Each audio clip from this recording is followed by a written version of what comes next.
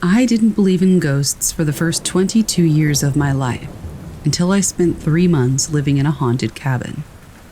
I always thought that there was some reasonable explanation for hauntings, and honestly, sometimes I still do. Maybe this wasn't a ghost. Maybe it was some kind of weird gravitational energy messing with things. But I'm getting ahead of myself. My roommate and I, let's call him Derek, moved out to Colorado with meager savings into a small cabin that was pretty much out in the boonies. Our closest neighbors used their cabins as summer homes, so we didn't really have anybody nearby. That's what's cool about living in the mountains, though. There's a sense of total isolation that you won't get anywhere else. You can turn off everything in your living space and hear nothing but the breeze. No highways, no car alarms, nothing. It's very peaceful. But after the first week or two in this cabin, Derek and I began to notice weird things happening. First, there was this eerie feeling that we would get. I remember Derek once joking with me that he didn't like being in the cabin alone because it gave him creepy vibes. There was one back room in particular where if you stood in it at night, you would feel like you were being watched. Sometimes I would come home from work and just have this sense of total dread and unease with no explanation. At the time, I wrote it off as me just being paranoid. You know, hallucinating stuff that isn't there because I wasn't used to the total silence and winter isolation. I started noticing things getting moved around as well. One morning, my car keys would be missing, and I'd frantically search, only to find them in a weird spot, like on top of our refrigerator. I thought Derek was just messing with me, but he kept insisting that it wasn't him. Soon, he started having his stuff get moved too, and he would get really irritated at me, thinking that I was trying to prank him back, even though he hadn't pranked me in the first place. One night we were sitting around playing video games, when something flew across our field of vision. We both looked at each other for a second, before realizing that we had both seen it. For context, the cabin was a typical A-frame, so for the most part it was one big room separated into a loft and a downstairs, with the kitchen and our beds at one end, and the living room, TV, wood stove at the other. Whatever small object flew across the room had gone from the kitchen all the way to the front door. We examined it closer and found out that it was a single green bean from our meal that evening. We kinda held it up and looked at it for a second. It had flown all the way across the house, from the stovetop in the back, all the way to our front door. We really didn't have anything to say about it. It was just super weird. The next morning, though, was when I knew our house was haunted. I was watching some TV in the front room, when bam! The roll of paper towels we had sitting on our kitchen counter flew into the table and knocked a glass of water everywhere. The roll had been thrown with force, to the point where I thought Derek had tried to chuck it at me. I turned around to tell him off, but then I realized he wasn't there. He'd been in the shower the whole time, getting ready for work. I felt a chill go down my spine. Some force, spirit, ghost, whatever, had thrown this thing across the room. Derek didn't believe me when I told him, and I couldn't blame him, but he soon came to his senses. The next couple of months were crazy. Everything from car keys to full decks of cards to box cutters would be thrown around our apartment right in front of our eyes. We'd hear weird growling sounds at night that sounded like they were right in the middle of our house. To be fair, sound carries strangely in the mountains, so maybe we were just hearing some nearby animals, but still. One time, my roommate stormed out of the shower, furious. "What the heck?" he said. "Why would you turn the lights out on me in the shower?" I told him I had no idea what he was talking about. But by far the most frustrating thing was how our stuff just kept going missing. I mean, it got ridiculous. One night we left our car keys in a very particular spot, just to see if they had been moved in the morning. When we woke up, they were gone. But not just that, they had been tucked between the pages of To Kill a Mockingbird on our little bookshelf. It took us hours to find them. Another morning, I could not for the life of me find my phone.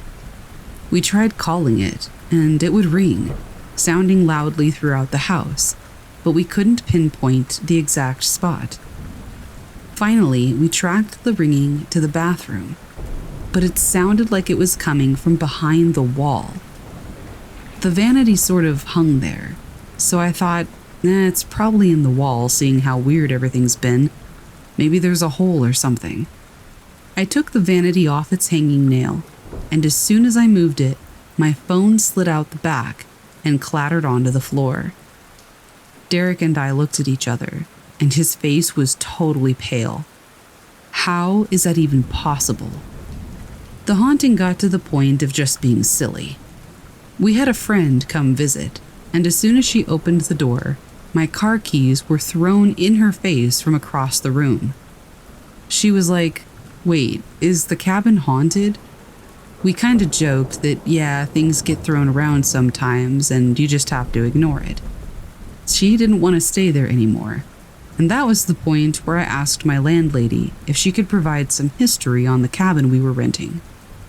She got really defensive about it and said she had owned it for years and nothing weird had ever happened there. Long story short, we got evicted a couple of months later. I don't really want to go into it because it doesn't have anything to do with the story. But yeah, the uneasiness persisted until we moved out. Although in the last month of living there, the ghost chilled out on throwing objects at us, I still don't have a concrete explanation for all of the weird things that happened. But I definitely believe in ghosts and other things that we don't understand.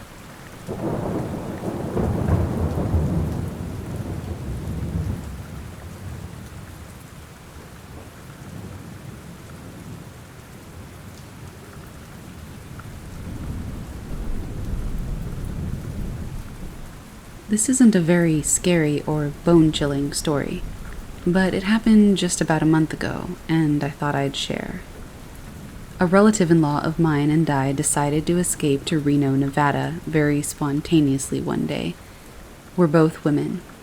We decided to meet up with other relatives who had already been hanging out. We checked into the Grand Sierra Resort, which is the same casino and resort that everyone else was also staying at. Upon check-in, the receptionist told us that all rooms were booked, and the only one left was the one that she had given us.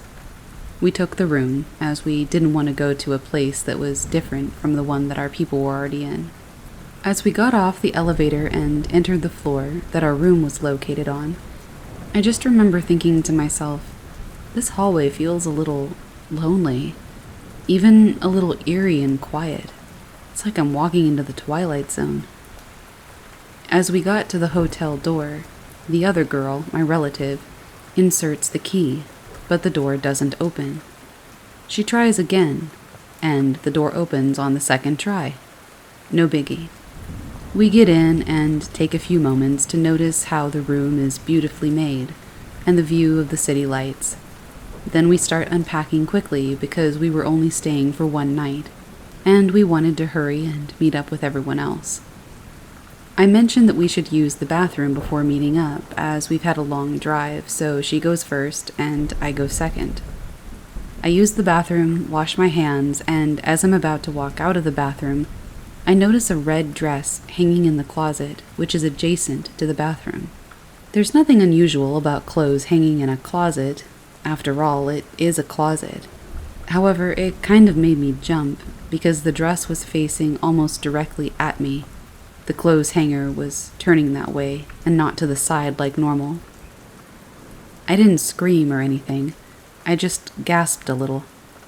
I turned out of the hallway and said aloud, there's a red dress in the closet. She immediately walks over and says, "Huh, that's weird. This room looks like it's been unattended for a while.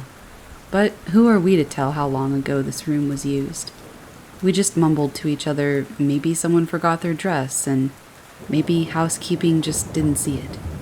We didn't think much of it at first and decided to head out. We meet up with the gang in their room and we hang out a little before going back to the casino floor. Then we mentioned the odd dress left in the closet. Immediately, everyone jumps up and gets spooked out about this dress, saying, "Ew, that's really creepy." My relative-in-law starts saying, I know, it's so weird. The room looks like no one's been in there for forever. And I felt some strange things when we got off the elevator too. And I'm thinking to myself, really? Everyone's scared of this dress? So the dress was a little creepy after all. My relative-in-law turns to me and says, "Hey, I didn't want to scare you, but I really sensed something when we got off the elevator and as we were walking down the hallway. I felt what I thought was a spirit, and there was a cold spot. And when we left the room, after seeing the red dress, I felt the cold spot again in the same spot in the hallway." Immediately, I'm like, dude, okay, this is trippy. My relative-in-law is a sensitive, and she's also a shaman, so she's really used to this stuff. Me, I'm neither of those things, so I was freaking out a little bit. Then she says, "Hey, I'm gonna call room service and ask them to take out that dress." I was like, cool, probably a good call. We all head downstairs, gamble and drink a little bit, and so on. My relative then calls room service to ask housekeeping if they could please remove the dress that we think somebody left behind in our room. At least 2 hours had passed, and we decided to call it a night. Still kind of weirded out by such a silly thing, my relative decides that it would be best to grab all of our stuff and just room with the others in their suite instead. They did get a huge suite after all. Upon going back to get our things, we had 2 other people come with us, and as we got there, we opened the door, and I'm just thinking, I have a feeling that dress is still there. Please tell me it's not still there. My relative approaches the closet, slides the door down more, and goes, "Oh, hey, it's still here." I was like, don't touch it. I'm standing in the hallway, freaking out with the other 2, very hesitant about coming in. She walks to our things and says, I'll just pack everything up. I was like, all right, I'm coming in. But I made sure the other 2 were holding the door wide open and that we could see them while we packed up to get out of there. As we leave, one of the others goes, "I just felt really cold right here." My relative jumps in. Yeah, I feel something right there. Every time I pass by it. It's the same every time. I responded by saying, "Can't it just be the air conditioner?" They all responded saying, "Probably not." I was like, come on, really guys? It's cold in the same spot? My relative-in-law then starts chanting in her language to tell our spirits to stay close and not to stray away with anything else. In our culture, we often call our own spirits or souls to stay with us when we're at funerals, cemeteries, or nearby somewhere that has a spiritual activity associated with it. We get into the elevator and I'm officially freaked out, but nothing happens throughout the rest of the trip, which is a good thing. When we get home, my relative-in-law and I share with everyone our little encounter. Some laughed. My boyfriend thought we were being ridiculous. Some had the same reaction we did, and so on. After all, it was just a dress. My relative-in-law, on the other hand, said that after the first time we entered the room, she felt an immediate back pain that slowly grew over the course of the entire trip, and after she got home. She just never mentioned it at the time. She, of course, also told her husband, who is a shaman as well, the story of our encounter, and he said that he would look into it and call his uncle and talk to him about it. The uncle, who is a highly ranked shaman, tells them that his wife, my relative-in-law, walked into an area where a lost spirit was. He said that my relative's spirit was so strong that it brushed up against the lost spirit and injured her spirit. He said he had to go and help heal the lost spirit because she was badly injured. As for my relative, I believe she had a minor ceremony performed for her so that she wasn't drained of energy, and to relieve the pain she felt in her back.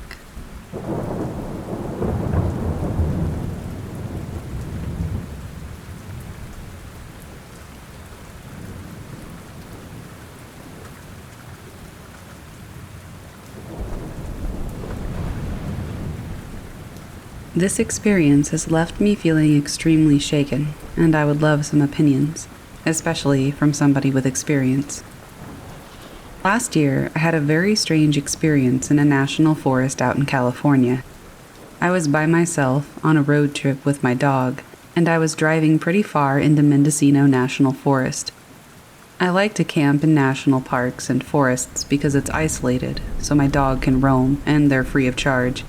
A trade-off for sketchy and rough drives into the park sometimes, and a lack of service and assistance. Anyway, I was driving up this dirt road, kind of curling up a mountain, around maybe 5 p.m. It was very nice out, sunny and warm with a slight breeze. Nothing serious happened, but I felt extremely uncomfortable driving into the area, and that feeling did not let up. Driving up the mountain, I felt like I shouldn't stay there, and I even texted my boyfriend about it for as long as I could before my phone completely lost service. I was looking for a sign of another person having been around the area lately, but I didn't see anything.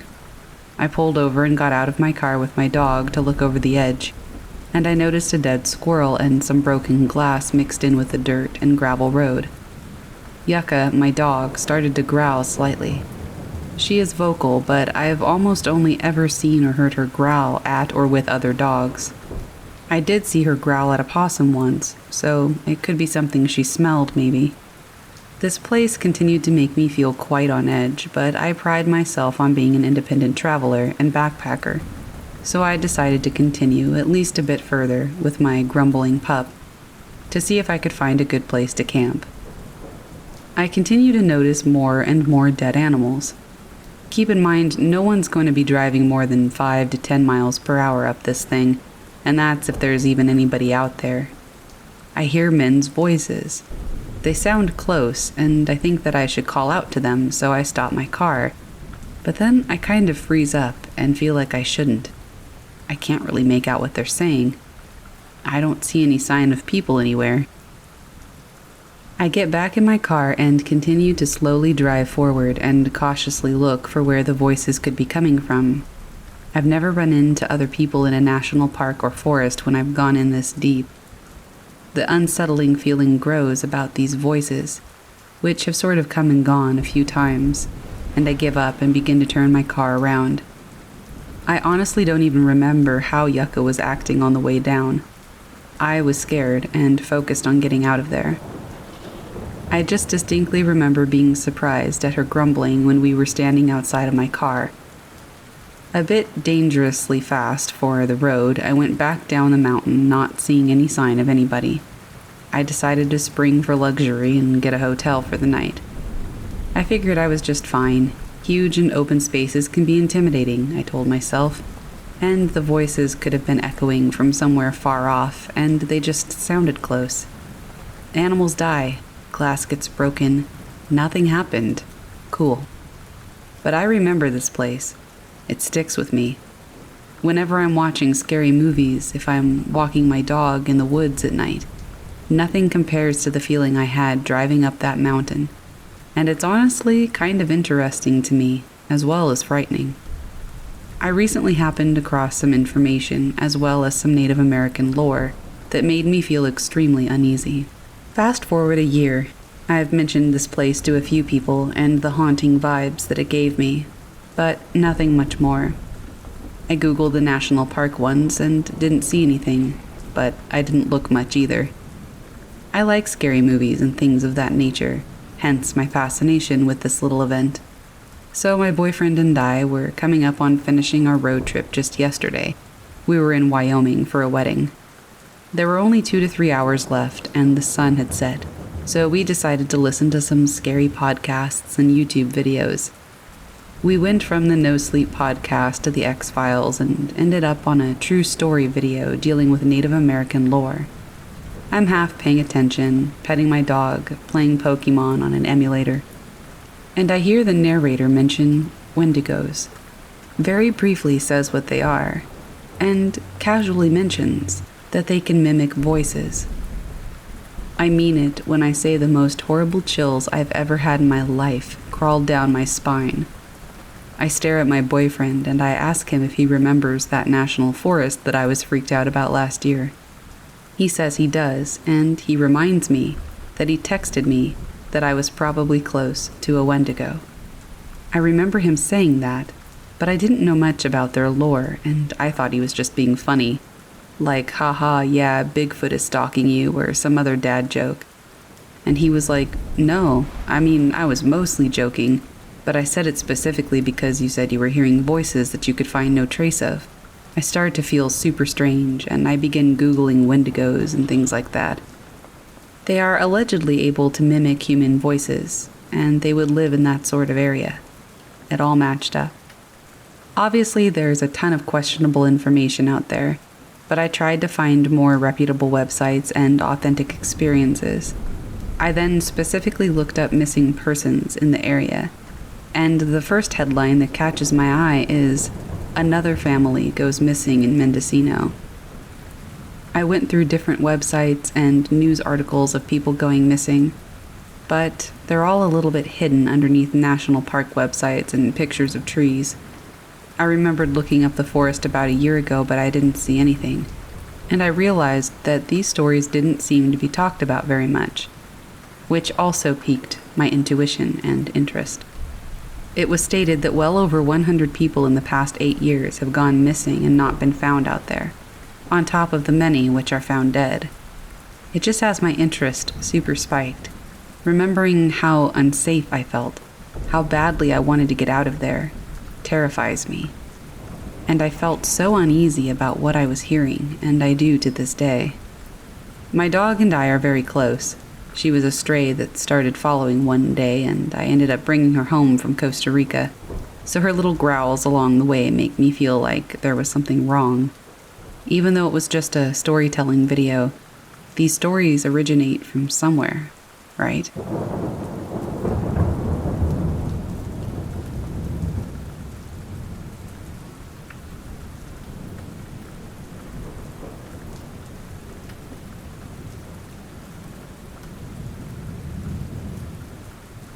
It was Labor Day of 2015. My mother, my wife, and my 3 children and I went to a very remote cabin that we rented out. It was an old fire watchman station or something of the sort, so it had the cabin and 3 other sheds and shops. I'll try to keep this short now, but it's a bizarre story. We unpacked, settled into the cabin, and then decided to walk a couple 100 yards down to the river, barefoot and sandals with shorts for all of us. We got down to the pebbled shore, and were playing and throwing rocks, etc., when I realized that there were 1-foot-long snakes everywhere. My wife, my mom, and I yanked up the 3 kids and boogied off. After reaching a safe distance from them, I went back with a water bottle and caught one in it to see what it was. Turns out we were in a nest of diamondback rattlesnakes. If one of those things had latched onto one of my kids, they surely would have died. We were about 3 hours away from any medical facility. We got back to the cabin, and my mom and I went for a hike and a walk alone, while my wife calmed the kiddos and fed them lunch. Upon returning about 15 minutes later, all 3 of my kids and my wife were inside with the doors and windows all closed up, even though we had had everything open to cool the place off. We went inside to hear all 4 of them yelling about a bear that was about 150 yards from the cabin, huffing and puffing at the wife and kids on the front porch and eating. It was down by the river, another 30 yards or so down the hill, that he poked his head up and over from. A few hours go by, and in that amount of time, an ATV passes by 3 times, with 2 inbred-looking freaks on it. Each time they stopped in front of the gate onto the property and stared at us, or the cabin. Keep in mind that we're 2 hours into the wilderness in Idaho, with no sight of a person the entire trip except for them. We decide it's bedtime for the kiddos as it's pitch black out. Within 10 minutes, our son, who was 5 at the time, went from being perfectly fine and active and talkative to having a fever of 103 degrees, slightly foaming at the mouth, and then being completely unresponsive. That was it. We were leaving immediately and going to seek medical attention. I opened the front door to the cabin to start loading the 2 cars by the light of one porch bulb and the headlights on the cars, which were both parked facing the gate. And that's when all 3 of us adults heard about 4 to 6 large and heavy animals running all around the cabin and the property. There was one on the right side of the house when exiting that I could hear pacing back and forth and breathing heavily. I made everybody stay inside and close the doors every time I went out to transfer stuff to the cars, about 4 or 5 trips of this. I had a stick and a big pot that I was smacking as hard and as loudly as I could on each trip, and I was yelling loudly at random. As soon as I'm done loading, I take each kid out individually and load them up between the 2 cars. Then I escort my mom and my wife out. My wife and I were in the lead car, so we pulled up out of the gate, and for some stupid reason or another, I felt that I needed to close the gate. So I got out of my vehicle and walked behind it and my mom's car about 15 feet, and I closed the gate. Now, this gate was literally a log that slid from one post to the other. It offered zero protection or barrier between me and whatever was out there. Right as I went to turn around, I heard loud padded footsteps walking up to me, directly in front of me, no more than 10 feet. And then, I see eyes shimmering from the moonlight as the deepest, scariest growl I've ever heard in my life emanated. I turned and ran so fast that I swear I must have jumped from where I was to the driver's seat. I landed in the seat and slammed it into drive and spun out, finally leaving. But it gets weirder and scarier. About 15 minutes down the road, we were still panicking about our unresponsive son, and we both kept having this horrible, evil doom feeling, like a shadow was cast over us.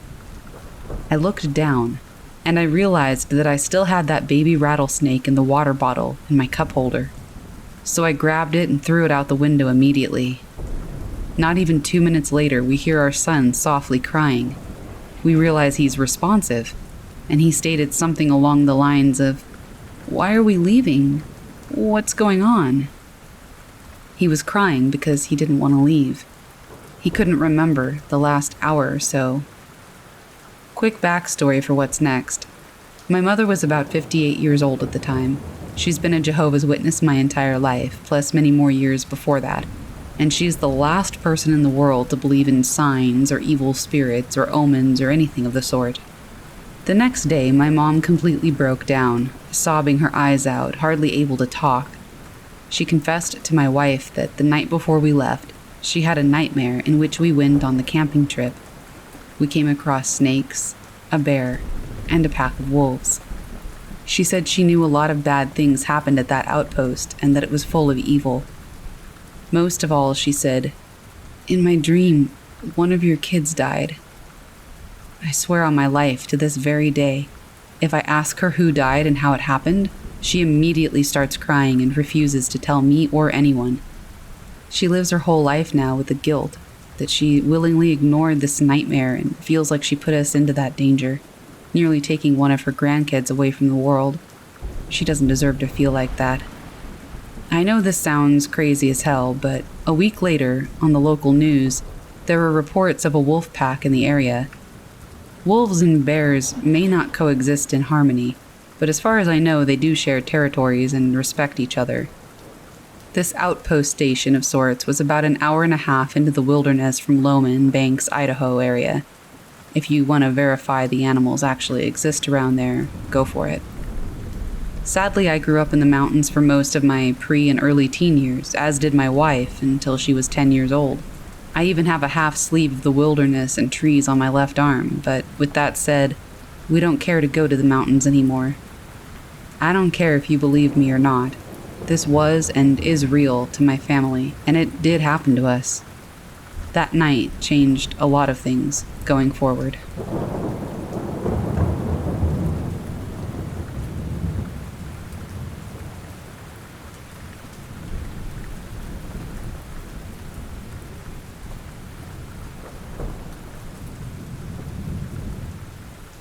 One year, my mother took us kids to a state park for a summer vacation. She wasn't really into going camping, so she just rented a family-style cabin at the park. The cabin was picturesque, with native stone walls topped by brown plank trim, and it featured a small bedroom, a kitchen, a bathroom, and 2 couches in the living room. One of the couches was a hide-a-bed, and the other was not. A wall plaque informed us that the park cabins had been built by the WPA in the 1930s. We had arrived in late afternoon and began unloading the car for our 3-day stay. I was to hang our clothes in the tiny closet. As soon as I opened the closet door, I got a bad case of creepy chills.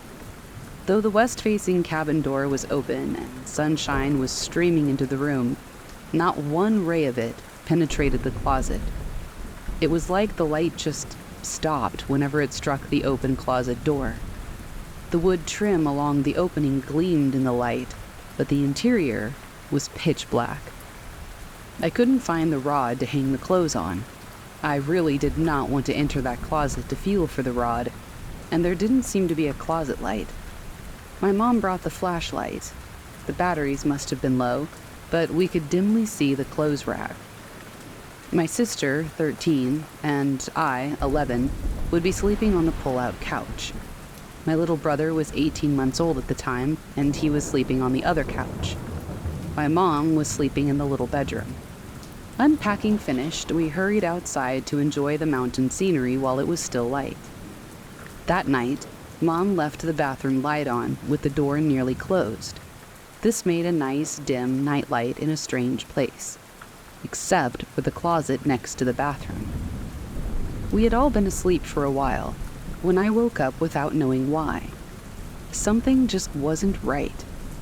I hadn't been aware of hearing anything, but still, something was off.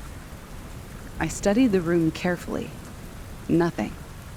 I panned across the room again, and that's when I saw a very tall man leaning forward over my little brother on the opposite couch. The man was wearing a tan trench coat, like in the old Humphrey Bogart movies, and a 1940s-era brown hat. His back was to me, and he appeared to be studying the sleeping child.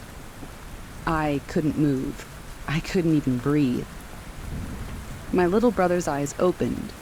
He looked up at the man and began screaming bloody murder.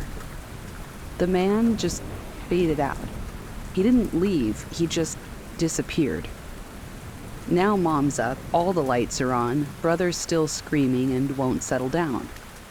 Sister sits up, rubbing her eyes groggily. "What's going on?" she asks. Meanwhile, I'm yelling hysterically, There was a man in here." My mom checks the exit door next to the brother's couch, and it's locked. She grabs a skillet from the kitchen and checks the bathroom, the closet, everything. She goes back for the flashlight because it's dark in the closet. Nothing. My sister gets up and grabs my little brother, and he begins to calm down, but he's clutching her neck so hard she says it hurts. A thorough rehashing of events didn't really lead to any conclusions. My sister insisted that I had had a nightmare. I said, "Okay, but what about brother? Did he have one too, at the exact same time?" Mom didn't really have much to say. She just mostly looked thoughtful. She had never allowed us to watch ghost or monster movies for fear that it would give us nightmares. Finally, she said that we should all just go back to bed and we could talk about it in the morning. She tried to put brother back down on the couch, but he kicked and cried so much that she just wound up taking him to bed with her. She left the kitchen light on this time, and we finally got back to sleep.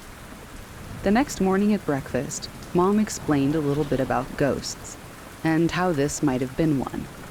She said that ghosts were lost or confused souls, that it couldn't actually hurt us, and that after our day's activities we would pray for the ghost and it should go away.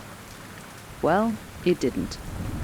After our prayer session, Mom left the bathroom light on with the door open, just in case. I wanted to go home, and brother still couldn't stay on the side of the couch. Sister resented the fuss because her sunburn was bothering her. Brother was to sleep with us on the pull-out. I never thought I'd get any sleep, but I finally did fall asleep. Then suddenly I'm wide awake again. I look around, and again I don't see anything at first. But then, there he is, emerging from the closed closet door and walking slowly across the kitchen. Again, I can only see him from behind. In spite of the nightlight, the closet area is still completely shadowed. He disappears into the little bedroom where my mom is sleeping. I wanted to call out a warning, but I was frozen with fear. A minute passes, then another. A crashing sound from the bedroom. And then my mother's voice, loud and commanding. Out. Get out. Lights on, a rerun of last night. Mom said that she woke up to see the man standing at the foot of her bed. As her eyes traveled up from the belt of his trench coat, the figure seemed to solidify. Details became sharper. And then she looked at his face. There wasn't one. An automotive coil shock absorber emerged from the neck of this trench coat and disappeared into the fedora hat. It raised its arms like a Bela Lugosi monster or a priest giving some kind of benediction, and began falling forward onto the bed. Right before it hit the bed, it disappeared. The crashing sound had come from Mom knocking her water glass and the bedside lamp onto the floor when she went for the light. Mom agreed that we would cut the vacation short and leave as soon as it was daylight. Even though she doubted that the park would refund the unused day of cabin rent, she didn't really care. Sister had to fetch our clothes from the closet, as I flatly refused to go near it. She had to use the flashlight. Many years later, I relocated to a town not too far from the park. Lots of locals frequent the park, but of course they don't really rent the cabins there. I have yet to find anybody who's heard of the ghost in Cabin 7.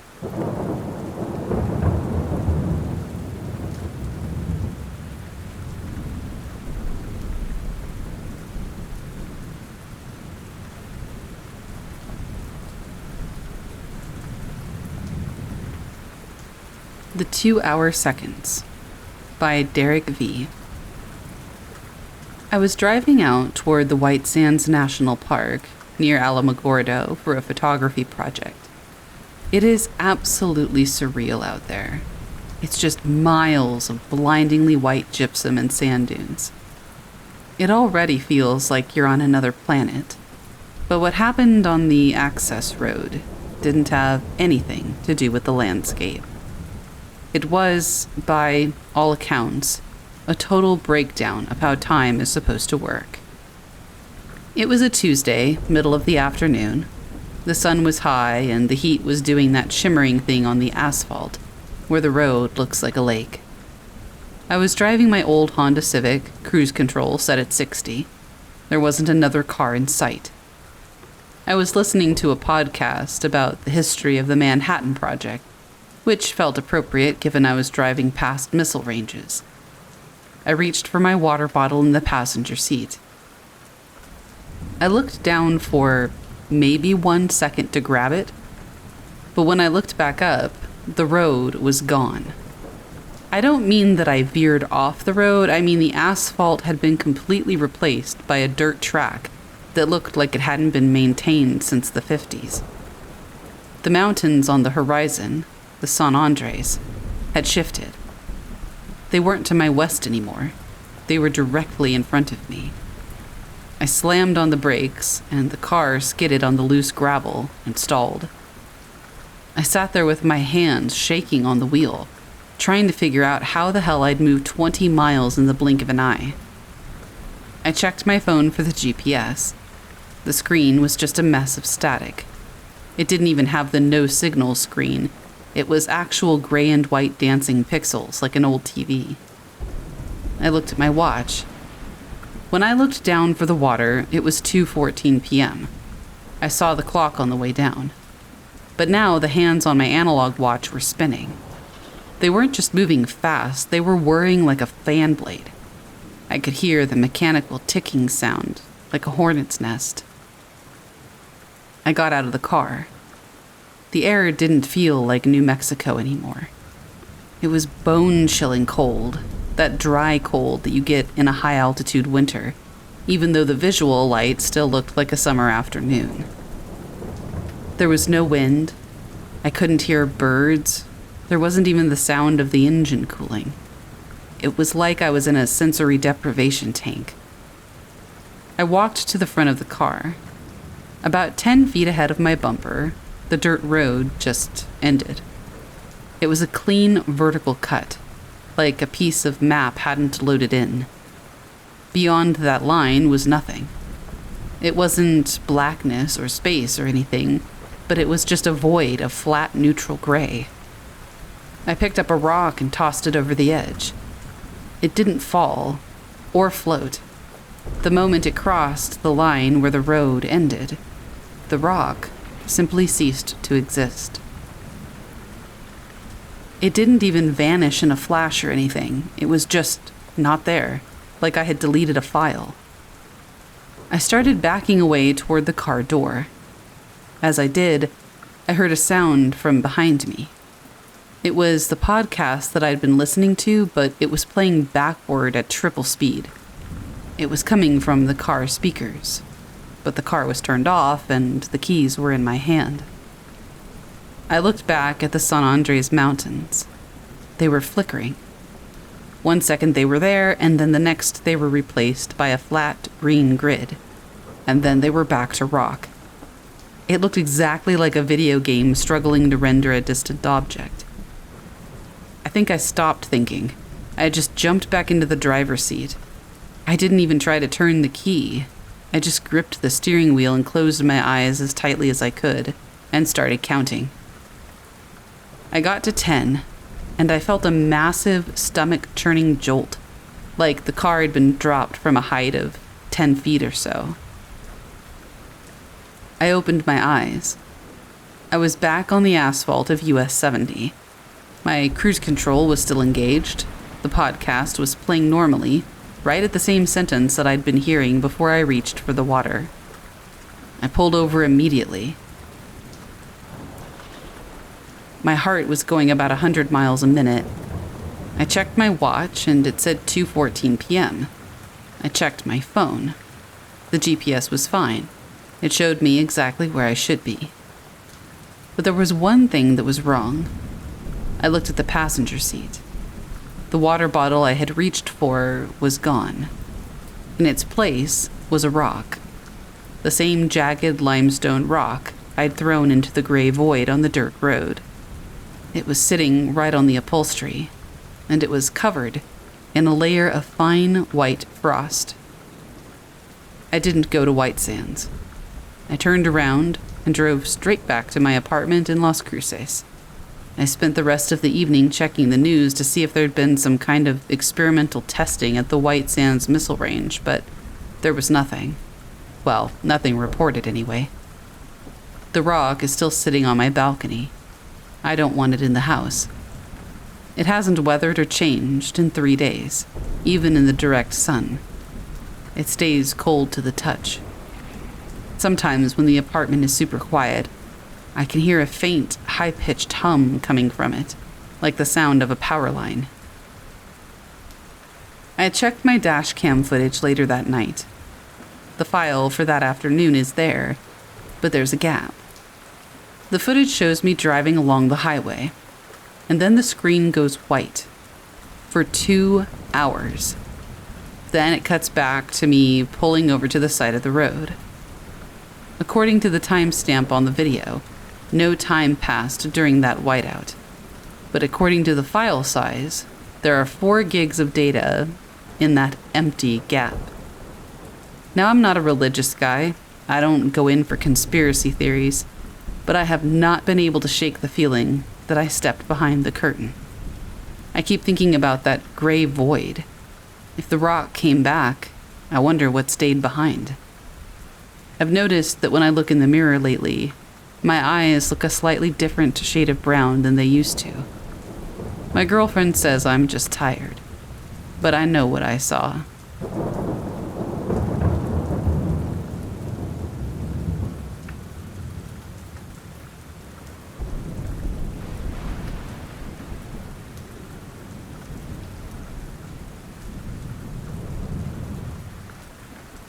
The 13th Floor Isn't What It Seems by Elevator Enigma. I work in a fairly typical office building in downtown Seattle. It's one of those generic high-rises with mirrored windows, a sterile lobby, and elevators that always smell vaguely of someone's lunch. Nothing special, really, except for one small detail that's been driving me absolutely insane for the past few months. Our building has 12 floors. At least, that's what it says on the fire escape plan, what's listed in the directory, and what shows up on the elevator buttons. But sometimes, and I swear I'm not making this up, the elevator opens to a 13th floor. The first time it happened, I thought I was just tired and had miscounted. I was working late, trying to finish up a project before a big deadline. When I finally called it quits around 11 p.m., I got in the elevator and hit the button for the lobby.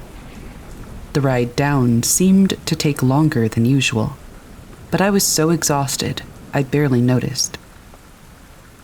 When the doors opened, I stepped out without really looking.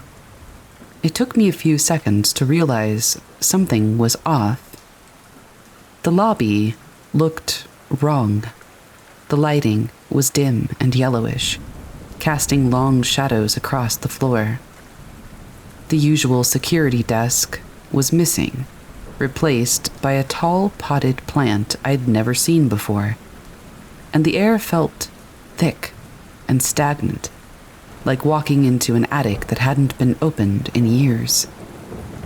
I turned around, confused, and saw the elevator doors closing behind me. That's when I noticed the floor indicator above the elevator showed 13. I frantically jabbed at the call button, suddenly feeling very uneasy. When the doors finally reopened, I practically dove inside and mashed the lobby button repeatedly. Nothing happened for a long moment. Then, the elevator lurched downwards with a sickening drop that made my stomach flip. When the doors opened again, I was in the familiar, brightly lit lobby I knew. The night security guard gave me an odd look as I stumbled out, probably because I was sweating and looked like I'd seen a ghost. I convinced myself I had just dozed off in the elevator and had a weird dream. But then it happened again. And again. Always late at night when I was working overtime. Always when I was alone in the elevator. Sometimes I would catch glimpses of shadowy figures moving at the end of long, unfamiliar hallways. Once, I heard what sounded like muffled conversation coming from behind a door marked maintenance, but the voices stopped abruptly when I approached. I've tried talking to building management about it, but they just give me blank looks and insist there is no 13th floor. I've asked my coworkers if they've experienced anything similar, but they either think I'm joking or look at me like I'm losing my mind. Maybe I am. Last week, curiosity finally got the better of me. When the elevator opened onto that impossible 13th floor, I decided to explore. I stepped out into the dim hallway, my heart pounding so loudly I was sure somebody would hear it. The carpet beneath my feet was thick and muffled by my footsteps. As I moved farther from the elevator, the air grew noticeably colder. I passed door after door, all of them locked. Some had nameplates, but they were in a script I didn't recognize. At the end of the hall, I found a large window, but instead of the expected view of downtown Seattle, all I could see was a dense, swirling fog. Suddenly, I heard footsteps approaching from around the corner. Panic seized me, and I sprinted back to the elevator. Just as I reached it, I caught a glimpse of something. A tall figure, too thin, wearing what looked like an old-fashioned bellhop uniform. Its face was hidden in shadow, but I had the distinct impression it was grinning at me. It might have been humanoid, but whatever that thing was not human. I jabbed frantically at the elevator buttons until the doors finally opened. As they closed behind me, I heard a soft, raspy chuckle. I had been somewhere I shouldn't have been, somewhere that I didn't belong, and something up there knew it. The ride back down to the lobby felt like it took hours. I've been avoiding working late since then, but sometimes, when I'm leaving the office at a normal hour, I swear I can hear that same chuckle coming from the elevator shaft. And occasionally, just for a split second as the doors are closing, I'll catch a reflection in the mirrored walls, a figure in a bellhop uniform standing right behind me. But when I whirl around, there's never anyone there.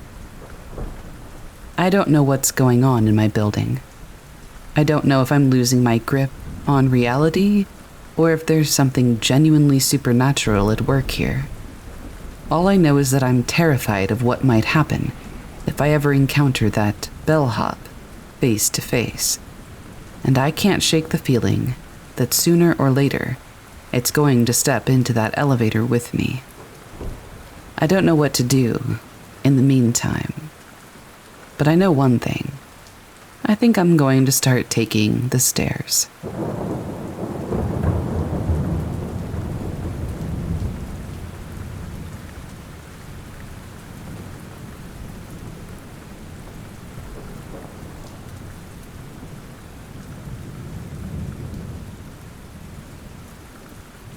So, when I was about 15 to 16, my neighbor asked my sister, we'll call her Cassie, and I if we could stay at her large century house while she was on a business trip for 2 weeks. Having been close to our neighbor and loved her dog and kitty, we said of course. Cassie slept in the master bedroom, and I stayed in the second bedroom upstairs, which is connected to the attic. Now, Cassie and I always loved creepy stuff, always watching ghost adventures every Friday night, and we shared a lot of personal paranormal experiences together. We would always open the small attic door and mess around, saying we should go in there. I'm glad we never did. One night, Cassie stayed next door while I was at the neighbor's. I was sitting on the couch with the dog and kitty next to me, watching TV. My neighbor has one of those alarm systems where if you open an entrance door, a little beep goes off. I heard the beep and didn't really react, expecting to see my sister or mom walk in to come hang out. After a minute of waiting to hear something or for someone to come in, nothing happened. I called out for Cassie, but no answer. I messaged my mom and asked if it was her, but she wasn't even home. What scares me is the beep goes off for any door, meaning it could have been the front door that was maybe 5 feet from me on the other side of the wall. I brushed it off so I didn't get too scared and continued watching TV. Except after about 30 minutes, I started hearing footsteps above me, which would have been the master bedroom. I look to my left and see the dog. I look to my right and see the cat, so it couldn't have been them. I turned the TV down and listened some more, and it sounded like the footsteps just paced back and forth. I had my sister come over and spend the night with me that night. The next day, I went to my neighbor's right after school, and I saw the basement door was open. Odd, but I closed it and went about my day. I started to clean her dining room and moved chairs away from the table to sweep underneath it. I remembered that the broom was upstairs, so I ran up really quickly to grab it, and as I came back down to the dining room, one of the chairs was pushed into the stairway entrance, blocking me in. Again, I just brushed it off and pushed it back. Except once I started sweeping, I felt something almost rush up behind me, so much so that I dropped the broom and ran my butt next door to my parents.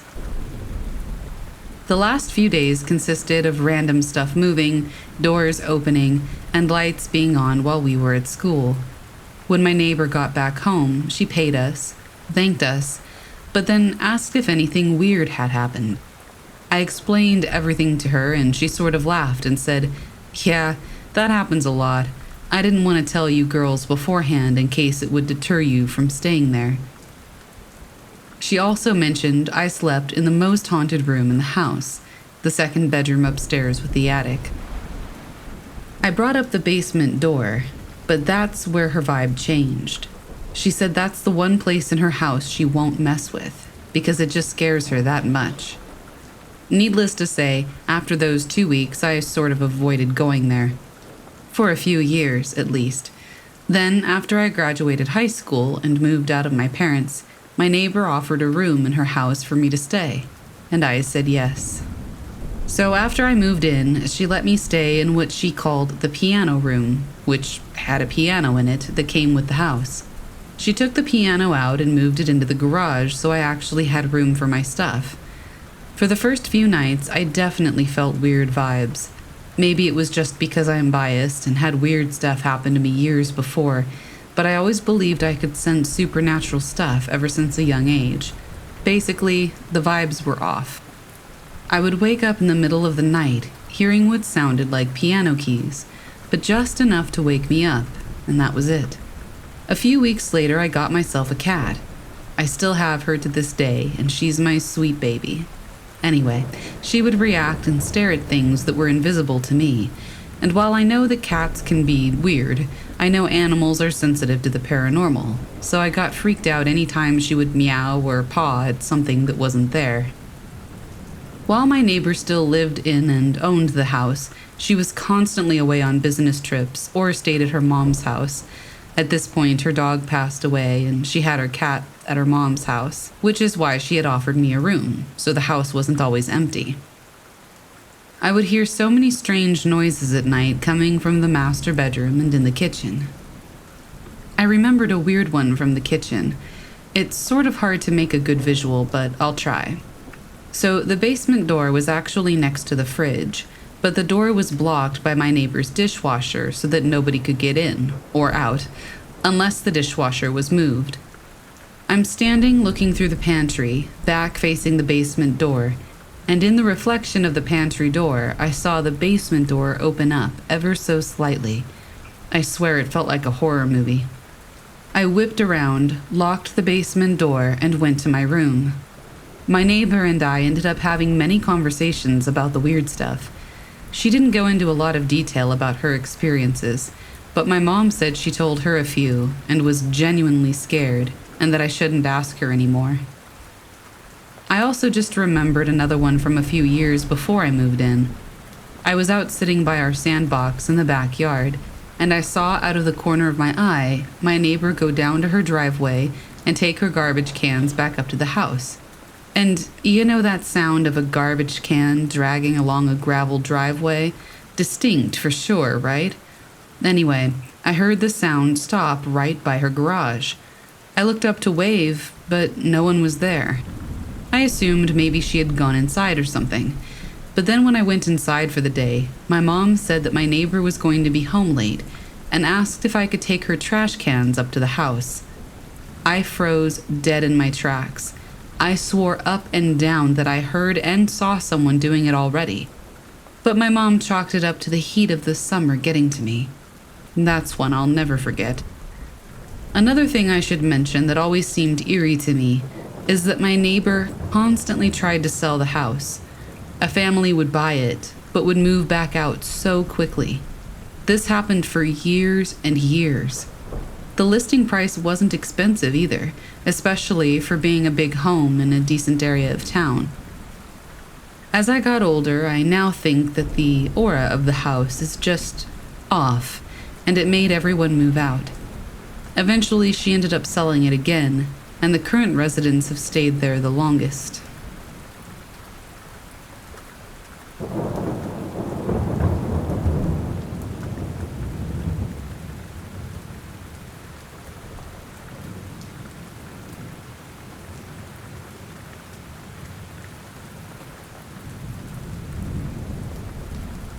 Too Close for Comfort by user Apathy Zombie, posted to r/AskReddit in a comment.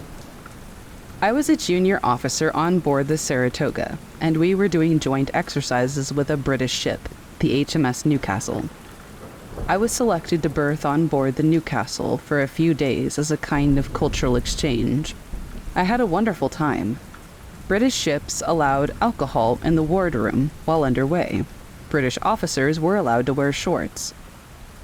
That ship had a few civilians on board working as tailors, shoemakers, etc., similar to what you might see in the Sand Pebbles. And standing deck watch on a destroyer in the Indian Ocean is definitely more pleasant than standing deck watch on an aircraft carrier. On the flying bridge, you're just a few dozen feet above the water.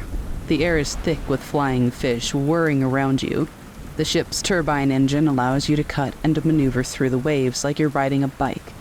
And at night, the sky above is adorned with strange, at least to me, southern stars. Being aboard a ship other than your own while underway is not simply a social foray. You're expected to observe, grade, and participate in various exercises. Therefore, I participated in helicopter flight ops. I loved the links. ASW exercises, some engineering drills, things like that. And a ship-to-ship personnel transfer. For the uninitiated, simply put, two ships cruise alongside each other approximately 100 feet apart or so on parallel courses. A line is rigged between the two, and bullets and beans or any other supplies can be passed back and forth. Or people. It was standard operating procedure on U.S. ships to strap a person into a collapsible metal cage with a chair. Old school cool sailors being transferred would sit and smoke a bud and drink a coffee while being transferred. But British ships used a different system.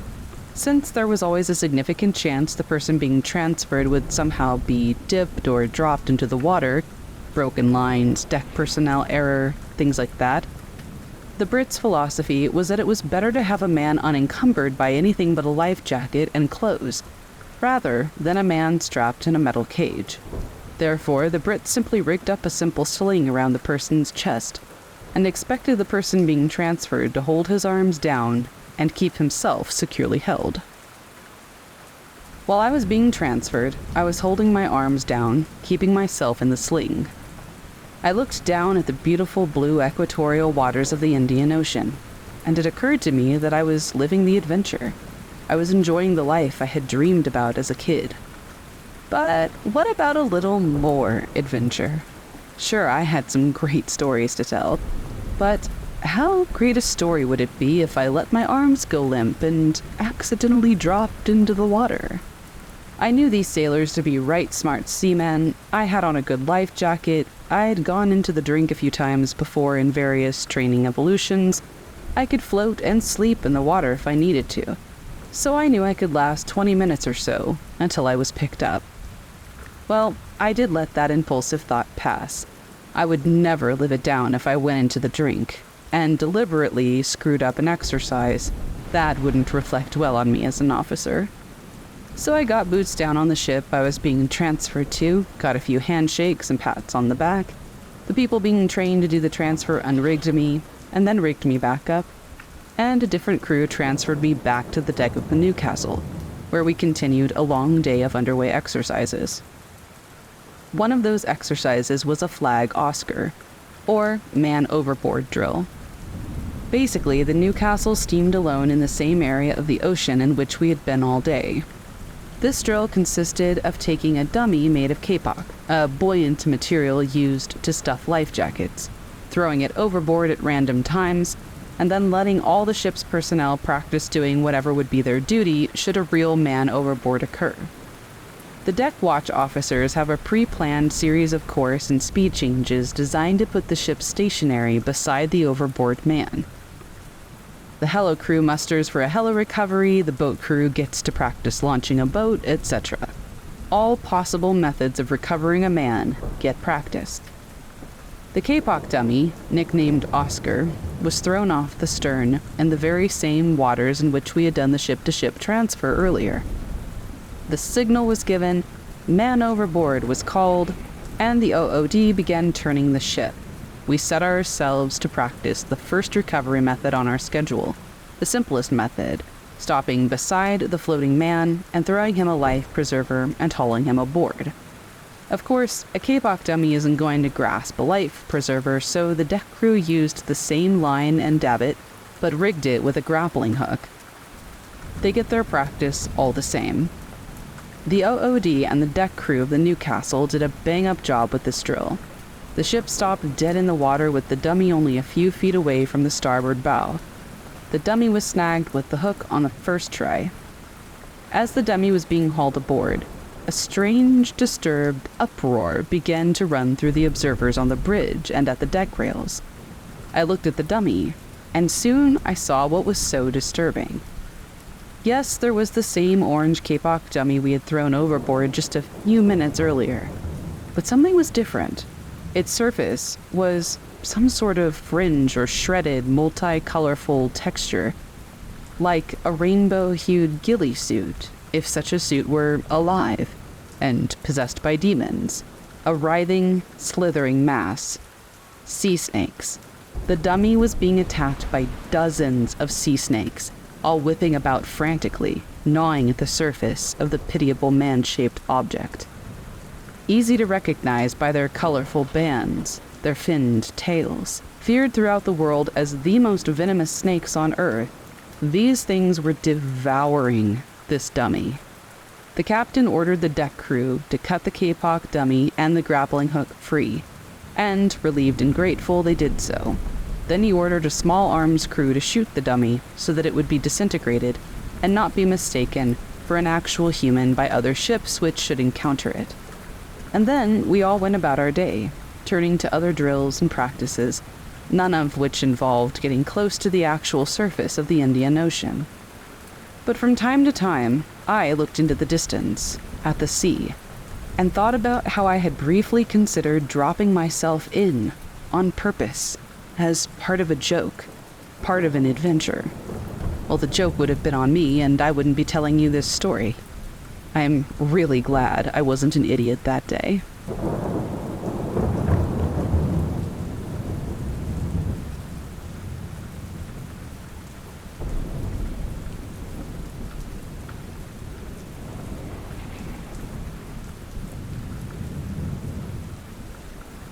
This happened when I was around 9 or 10. I was staying the night at my friend Catherine's for the first time. We met the summer before, and we'd been inseparable ever since. Kat lived in this old 2-story house, surrounded by woods and dirt road. The house itself gave me an uneasy feeling when I first saw it. The shutters were falling off. The paint on the house seemed to be fading. It was an old piece of crap now that I think about it, but at the time, I was excited. I remember walking in after staring at the house for what seemed like 20 minutes.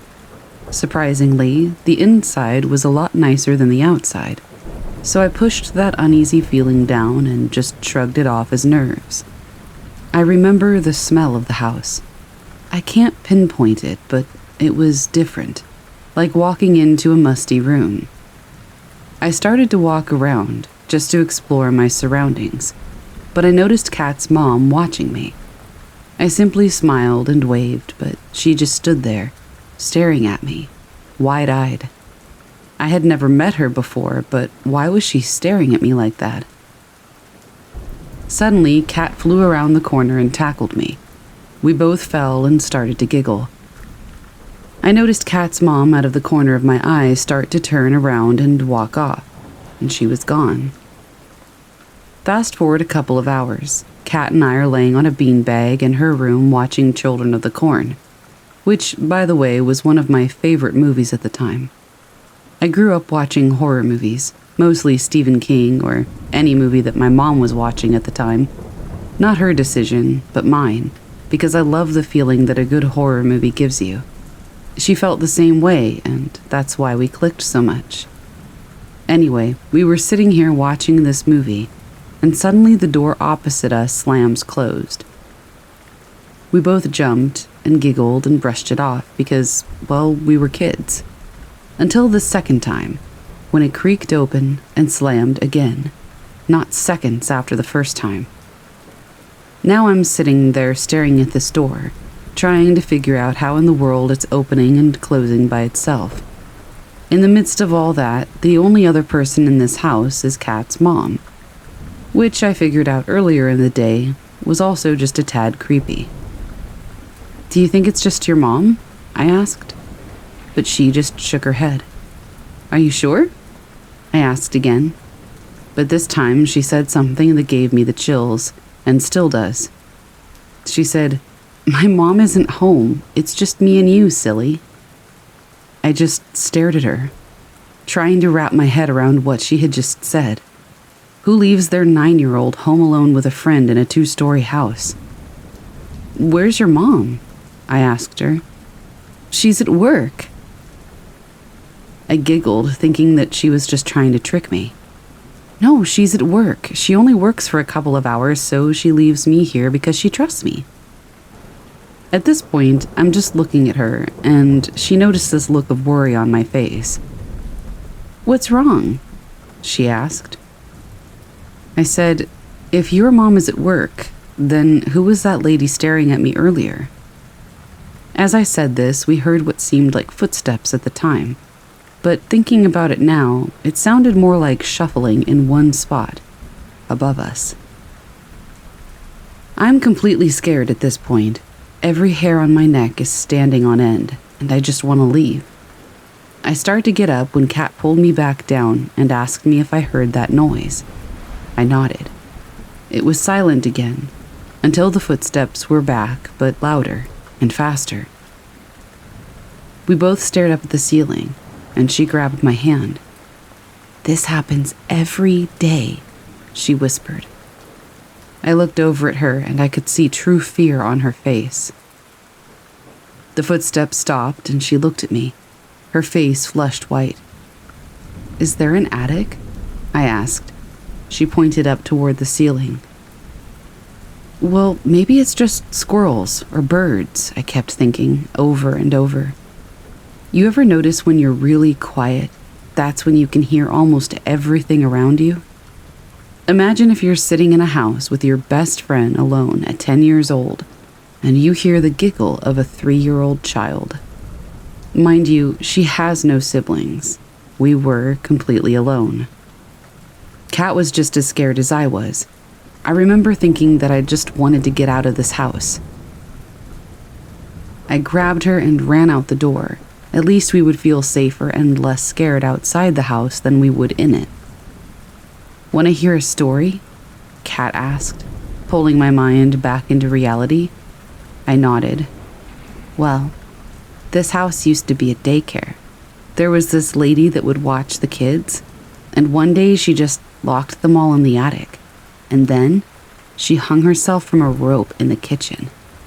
They all died because the kids were hungry and thirsty, and no one found them for months afterwards, in this house." My heart started to pound, my eyes wide with fear, and I just looked at her. "It's true," she said. "I've seen them, the little kids, every day, but I've never seen the lady. But you have, earlier." After she told me this, I don't remember much else except running out the door of her room and making it outside. Kat followed, begging me to stay, but I just had to get out. My stomach felt like knots. I felt as though I had walked into a horror movie, and I just wished the day had never happened. Fast forward years later, that was the last day I had ever seen or heard from Kat. I remember her always coming to play outside at my dad's during the day. I remember what she looked like. I never remembered meeting her parents or seeing them out in public.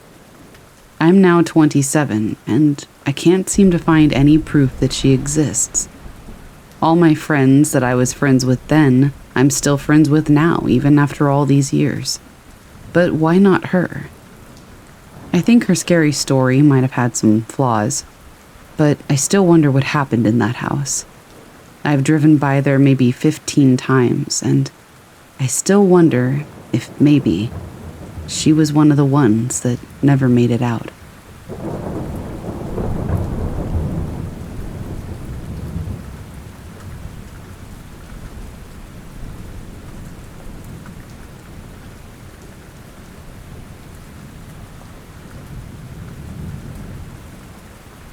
That thing wasn't a wolf. I'm a pretty experienced camper. I've been doing solo backpacking trips in Michigan's forest since I was in college, and I've encountered my fair share of wildlife. Black bears, coyotes, even a couple of wolves, all up in the Upper Peninsula. What I saw last month in Manistee National Forest wasn't any of those. I don't care how many people tell me that it must have been a bear or a wolf. It wasn't. I was 3 days into a 5-day trip, following a remote trail about 15 miles from the nearest ranger station.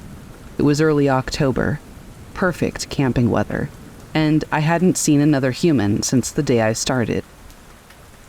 That evening, I set up camp in a small clearing, about 50 yards from a creek. Nothing unusual happened during setup or dinner. I secured my food in a bear canister and hung it in a tree like always. The first sign something was wrong came at about 2 a.m. I woke up to complete silence. If you've spent any time in the Michigan woods at night, or any woods really, you know that that's not normal. No crickets, no owls, nothing. Even the creek seemed quieter somehow. And then I heard it. Footsteps. Heavy ones, but not like a bear. Bears have this shuffling quality to their walk. This was deliberate, methodical, like something walking on 2 legs, but with too much weight behind each step.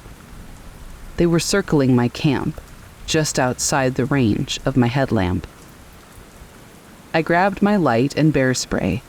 Fat lot of good that would do, I'd later realize, and got out of my tent.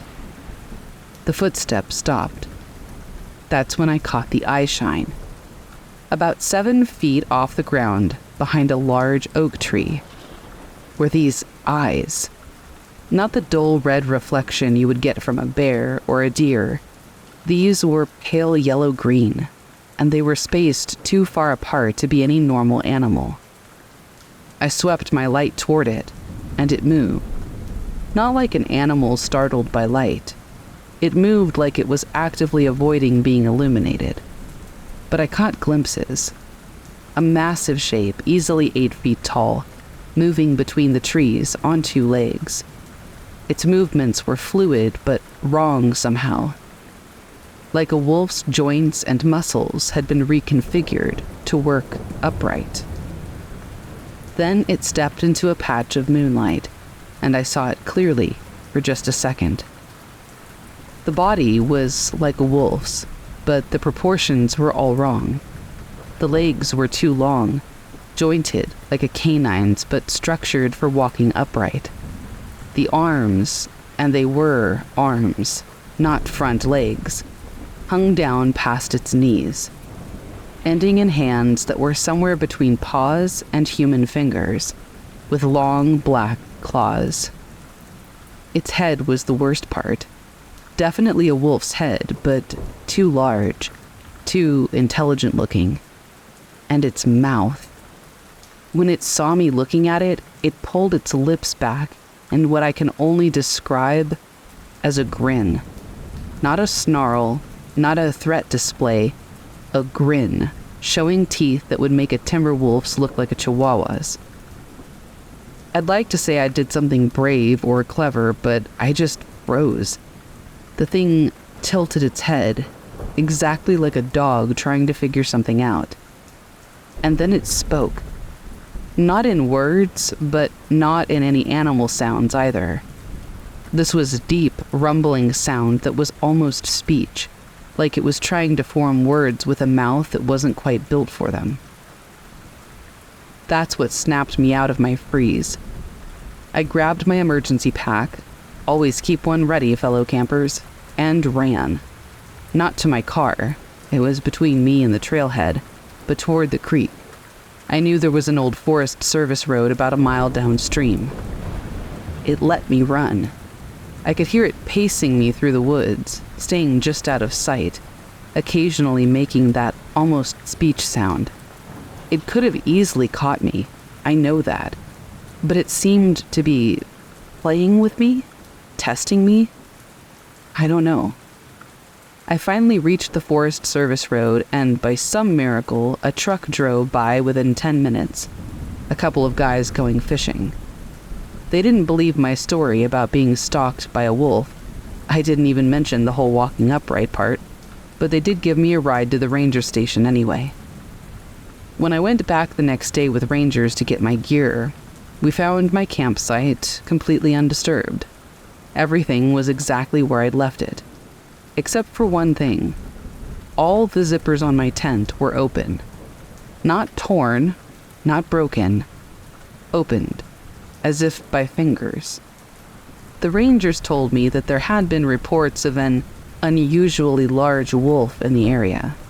They took down my report, but I could tell they didn't believe me.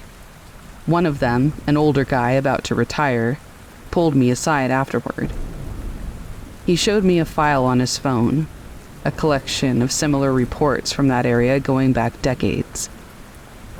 "We call it the Dogman," he said. "Don't share this officially, but you're not the first. You won't be the last. And trust me, you should probably stop talking about it." I still camp, but not alone and never in Manasee. Sometimes I'll wake up at 2 a.m. and hear that almost speech sound in the distance, or I'll think that I see those yellow-green eyes reflecting in my backyard. The rational part of my brain says it's just nightmares or paranoia, but I hung a trail cam in my backyard anyway.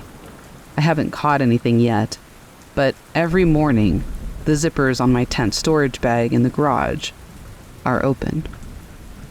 And somehow, I think the Dogman isn't done with me yet.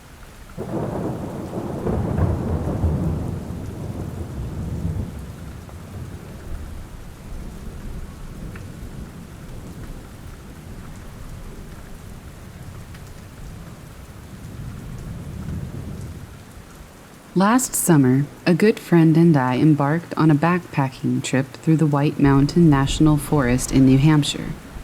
As fairly experienced day hikers, we felt comfortable in the Whites for our inaugural overnight trip. While planning, my buddy Ellis figured that we could hike to a backcountry campsite to make our first wilderness night a little more fun. I wasn't going to disagree.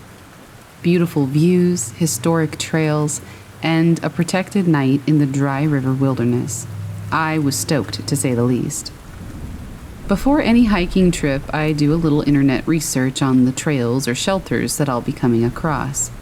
Throughout the mid to late 1900s, there were a series of these lean-tos up and down the dry river wilderness, meant for backpackers or thru hikers looking to escape the crowds in more popular areas of the forest.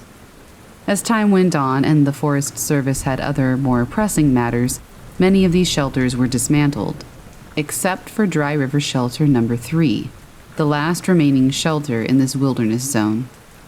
On the morning of our hike, I met Ellis at the trailhead and we set off. The sky was overcast, bringing with it a dense fog throughout the forest. The weather left us with nearly no visibility, so there went our stunning views. At least the trail consisted of prime, technical New England rock scrambling along the river. Ellis and I made it up to the Presidential Ridge, stopping by the Lakes of the Clouds. The hut was filled with day hikers, backpackers, and thru hikers, all socializing together. We were even rewarded with some sun and a brief glimpse of the Dry River Valley on the summit of Mount Monroe before the fog rolled back in. With dwindling views and a stiff wind, Ellis and I hustled below the tree line down to the Dry River Shelter Number 3, our home for the night.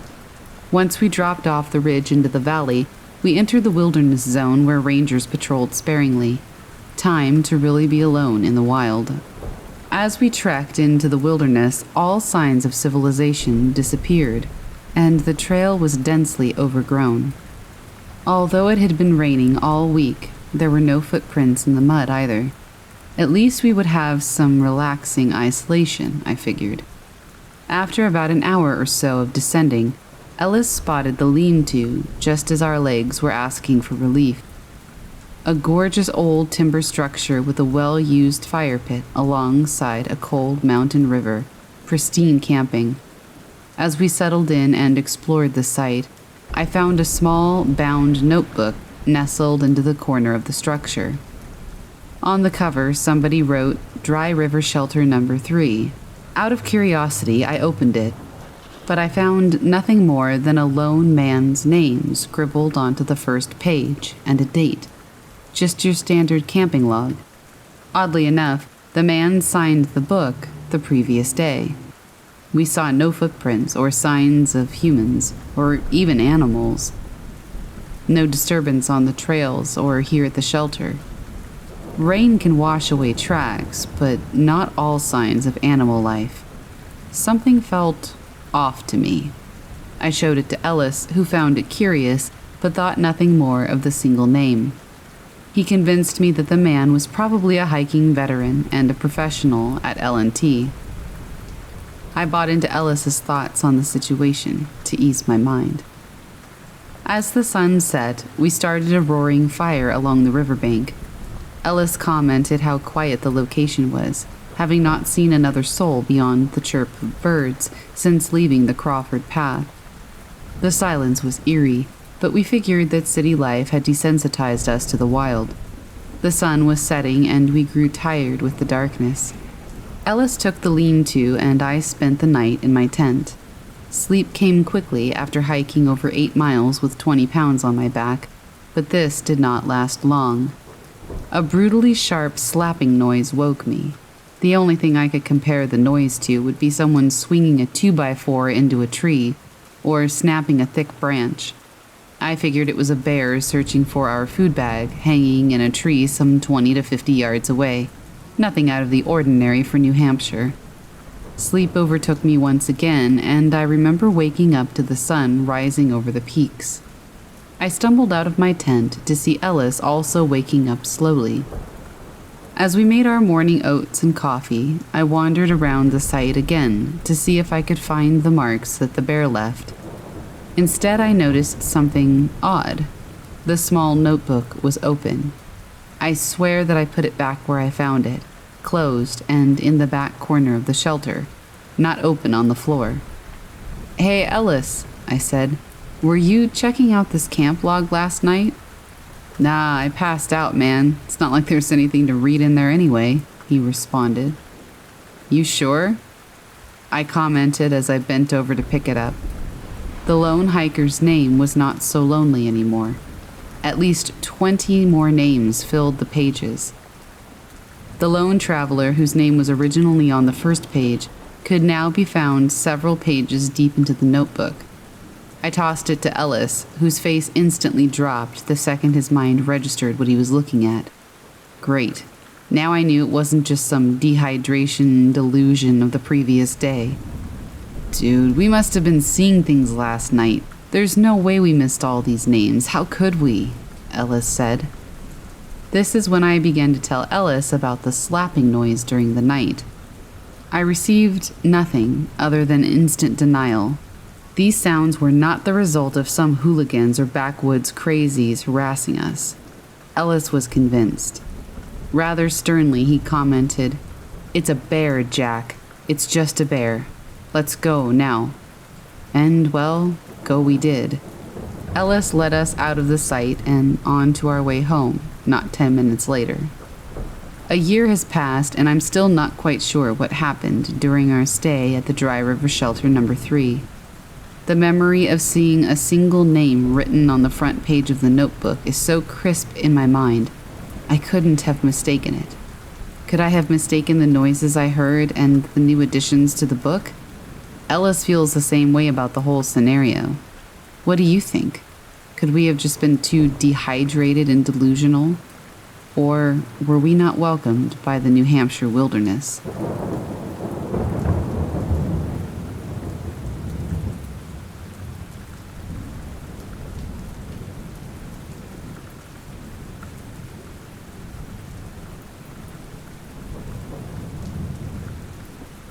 Back when I was very young, in the 4th grade or so, a friend and I, let's call him Bob, were really adventurous and stupid, to put it in the simplest terms.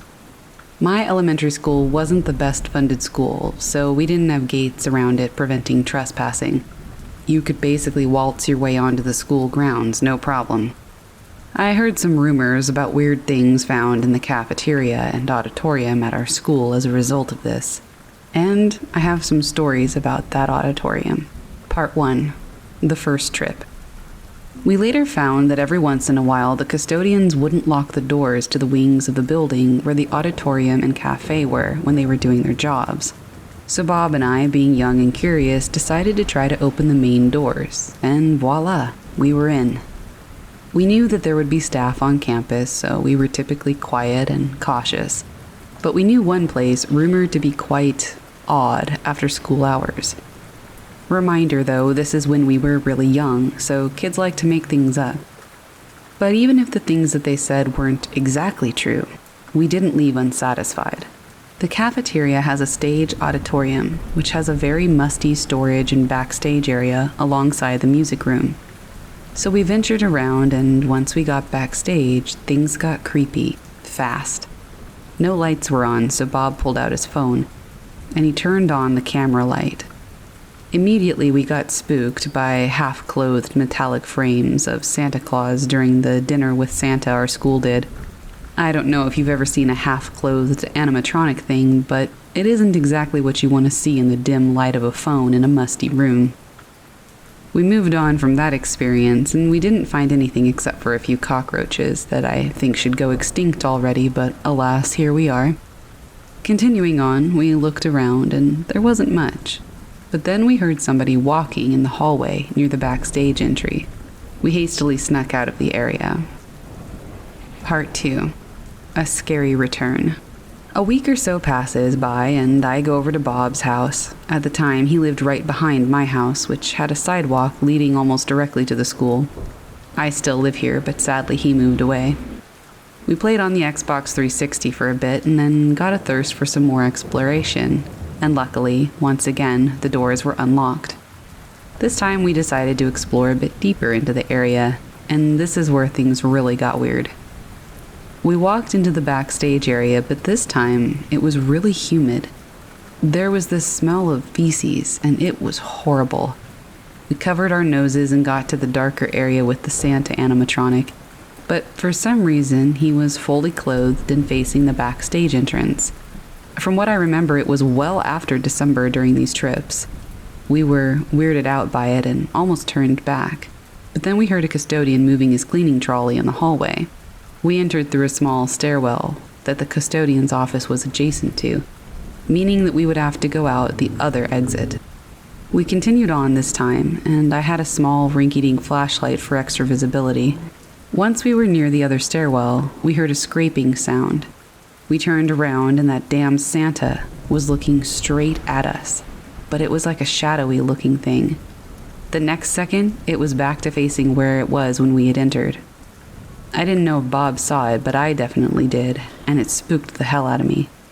I told him that I saw some weird crap behind us, and we decided that this was just a little too creepy, so we snuck out, trying not to alert the staff of our presence.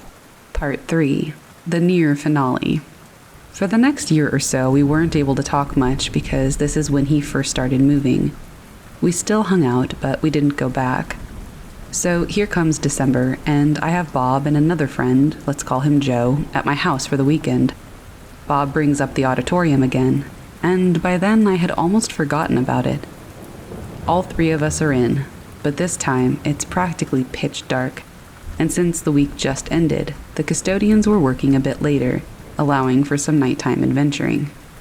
Now, do note, the cafeteria and auditorium area had windows vertical to the stage, allowing for light to shine in during the daytime. But during later hours, they turned off the lights in the areas that weren't having anything done to them, so it was pitch dark. We head in, but this year they added in fencing near the entrances on both sides of the school. Luckily, I was a skinny 5th grader, so I stuck my skinny arm in and around the fence to open its door, which had a push bar, making it harder but still doable. Now we were in, and sadly the door that leads to the main hall was locked, so we ventured around the school grounds to the library, which wasn't locked. The library had a door at the other end which led straight into the main hallway, allowing us to access what we had now coined the haunted cafeteria. I know, very creative of us. We head in, and this time we decided not to mess around and adventure the entire area. The Santa was in its performance area, and the stage curtains were closed. We ignored him and moved on. We started heading into the storage area. We looked around to see some drama club costumes, and then we smelled that same smell from a year ago.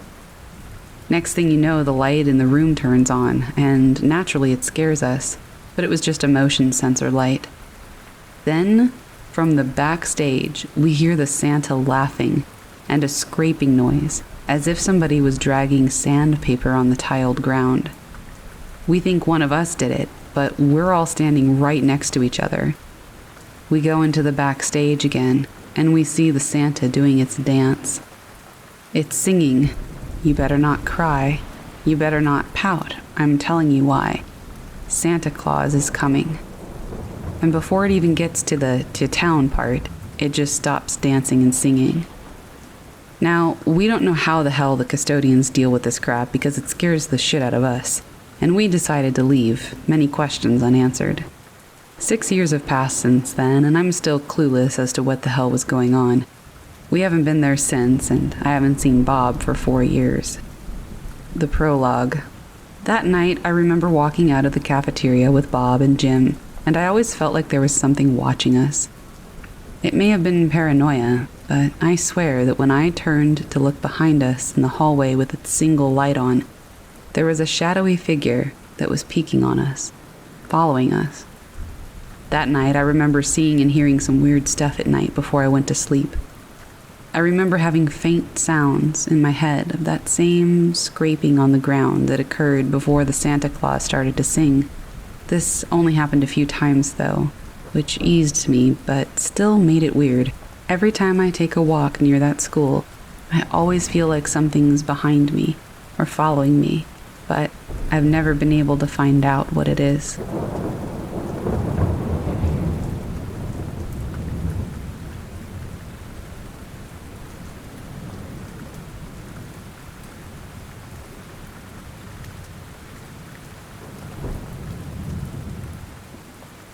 A Haunting in New Jersey by Flyersfan 1989, posted to r/paranormal. So, the following story is not something that happened to me. It is something that happened to my mother and godmother, my mom's best friend, when they were 13. It's also something that has haunted them ever since, causing bad luck, mental health problems, physical health issues. My mother suffered with kidney disease for years and died when she was only 43, and paranormal activity as well. To start, my godmother's parents owned a small house in the Villas, New Jersey, just a few minutes outside of Wildwood, New Jersey. It was a single-story home with one bedroom and a porch that was converted into a second room, a nice yard, a driveway, and an old shack or garage. My godmother, we'll call her Jen, and her parents rented the house to my mother's parents for a week in the summer of 1984. So my grandparents and my mother went out there for that week, with Jen tagging along. From what I'm told, my mother and Jen were in the garage shack thing listening to music when it first happened. Mom had the radio blasting, and there was an old cassette player with headphones sitting across from them. Jen heard something playing over the stereo blasting and realized the cassette player had turned itself on. She and my mother were both huge fans of the 80s band Duran Duran. Well, a few members of the band had split off and started a side project called Power Station. The cassette player was playing a song by Power Station titled Communication. The lyrics, eerie enough, go something like, "Communication, don't hang up. Communication, keep in touch. Communication, don't put me on hold. Situation, soul to soul." It sounds by those lyrics as though something was actually trying to talk to them, especially considering the cassette player turned itself on and no one was anywhere near it. Well, Mom and Jen decided, since they didn't have a Ouija board, to try something else. They would ask certain questions, fast forward through a song, and stop. Whatever the first few words were, they would use to spell out an answer to their questions. That worked for a little bit, spelling out cryptic messages, subliminal type stuff, that were very eerie and unsettling. Eventually, they had to come home to Philadelphia early because my grandmother became sick and had to go to the hospital. When they got back to Philly, Jen decided to stay with my mom at her house for a few extra nights, since their vacation had been ruined. That's the night they heard scratching all around my mother's room, on every wall in the room. It sounded like hundreds of rats inside the walls, moving all at once. My grandmother came in ready to tear them both a new one, only to find them clinging to each other on the mattress, clearly not the ones causing the sounds. This was just the beginning. Later, they started using an actual Ouija board. They got messages that seemed like direct links to things happening in their lives. My mother once asked it how she was going to die. This was right around the time that she first became sick with kidney failure. The board's response was, "Whispering woods shall breathe, truest dreams shall bleed. Enjoy it while it lasts." Whatever that means, neither of them could ever determine, but it didn't sound very good. Then came the scratch marks. Mom and Jen were both waking up every morning with fresh scratch marks in certain areas that I will not name, but they're areas where you shouldn't be finding marks like that. Mom would get them on her left side, while Jen would get them on her right side. One day, Jen went back out to the house in the villas with her mother. They opened the door to the garage shack thing to find the entire place trashed. Shelves were ripped from the walls. The spring attached to the garage door was hanging in the middle of the room in a spiral shape, and everything was completely ruined. As though she were possessed, Jen's mother blamed her and proceeded to give her a beating. These are just a few of the things that have happened over the years. This thing eventually came to call itself Ranjas, though you can't find anything on a demon by that name. Not that that matters. Mom and Jen have had nightmares of a huntress, the supposed physical form of Ranjas, but it also appeared as a black wolf with red eyes from time to time as well. They have also experienced repeated nightmares of ships sinking, or the streets of Wildwood, New Jersey flooding. Apocalyptic-like dreams. But this entity is always in the dreams. The closest my godmother and I have come to finding anything on this entity is something called Rangda. It is described as the demon queen of the Layaks in Bali, part of traditional Balinese mythology. If you look it up, you get something like, "Terrifying to behold, the child-eating Rangda leads an army of evil witches against the leader of the forces of good, Barong. The battle between Barong and Rangda is featured in a Barong dance, which represents the eternal battle between good and evil." That's all we've really found, but it seems quite probable that this is a valid connection to our mystery demon. Rangda does not like men. Any relationship that my godmother ever had in that house, in the villas, fell apart, but not before turning violent and bitter.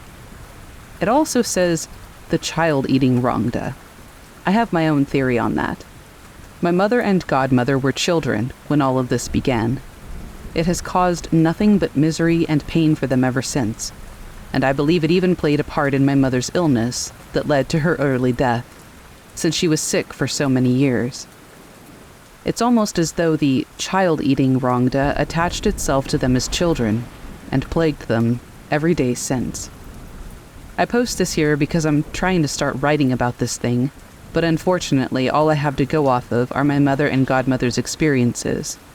I can't find anything on the original name, and though there is mythology about Rangda, there's nothing in the way of hauntings experienced by anyone that involve this deity or demon. So, if anyone has experienced anything even remotely similar to this, or knows anything about this entity, please let me know. I'm trying to find out if my mother and godmother were alone in this, or if there's more to it, or if it's something else entirely.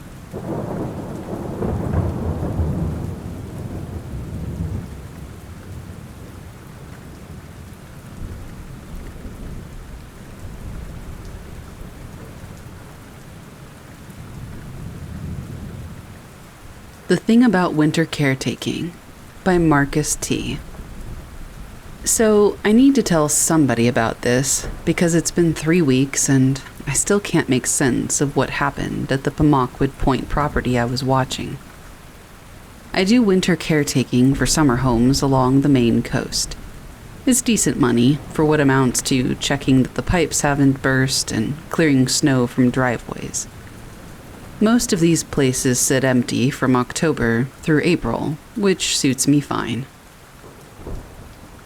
I grew up in Damariscotta, and I'm used to the isolation.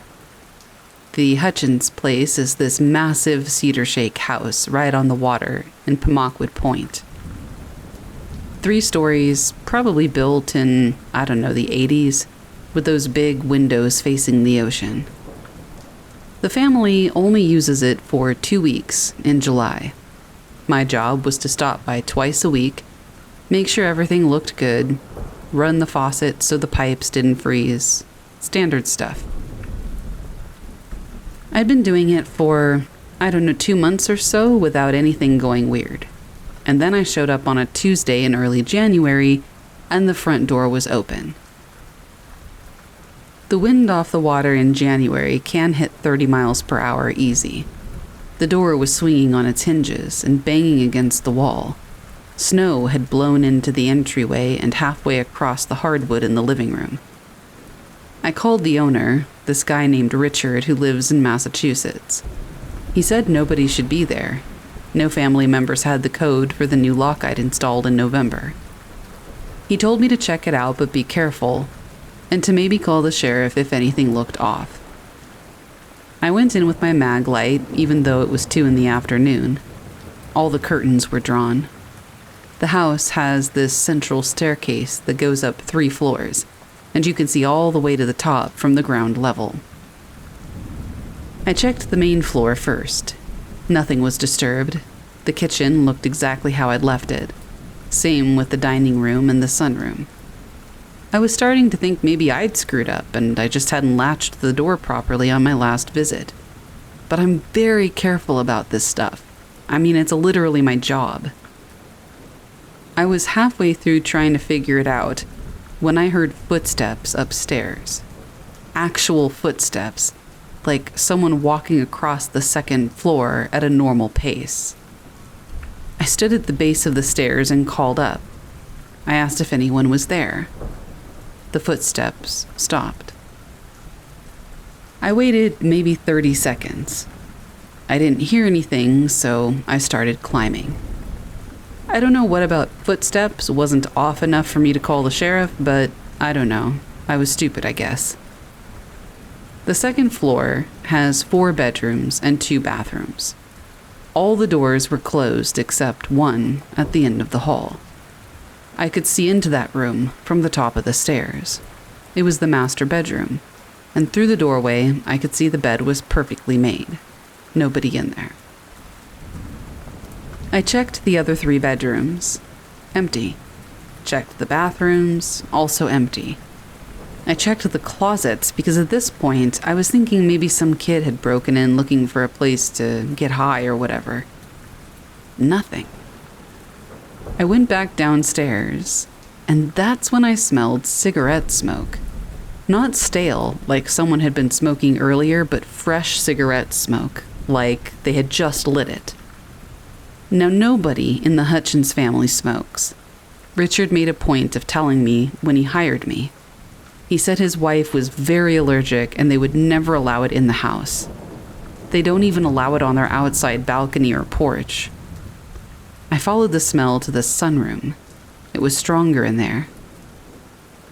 And sitting on the wicker coffee table was a cigarette butt, still smoking.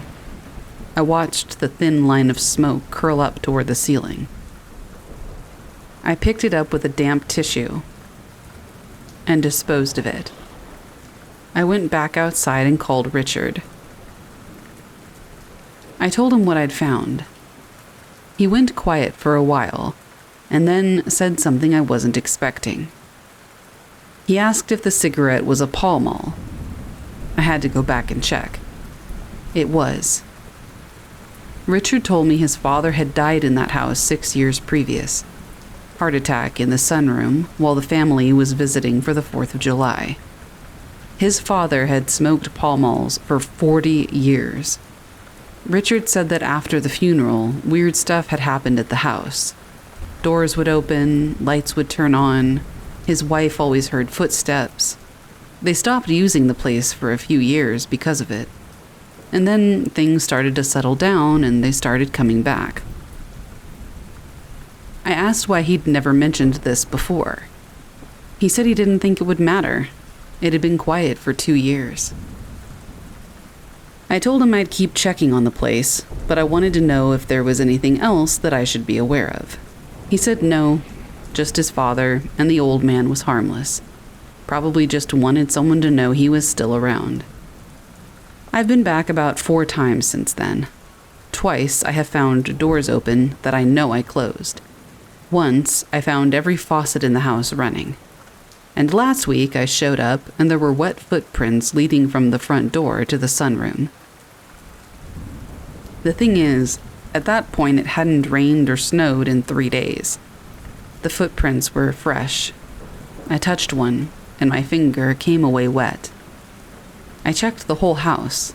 Nobody there. No way anybody could have gotten past me. The prints just stopped in the middle of the sunroom floor, like somebody beamed him up. I'm finishing out my contract because I need the money, and I'm not going to abandon a client in the middle of my rotation. But I am not taking this job next winter. I don't care how harmless Richard says his father is. There's something deeply wrong about walking into a house you know is empty and finding evidence that someone was just there. Especially when that someone died 6 years ago. I've got 2 more months of this, and I am counting down the days.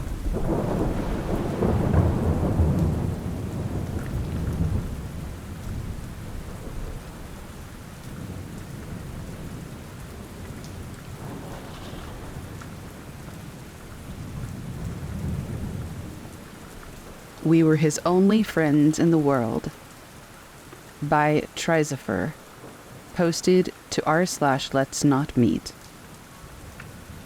So I would like to preface this story with a little background. From 2014 to 2016, I served in Guatemala as a missionary of the Mormon Church. Now, there are lots of opinions about Mormons, and everyone is entitled to their own view. But this is not a forum for religious debate or politics, so I'm not trying to convert you. I do, however, have an encounter that I wish to share. Now, we as missionaries talk to everyone, and I'm sure that lots of you know that I mean everyone. No matter who you are, what hour of the day, and sometimes I know we're just plain annoying about it. But on rare occasions, people come up and talk to us. I was serving in an area of Guatemala City, known for being rough around the edges, and the middle, and everywhere in between. I had been there for about 4.5 months when I received a new companion from Mexico named Mendez. Our day together went all right. We talked to lots of people, walked all the way around the city, and around 7 o'clock we were stopping at a tienda, a small store, to buy some water. The instant we stopped at the tienda, we were approached by a man that was completely hammered, that wanted to talk to us, and also ask us for money. Now, we weren't allowed to give money to people who were drunk, because once word got out, they would never leave us alone. So I bought him some bread, and he gave us his address, and we agreed to meet him the next day. It was a long shot, but we decided to meet with him anyway. The next day, he was waiting for us at his house. It was a little house made out of corrugated tin, and filled with filthy, vicious dogs. The dirt floor was covered in excrement, and the smell was awful. But he was happy to see us and sober, so we talked a bit.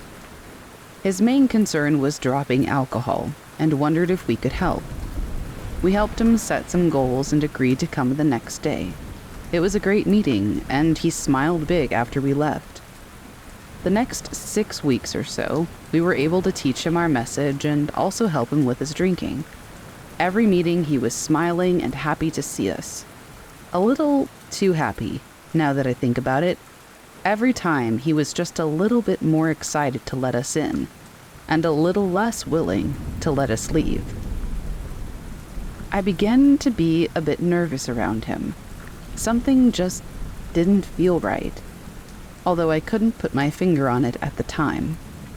But hey, he wanted us to visit, and so we did. All that changed one Saturday night. We were hosting an activity at our local chapel, and we had invited him along.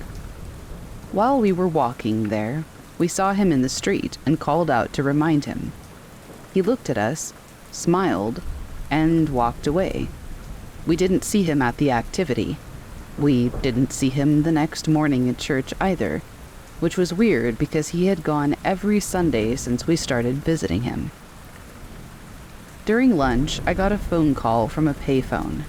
It was him, obviously drunk, and crying, saying that he needed us at his house. I told him we would be right over, and we were there within 10 minutes. When he opened the door, we walked in and sat down. I could faintly smell the alcohol on his breath. He just looked at us, and then sat down on his bed. He didn't have a shirt on. It was in a little ball on the bed. I noticed a familiar shape under that shirt. It was a gun, with the barrel peeking out. Now, I had been in Guatemala for a year, so I didn't lose my head, but every sense was now on high alert. I looked at my companion, who had noticed the gun as well, and he calmly asked the man what had happened. He began to tell us about how the night before, instead of going to the activity, he had found a man that he, quote, didn't like, and killed him. He explained in detail, so much detail that I could see it happening in my mind. He stood up from the bed and went to my companion, using his fingers to act out how he had put 3 bullets in this man's head. He explained to us about how he had killed people since he was a boy, growing up in one of the local gangs. He explained about how he had killed women, children, the elderly, and about how he couldn't stop doing it. By this time, my mind was swirling. I was figuring out just about anything in reach could be a weapon. What if he stood up? What if he reached for the gun? I couldn't process it. It was just too surreal. But it was happening, and we needed a way out. He began to sob, but a minute afterwards, he looked at us through tearful eyes and said, "You two are the only good friends I have ever had. I want to show you something out behind my house." That was the last straw. I couldn't be here anymore. We had to go. I looked at my companion, and I suggested to the man that we say a prayer and meet tomorrow. He agreed instantly, and knelt down on the floor, using the bed next to him to prop his elbows. I positioned myself next to him, directly in front of the gun. I gently but firmly put my hands around his clasped hands as my companion said a short prayer. We slowly backed ourselves to the door and said goodbye to the man. He looked at us as we backed out the door, and when we shut it, I could hear him crying again. We ran up the street to a Mormon family's house and basically ran inside, panting. They asked us what was wrong, and we explained everything. They helped us get to our apartment, and we called our leaders to report the situation. The ending is rather anticlimactic. I left the area about a few days later. Mendez stayed and avoided the area for the rest of the time he was in the city. Now, I'm sure lots of people are thinking, why didn't you call the police? Well, this was Guatemala, and the police did not help. We could only avoid him, and hope to never meet him again. Unfortunately, I never did.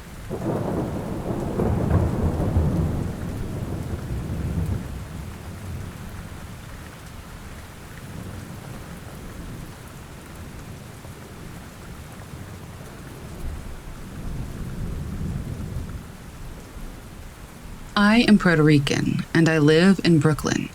But when I was young, I often spent summers in my grandmother's house in Yauco, Puerto Rico.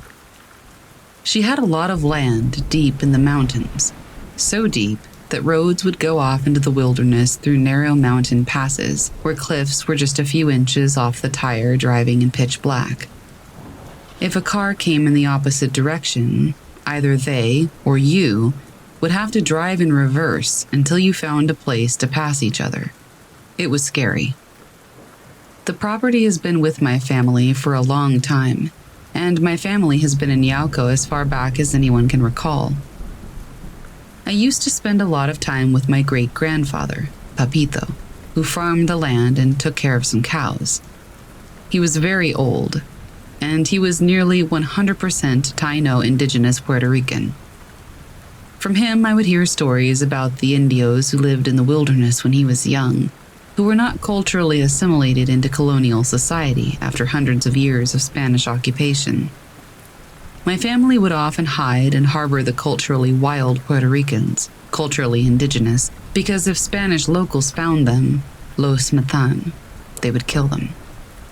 I had my first brush with mortality there at age 6 or so, crushing the jelly bean-sized eggs of salamanders I found in the brush and watching the pink, underdeveloped hatchling run for cover on instinct.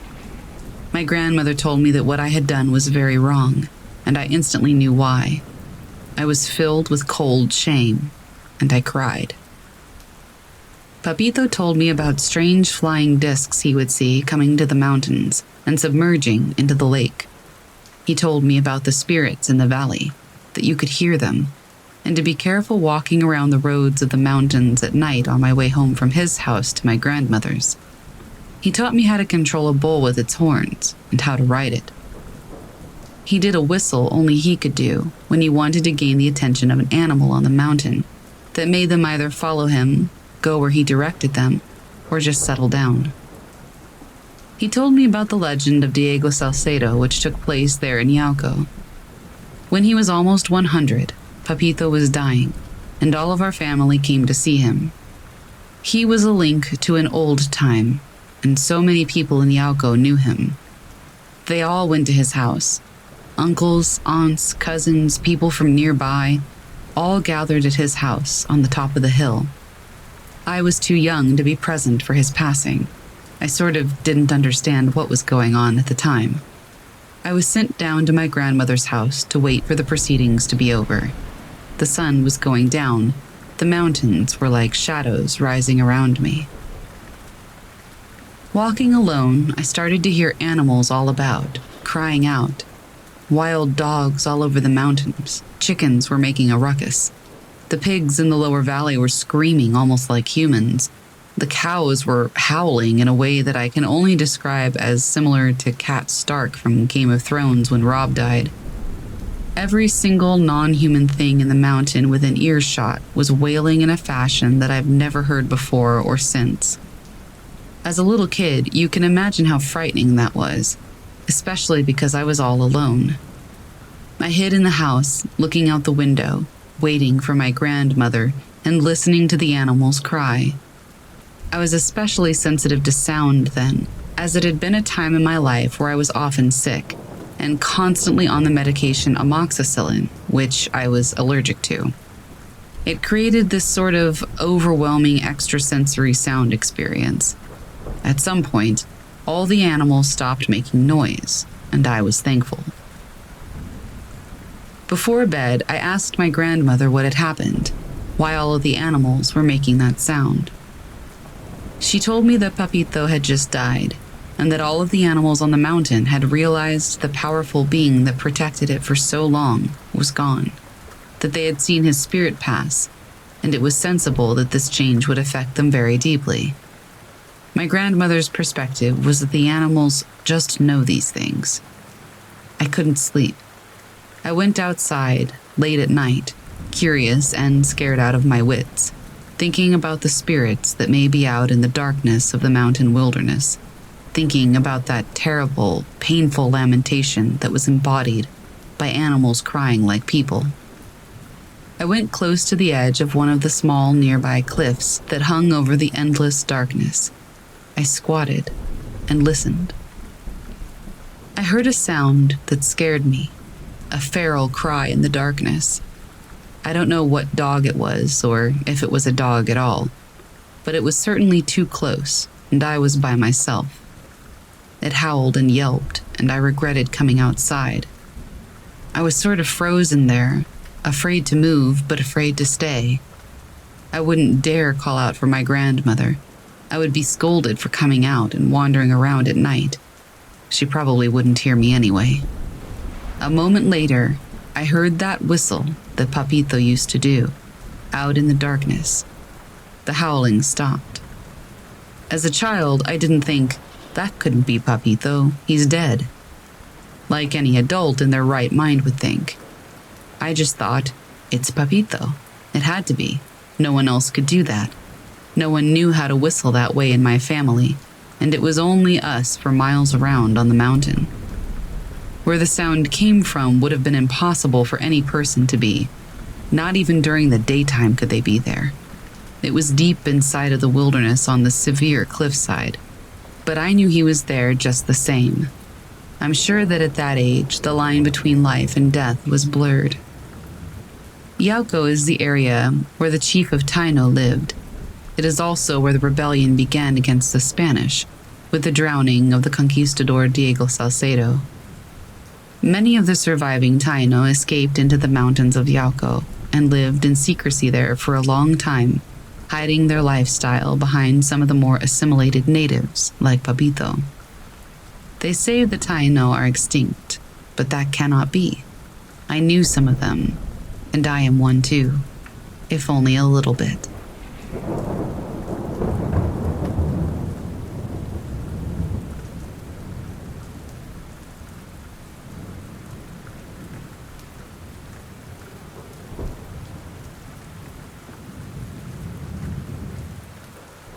The alien signal. I work night shift maintenance at a remote communications relay station just outside of Tonopah, Nevada. It's one of those federal contracts where no one really checks in on you unless something breaks, and most nights are dead silent. It's just me, the hum of the old servers, sometimes static from a rack of radios that mostly sit idle. It's a nothing job in the middle of nothing, which is exactly why I took it. It happened about 4 months ago, during a routine overnight. I was finishing up some diagnostics on the satellite uplink when one of the old shortwave sets crackled to life behind me. Normally they're tuned to emergency frequencies or white noise, and we haven't had a real transmission on them in over a year. At first, I figured it was just atmospheric interference. It happens. But this wasn't weather static. It was very clean and purposeful. I turned around and watched the meters spike in rhythmic bursts. Short, long, and then a pause. Then again. It wasn't exactly Morse code, but it was close enough to make me freeze. The sound was unlike anything I'd ever heard. Like a wet, metallic sound. Like someone gargling binary underwater, if that makes any sense. It had a cadence, though, like a language that was trying to squeeze through a broken speaker. I adjusted the tuning, tried to get a clearer signal, and that's when the tones changed. The static dropped out completely, and a low, warbling hum filled the room. It vibrated in my chest, and I swear for a moment the fluorescent lights above me dimmed. Probably in my head. Probably. And then I heard a voice. It was no words that I recognized, and it didn't really sound human. It was like a voice that had been run through some alien voice changer. Deep, layered, echoing in on itself, like it was bouncing between dimensions before it landed in my ears. I couldn't tell if it was male or female or old or young. It was all of those things and none of them at once. And it was saying something directly to me. Not at me, to me. And that's what made it all worse. I didn't write it down. I couldn't. I just sat there, frozen, listening, while my brain scrambled to process what it was hearing. The message was short, maybe 10 seconds long, and then it looped. The same intonation, the same pacing. It was almost like it wanted me to understand or learn something. I tried to record it, but nothing took. The computer glitched, and the audio files came up corrupted. Even my phone locked up and rebooted on its own. On the third loop, the voice stopped abruptly, cutting to dead silence. And then came a click, like a mic being switched off. And I swear to you, that radio sighed. Not mechanically. It was like an exhale. And then nothing, just dead air. I sat there until sunrise. I don't know if I even had a thought. Next day, I ran diagnostics on every piece of equipment. Nothing malfunctioned. The logs didn't show any anomalies. In fact, the system hadn't even registered that the frequency was active. I told myself that it was sleep deprivation, stress. But then I found the note that I don't remember writing. It was on a post-it stuck to the side of my monitor. It was my handwriting, but shaky. It read, "From the dark, we see you. Return the call." That wasn't a phrase I would ever say. I mean, what am I, Shakespeare? I don't even remember writing it. I tried to forget all about it. A couple of weeks went by. There were no new signals and no late-night voices. No weird interference, just me and the old radios, back to their usual static hum. I had almost relaxed. And then one night, just after 3 a.m., I stepped outside for a smoke. The sky was clear. There wasn't a cloud in it. The desert was quiet, but something just felt off. Like being in a crowded room where everyone suddenly stops talking at once. And above the hills, way off in the distance, I saw this faint shimmer. It was like heat waves, but vertical, twisting slowly, staying in place. I didn't investigate. I didn't even finish my cigarette. I backed inside and locked the door. I haven't heard the signal since, but the radio hasn't been the same. It clicks randomly now. Sometimes it hums in short bursts, just low enough to make you question if you ever heard it at all. Occasionally, a line of numbers scrolls across the old digital readout. Always the same sequence. 47.613. An unassigned channel. I looked it up once. Nothing official, but there's a thread online deep in some abandoned message board from the early 2000s, where a few other people claim to have picked up something similar. Weird frequencies and strange tones, voices trying to teach them something. One post had a recording. It was empty, just static, but the comments said that if you played it on loop while sleeping, you would dream of cities that don't exist, oceans with black water, skies with no sun. I didn't try it.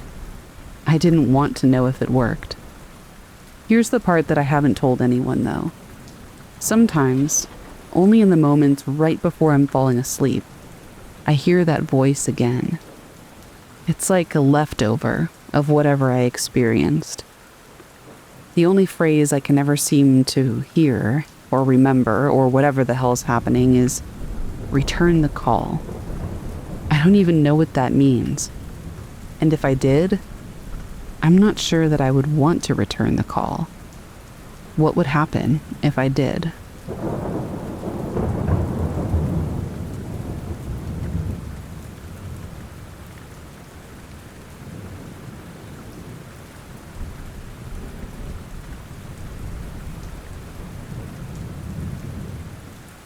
In November of 2017, I was in the end stages of my pregnancy.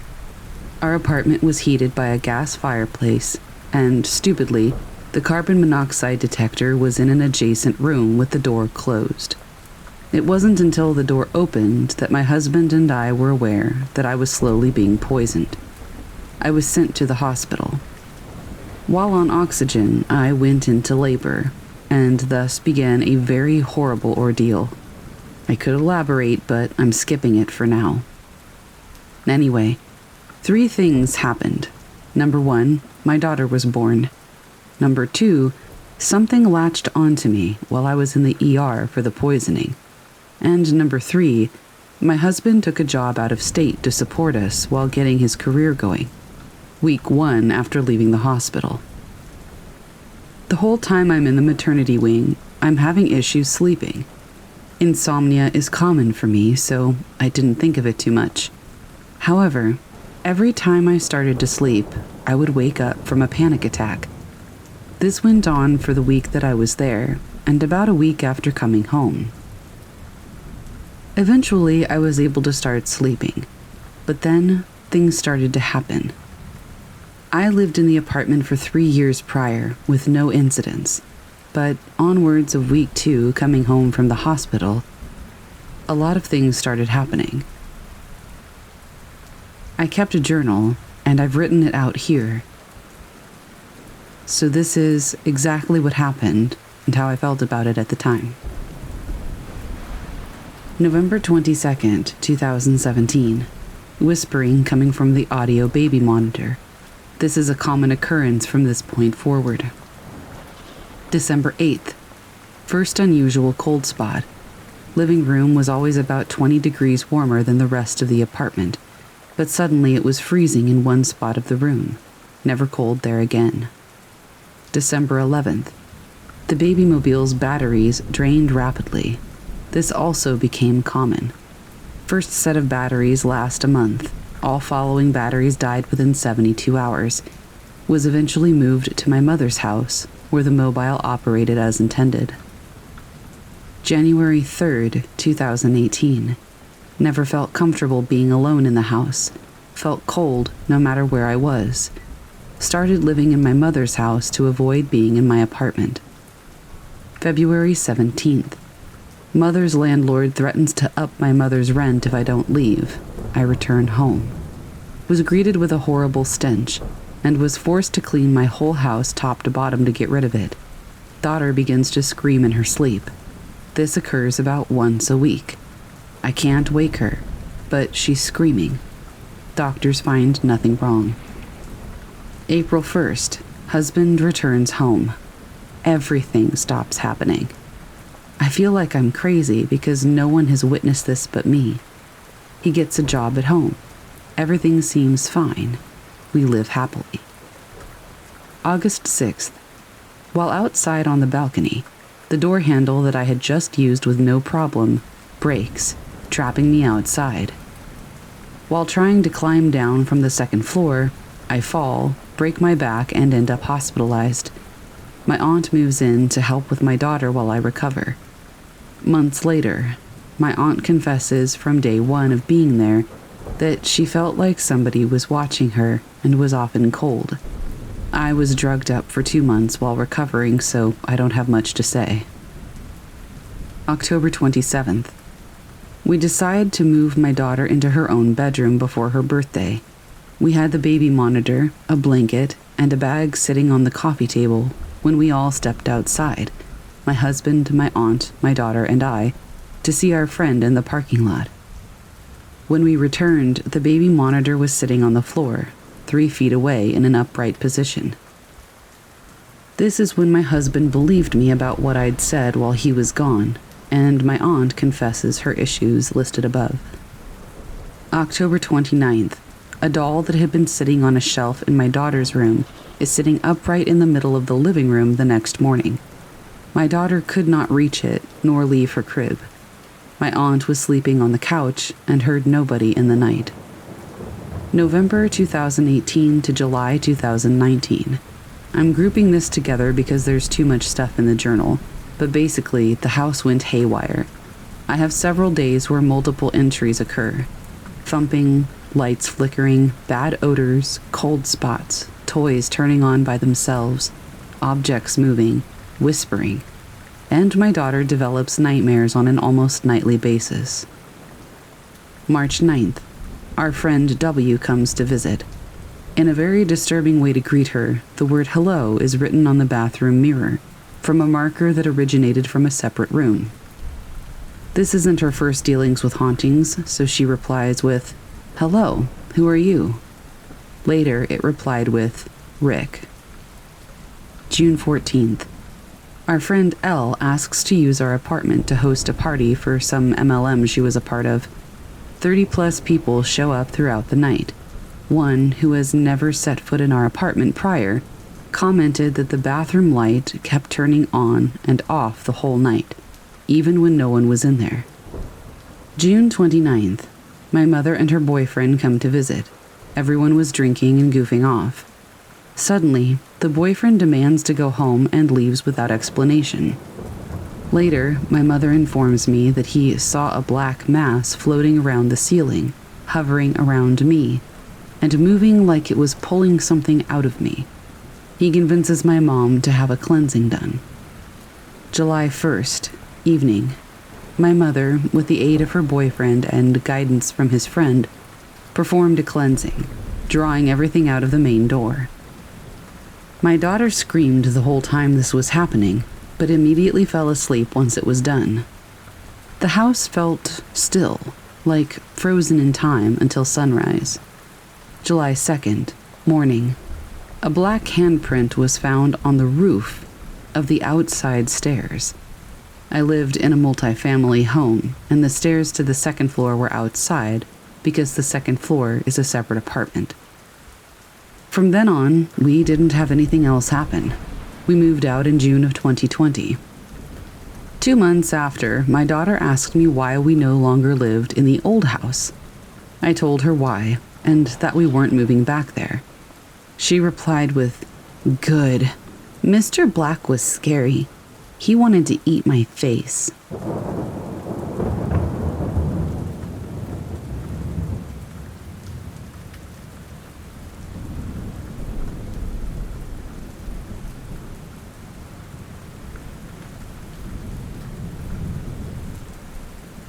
The sudden disappearance.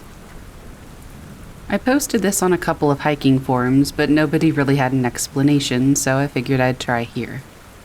This happened last September on Mount Hood, and I'm still completely baffled by it. I was doing a section of the Timberline Trail, which circles the mountain. It's about a 40-mile loop, but I was just doing a day hike on the western section between Timberline Lodge and Ramona Falls. It's a pretty popular area. The trails are well marked, nothing remote or too sketchy. Started early, maybe about 7 in the morning, because I wanted to avoid crowds and get some decent photos in the morning light. The trail was empty when I set out, which was not surprising for a Tuesday in late September. Tourist season was winding down, and most people don't hit the trails that early anyway. I'd been hiking for about 2 hours when I came across this guy coming from the opposite direction. He was in his mid-30s, maybe, brown hair, wearing a blue Patagonia jacket, and those really expensive hiking boots, Salomon or something like that. He had a small day pack, trekking poles, and looked like he knew what he was doing. Normal hiker, nothing weird at all about him. We did the usual trail greeting. "Morning, how's it going?" And he mentioned that he had started from the Ramona Falls trailhead around sunrise. He said the falls were looking good with all the recent rain, and we chatted for, 30 seconds about trail conditions, and then he kept going east while I continued west. Here's where things get weird. About 10 minutes later, I'm walking along this section where the trail hugs a ridgeline. There's great views of the mountain, but it's also pretty exposed with steep drop-offs on both sides. I stopped to take some photos and adjust my pack straps. When I looked up, the same exact guy was walking toward me again. But he was coming from the direction that I was heading, not the direction that he'd gone in after we just met. I figure maybe there was a loop trail I didn't know about, or he'd turned around for some reason and somehow I hadn't seen him. As he got closer, I raised my hand to wave and make a joke about seeing each other again. But Then I bent down to retie my bootlace. Could not have been more than 5 seconds. And when I stood up, he was gone. I looked around, see if maybe he was out of sight around a bend or something like that, but he was just gone. The trail went ahead of me in a straight line for at least a quarter of a mile before it curved behind a rock outcropping, so there was nowhere for him to go. The sides of the trail were very steep slopes, and they were covered in loose scree and scattered boulders. Nobody could have scrambled down that fast without making a ton of noise, and I would have heard it. I stood there staring at the empty trail, trying to process what in the world had just happened. I walked forward about 50 yards, calling out, "Hey, you okay?" Thinking maybe he'd slipped and fallen, but there was no response. There was no sound at all, except wind through the firs. I spent maybe 15 minutes searching the area. I looked on both sides of the trail, looked for any possible path that he could have taken. I even climbed up on some rocks to get a better view of the surrounding area, but nothing.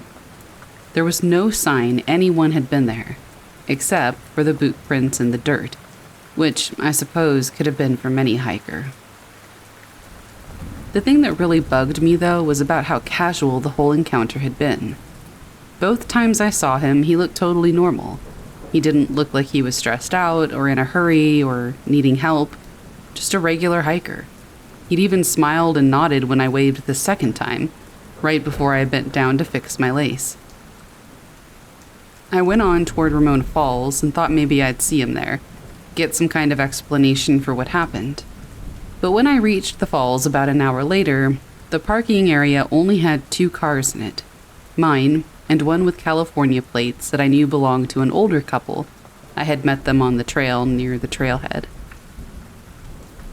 I saw them again and asked if they'd seen a guy in a blue jacket and tried to describe him the best I could. They had been there since early morning and hadn't seen anybody that matched that description.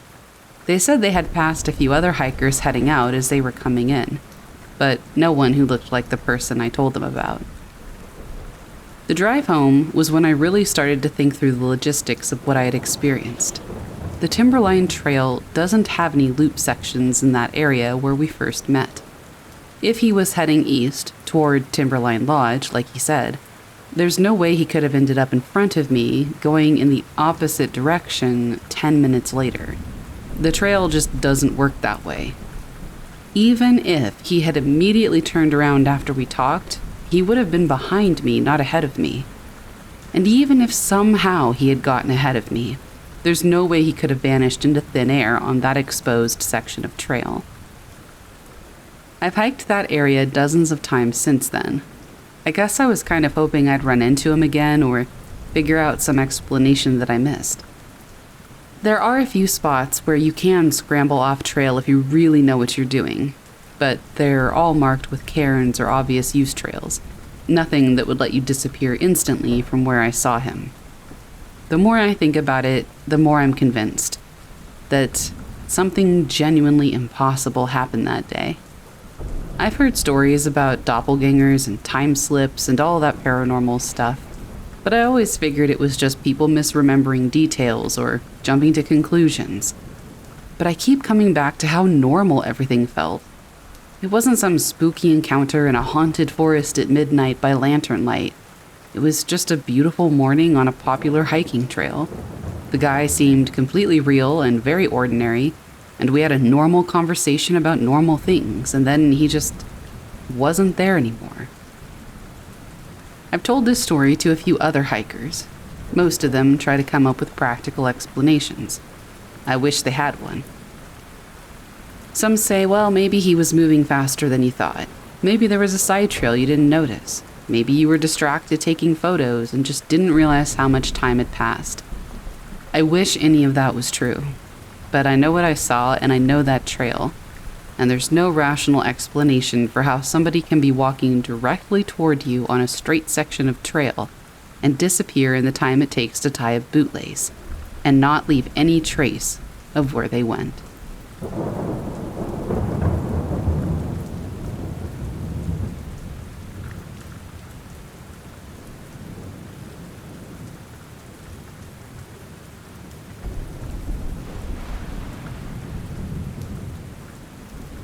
The mist at Cumberland Mountain.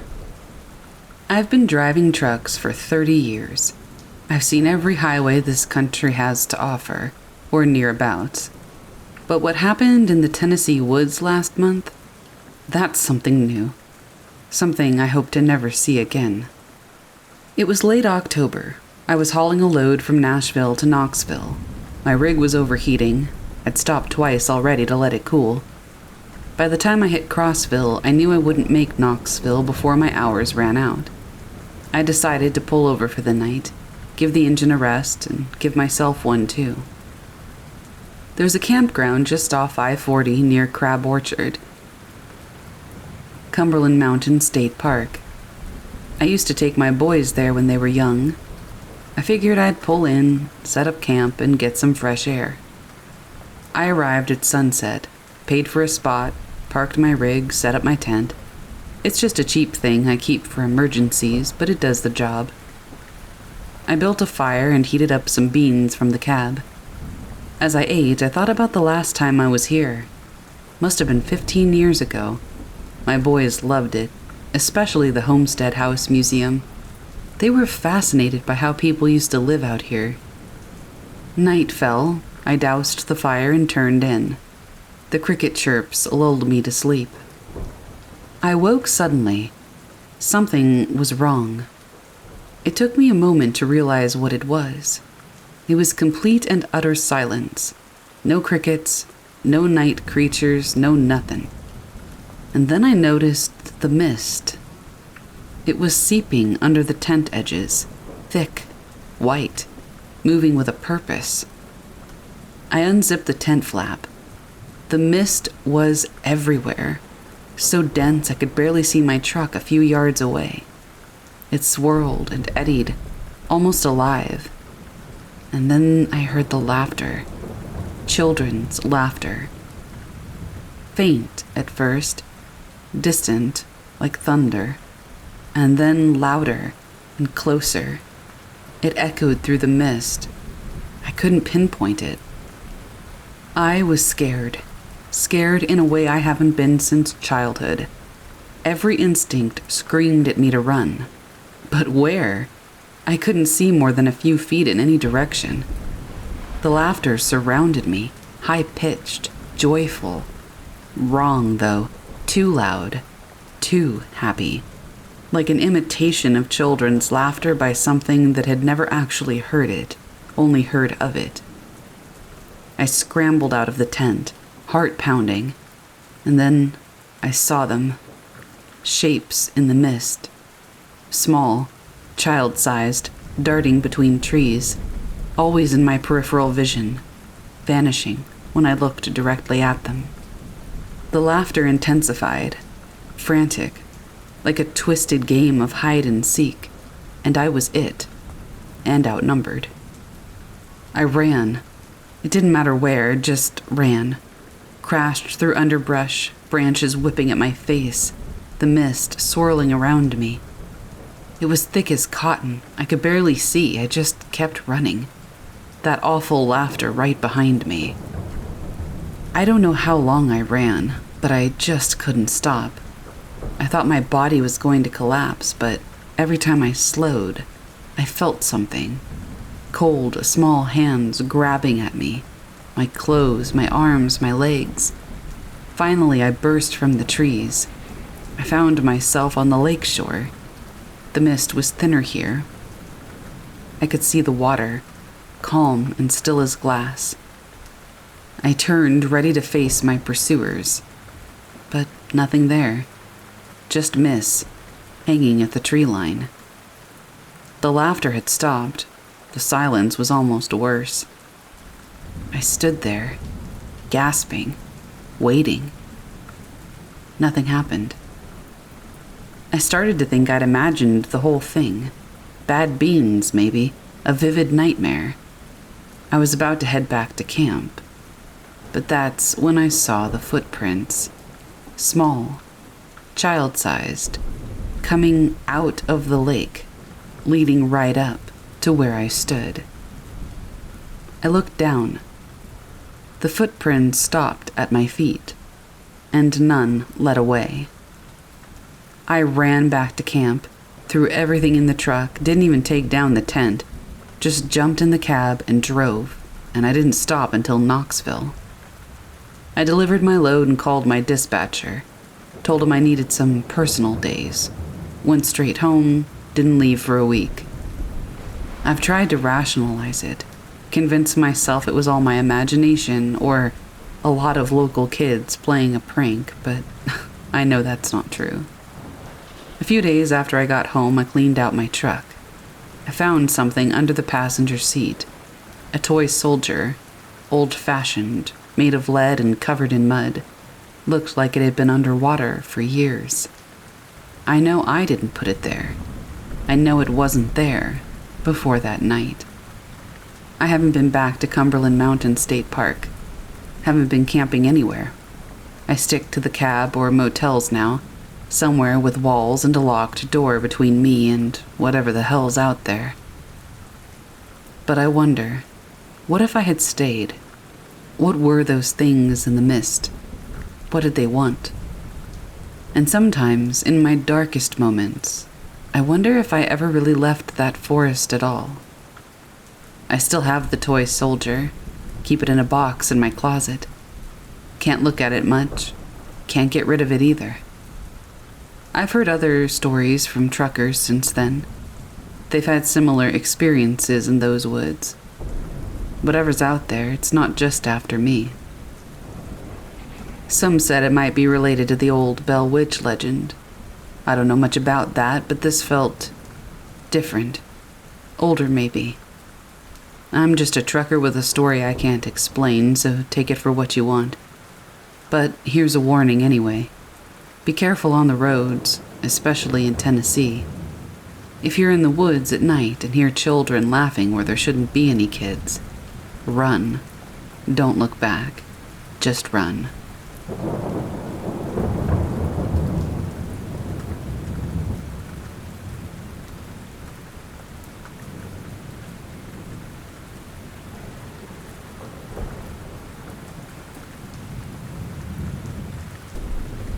Cancun was a paradise of blue skies and even bluer waters.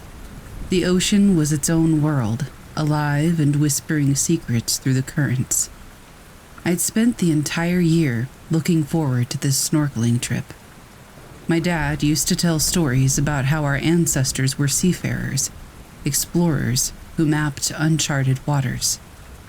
I always felt a connection to the ocean that I couldn't explain, like a song whose lyrics I had forgotten, but whose melody stayed with me. On the third day, armed with snorkeling gear and a waterproof camera, I took a boat trip to a secluded reef. The guide, Ricardo, assured me it was an extraordinary spot, a place where the sea unveiled its hidden beauty. As soon as I plunged into the water, I was in another realm. Schools of vividly colored fish danced around me. Corals stretched out like ancient cities, an underwater metropolis teeming with life. I lost track of time, mesmerized by the vibrant underworld. But as I swam farther from the other snorkelers, the scenery began to change. The water got darker, and the corals appeared older, their colors muted. I was about to turn back when something caught my eye. An object half buried in the sand below, its outlines too straight and angular to be a natural formation. Curiosity pulling me deeper, I dove down for a closer look. What I found stopped me cold. A statue, humanoid but not human, its features a surreal blend of aquatic and terrestrial elements. It looked ancient, the material worn away by countless tides. It was the plaque at its base that took my breath away, literally and figuratively. My family's last name was etched onto it, Mendoza. I blinked, half expecting the letters to rearrange themselves, to make this bizarre occurrence some kind of misreading.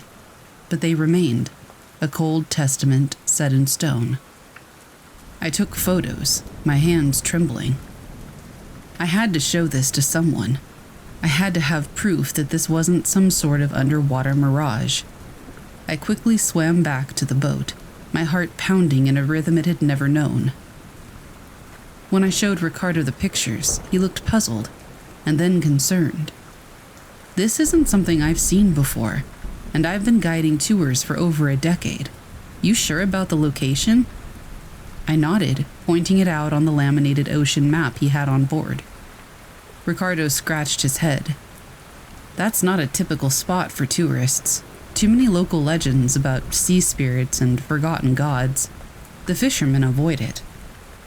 Ignoring my heightened sense of dread, I pressed him for more information. But he shook his head, reluctant to indulge in what he called superstitious nonsense. For the remainder of the trip, I couldn't get the statue and its plaque out of my mind. Who had put it there? How long had it been in the ocean? What did it mean? When I returned home, I showed the photos to my family. They were fascinated, but equally baffled. My dad, always the history buff, tried to dig into our family archives but came up empty. There were gaps in our lineage, periods where records were either incomplete or missing. Looks like our ancestors were good at keeping secrets, he mused. Weeks later, long after the trip was a collection of photos and memories, strange things began to happen. I found myself increasingly restless, a peculiar type of insomnia that left me tossing and turning, the sound of waves echoing in my ears even in the dead of night. Then I started to dream, visions of vast oceanscapes, of ancient rituals, of murmured incantations that seemed to flow from the statue's chiseled lips. Each morning, I would wake exhausted, like I'd been on an endless nocturnal journey. The final straw was the night I woke up to find my bed soaked, as though I'd been submerged in water. The room smelled of salt and seaweed, like a shoreline after high tide. And there on my nightstand sat a small shell, a type I had never seen before, its spirals forming a pattern eerily similar to the designs on the sunken statue's plaque. I booked a return trip to Cancun, this time alone. When I met Ricardo, I could see the unease in his eyes. "You sure you want to go back there?" "I have to," was all I could say. As the boat neared the spot, my heart tightened in my chest. Donning my snorkeling gear, I plunged into the ocean, propelled by a force I couldn't deny. I reached the statue, its presence as unsettling as before. But now it felt like an unfinished chapter, conversation interrupted but not concluded. I took a piece of paper, a waterproof one, and a pencil from my gear. On the paper, I wrote my full name, then pressed it against the plaque, securing it with a small net bag usually used to collect underwater samples. Then I waited. It didn't take too long. The water around me began to churn, the sand swirling like a miniature storm. I felt a pull, not of the current, but something deeper, as if the ocean itself had gripped my soul. My vision blurred, and when it cleared, I was back on the boat, Ricardo staring down at me, his face pale as sea foam. "We need to leave," he said, his voice barely above a whisper. As we sped back to shore, I looked at the photograph of the statue one last time, and then deleted it from my camera. Some mysteries, it seemed, demanded their own form of isolation, their secrets too heavy for the surface world. That night, in my hotel room, I found another shell on my pillow, identical to the first one, but this time it came with a note. "Welcome home." I haven't gone snorkeling since, not because I'm afraid, but because I'm not sure what I'd be returning to, a world of coral and fish, or a lineage that stretches into the dark corners of the sea. And sometimes, when the night is still and the moon casts its glow on the water's surface, I hear whispers, voices that beckon, that plead, that promise. They call to me from depths I can't fathom, asking me to reclaim a legacy that was submerged long before I was born. And I wonder, with equal parts dread and longing. What would happen if I answered?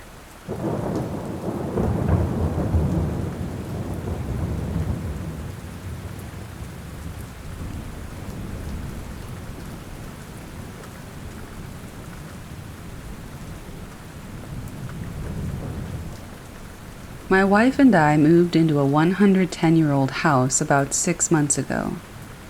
We've always been fans of the paranormal, and on my days off from work, we generally binge-watch YouTube channels like Shane Dawson, Top 15s, Chills, Lazy Masquerade, etc.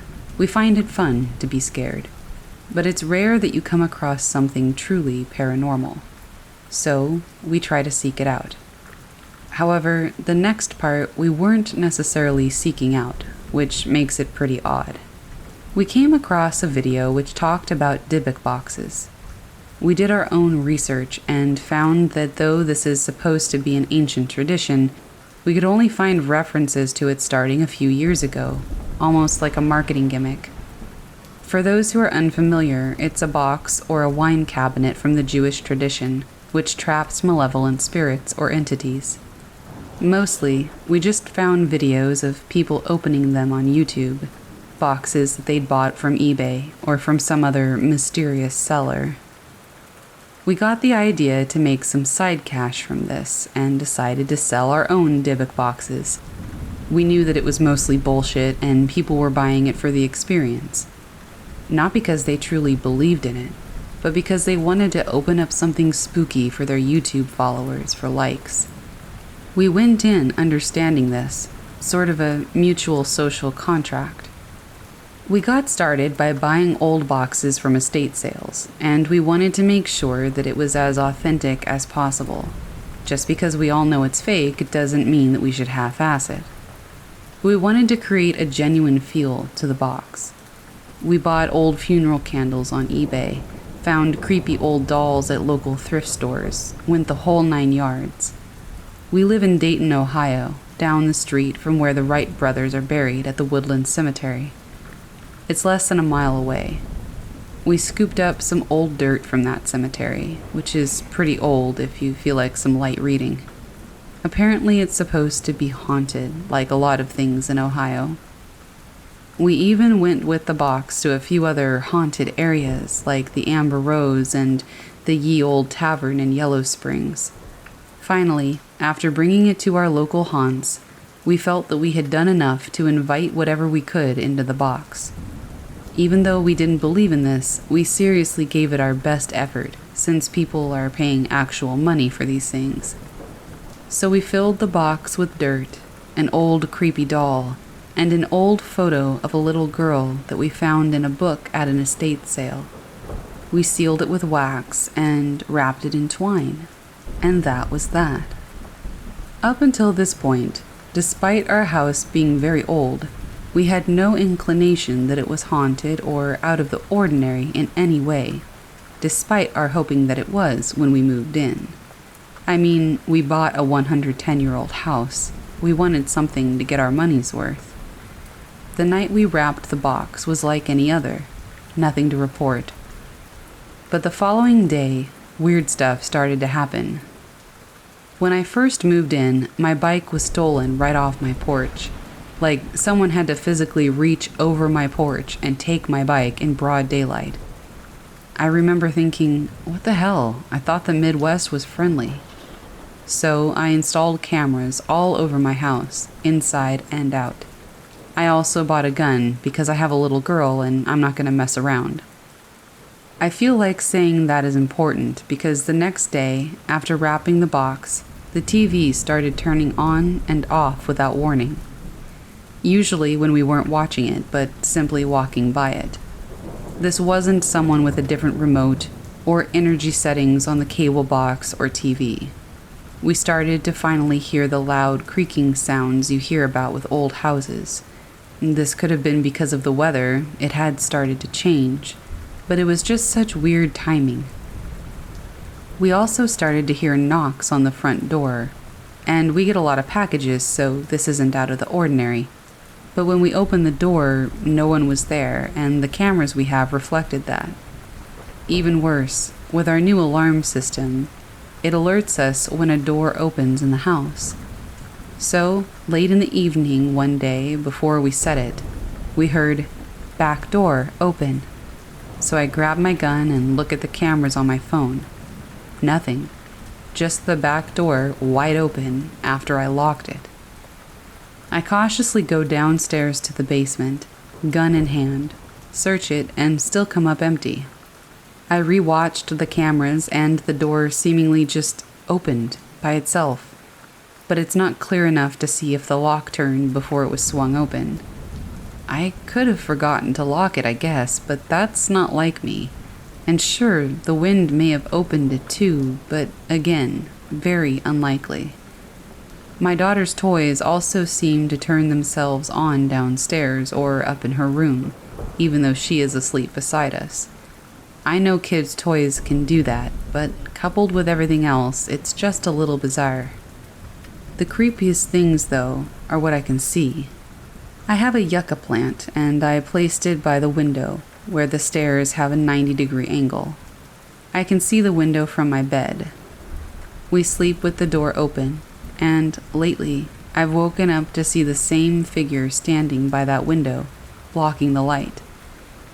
People have suggested that it may be a shadow or a hallucination, but a shadow doesn't get bigger and closer every day, and a hallucination wouldn't be confined to one spot. It's not carbon monoxide poisoning because I have sensors for that with my alarm. I even double-checked them. This is something that I can very clearly see in the middle of the night. It's boxy, like a fridge, and if I blink a few times it will go away, or if I turn on the lights, but I can almost always count on seeing it. It doesn't feel like I'm just waking up on my own either. I feel like it's waking me up, like it wants me to see it. Every night or other night, it seems like it gets a little closer as well, and now I'm worried about what might happen if it ever reaches me.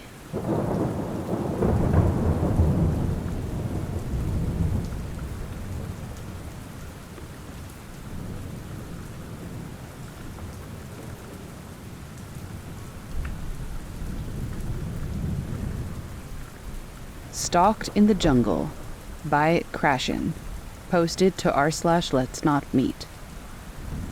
Years ago, I traveled to the Central American country of Guatemala quite frequently.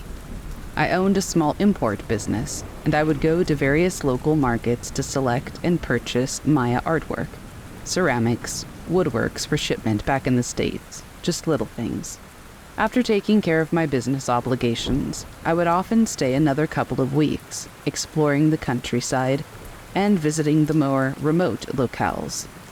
Guatemala is a truly beautiful country of active volcanoes, mountains, stunning vistas, vast rainforests, ancient Mayan ruins, and old Spanish colonial towns. To add to this beautiful mix, a very high percentage of the population are Mayan Indians that still maintain some of their rich and colorful cultural heritage. Unfortunately, it also has its share of extreme poverty, shady characters, and desperate situations.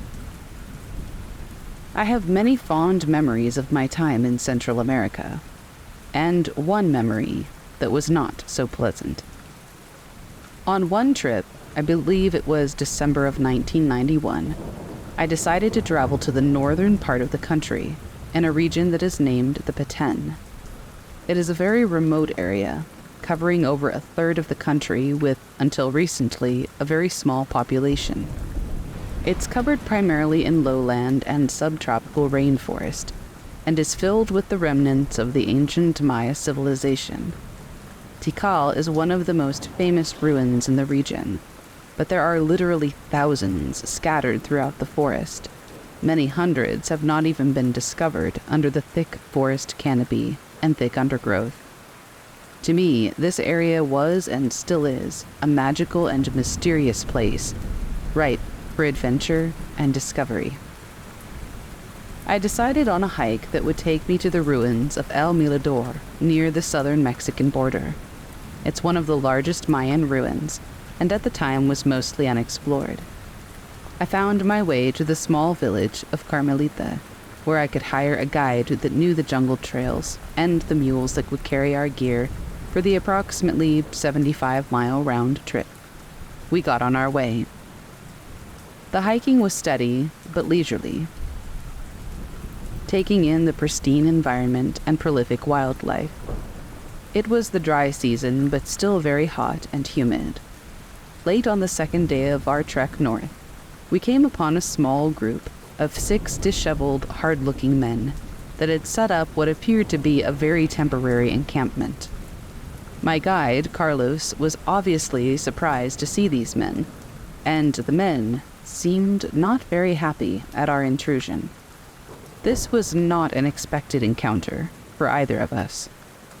The camp consisted of a few blue tarps and supplies, along with their horses, and, I might add, a pretty good selection of various firearms. I had read previously that this area was known to rarely have, from time to time, a motley collection of various drug runners, human traffickers, illegal loggers, and looters, digging in the ruins for priceless Mayan artifacts to sell on the black market. So I was obviously concerned. Here I was, miles and days from any settlement, a gringo among a group of possible cutthroats and desperados. Carlos initiated a rapid flow of conversational Spanish that I could only partially understand. But the gist of the dialogue was that we wanted no trouble, and that I was an important person, that would cause trouble for them if I was to be harmed, kidnapped, robbed, etc. The tension was thick, and the feeling was cold. The men were agitated and obviously sizing us up, with cold eyes and sneers, as several grabbed their rifles and machetes, and told us in hostile terms to move on. We were only so happy to do so, but the day was late, and it was already getting dark. We turned on our flashlights and continued for several hours in the darkness. Carlos didn't know these men, had never seen them before, and he was very worried and upset. At the time, my Spanish comprehension was not very good, but good enough to understand that our trip to the ancient ruins of El Mirador was over. He told me that these were bad people with bad intentions, and he thought we were probably going to be followed, maybe robbed of our provisions and his mules, and possibly harmed. Comforting. I cannot begin to explain the terror of that night. I have never been so scared. We got off the trail and moved maybe a mile deeper into the jungle, cut out a small clearing, and set up our hammocks. Carlos took the mules deeper into the jungle so they could not be heard and possibly give away our position. No sleep that night. We sat up listening, whispering, taking small comfort in our companionship and shared terror. Every sound manifested into the sound of footsteps closing in on us in the complete darkness and stifling humidity. Carlos had an antique pistol that he cradled in his palm. Not much of a defense against a group of 6 men with automatic rifles and sharp machetes. We started moving again before dawn. Carlos said we would have to cut through the forest and stay off the trail until we got closer to his village of Carmelita. The hiking was intense and nerve-wracking, but at last we were moving towards safety. We didn't stop, we didn't eat, we moved continuously until we reached a small clearing and a homestead. It was a family that he knew, and we spent the night there. Carlos and his friend discussed the event throughout the night. They were speculating on who those men might be, and the probability that they might have followed us to the homestead. They both stayed vigilant, while I curled up in my hammock, surrounded by his 4 curious children, completely exhausted from the forced march which frayed my nerves and emptied our stomachs. I couldn't even eat, though. My stomach was in such knots. We never knew if they tried to follow us, but the next day we finally reached the safety of Carmelita, and my first adventure in that part of the Petén came to a favorable ending.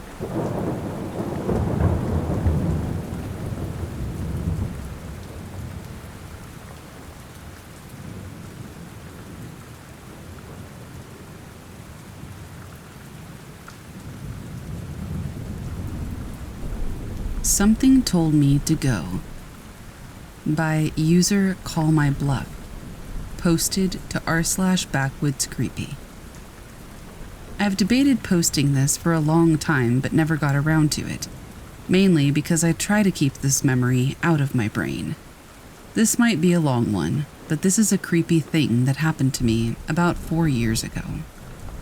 For starters, I grew up in southwest Saskatchewan, and I moved on to my aunt's farm in 2019 to live in the other house that is on their property. The house is fairly old, but I loved it.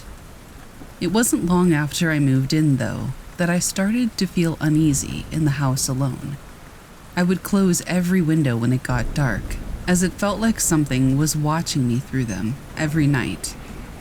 Eventually, I decided to get a puppy to keep myself company when my boyfriend at the time was at work or away from the house. It helped to have the company, but I was always dreading having to take her outside when it was dark. For a bit of scene setting, our house sat on the left side of the gravel road.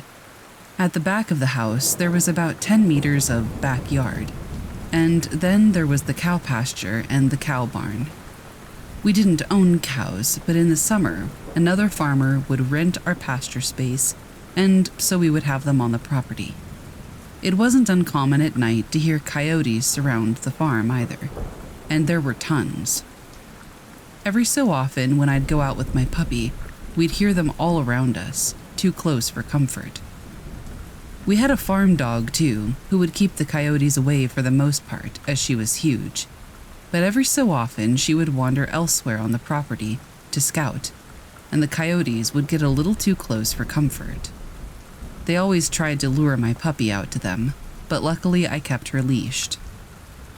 Now, one thing you should know about my pup is that it takes her forever to find a spot to go potty. This is still a problem today, 4 years later, but back then it was the bane of my existence. She would pace for at least 5 minutes, and that was only after finding a suitable spot. Sometimes we would be out there for damn near half an hour, just so she would go, and not go in the house. Another problem of hers. Huskies, am I right? On this particular night, it was raining pretty heavily. I was not happy to be out there, and she had decided that she wasn't going to go until she found her perfect spot. We had already been out there for 15 minutes, and at this point she was also getting frustrated with the rain and wanted to go inside. But I really wanted her to go before we went in, since we'd already been out there for so long. So, as any annoyed puppy mother would do, I started to get a little bit frustrated, and I would repeat, "Go, go potty," every time she would get distracted from her objective. It was dark, I was cold and annoyed, and to make matters worse, the cows behind us were fussing fairly loudly. This was out of the ordinary for them. They were usually quiet and sleeping at this time of night. I was also hearing what sounded like a strange bird whistling, but I shook it off as probably being an owl. I tried to keep it off my mind as I kept shouting and pleading, "Go! Go! Go potty!" through the rain to my small, fuzzy white asshole. I was facing away from the pasture, and suddenly in my left ear, I heard it. Go! Now, one thing you should know about me is I have a very strong flight response typically, but this froze me on the spot, as I was mostly just confused at what I had just heard. I tried telling myself that I didn't hear it. I tried telling myself that it was just a moo from a cow that I had heard wrong. But again, as if spoken directly behind me, I heard, "Go, go." It sounded unnatural. It was like it came from somebody who had never spoken a word before, a raspy, deep monotone. It almost sounded like it was coming out of an old radio, but of course there were no radios out there. Every time it said it, it sounded the exact same as the first time it was said, and whatever it was had started repeating it, as though it had been taught a new word and now it was its favorite. At this point, I spun around to the pasture to find nothing there. Then, again from behind me, "Go, go. This had all happened in the span of about 3 seconds, and at this point I remember shouting out loud, "All right, don't have to tell me twice," as I picked up my little fur ball and made a dash for my front door.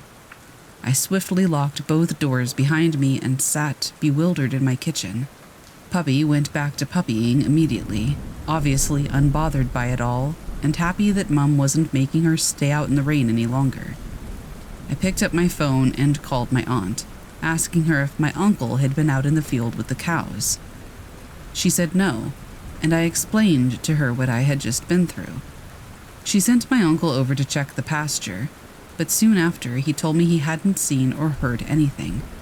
He said he would check the pasture again in the morning. I spent my night hiding from the windows, with the lights and TV on loud enough to not hear anything outside. The next morning, when my uncle checked on the pasture, he found 2 calves dead. I suppose that explains the colossal cow panic that had ensued the night before. I regret this, but I didn't push for more information, as at the time I honestly just didn't want to know. But they told me the other day that they didn't find anything out of the ordinary. A few months later, I moved off the farm. I just couldn't be in that house alone anymore, and my boyfriend and I had parted ways. A few months after that, I started going to therapy for the paranoia that this had caused me. I started feeling like people were watching me and were out to get me. Another few months after that, I moved out of the province for good, and I finally felt safe. I'm wondering if any of you have any idea what this would have been. There's no chance that it would have been someone in our field. We were pretty far away from town and neighbors, and we have cameras that would have seen anybody enter our property. Coyotes are common, but I don't think they're capable of speaking. Any ideas?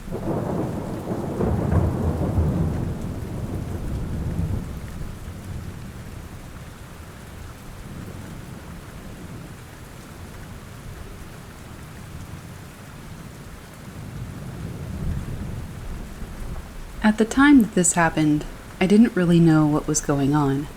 I just had the impression that the woods outside of my house were very creepy. I only recently decided that I think it was a Bigfoot, after doing a lot of research and seeing a lot of similarities between my own story and other people's stories who have had encounters. My family started building a house in rural South Georgia when I was 12. And we moved in once it was finished a few months after I turned 13. It was a few miles outside of the town we lived in, a plantation town on the Florida-Georgia border. We lived there until I graduated from high school in 2013. The first thing I don't actually remember happening, but my dad told me about it a few months ago. Apparently the first night my family slept in the new house, when none of the windows had curtains or blinds yet, I came into my parents' bedroom and asked to sleep with them. I did this a lot as a little kid, but it was pretty unusual by the time I was 13. My dad said that I told him I saw a face looking into my window, and that it scared me. The rest of all of this I remember pretty clearly. One time, my sister and I were jumping on a trampoline in our backyard, and all of a sudden we heard something whistle at us. It came from the side of the house, near our garage. I can't explain exactly why it was so terrifying, but it scared us to death. We jumped off the trampoline and sprinted inside, slamming the door behind us. It was just so weird, because we had already met the neighbors at that point, and we didn't have many, and it didn't make sense that they would hide from us and whistle. They would have just walked up to us. Plus, we hadn't seen any people approaching. My sister has told me that she saw something hiding behind the trash can next to the house, but I didn't see that. She doesn't remember the whistling part, but I swear I'll never forget it. It was just so bizarre. I think that she might have seen something and remembered what she saw, while I only remembered what I heard. Sometimes I think that I remember seeing a dog or something run to the side of the house from the woods, like super fast. But I don't know for sure if that actually happened. Anyway, that was one of the single freakiest things that has ever happened to me. I know it sounds mundane, but in the moment, it was bone-chilling, and I still get chills thinking about it. Anyway, after that, my dad decided to build a privacy fence around our backyard, and we got 2 dogs a little bit after that. The yard was pretty big, and my sister and I were both pretty athletic.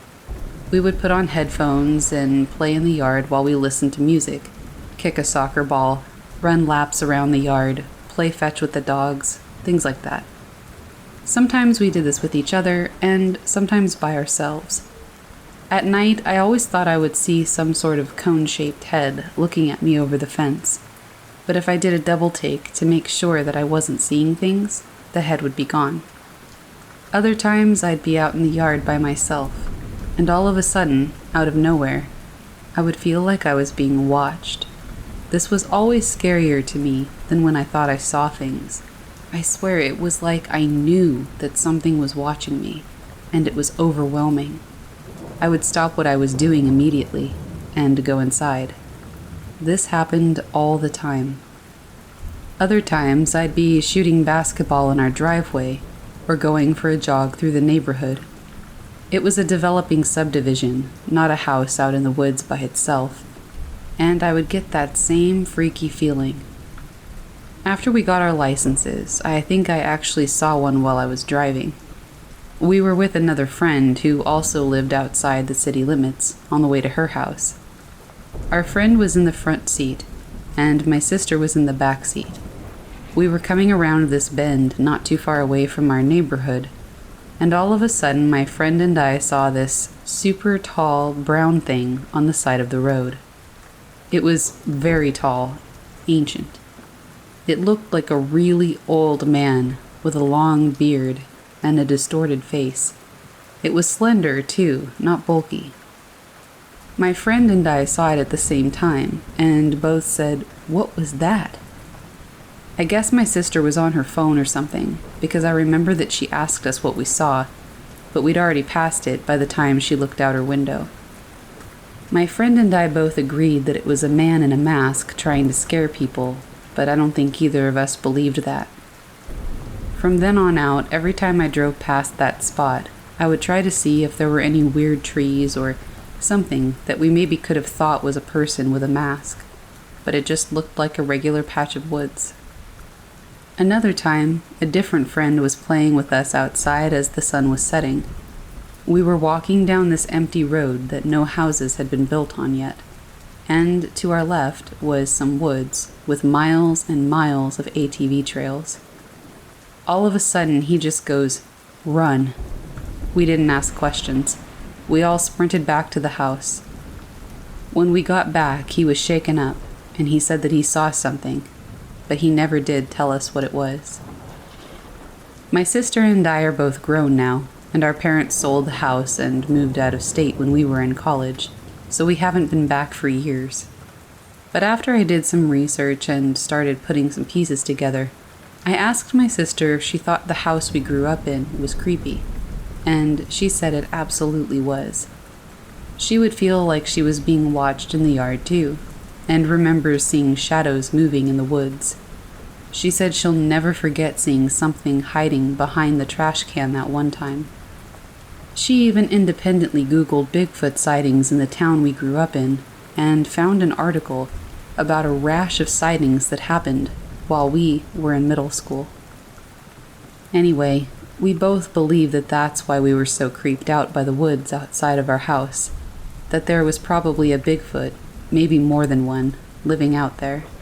I never connected all of these weird things until I started listening to Bigfoot podcasts and stuff like that, but now that I've put the pieces together, I feel like I can't unsee it.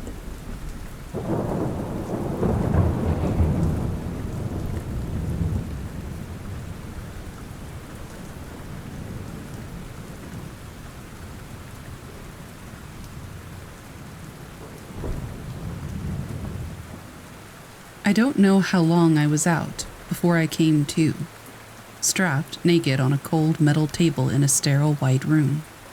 My foggy brain struggled to piece together some explanation from how I went from driving home from work to this. Blurry figures moved in my peripheral vision, I tried to lift my head for a better look, but some invisible force held it locked in place. A tall, gangly creature entered my field of vision. He had a bulbous bald head with opaque black eyes and pale gray skin that seemed to glow under the harsh lights.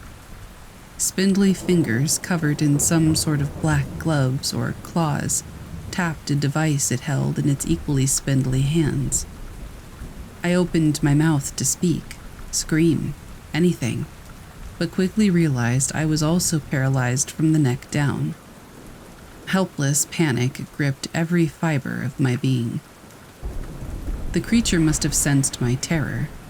In my mind, I heard a thin, reedy voice. "Do not be frightened.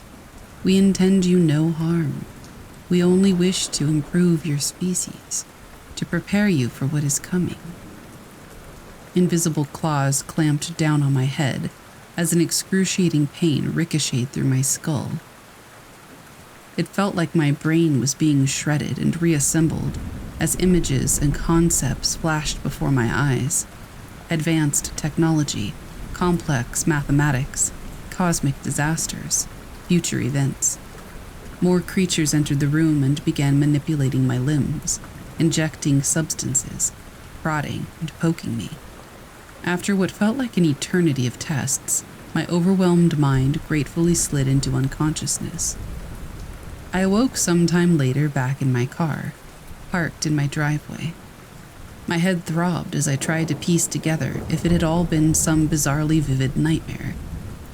But the lingering pain in my temples and dried blood under my nose told me otherwise. Those creatures, whatever they were, had been inside my head, and they did something to me. In all the days that followed, the changes began. Headaches persisted no matter how many pain pills I took. But I also noticed food no longer satisfied my gnawing hunger. My vision sharpened until I could read license plates from a block away. The strange voices in my head grew louder. I started having vivid premonitions that would come true. A coworker's car crash, an election upset, even trivial things like TV scheduling changes or pop quiz questions. Somehow I could glimpse upcoming events, almost like watching a stream of the future. My body changed, too. I no longer seemed to need sleep, yet woke every morning feeling fully energized. Previously sluggish thinking accelerated to lightning speed. I solved complex equations instantly and remembered entire textbooks, word for word. But the toll was immense migraines that sometimes left me writhing, incapacitated on the floor for hours. At work, I predicted a system failure before it happened, saving us millions. My bosses said I was brilliant. Little did they know alien abductors did something to transform me into a superhuman freak. Part of me wanted to tell the world, to find meaning in my violation, but how could I without sounding insane? The voices in my head had grown to a constant, chaotic chorus only I could hear. They whispered horrors, crashes, explosions, suffering, and death on global scales. I caught glimpses of creatures and spacecraft hidden behind a thin veil that previously concealed them. The experiments performed on me clearly ruptured the flimsy illusion, separating our ordinary reality from levels beyond. I tried drowning the voices out with music, drugs, anything I could think of, but they only intensified. Soon they were screaming, pleading with me to act before the coming cataclysm. I wasn't sure if I was tapping into some real truth or simply going mad. Maybe I already was. The final straw came after a week of ceaseless migraines and zero sleep. In the mirror, my eyes appeared blackened from burst blood vessels. My gums bled spontaneously, and my fingers trembled uncontrollably. How long until whatever alien substance they pumped me with finally killed me? That night, as I rocked and muttered to myself, a booming voice cut through the others, commanding me, "Go to the cave. Our technology can save you and your planet, but time grows short." Somehow I knew exactly the cave it meant, one I had played in as a child on family camping trips. I tore out of my house and sped recklessly into the hills until I came to that familiar rocky outcropping. A perfect full moon illuminated the small black mouth of the cave's entrance. I stumbled inside, not even questioning my surreal actions, lured by a promise of relief from the unrelenting torment. Deeper, I crawled until the narrow walls opened into a large cavern with a glowing blue light at its center. Mesmerized, I stepped toward it. The angry chorus in my head became a single high-pitched drone the closer I came to that glow. I realized my mistake, too late. I had walked right into their trap. The force that seized control of my body was even greater than during the first abduction. I was a puppet, compelled by some external power to march stiffly toward that pulsing light, compelled to become something far from human. Just as my hand reached for the hypnotic light, instinct took over. I wrenched back control of my body and let out a primal scream of rage at the creatures who thought they could dictate my fate. With the last of my energy, I ripped a sharp stone from the cavern wall and plunged it into my chest, collapsing as hot blood gushed. I lay gasping on the cold cave floor, life ebbing away, but at least I would die as myself, and not their specimen. As my vision faded, I heard their frustrated screams fade to silence. I can only pray my small act of defiance delayed their apocalypse just a while longer, so someone else might find a way to avoid the grim future preordained for our race. A future I glimpsed in my final moments, our planet harvested, and humanity mutated into some cold new form. But perhaps we still have time to forge another path. Perhaps.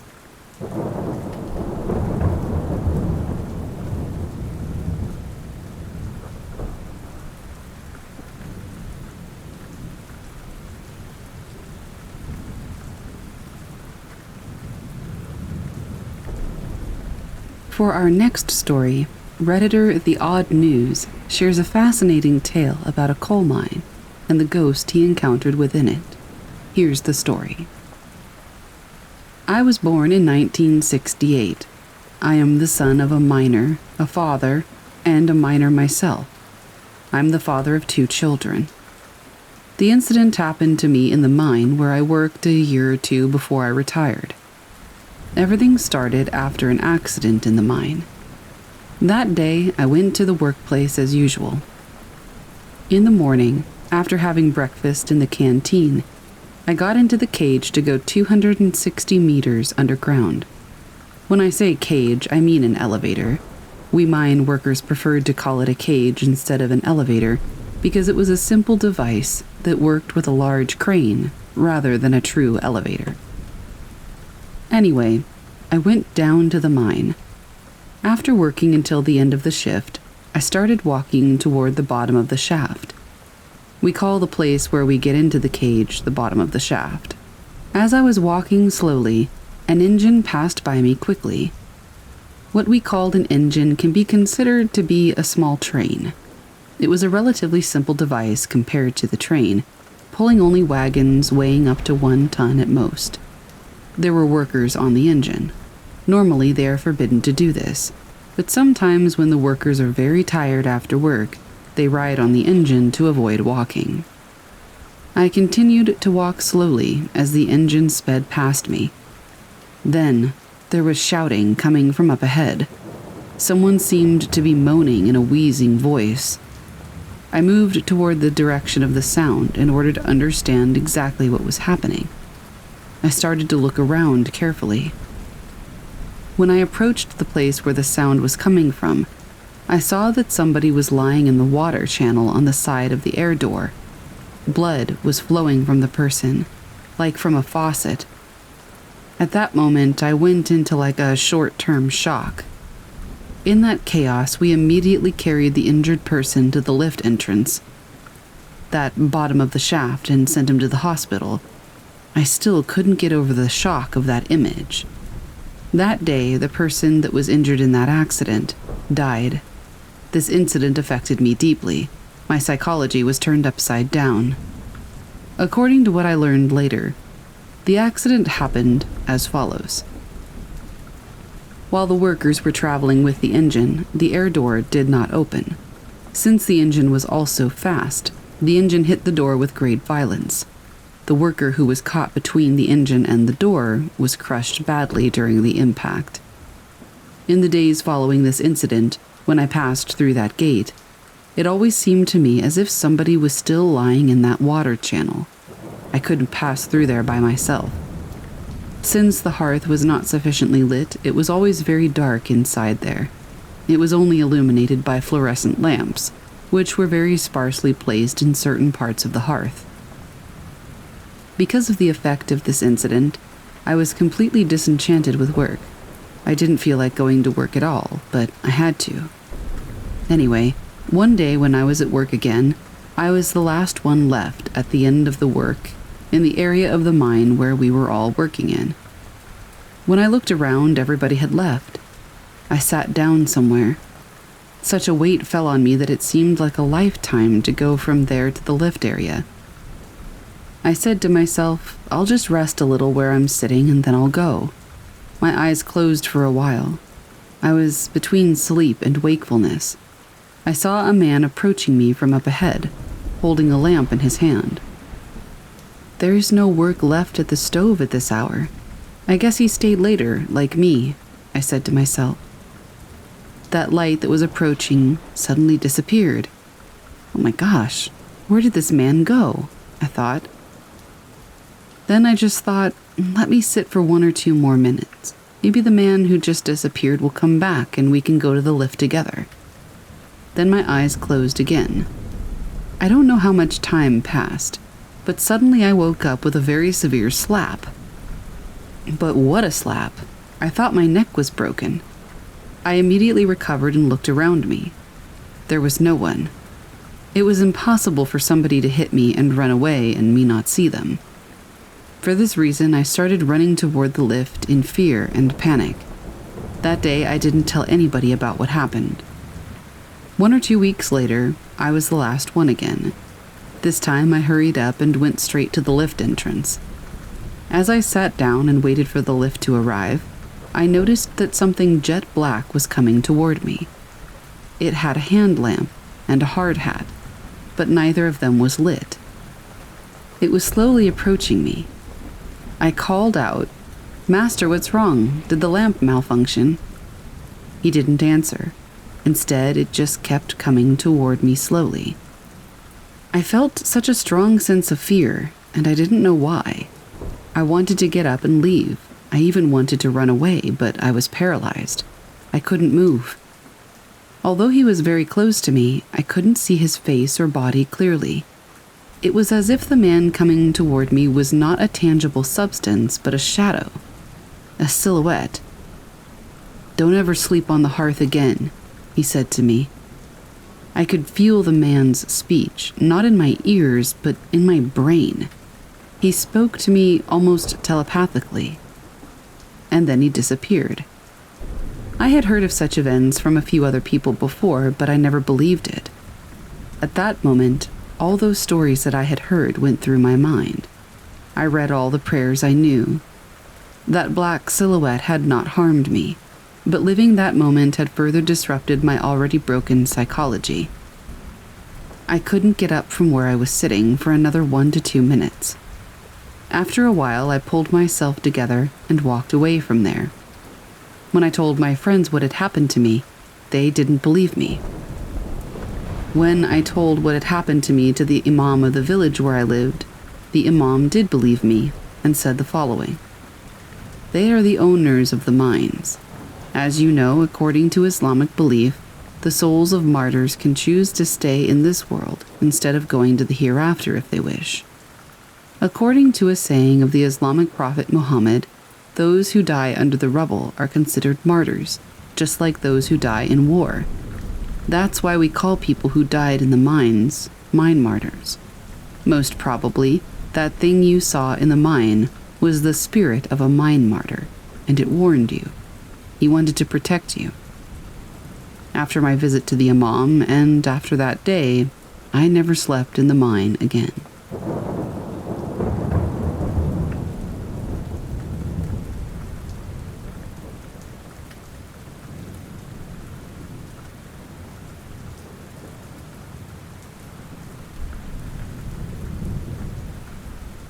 The Old Man's Warning by Anonymous. I went to Florence last summer on a solo trip after a friend bailed last minute. It was hot, crowded, and honestly overwhelming at first. But the city has this way of getting under your skin. Narrow alleys that twist unexpectedly, old stone everywhere, streetlights that seem too dim for how bright the days are. I stayed in a small hotel near Piazza della Signoria and spent most nights wandering around after tourists cleared out. On my second night, I stopped at a little cafe on a side street. It was late, maybe 10:30, and I was lingering over a drink when an older man walked in. He looked like he belonged in an old photograph. Worn jacket, slow gait, deeply lined face. He sat at the table next to mine, nodding politely. We exchanged a few words, simple stuff about the heat, how busy the city was. His English was accented but clear. After a few minutes, he leaned in slightly, lowering his voice. "Do not walk down Via del Giglio tonight," he said. "You understand. After dark, avoid it." It wasn't aggressive or even dramatic. He said it the same way someone might warn you about a broken step. I asked him why. He shook his head. "Not safe. Not tonight." And then he finished his drink and left without another word. I should have listened, or at least taken it seriously. But there was nothing threatening about the street name itself, and people give dumb tourist warnings all the time. I figured it was an old man being superstitious, or maybe there had been a mugging there and he didn't know how to explain it. Later that night, around midnight, I decided to walk anyway. I wasn't trying to prove anything. I was just restless and figured I'd take the long way back to the hotel. The air had cooled, and Florence at night is beautiful. Soft shadows, the smell of stone cooling off, the distant sound of water from fountains. When I reached the beginning of Via del Giglio, it didn't look any different from any other narrow cobblestone alley nearby. It was just a quiet, dimly lit street, empty except for a few shuttered shops. I stepped onto it without thinking. At first, everything was fine. My footsteps echoed because the street was so tight and enclosed. I remember noticing how the streetlights felt weaker here, almost like the bulbs were older, giving off this tired yellow glow. About halfway down, I heard another sound. Footsteps, behind me. Soft at first, matching the rhythm of my walk so closely that it took a few seconds for my brain to even register it. When I slowed, the footsteps slowed. When I stopped, they stopped. I glanced over my shoulder, but there was no one. The street was empty from end to end. No one had a door open. There were no corners someone could have ducked behind. It was just stone walls and shuttered windows. I told myself it was just the echo of my own steps, bouncing weirdly in the narrow street. Sound does strange things in old cities, especially between tall buildings, so I kept walking. The footsteps started again almost immediately, but this time they were slightly out of sync, half a beat behind mine, like whoever or whatever was following me had adjusted their pace. I stopped again. Silence. I turned slowly, scanning the windows. Nothing moved. nothing breathed. The whole street felt like it was holding itself still. I took one step backward. One soft step answered from somewhere behind me. That was the moment my stomach dropped. It wasn't my echo. It didn't match. I started walking faster. Not running, but just moving with purpose. The footsteps behind me sped up too. Still that faint, steady sound of someone walking lightly on stone. Not rushing necessarily, just following. I reached the end of the street and didn't stop. I turned right and then left, heading toward the better lit areas near my hotel. The moment I left Via del Giglio, the footsteps faded. I kept going until I reached the main square, where people were still sitting and talking. I stood there catching my breath, trying to act normal.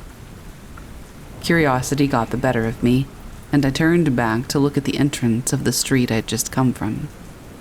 There was no one there, but the air in that little stretch of darkness looked heavier somehow, like the shadows were still settling back into place after being disturbed. The next morning I went back to the cafe. The old man wasn't there. I asked the barista about him, described the warning. She didn't seem confused, but she didn't offer any details either. She just gave a little shrug and said, "Some streets here, they have their stories." I didn't ask anything else. I left Florence a few days later, but one strange thing stuck with me. Every night since then, if I'm walking alone and the street suddenly goes quiet, I get the same sensation I felt on Via del Giglio, like someone has matched their pace to mine, just far enough behind to stay out of sight. I always tell myself it's nothing, just jumpy from the experience, and I'm sure that's true. But sometimes when I stop walking, I swear I hear one extra step land somewhere behind me, soft and delayed, like it's reminding me that it's still there.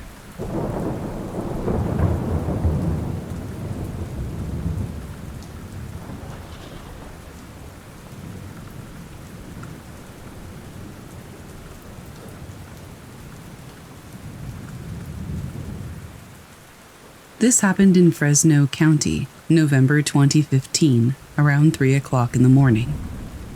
I am a medic on an ALS unit, and I was working my normal 1900 shift.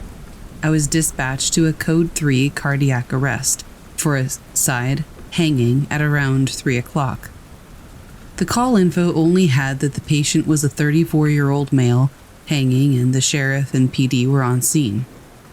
The location was in the more desolate farm properties in the valley.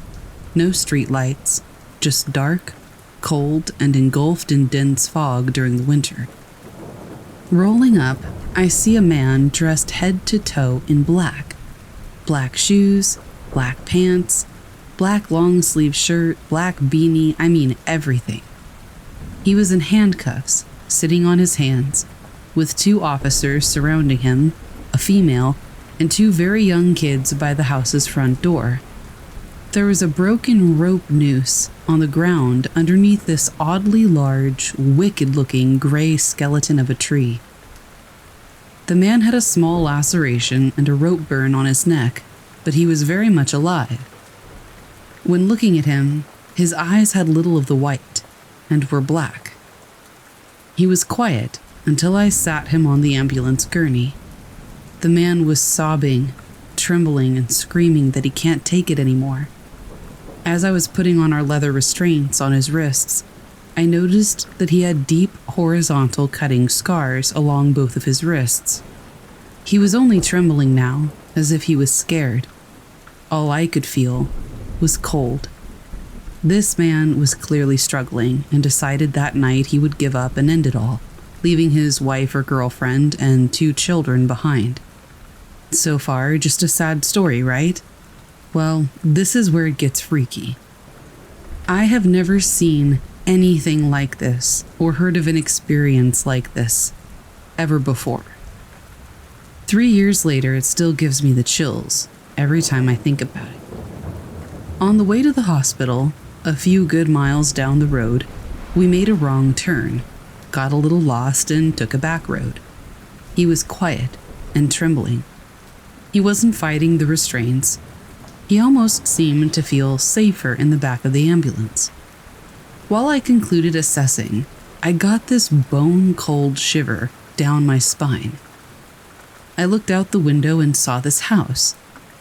Mind you, there are acres between every single house out here. Well, this house was like the others. It looked normal, but next to it was this big tree or bush, and in a separate tone and position was this old 4-door sedan, parked. The car looked out of place, and was clearly separated from the house and the tree and bush. It was like the car was its own place. It was really odd and creepy. I can normally see into the car's cab and see the headrest of the driver's seat from afar, but this car was pitch black on the inside, almost as if the darkness was coming out of the windows, because it was the deepest and darkest black I've ever seen. All I saw inside was this deep black and 2 neon dark blue eyes staring back at me, a little above where a tall and very large man's eyes would be in a car. Immediately I felt the back of the ambulance get colder, and there were goosebumps on my skin. At first, I thought it was a security light, or a reflection in the car. But as we passed the house, the car turned on, pulled out, and started following us in the ambulance. The neon blue eyes were still there, and the cab was still as dark as ever. The car followed us miles to the highway, still with those eyes staring, and the deepest, darkest black in the cab. Even with all the streetlights, I could not see into the car.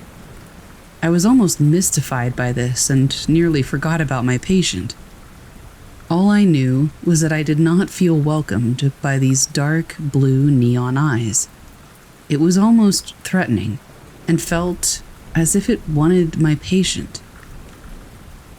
We were on the highway, and this car was still following us, over 20 miles now. The neon dark eyes were still there, and I still couldn't see into the car. It got colder.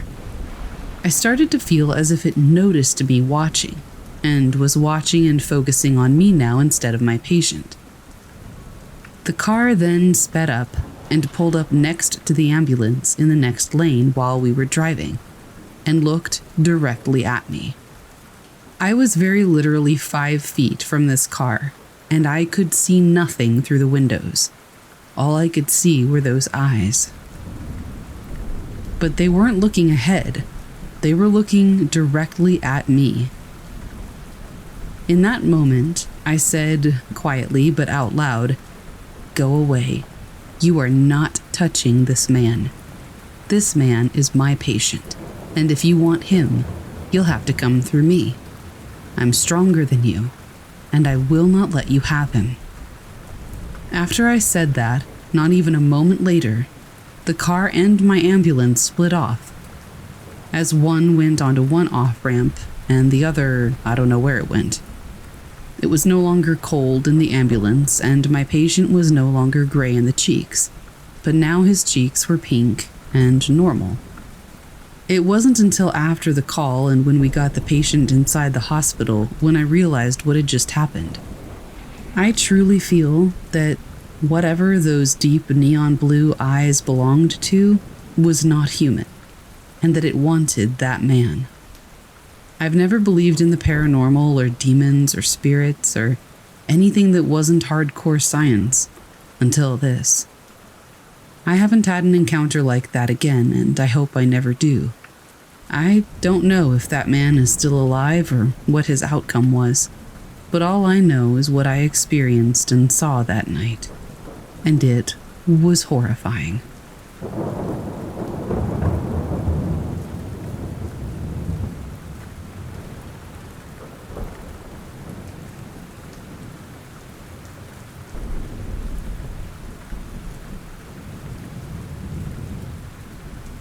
I'm 22, currently in the military, and I was an army brat until I was 12. I moved all the time, overseas twice and to 10 different states. I lived a very unusually unstable life because of this. My first life memory that I can recall, I was 6. My father was stationed in Fort Sill. We lived in Lawton and this tiny brick house, very old and creepy. I recall going to take a bath before I went to bed, and I saw this odd sort of organic, amoeba-shaped, fluorescent, transparent green thing just a few feet above the bathroom tile. It floated out and disappeared. I was genuinely unconcerned and thought that I was tired. I go to bed, and in the middle of the night, this thing woke me up and had me follow it down the hallway. It leads me to the living area, where I kid you not, the whole house is full of fluorescent, transparent green people, dressed in like 1800 type clothing. I'm 6 at the time, so how do I even know what period clothing looks like?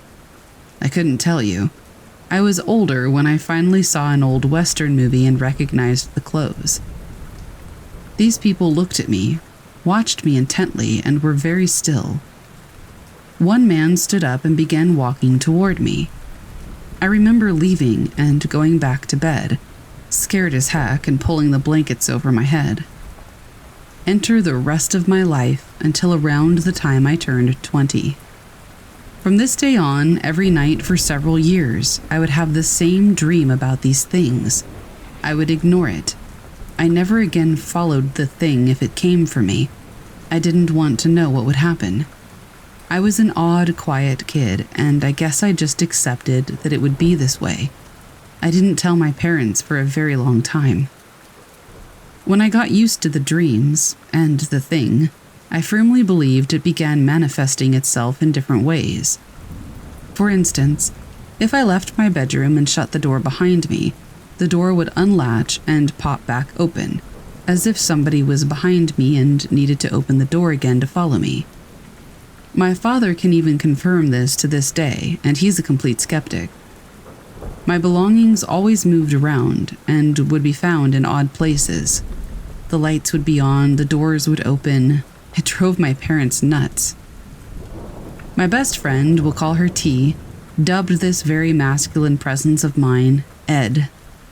T and I have been friends for 8 years now, and she definitely had to accept Ed as well. As I got older and began driving, Ed would ride in the back seat of my car. I could hear him adjust in his seat, or the occasional arm resting on the door.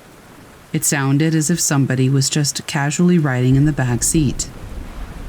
Once I was driving to a nearby town at night, and I got tired. I almost veered off the road, but something shook my shoulder and woke me up. Maybe Ed is evil, or just incredibly protective. For example, we had a rabid dog in our neighborhood once that I encountered while on a walk. This dog, foaming at the mouth, came up to me. Once it got close, it's like he got hit hard by something. Not enough to really hurt him, but just enough to get him to go away. He ducked and kind of yelped and scampered off quickly. I could never see the source of what this was. Another occasion, I had gotten mad at Ed for moving some of my things, and while going to the fridge during dinner, my whole family watched the light fixture above my head explode and shatter, right as I said, Ed needs to get the heck out of my life. Luckily, I was the only one hurt, and I only needed 2 stitches. T has some interesting stories as well, as Ed didn't always want her around. Ed only got really scary whenever we moved, or really when I moved. When I packed my things, that's when it got bad. By bad, I mean whenever we were getting ready to move again, things began happening to slow down the process. When we went from Sill to Vilseck, Germany, the power in our house repeatedly went out. 2 of my boxes opened and unpacked themselves onto the floor, and our house was broken into and many things were stolen. This would become a pattern every single time we started to move. On top of that, every time we arrived somewhere new, I could feel that Ed wasn't anywhere near us from about 3 days to 2 weeks. And then he would show up. It was almost as though he had to do his own traveling to catch up. For whatever reason, Ed left me in March of 2017. I lived in an old house in Montana, in downtown Helena, a very historic mining town. The house was built in 1889. It was a duplex. I rented one unit, and I lived there alone for much of the time. I had a boyfriend who I dated for a long time, and we lived together for some time. He knew of Ed, and while he never wanted to discuss it, he was also not really bothered by it. The day we broke up, and the day he moved out and never came back, I sat in the living room crying, and I said out loud to Ed that I needed to be alone. I basically begged him to leave. I heard an odd noise. It was like a choked cry, maybe a cough or a sigh. I couldn't really place it. And then things suddenly felt empty and quiet, like I had more space. I remember never feeling this way except for those short times after a move when Ed wasn't there. That's how I knew Ed had left. Ed has never returned. It's been years now, and part of me still wonders if this terrifying thing will one day come back. I never say his name out loud. I don't bring him up, and no one that knows of him says a thing. We all just know. I lived with this thing for a long, long time. He followed me to basic training, too. I often wonder what Ed was. He held power over me, preferred me to treat him in a certain way. If I ever spoke badly of him, he retaliated. Although I only did that by accident a time or two. On other occasions, he protected me. I know how crazy all of this sounds. That's why only a handful of people in my personal life ever knew about Ed. All of us still really wonder what in the world he was.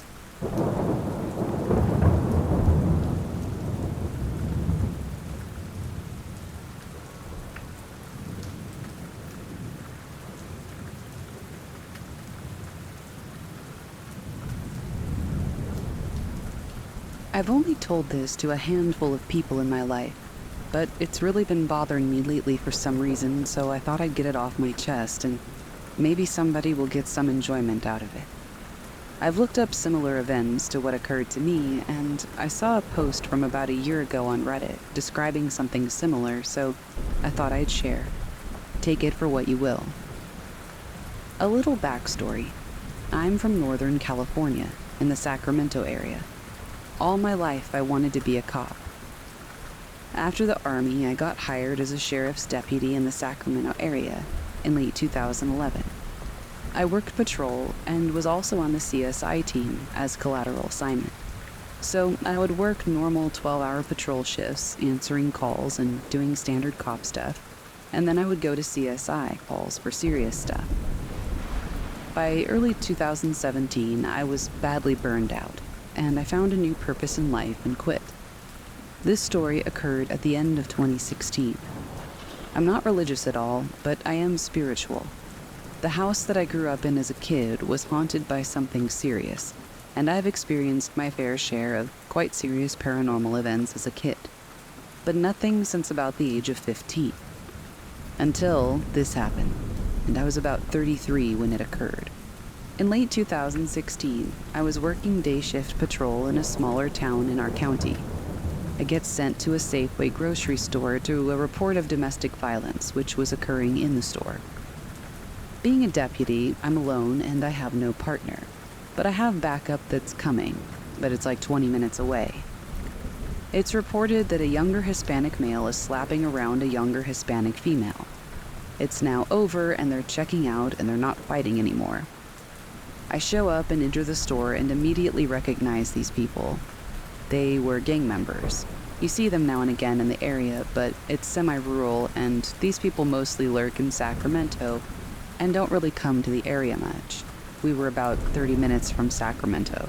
I won't go into the whole thing, but I could just tell. The guy also had some teardrop tattoo on his face and some tattoo on his neck that gave it away. I knew what I was dealing with. They're compliant and they say nothing happened and agree to come outside to talk. I pat them down, separate them, handcuff them, sit them down a good distance apart from each other, and I start interviewing one half of the party to figure out what occurred and if anybody needed to go to jail. They're both sitting on the curb out front of the store, with their legs kicked out facing the parking lot. My back is to the parking lot and I'm facing the store. It's about 1 o'clock in the middle of a weekday in a strip mall. There are dozens of people shopping and going about their business. As I'm talking to one of them, getting their half of the story and taking notes, clear as day, I hear the most beautiful female voice I've ever heard in my life. It sounded smooth and almost like really good computer AI, like that customer service phone support AI that you can't tell if it's human or not, but it's just a little too perfect to be human. That voice spoke inside my head. This was not my gut feeling or my inner monologue or my sixth sense or training or whatever you want to call it. It was an outside voice that was not mine or from my thoughts, and it was like beamed inside my head. All it said was, "Turn around." At the same time it took to say turn around, maybe a second, I simultaneously saw my entire life flash before my eyes. Then I saw a Hispanic man in his 30s, wearing blue jeans, Adidas shoes, and a red plaid long-sleeve lumberjack-type shirt, walk up behind me and shoot me in the back of the head in the parking lot. It's like a 33-year-long movie of my entire life just played out in like a half a second inside my head. So when a disembodied voice tells you to do something, you do it, right? I turned around and this exact person that I had seen in my vision of me dying, wearing the exact same clothes, with the exact same cars behind him in the backdrop, is walking up behind me and is about 15 feet away from me. The exact guy from my vision is now standing behind me.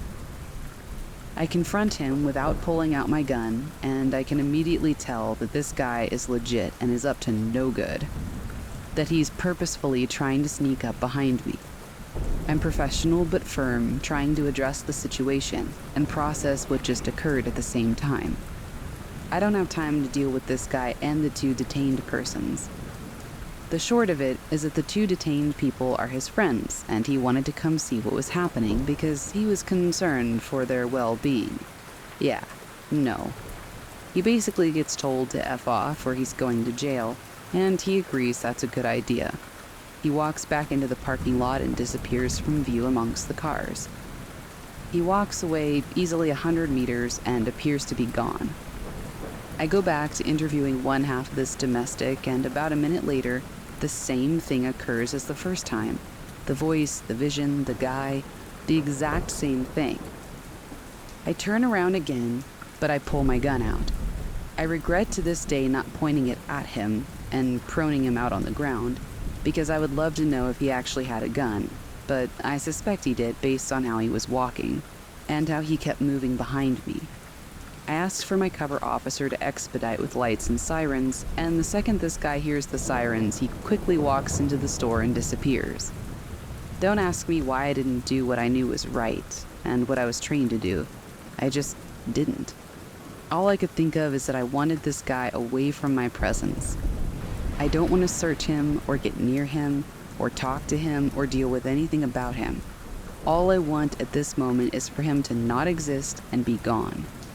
He had a horrible energy to him, like an almost evil energy. I've only felt that type of energy coming from another person a few times in my life. People that have experienced this might know what I mean. And that's it. My partner shows up, we deal with the couple, the male half goes to jail for beating on his girl, and she goes about her business. I go into the store with my partner to look for the gun guy, and we never find him. He must have gone out the other entrance. I didn't mention it to anybody for years, definitely not to any other cops, as they probably would have taken me off the streets. I can't prove that it occurred other than my word. One of the single craziest things that has ever happened to me. I've heard other weird stories as a cop from other cops regarding hauntings and stuff like that, but this was definitely the weirdest. Take the story as you will, and hopefully you enjoyed it, but it is true.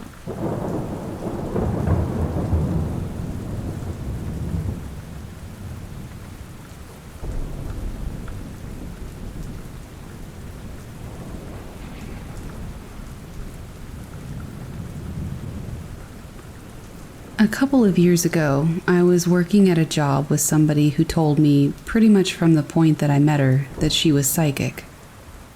Now, I'm a believer in the paranormal, in psychics, in energy, all that jazz. It wasn't a stretch for me to believe that she might be telling the truth, but I can assure you now that I very much believe she's the real deal. When the activity started, it was just one very small thing. I had a little Arctic fox plushie that I kept on my bed. I would come home to find it being dead center on my bed. It was only ever this one plushie, always right in the middle of my bed. I have a dog, and even though she had never moved any of my plushies around before, I kind of shrugged it off and decided that it was probably her moving it each day while I was at work. For days in a row, I would come home to this little fox just sitting there. I'd move it back to its proper spot every day, only to find it in the middle of the bed yet again when I came home from work the next evening. It was weird, but again, I had just shrugged it off as my dog doing these things. The next thing was a bit weirder. I would have vivid dreams, or at least I think they were dreams, where I would be laying in bed in the dark, and suddenly I would feel spiders crawling on my exposed skin. Anything over my blanket would have the sensation of spiders running across it. I would jump out of bed fully awake at that point and turn my light on to investigate. I never found a single spider or bug anywhere. The third thing I experienced was the very last thing I could try to explain away. I was laying in bed one night, kind of drifting off as I listened to a horror narrator on YouTube, something I had accredited to what I saw. I was laying on my back, facing the ceiling and the top of my headboard. My headboard is incredibly high. I have one of those bed, dresser, headboard combo things. It's hard to explain, but basically my headboard is a tall dresser with cabinets and drawers surrounding my actual mattress. And the part above my bed is this alcove with mirrors and 2 built-in lights that sit inside of it, with the top of the headboard/dresser thing being what the lights were fixed into. Anyway, I had a light on the headboard turned on, so as I was blinking in and out of sleep while listening to these stories, I opened my eyes only to see a small black shadow quickly duck behind the ridge of the top of my headboard. I blinked a few times, but I didn't see the shadow again. However, I passed it off by telling myself that it was probably just my imagination from being so tired and listening to scary stories. I turned off my light and went to sleep. The fourth and final experience leading up to the end of this story is the one that made me stop denying that something was definitely happening. One night, I was doing my routine of listening to scary stories and relaxing in bed, and I went to plug in my cell phone. The place where I plug in my phone is right next to where I used to keep my chunky rubber bracelets, you know, the ones you would get from Hot Topic or something. So I go to plug in my phone, and as I turn over to put the charger in the outlet, I see, not a foot in front of my face, one of my rubber bracelets move at least an inch to the right, directly in front of me. It didn't roll, it slid across the wooden surface. I sat straight up, surprised. I knew what I saw. There was no explaining that away. I just kind of sat there for a few minutes in a what the hell kind of shock, and eventually I plugged in my phone and went to bed. At this point in the story, I should tell you that I not once mentioned these experiences to anybody. Not my family, not my boyfriend, not my coworkers, nobody. This is important, because the next day after I saw that bracelet move, I went into work. As I sat down at the break room table, only one other person was in the room at the time. You guessed it. It was my psychic coworker. The moment my butt hit the chair, she casually asks me, "So what's going on in your room?" Stunned, I took a moment to compose myself, and then explained, "I thought there was something, but I wasn't sure." She nodded. "Oh yeah, you have a trickster in your room. It probably got in through your mirrors." I was shocked, because to my knowledge, she'd never seen my bedroom. She never even saw pictures that I can remember. There's a chance looking back that I may have showed her a picture of my Halloween setup in my room before, but I honestly can't remember, and I don't think I did. Either way, her words shocked me. I asked her what she thought I should do about it, and she told me to sage my room, especially the mirrors, and to tell it to leave. When I went home that night, I did just that. I actually grow sage in my backyard, and I make bundles to smudge my house on occasion, so getting my hands on some sage was not an issue. I went around my room, smudging my closet, the whole room, and the mirrors, ending at the window that I had open on the far side of my bedroom. As soon as I got to the window to finish my smudging, the whole freaking thing burst into flame. I had to immediately put the smudge stick out, because it just freaking ignited the second I got to the window. Immediately, I texted my coworker and told her what happened. She explained that the sage bursting into flames was the entity leaving, a final trick, as it went away. I closed the window and put the sage away, and that was the end of that. I never had anything like what had occurred in the weeks prior happen again. But I have to say, after the whole thing was said and done, I got curious, and I looked up tricksters. And what came up kind of cemented that this was, in fact, very real for me. One of the ones listed was a spider trickster, and another was a fox. I'm not sure which one it was, but considering it kept moving my fox plushie, I figure maybe that's why. I just thought I would share this experience and see if anybody else has had any experiences with the tricksters.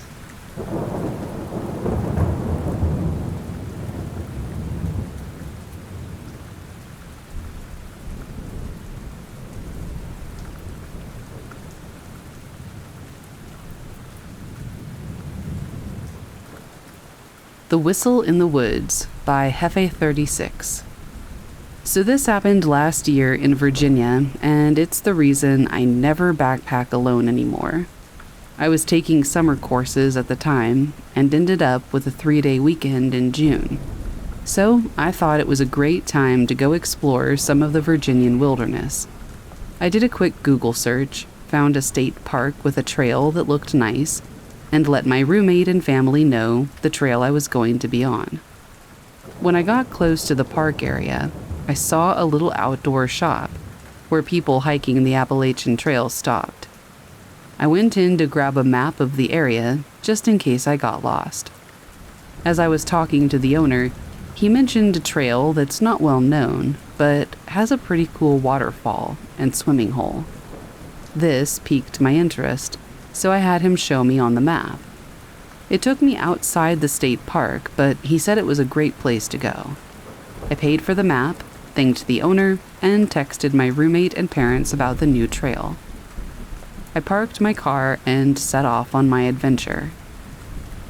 I should note that the waterfall was going to be a side trip from my journey. I was planning for 3 days and 2 nights. I started on part of the Appalachian Trail, and it was pretty packed with people. Some of them were really fun to talk to. As expected, the farther I got from the main trails, the fewer people I saw. Around early afternoon, 3 miles from my destination, I noticed it was unnaturally silent. No birds, no bugs, not even wind. I I had this feeling of being watched, but I shook it off as me overanalyzing the situation. I got to the waterfall and it wasn't too spectacular. It was cool to look at though. Plus, it had a good-sized area to swim in, so naturally I stripped down to my skivvies and took a dip. It was pretty refreshing. As I was getting my clothes back on, I started whistling to myself. The Kill Bill song was stuck in my head. That's when I heard something whistle the same tune back. I thought it was a bird copying me, so I went back and forth with it, and it would repeat whatever I whistled. I thought it was pretty neat. As I was setting up camp, I couldn't shake this feeling that I was being watched again. My skin would get goosebumps, and my hairs would stand up. As night fell, I built a small fire and lit my jet boil to make dinner. As I did this, I became hyper-aware that, again, there was no sound, just deafening silence. Some part of my brain was telling me that I was not safe and I needed to leave. Unfortunately, I ignored it and crawled into my tent with my flashlight and book. I went to sleep without incident. When I woke up in the morning, my sight was trashed. My camp stool was nowhere to be found, my bear bag with my food was cut down, and the contents were thrown across the site. My first thought was that a crafty animal chewed through the rope and got the bag. But I looked at the rope, and I saw that it had been cut with something very sharp, like scissors. Plus, none of the food had even been touched. I also noticed bear footprints all around my campsite. Keep in mind, I was at least 6 to 8 miles from a road. As I was looking at this mess, I heard a branch snap off in the distance. I turned to look in that direction. I saw nothing, but then I heard that whistling again. My whistle from yesterday. But it was different. It sounded more sinister, and it made my hair stand on end. And this is when I listened to my instincts and decided to get the hell out. It sounded like it was a little off in the distance, so I packed up my camp as fast as I could. The whistling got closer as I finished stuffing the tent into my bag. I didn't bother with putting anything away properly. The whistling was incessant and sounded like it was coming from all directions. I got fed up with the whistling, stood up, and yelled into the woods, "Shut up!" and "What the hell do you want?" It stopped whistling, and it was quiet for a moment. Then it repeated what I said, in my voice. It sounded just like me, but distorted, like it was coming from an old television. After I heard this, I immediately threw my pack on and ran the direction I came from. I heard it moving just behind me, fast, switching between the whistle and my voice. It felt like it was toying with me, not coming too close, but not being too far either. Eventually, it sounded like it was getting farther and farther away from me, and then it stopped suddenly. When it stopped, I stopped and turned around. I wish I hadn't, because I heard the most bone-chilling screech ever coming from right next to me. And that's when I started running again. I didn't look back, I only ran. Less than a half a mile, I ran into a couple that was also backpacking. They saw the look of terror on my face and asked if that was me who had screamed and if I was okay. I told them about what happened, and they decided not to go down the way I just came. We moved to a more populated trail as quickly as we could. As soon as I got back to my car, I drove to one of the park ranger's stations, and I reported what happened. Since the site was off park grounds, they told me it wasn't in their jurisdiction, but they would send a ranger to investigate. The ranger station's parking lot ran right up to the woods, and when I was getting into my Jeep, I heard the Kill Bill tune coming from the woods just in front of me. I've never driven so fast in my life. When I told my roommate why I was back only one night, all he said was, "Bro, I am never going camping with you."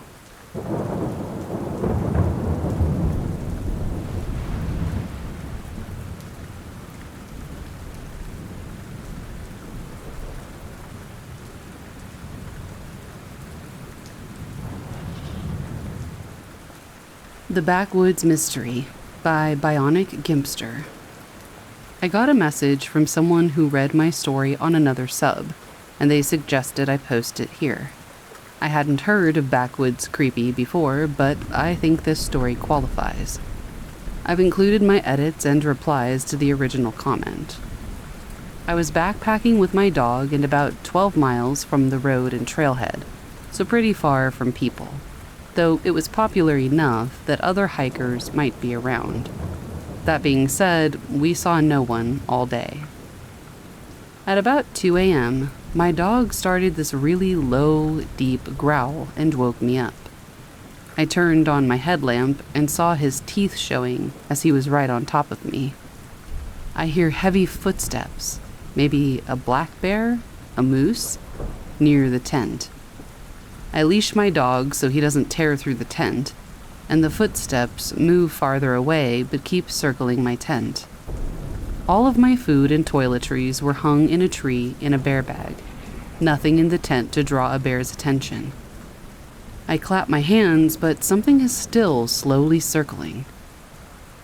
Not something a moose would do, and a bear might if he wanted food, but I've got nothing, and a really big dog with me. I decide to step out of the tent with the leash in one hand and bear spray in the other, yelling, "Hey bear! Hey bear!" The footsteps stop.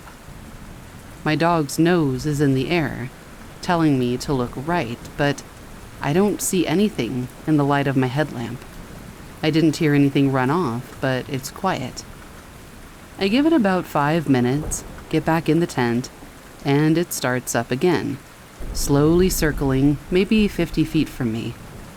Maybe an hour later, I hear the footsteps wander off into the woods. At dawn, I take the dog and the bear spray and start looking for tracks. I find a clear path in the leaves that had been trampled, but no tracks. The dog's nose is on the ground, and I follow his lead. We eventually find a few human footprints. Not shoe tracks, just regular-sized bare human feet. Plus, a human turd and toilet paper. Some a-hole was wandering around in the middle of nowhere near the tent and circling my tent for an hour or more, and then left a dump for me to find. I wanted to address some common questions and themes from my original post that came up and just add them to the story here. Number 1, hiking and backpacking are incredibly safe. I've been doing this for decades, and this is the only weird experience I have ever had. The hiking community is incredibly friendly. The trails have become more crowded since the pandemic, and you can definitely see more people on trails and less trail courtesy. Also, I was very far away from civilization. Bad guys don't hike 12 miles to do harm, and I'm pretty sure they don't carry toilet paper. The only incident I know of was an emotionally disturbed person who stabbed 2 hikers in an Adirondack shelter somewhere in the southern part of the Appalachian Trail 5 or 6 years ago. I've hiked thousands of miles without a single dangerous human interaction. Number 2, I don't personally hike with a gun. They're too much weight to add for me on long multi-day hikes. I'm hiking in the Northeast, and the biggest predators to fear are black bears, coyotes, and bobcats. All of those are afraid of humans, especially this far from civilization. If I were in mountain lion, grizzly, or wolf territory, I would carry a gun. Moose are scary and huge and are not afraid of anything, especially in the fall rut period when testosterone kicks in.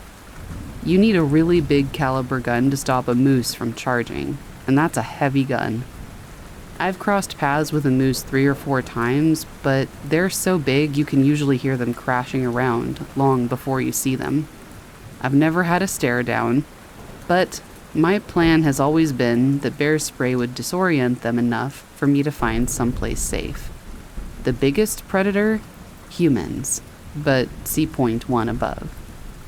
What I think happened? As much as I'd love to say it was a young Sasquatch, a skinwalker, or a Wendigo, as suggested in former replies, I'm guessing it was a disoriented backpacker who left their tent to crap and got confused. I was hiking a somewhat popular long loop trail, and I believe someone was probably hiking the opposite way and stopped to camp somewhere on the trail ahead of me. I was backwoods camping, not at a campground. Regulations are that you need to be 200 feet off the trail and into the woods to set up a camp. So they could have been a quarter mile ahead on the trail, and I wouldn't have known unless they were noisy. The most likely explanation is that they were heavily under the influence, got up to do their business, and got lost on their way back to their tent. They found my site, approached my tent, realized it wasn't theirs, and tried to find their way back to camp. Then they heard my dog and me yelling to scare off a bear, and either thought we were a risk to them, or they were just too lit to answer back. The circle around my camp was several hundred feet, and my tent wouldn't have been visible for most of the loop. I was camping between several spruce trees. And no, I didn't get back to sleep. I couldn't get back to sleep.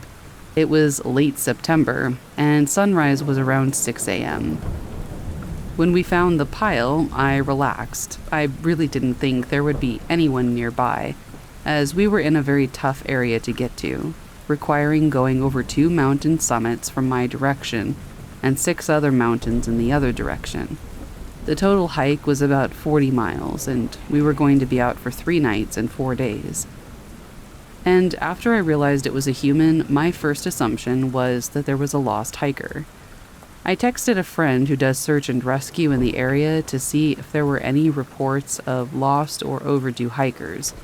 If there had been, I would have had my dog try to follow that trail to see if I could find their campsite. As no one was missing, we broke camp and went on our way. Given all of this, though, at the time, before I realized what it was pretty creepy.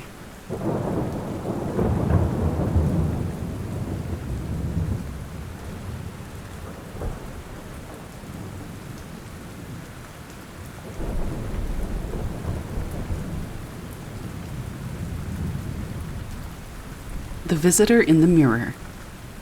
When I was 16, my mom went through a phase where she dragged me to every estate sale within a 30-mile radius of our town in northern Michigan.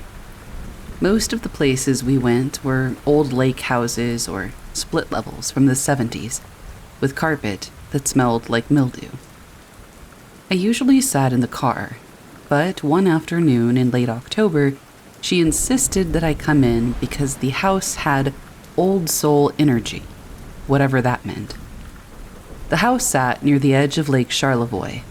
Big square windows, gray siding, driveway swallowed by wet leaves. Inside, it felt like nobody had lived there for years. Cold kitchen, empty walls, dust instead of furniture. The family running the sale kept saying the owner had been a collector, which seemed like a polite way to say hoarder because the upstairs was packed with boxes and weird antiques. And that's where I found the mirror. It leaned against the wall in a back bedroom, oval frame and tarnished brass, maybe 3 feet tall. The glass wasn't cracked, but it had these dark swirls near the edges, like smoke frozen inside the silvering. I touched it and felt this static prickle run up my hand. I told myself it was the dry air. My mom saw me looking at it and said I could have it if I helped her carry out a set of chairs she didn't need. The mirror cost $20. I had no reason to want it, but it felt like it belonged in my room. It's hard to explain without sounding stupid. We got it home and cleaned it and propped it against the far wall in my bedroom. For the first day or two, it was just a mirror. A pretty one, even with the discoloration, but on the third night, something changed. I was doing homework on my bed and I glanced up. The mirror showed my room, same as always, except the angle looked a little off, like the ceiling was higher or the walls sat farther apart. I thought I was imagining it until I noticed a shape on the floor that wasn't really there. Near the baseboard, in the reflection, something hunched low to the ground and moved beside my dresser. The shape was vague, more like a dark patch shifting across the carpet. But when I sat up straight to look at the actual floor, nothing was there. But the mirror still showed the movement. I told myself the mirror was warped. Old glass does weird things. I went back to studying. Later that night, I stood in front of it to get ready for bed. The air in my room felt still. I brushed my hair and watched myself in the glass. For a moment, everything looked normal. And then my reflection fell behind. Not by much, just a fraction of a second. I lifted my hand and my reflection followed, but a beat late. I leaned in. My reflection leaned in, but slower. Sometimes mirrors do that trick where your brain misinterprets the timing, so I stepped back and shook it off. I lifted both hands fast. This time, the reflection didn't move at all. It just stared back at me with this dull, flat focus, like it didn't understand what I expected from it. A cold wave ran through me. I blinked hard. When I opened my eyes, the reflection was back to normal, moving with me, mirroring correctly. I almost convinced myself I'd been tired. The whispering started 3 nights later. It happened after midnight. I was half asleep, drifting, when I heard this faint, breathy sound. Not words exactly, but not tone either. More like a voice trying to practice sound without meaning. I sat up and looked around. The house was quiet, my parents were asleep, the vent was not blowing. The whispering continued, and I traced it to the mirror. It wasn't coming from the glass, not like something inside it was speaking. It was more like the sound filled the air right in front of it. Soft and repetitive and almost curious. I remember sitting there with my back against the headboard, staring at that oval shape in the dark and feeling the same way I'd once felt when I saw a raccoon staring at me through a window. Studied. I slept with the light on after that. Things escalated slowly, which somehow made it worse. I'd walk past the mirror and catch extra movement. Not shadows, but more like another version of my room shifting out of sync. A blanket crumpled differently in the reflection than it did on my bed. The window blinds hung at the wrong angle. The door looked open when mine was closed. But the worst moment came one early morning when I was rushing for school. I was half awake, brushing my hair, not looking closely at much of anything. I reached up to tie my hair back. In the mirror, the reflection didn't lift its arms. It stood perfectly still. I froze. My hand hovered near the back of my head. The reflection kept staring forward, shoulders relaxed, arms down. No movement. And then, its mouth opened. That same whispering poured out, but now there was a shape to it. Not a language that I could recognize, but intent. I didn't think it was trying to scare me. It sounded like it was trying to repeat something, learning and maybe testing me to see what kind of reaction it could pull from me. I backed up until I hit the door frame. The reflection's mouth closed, and then, this is the part I remember the clearest, it tilted its head in a way that I've never done. A slow, stiff little angle, like it was checking a box, completing a step maybe. I threw a blanket over the mirror that morning and told my mom I didn't want it anymore. She asked why, and I made up something about the frame staining my carpet. She sold it at her next yard sale, and I didn't think about it for years. And then, last month, someone in a local Facebook group posted a photo of a beautiful antique mirror that they bought at a garage sale on the east side of town. It was the same frame, with the same dark swirls. In the comments, a woman asked if the mirror had a weird sound at night. The buyer said yes, and she described it as breathing.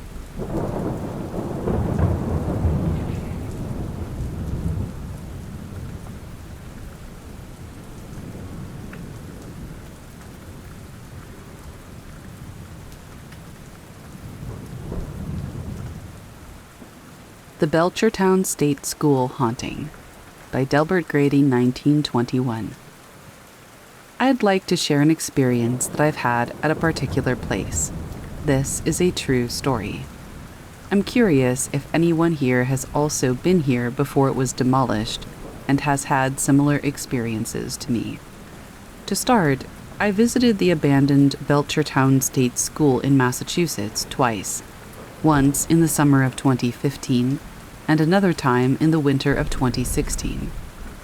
I was with one friend the first time, and two the second time. For privacy's sake, I'll call my first friend M and the second J. It was the first major abandoned complex I'd ever been in. Initial impressions of the campus were exceedingly creepy, and the physical state of the building was visually disturbing. That was to be expected. But then, things got weird. I'm not someone who inherently leans toward paranormal explanations, and I consider myself to be a person of sound logic. But there were feelings associated with Belchertown that have forever stuck with me and my friends. Things that have certainly affected my life in the last few years. The first of which occurred in a dormitory, the first building I went into with M in 2015. The door was open, so we trekked through the brush and made our way into the building. Inside was pitch dark, even in the middle of the afternoon. As soon as we stepped in, we heard the flutter of dozens of bats above us, which was quite a frightening experience at the time. At one point, I was standing in front of the main doorway taking photos, and M told me he saw something walk in front of it from the outside, intercepting the sunlight. Naturally, I assumed this was an animal, albeit completely silent. That is until M told me that it looked like the black silhouette of a person walking swiftly right in front of the entrance. I figured he was being paranoid, but needless to say, we left that building pretty fast. The next instance happened in what I'm going to call the epicenter. Something was wrong with the whole campus, but something was very seriously wrong with the auditorium building, specifically the basement. We approached it from the side, walking up to a kicked-out basement window. I attempted to take some photos on my phone of the exterior window. Every photo I took, pointing in this direction, showed up in my camera roll as a completely black image. No information, just black. This happened several times. At this same point, M, who was using an early 1990s Canon SLR film camera, was not able to take a photo. His focus hunted and didn't work, even on manual, and then the camera refused to shutter. Now we were getting a little spooked. Suddenly, a freezer-level burst of cold air came rushing out of the building, and the hair on our bodies stood up. We left the area because the feeling was so uncomfortable. Later, we ended up in that very basement of the auditorium. But it wasn't until our second trip that things started to get more disturbing. I was in that basement with M and J when Jay walked into a pitch-dark basketball court with his flashlight and froze in his tracks. He was talking at the time and stopped his sentence short, then slowly backed out of the room and would not tell us what was the matter. We brushed it off, but it wouldn't be until later when he finally told us what happened. He explained that he believed he saw a black figure crouching in the far corner of the basketball court, up on these decaying wooden walkways. He said the figure stood upright, then stretched into the darkness faster than a person could, as though it stood up and stretched into the black at the same time. Anyway, we spent some more time in that basement before we truly got the feeling. The terrible, terrible feeling. It was a feeling that something was there. I'm always afraid to say this part due to people judging my credibility, but I am sure it was not human. We all are. I say this in the sense that we all had the feeling that we were being watched, or rather, hunted, by something that was very evil. You couldn't see it or hear it, but you could feel it, like a weight that wanted to drive you insane. Now, I know a lot of terrible things happened at Belchertown, and I've been to a lot of creepy places since, but this place takes the cake. As the sun began to set that day, we all felt that feeling amplify. It embodied the whole campus, and it felt very hostile. Driving back that day was the first time I realized the feeling was back, that it had, in some way, shape, or form, followed me. In the weeks following, I'd experienced the feeling on and off. In the months following, I'd go through one of the hardest periods of my life. Whether or not it was related to that place, I can't say for sure. But at times, it felt as though I was barely holding on to my sanity, just like whatever was in that basement wanted for me. My friends all reported similar emotional problems around this time. We later decided to unofficially establish that there was a disturbance from that place which had followed us all in different ways. Over the next few years, we would meet others who engaged in urban exploration, and some who had also been to Belchertown. They all confirmed the same thing. Something was wrong with that auditorium basement. Anyway, if anyone on here has similar experiences from this place, I'd love to hear them. As of 2019, Belchertown has been almost entirely demolished. If I had to say so myself, it's for the better.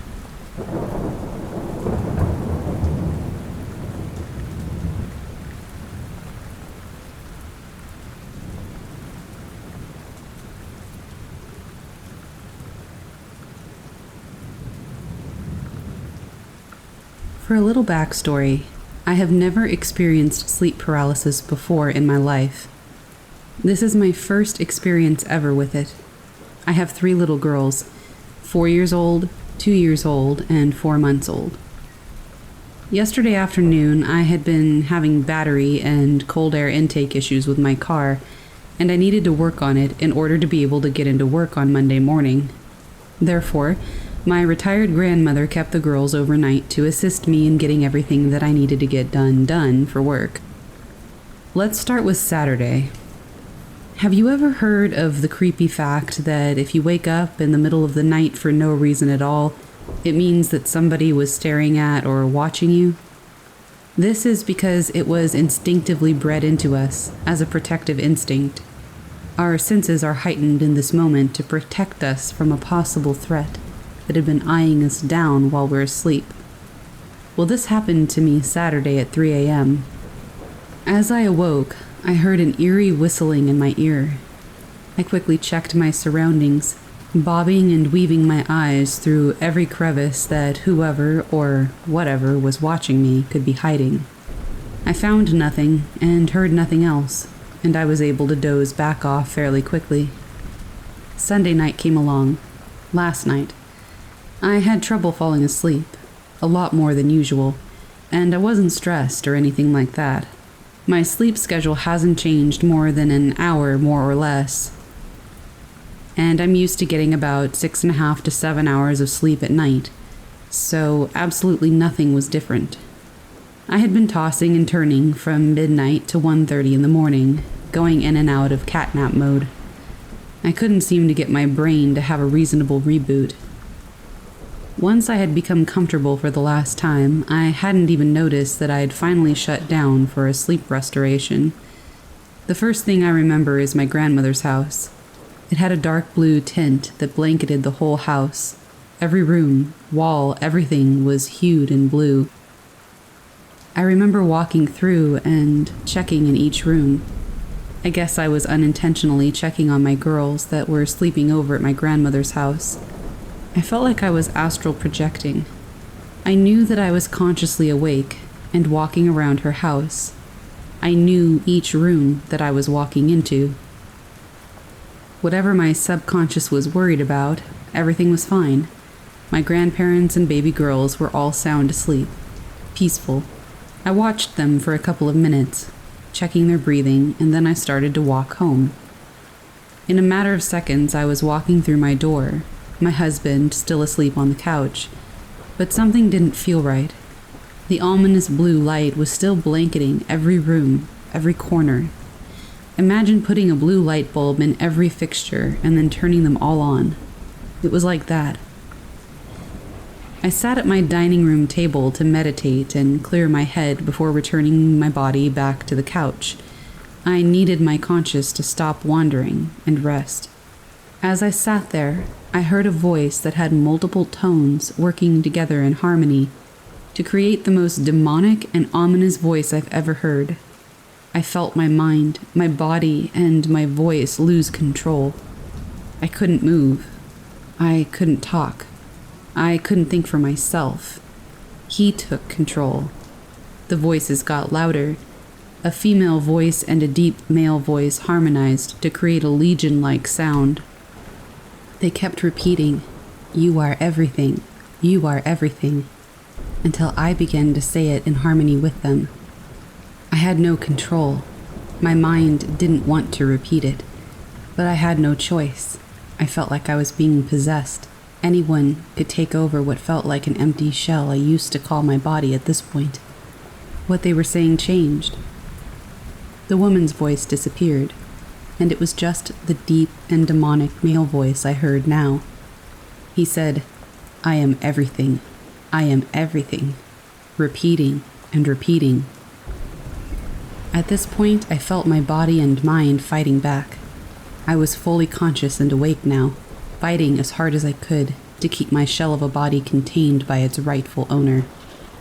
I was screaming my husband's name, but I knew he couldn't hear me. Not yet. I had to keep screaming to wake my body up. I felt my brain's confusion. It was fighting me while I was fighting my demon. We weren't working together, and I could sense it all. I started to communicate, trying to move my body. I knew I couldn't. I knew that I was caught. My ribs, my hips, my thighs were glued where I lie on my left side, unmovable. I could only move my head. My screams for my husband became muffled, which is much more than I could say just moments before. I turned my head and looked behind me.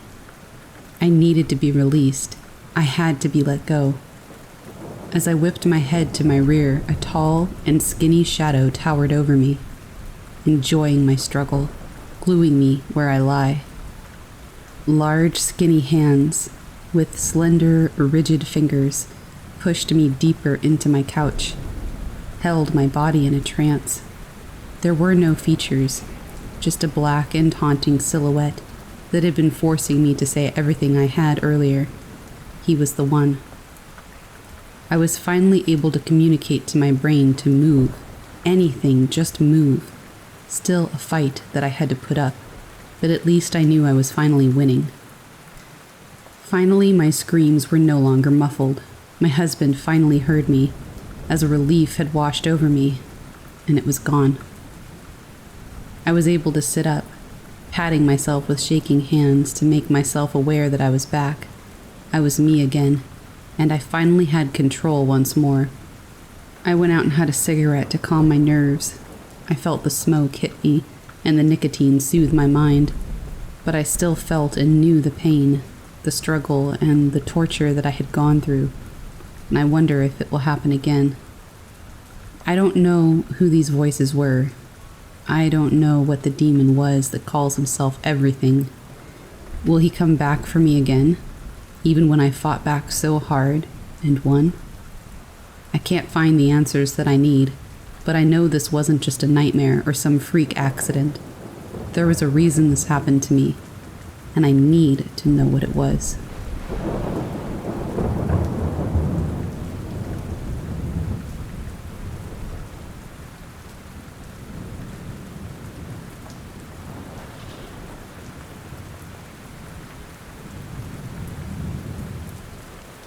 What is it about mirrors that make them so creepy?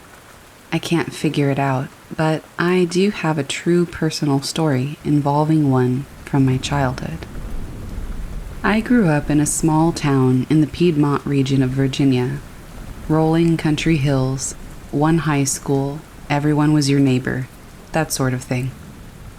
It was me, my mother, my father, and my brother, and just for the purposes of the story, my brother is 6 years older than me. Well, my town was pretty small, as I said. So small that my family, my grandmother and her husband, and my great-grandmother and her husband all lived in 3 separate houses, about a mile apart from each other. Once my great-grandfather died in 1989, my grandma moved in with her mother to help take care of her, as she was getting old in years herself. This didn't bother my grandma, as she and her husband's house was only 500 feet down the gravel road. I don't remember too much about my great-granny. I just remember that she was always very grumpy, and that she would always yell at my brother and I when we would go over to her house to play. My brother and I would do this because our house was very small, and our great-granny's house was big, an open Cape Cod-style house, with plenty of room to run around and spread out our toys. When my great-granny passed away in the first week of February 1994, it took a toll on my family, because within that same week, my grandfather passed away as well. This means that my grandma lost her mom and her husband both within about 5 days' time. I also should mention that my great-granny was on hospice care, and she died in the comfort of her home, in her chair, surrounded by her family. As I grew on in age, about 8 to 10 years old, I started to retain a better memory about that house, and how honestly creepy it was. The upstairs in particular, as my brother and I were ever really allowed up there. This became especially true since my grandma ended up selling her and her husband's house down the gravel road, and permanently living in this one. And due to the trauma of losing her mother and husband in 1 week, she developed a pretty bad hoarding habit. Sometimes when my brother and I were visiting, my grandma would be occupied with her Avon downstairs, and we would sneak upstairs to snoop through all the 4 cluttered rooms. But one room up there always caught my attention. I found myself feeling very lightheaded whenever I would go near it, and sometimes feelings of unease or dread would overcome me. It was just your normal room, very small, hardwood floors, and only a twin bed and a small dresser, and a lot of junk, like old Christmas boxes, Avon products, and my great-granny's worn clothes. But over in the corner of the room, right beside the small crawl-in storage area, was a mirror. I always found myself strangely attracted to this mirror for some reason. It gave me an eerie sort of feeling, one that I can still very much recall to this day. I often caught my brother giving it a strange glance every now and then, too. It wasn't until I started seeing this mirror in my dreams that I began to question its history and why my consciousness was showing it to me in my sleeping state of mind. The dreams were very vivid, and as frightening as they were, I never questioned during the dream itself what was happening or why I was there. I sort of felt like I was there for a reason. They all started with me standing on the porch of the house, staring at the door. It was nighttime and quiet all around me with a slight breeze. A very warm and comfortable summer night. The dream progressed with me making my way into the house, except something was a bit off. I was floating. and whenever I would enter a room inside, the door would open for me. All the lights were off inside, but I could still see from the full moon eerily casting its bright light through the open windows, the outside breeze making the curtains dance around inside. Everything seemed to be in slow motion.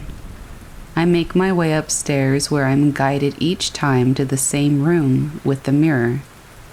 This is the part of the dream where I sense an impending feeling of doom. I make my way in front of the mirror, but oddly enough, I never see my reflection. I'm forced to stare at it, when all of a sudden an apparition of my great-granny appears. Her skin looks gray and cold, her eyes dark and hollow. The uneasy feeling grows more and more as I start to realize that I am now aware that I'm dreaming. I'm scared to death, and I need to wake myself up, somehow. Then, all of a sudden, the image in the mirror turns truly sinister. Her mouth widens, and her eyes glow a deep shade of red, and she lets out the most terrifying scream. This is when I wake up, covered in sweat. I had that exact dream a very many number of times growing up, but I never knew its significance, if there was any at all. I never told anyone, not even my grandma. Fast forward to about 4 years ago in 2012. My grandma lost her battle to cancer on Mother's Day. My family and I took part in the huge responsibility of cleaning up that house, as we had plans to sell it and move to San Antonio, Texas, where we currently are. The dream had escaped me for some time. I hadn't had it in about 10 years. But when my brother and I, now in our 30s, had the duties of cleaning out that room, the eeriness of it all returned to me. We had a lot of fun times up here, snooping around, didn't we, little brother? He said. I don't remember too much of it, but yeah, fun times, I said. My brother lifts his finger and points. Hey, do you remember that mirror right there? Yeah, I said. It was always really creepy to me, but why do you ask? To which he replied, just wondering. I'm not sure if you ever knew, actually, but that mirror was our great-granny's favorite mirror from her childhood. And it just so happens that right below that mirror, directly parallel to downstairs, is the chair that our great-granny died in.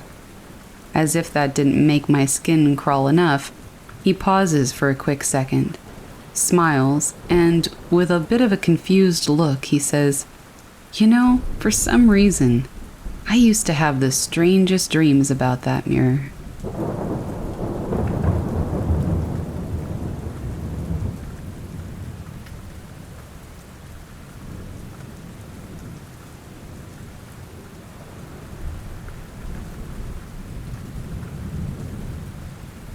Potential Invader by a now deleted user. Posted to r/letsnotmeet. This happened last Friday, and I'm still stumped. For reference, I'm a male in my late 20s, and I live with my girlfriend who is currently away on business. I work for a large financial institution in the UK, and often work until very late, as I hate bringing work home. For some background info, we bought our current house a few weeks ago, and during the move-in process, I was away with work, leaving it down to my partner and a few friends. My car has also recently had a complete electronics failure, so we were down to just using her car. The house itself is located in a small gated community off of a country road on the outskirts of an upmarket town in the UK. It's surrounded by woodlands, and if you didn't live there or know somebody who did, chances are you would never have heard of it or even knew of its existence. In total, there are just 8 houses in the community, and the main gate gives access to the first 6, where my house is located. And then there's a farther 2 gates at the top of the road, which lead to 2 very large mansion-style houses. The houses, which haven't got individual gates, are all about 100 feet away from each other, and have enclosed rear gardens, and the neighbors are all business types, who are very often at work and keep themselves to themselves. Anyway, about 2 days after leaving for my business trip, I get a call from my girlfriend, who seems shaken. She says there's a man standing in the garden, and that she can't see his face, but he's walking around and crouching in the tree line. So concerned, but not 100% convinced, as she does have a vivid imagination, and it's the first time she's been home alone in our new house, I tell her to lock the doors, go to bed, and call the police if she sees him again. I return to our city's train station on Tuesday, and I agree with my girlfriend that she'll pick me up in her car, and then I'll take it home, as she was scheduled to go to Manchester for a conference. I meet up with her, grab a coffee, see her off to her train, and then drive her car back to our house. The time is roughly 9 p.m. I park the car in the driveway, head inside, shower, and watch some reruns of King of the Hill before bed. Then I went to bed. I got woken up by a light being shown into the bedroom window from downstairs.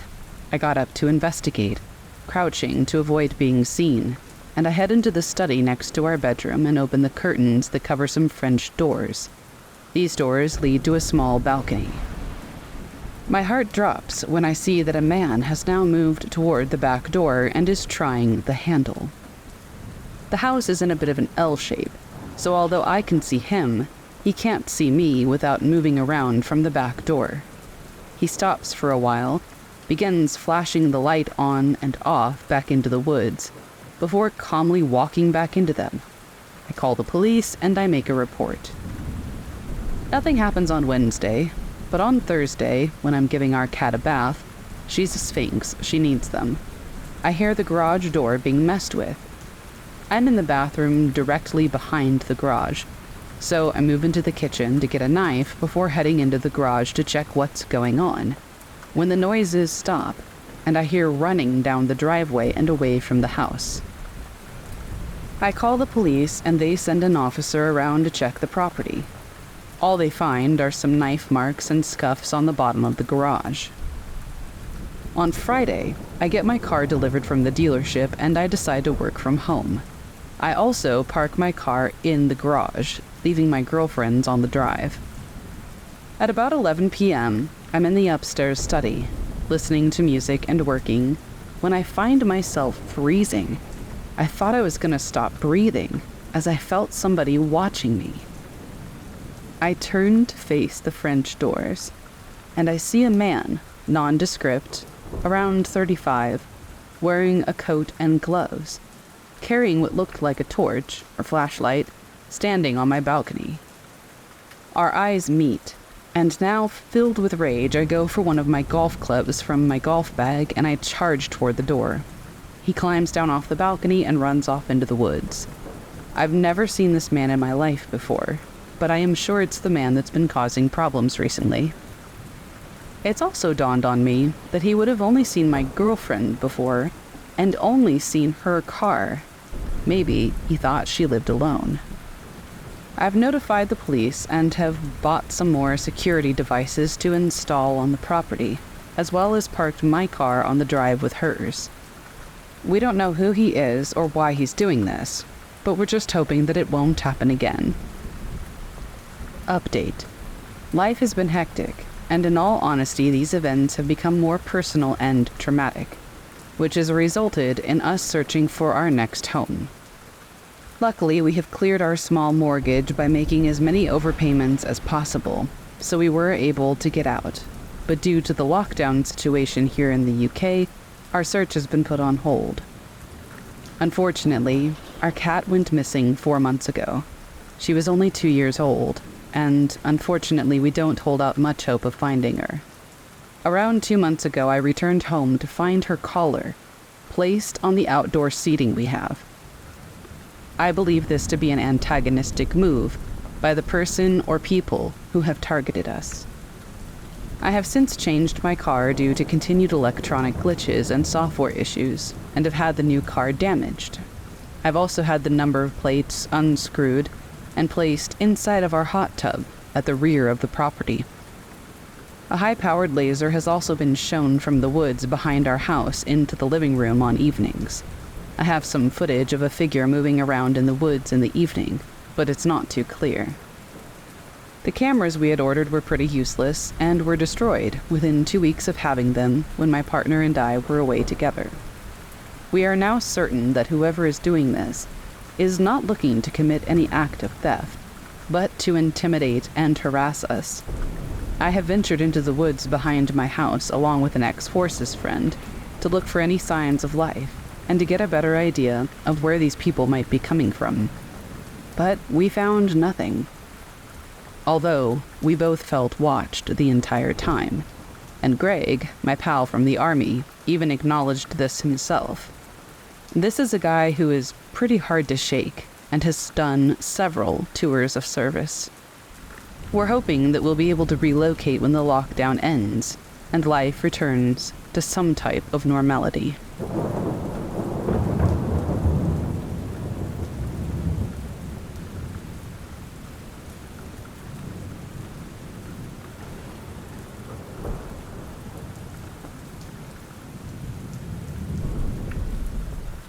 I am an atheist.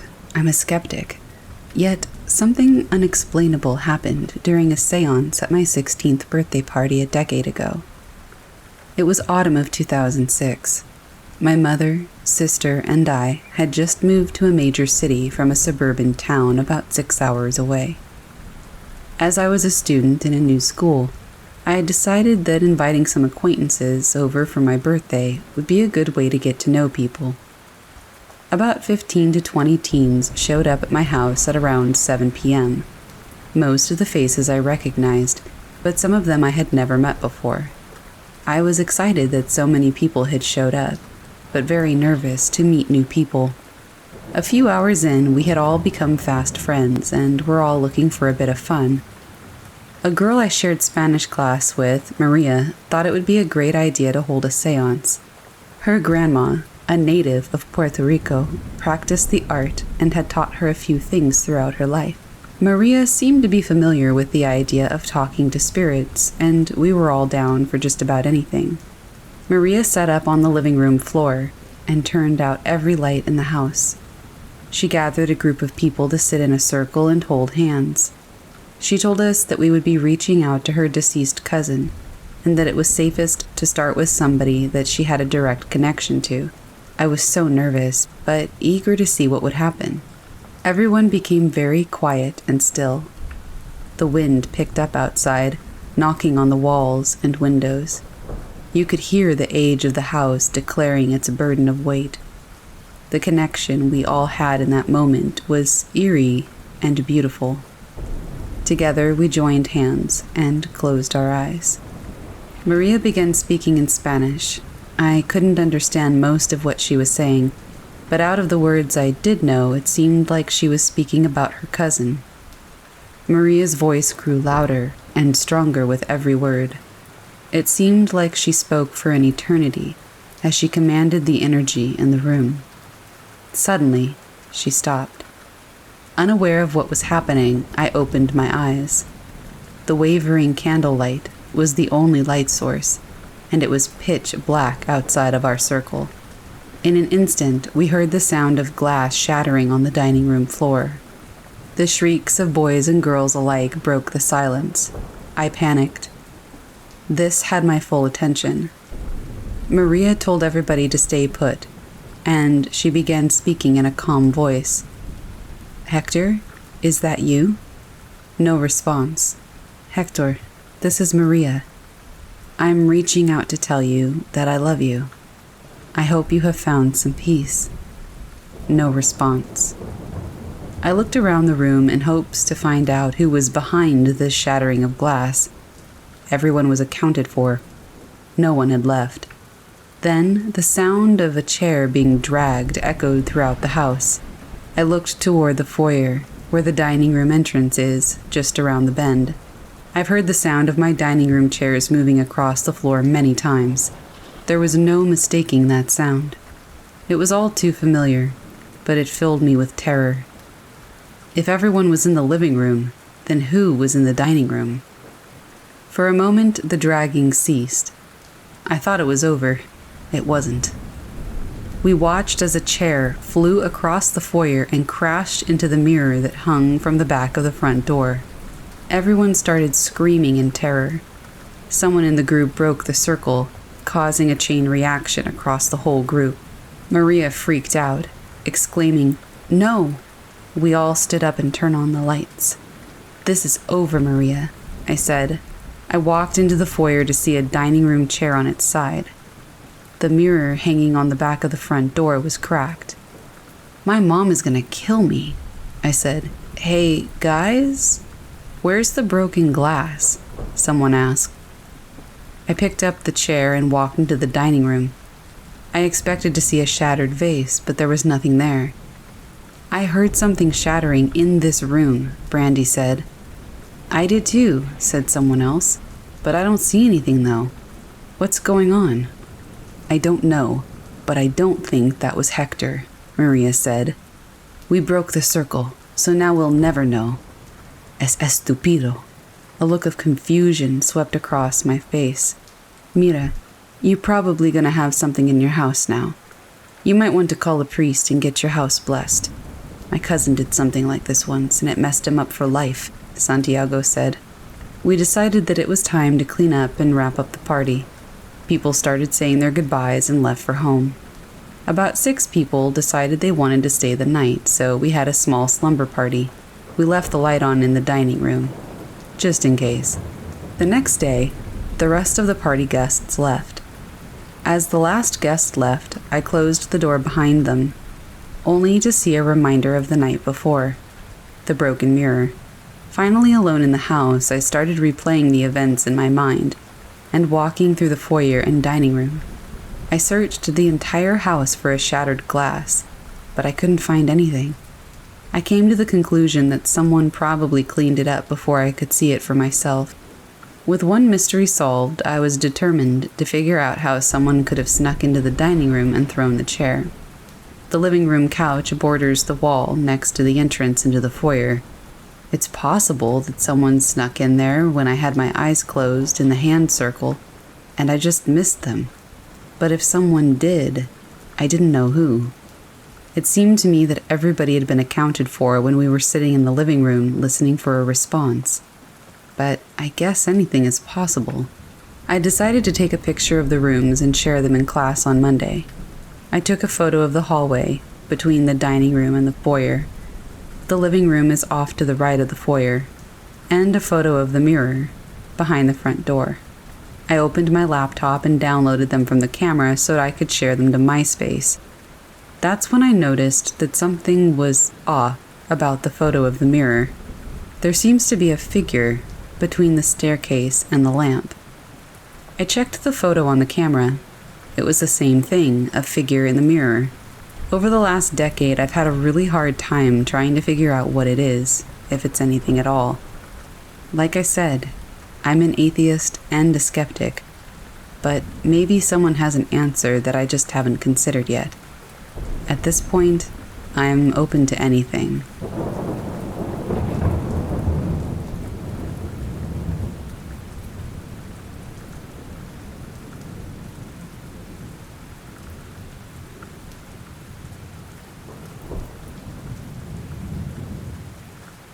This story is a few years old now, but it's interesting nonetheless.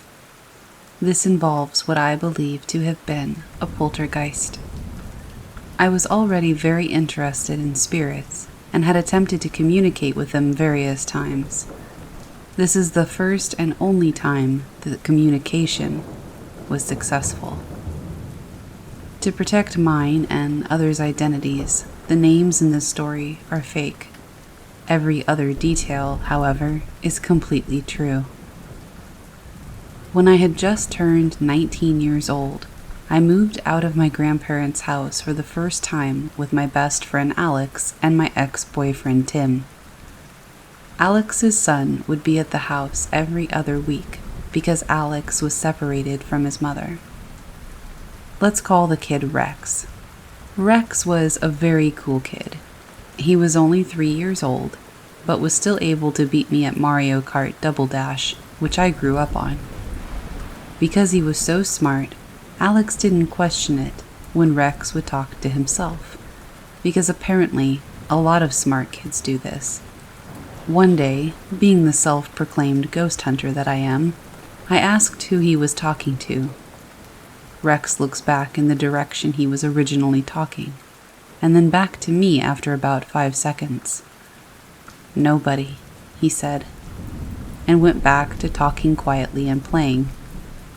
Tim and I exchanged freaked out looks, but Alex exclaimed, "See, he's not talking to anybody."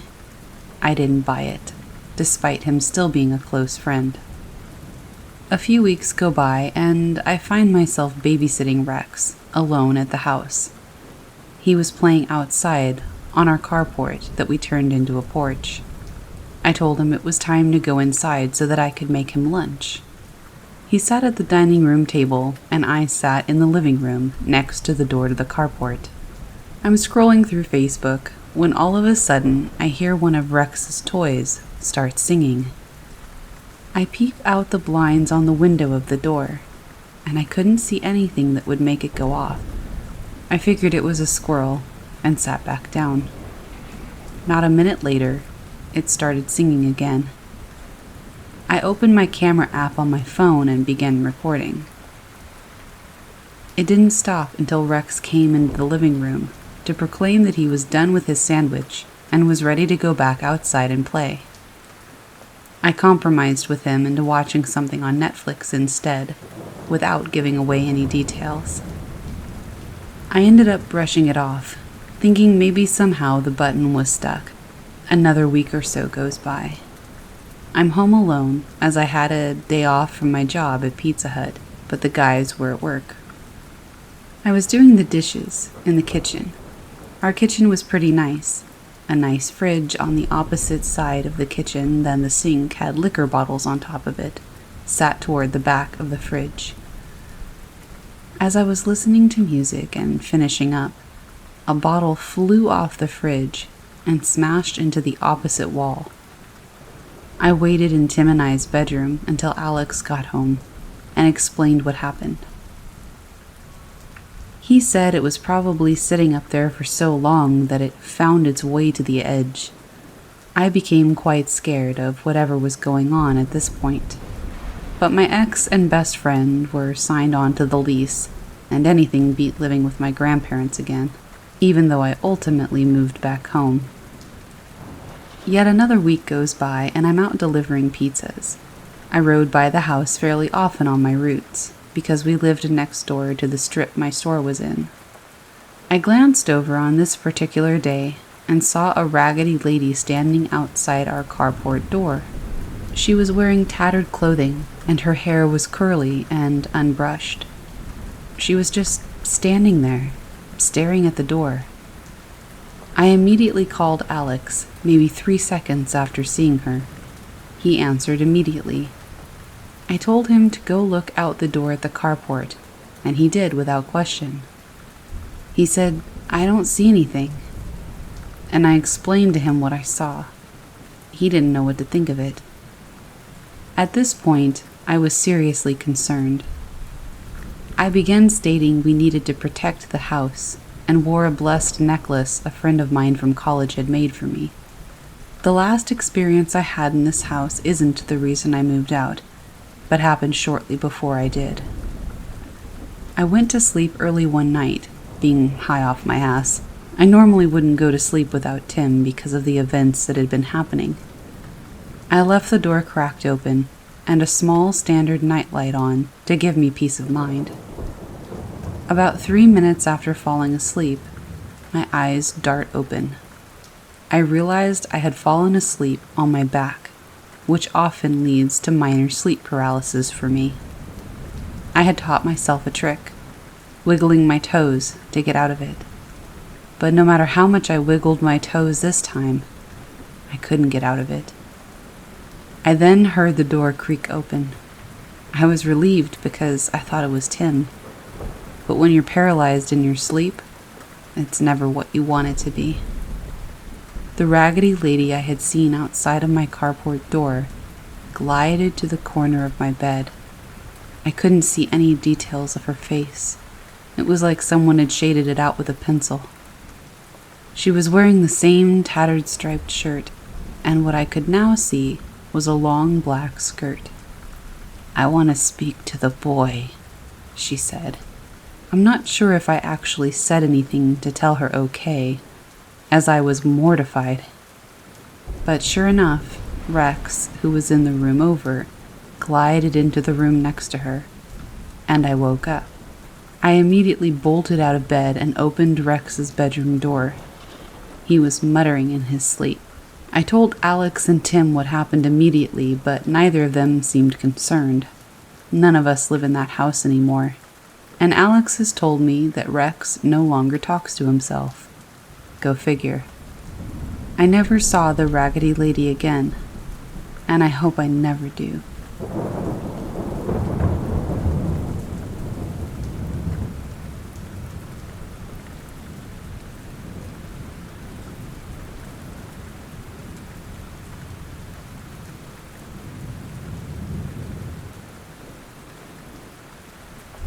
I write in a daily journal, and I have now typed out this experience from 2017 to 2019. I hope you enjoy it. So, in November of 2017, I was in the end stages of my pregnancy. Our apartment was heated by a gas fireplace, and stupidly, the carbon monoxide detector was in an adjacent room with the door closed. It wasn't until the door opened that my husband and I were aware that I was slowly being poisoned. I was sent to the hospital. While on oxygen, I went into labor and thus began a very horrible ordeal. I could elaborate, but for the sake of the story, I'll skip that. Anyway, 3 things happened. Number 1, my daughter was born. Number 2, something latched onto me while I was in the ER for the poisoning.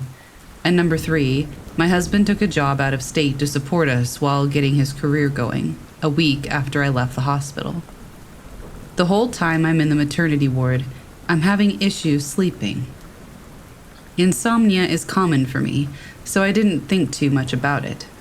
However, every time I started to sleep, I would wake up from a panic attack. This went on for the entire week that I was there, and for about a week after coming home. Eventually, I was able to start sleeping, but then things started to happen. I lived in the apartment for 3 years prior with no incidents, but onward from week 2 of coming home, the following happened, based on my journal entries. November 22nd of 2017. Whispering coming from the audio baby monitor. This is a common occurrence from this point forward. December 8th. The first unusual cold spot found. Living room was always about 20 degrees warmer than the rest of the apartment because the heater was there, but suddenly it was freezing in one spot of the room. It was never cold there again. December 11th. The babymobile's battery drained rapidly. This also became common. First set of batteries lasted a month. All following batteries died within 72 hours. Was eventually moved to my mother's house, where the mobile operated as intended. January 3rd, 2018. Never felt comfortable being in the house. Felt cold no matter where I was. Started living in my mother's house to avoid being in my apartment. February 17th. Mother's landlord threatens to up my mother's rent if I don't leave. I return home. Was greeted with a horrible stench and was forced to clean my whole house top to bottom to get rid of it. Daughter starts to scream in her sleep. This occurs about once a week. I can't wake her, but she's screaming. Doctors find nothing wrong. April 1st. Husband returns home. Everything stops happening. I feel like I'm crazy because no one has witnessed this but me. He gets a job at home. Everything seems fine. We live happily. August 6th. While outside on the balcony, the door handle that I had just used with no problem breaks, trapping me outside. While trying to climb down from the 2nd floor, I fall, break my back, and end up hospitalized. My aunt moves in to help with my daughter while I recover. Months later, my aunt confesses that from day 1 of being there, she felt like someone was watching her and was often cold. I was drugged up for 2 months while recovering, so I don't have much to say. October 27th. we decided to move my daughter into her own bedroom before her birthday. We had the baby monitor, a blanket, and a bag sitting on the coffee table when we all stepped outside, my husband, my aunt, my daughter, and I, to see our friend in the parking lot. When we returned, the baby monitor was sitting on the floor, 3 feet away, in an upright position. This is when my husband believed me about what I said happened while he was gone, and my aunt confesses her issues. October 29th. A doll that had been sitting on a shelf in my daughter's room is sitting upright in the middle of the living room the next morning. My daughter could not reach it or leave her crib. My aunt was sleeping on the couch and heard no one in the night. November 2018 to July 2019. I'm grouping this together because there's too much stuff in the journal. Basically, the house went haywire. I have several days where multiple entries occur. Thumping, lights flickering, bad odors, cold spots, toys turning on by themselves, objects moving, whispering, and my daughter develops nightmares on an almost nightly basis. March 9th. Our friend W comes to visit. In a very disturbing way to greet her, the word "hello" is written on the bathroom mirror from a marker that originated from a separate room. This isn't her first dealing with hauntings, so she replies with, "Hello, who are you?" Later it replied with, "Rick." June 14th. Our friend L asks to use our apartment to host a party for an MLM she was a part of. 30+ people show up throughout the night. One, who has never stepped foot in our apartment prior, commented that the bathroom light kept turning on and off the whole night, even when nobody was in there. June 29th. My mother and her boyfriend come to visit. Everyone was drinking and goofing off. Suddenly, the boyfriend demands to go home and leaves without explanation. Later, my mother informs me that he saw a black mass floating around the ceiling, hovering around me, and moving like it was pulling something out of me. He convinces my mom to have a cleansing done. July 1st, evening. My mother, with the aid of her boyfriend and guidance from his friend, performed a cleansing, drawing everything out of the main door. My daughter screamed the whole time this was happening, but immediately fell asleep once it was over. The house felt still, like it was frozen in time, until sunrise. July 2nd, morning. A black handprint was found on the roof outside our stairs. Context: I lived in a multifamily home.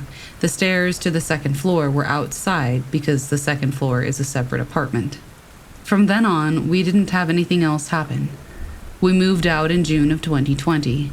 2 months after my daughter asked me why we no longer lived in Old House, I told her why, and that we were not moving back there. She replied with, "Good, Mr. Black was scary. He wanted to eat my face."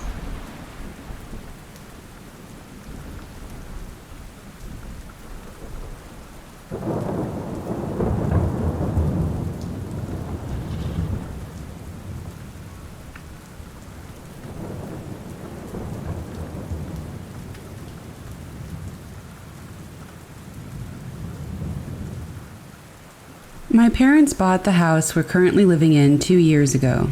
It has 4 levels, not stories, just levels. When you enter the house, or main floor, to your left are the stairs that lead to upstairs, quote unquote.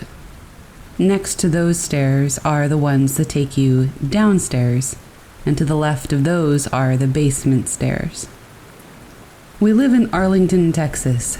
We moved into this house in the summer of 2017. Before we moved in, we would stay the weekends and paint the house. We stayed in Fort Worth on the weekdays so we could continue school. After our first night of staying here, I had a nightmare that a little boy was in our house. He would follow me wherever I went and pushed me off a chair I was standing on. That's when all the nightmares began. After several weeks of living there, I was in the dining room cleaning. My back was facing the staircase that led to the upstairs. Once you go up the stairs, it's like a little balcony. I suddenly had the feeling that I should turn around. I slowly turned my head, and in the corner of my eye, I could see what looked like a little boy. He was dangling his legs between the railing. I quickly turned my head all the way to see who was there, but nobody was. It was just an empty staircase. My whole family was downstairs in the living room too, so it wasn't any of them. I thought I was just seeing things, so I didn't mention it to anyone. The location where I saw this little boy is right outside my bedroom door. Some time had passed and I hadn't seen anything else. Out of the blue, my older sister had admitted to me that she saw what looked like a little kid standing at the top of the staircase, close to where I saw him. My mom overheard what we were talking about and told us that she too had seen something. One day she was heading down to the basement. The basement is dark and the lights take a few seconds to turn on. It's also dark down there because there's only one window. She saw what looked like a hunched over man run past the stairs and out of her view. There are closets on both sides of the stairs, so they block your view of seeing the whole basement. You can only see straight ahead. If you stood looking down the stairs, you would see the closet with some metal tank thing inside. I think it's for the air conditioner. You can't go in there. Although, in the closet there is a hole that leads to under the stairs. You can't reach the hole because half of it is blocked off with wood. She saw this hunched over man run into that closet. After seeing that, she was too scared to go downstairs for the rest of the day. In our basement is also our laundry room. All the lights in the basement have a delay. My older sister told me that when she walked into the laundry room, she could see the outline of a man standing in the corner. She froze for a few seconds, and then the lights turned on, and there was absolutely nothing there. She was looking at the shadow when she turned the light on, and it just disappeared. Nothing to make a shadow look like a man was there either. My mother also said that she saw a man walk past our back door. He was tall, and all she could make out was his silhouette. We have a big sliding glass door. She went to investigate, and nobody was in our backyard. Our yard is pretty long, and our fences are tall. We also had our dog in the back at the time. He didn't like strangers being in our backyard, and he would bark like crazy and jump on them. One night while I was sleeping, my mom woke me up frantically. She asked me if I was humming. I told her that I wasn't humming, I was sleeping, and that I wanted to go back to sleep because I had school the next day. She proceeded to tell me that when she was walking up the stairs to go to her room, which is right across from mine, she heard humming. It was soft, slow humming, and it sounded like it was coming from my room. She thought she had caught me staying up late, so my mom slowly opened my door. She could make out what looked like a small child kneeling at the foot of my bed, watching me sleep. The humming stopped when she turned on the lights, and the figure disappeared too. I told her that I didn't hear any humming, but after that I was too scared to go back to sleep. I don't remember when this happened, but my brother-in-law and my older sister's bedroom is downstairs. He told me that one night he randomly woke up and didn't know why. That's when he noticed the silhouette of a really tall man standing at the foot of his bed. He didn't really care though and went back to sleep. He told my sister in the morning what he saw, and she freaked out. One night when my mom was in her room alone, she heard knocking on her bedroom window. Our rooms are on the second floor. Her window faces the front of the house. The front lawn is on a steep hill. She opened the curtains, but nobody was there. Sometimes, out of the corner of my eye, I can see the silhouette of a tall man standing at the stairs that lead upstairs. But when you turn to look, no one is there. Heavy footsteps can be heard coming upstairs from the basement, but no one is ever there either. The kitchen faucet has turned on by itself twice now. Small things disappear, like utensils. What really scared me the most was when my baby sister, who was 3 or 4 at the time, randomly told me one night that there was a man under our bed. Not a monster, a full-grown man. Almost every single night I have a nightmare. and I'm always dying in them. My death is different in every single one. Sometimes I'm murdered. Sometimes it's an accident, a natural disaster, natural causes. The list goes on and on. We have smudged the house numerous times. We put cinnamon sticks at every single window and circle the house with salt. The little boy has seemed to disappear. But now we see or hear the man more and more. We've asked our neighbors who have lived here previously, but they don't know. We're all new to the neighborhood. I've tried finding stuff online about our house, but I can never find anything. What should we do? Everybody is too afraid to be home alone. No one likes the basement. I'm scared to leave my room at night. I have a feeling that something is under the stairs, but I know that nothing can get under there. Nobody can fit. Except, of course, for maybe a child.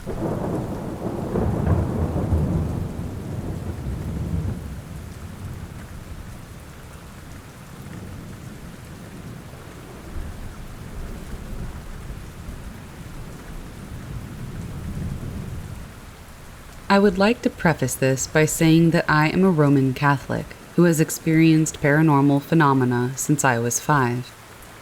My late grandmother had experienced similar phenomena, and my mother and sisters, but to a much lesser degree. As I get older, I notice the experiences are slightly darker in nature. I know very little of demonology, other than what has been referenced in the Bible. I try to stay away from anything referencing demons, the devil, things like that, which is why this experience was so difficult, and I was not prepared. In October of 2018, I was admitted to the hospital due to a severe electrolyte imbalance. I was in a room with 3 other female patients. On my second night, my arms were finally free of the IV, so I was able to move around and assist the other women, who weren't as mobile, in getting ready for bed. One of the women was much older and cranky. She seemed to take an instant dislike to me when I first moved into the room, but she warmed up to me after I helped her. When the lights went out, I decided to lay on my stomach and say my silent prayers. To the casual observer, it would have looked like I was asleep. During this time, I could hear the woman that I had helped argue with herself about me. She stated that I was nice. The conversation was a little bit Gollum Smeagolish. It was, "She's nice." Then she replied to herself, stating, "No, she's not what she seems." It went back and forth like that for the entirety of my prayers. Shortly after, the room started getting really cold, fast. I silently prayed to God to watch over her and to free her from any negative influences. It was then that she addressed me by name and said, "I don't know the Lord's Prayer." I freaked out, processing quickly what had just happened. The woman knew that I was praying over her, even though there was no way she could have known that. In my mind, I knew instinctively that I was not up for this confrontation. I was weak and still recovering. I got up from my bed, and with my back to her, I said something like, "There's no way I can stay here now." To which she answered, "Yes, go, I won," and laughed hard. I was amazed that the other 2 women had slept through this. It was around 10 p.m. when this happened.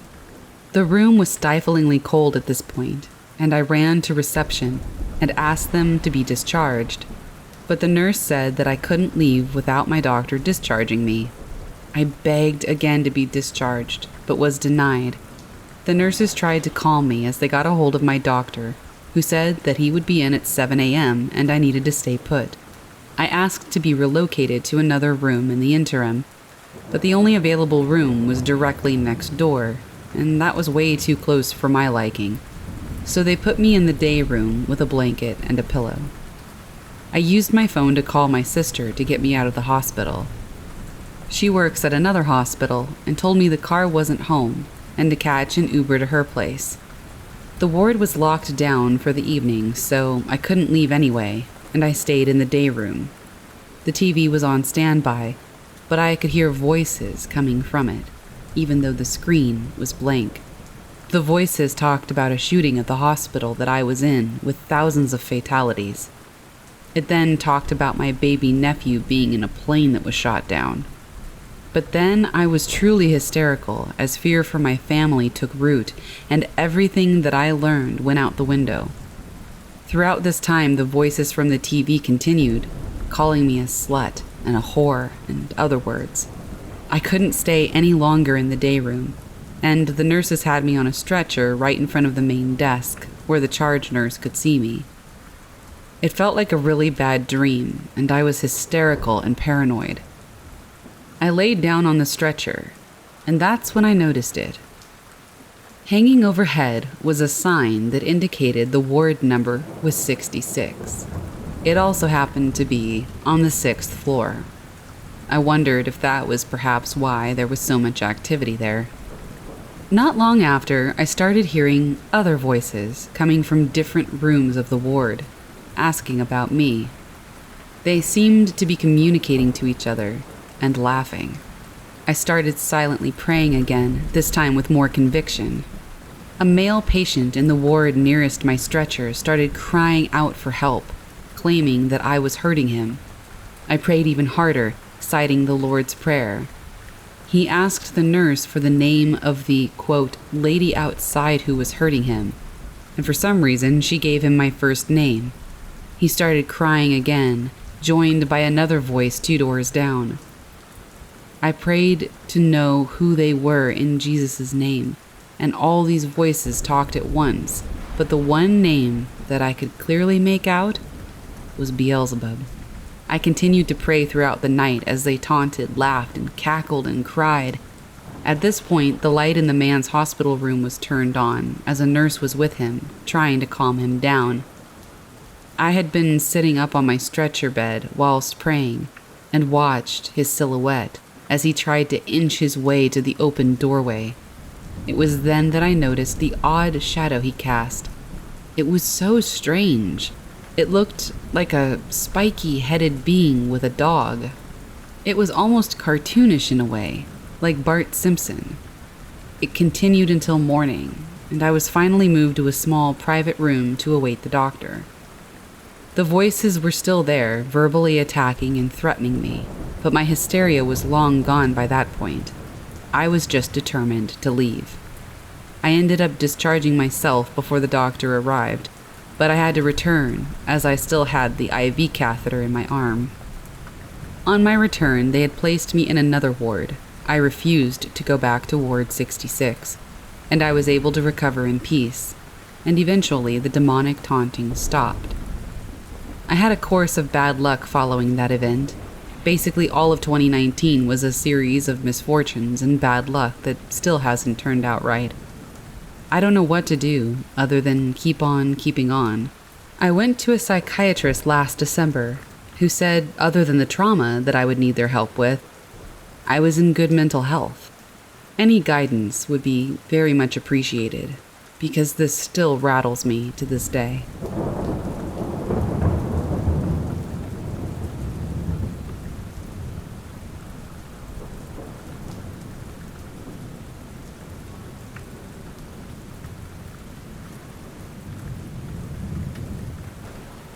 The Grim Walks at Night.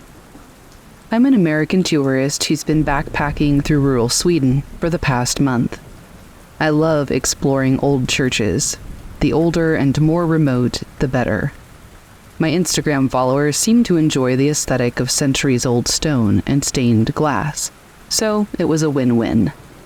But after what happened at the church in a village last week, which I won't name to keep it private, and honestly, to keep you safe, I haven't been able to bring myself to enter another one. I'd read about this particular church in some obscure travel blog. It was built in the 1400s and supposedly had some unique medieval carvings. The blog mentioned that it was a bit off the usual tourist path, which was perfect for me. What it didn't mention was the local folklore about its guardian. The village was tiny, Just a cluster of houses, really, a small market, and the church on a hill overlooking everything. I stopped at the market to buy water and snacks. The elderly woman behind the counter, her name tag said Astrid, got really quiet when I mentioned that I was heading to the church. She started speaking rapidly in Swedish, but then switched to broken English when she saw my confusion. "Not good to visit church alone," she said, arranging and rearranging the same items on the counter. "Not without offering. The Kirklegrim doesn't like visitors who come empty-handed." I smiled politely, assuming this was just local superstition. She insisted on giving me a small bundle of dried herbs and black bread, and refused payment. "Leave it north corner," she said, "where the first stone was laid, and leave before sunset. The Grim walks at night." I thanked her, but didn't think much of it. I had never heard of a Kirklegrim before, and I had no intention of staying until sunset anyway. The church was about a 15-minute walk up a winding path. It was early afternoon, the sun bright and warm. Nothing spooky about it at all. The church itself was beautiful, all weathered gray stone and ancient timber. I spent about an hour taking photos of the carvings and architecture. I noticed there were no other tourists, which was unusual, even for a remote site. In fact, there wasn't a single other person around. I was setting up a shot of a particularly interesting gargoyle when my camera's battery died. Annoying, but I had a spare. Except that one was dead too, despite being fully charged that morning. My phone showed full battery, but wouldn't turn on. That's when I noticed how quiet it had gotten. No birds, no wind, nothing. The sun was still up, but the light had taken on a strange quality, like it was being filtered through smoked glass. The temperature had dropped noticeably. I heard it before I saw it. A sound like heavy stone grinding against stone, coming from the north corner of the church. At first I thought it was just the old building settling, you know? But then I saw the dog. Except it wasn't really a dog. It was dog-shaped, but made out of what looked like living stone, with eyes that glowed like embers. It was massive. Its shoulder would have come up to my chest if we were closer. Thank God we weren't. Its movements were wrong, too fluid for something made of stone. Too rigid for a living creature, though.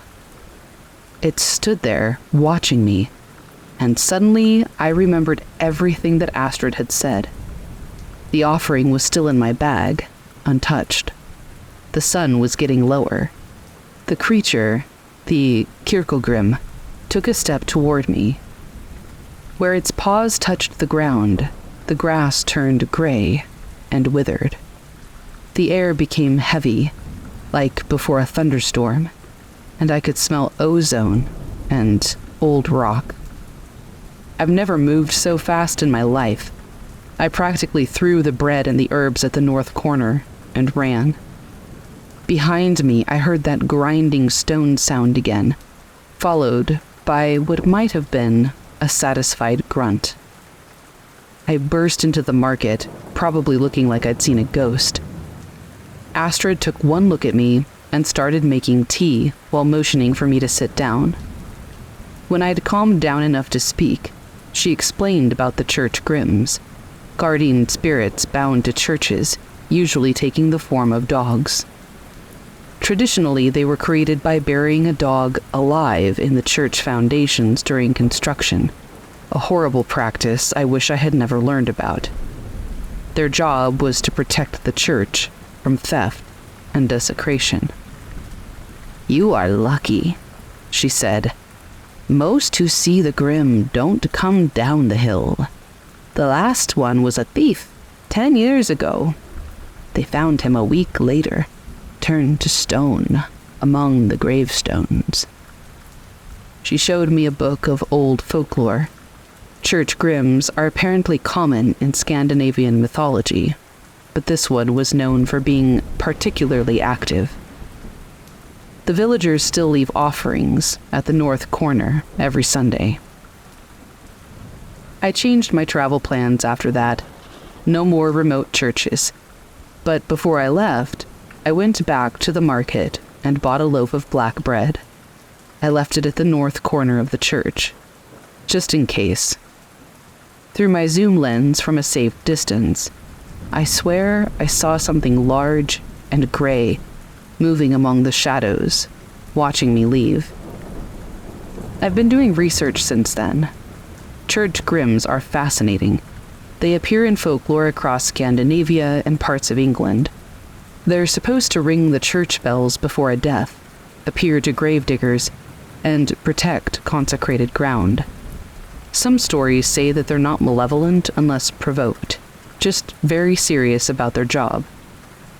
The weird thing is, when I tried to find that travel blog again, it had disappeared, and none of my photos from that day came out. They're all completely black, except for one. It shows the north corner of the church, and there's something in the shadows, something large and gray and watching.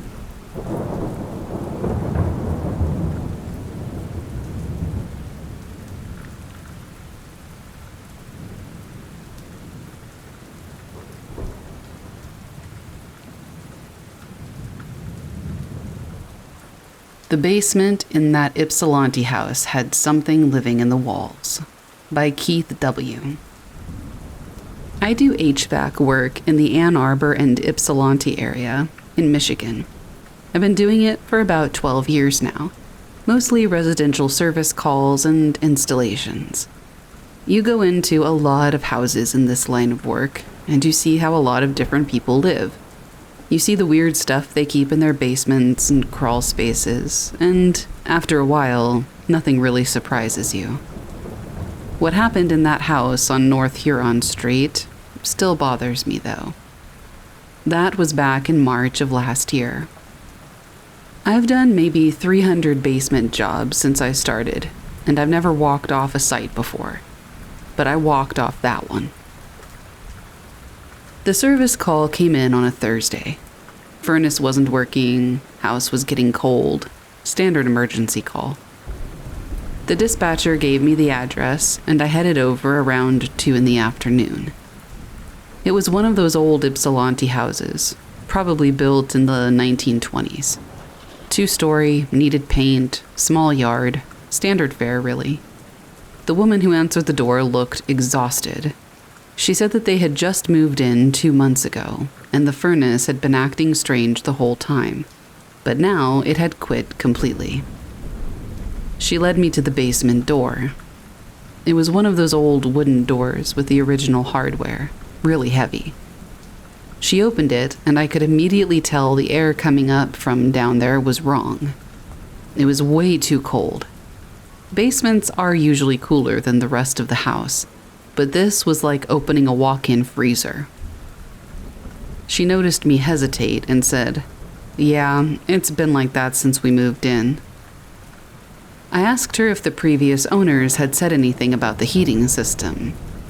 She said the house had been empty for almost a year before they bought it, some kind of estate sale situation. The inspection had flagged a few issues, but nothing major with the furnace. I grabbed my tools and headed down. The stairs were steep and narrow, wooden treads that creaked. The basement was unfinished. Concrete floor, stone foundation walls, exposed joists overhead. There was a single bulb hanging in the middle of the space. It was one of those pull chain fixtures. I pulled it, and the light came on, but it was pretty weak. 40 watts, maybe. The furnace was against the far wall. I could see it was old, probably original to the house. I walked over and started my inspection, and that's when I noticed the scratching sounds, very faint, coming from inside the foundation walls. They were rhythmic, kind of like something was moving around. Now, old houses get mice. Sometimes they get rats, and I've dealt with that before. But this did not sound like rodents. The pattern was too wrong. Usually mice sound frantic. They kind of skitter and then stop, and then skitter and stop. This was slower. I tried to ignore it and focus on the furnace. I checked the pilot light first. It was out. I checked the gas line, the thermocouple, the usual suspects. Everything looked fine mechanically. I tried to relight the pilot, and it wouldn't catch. I tried 3 different times. Each time the flame would start, and then go out immediately like something was blowing it out. The scratching got louder while I was working, and it had moved. Now it sounded like it was coming from the wall directly behind the furnace.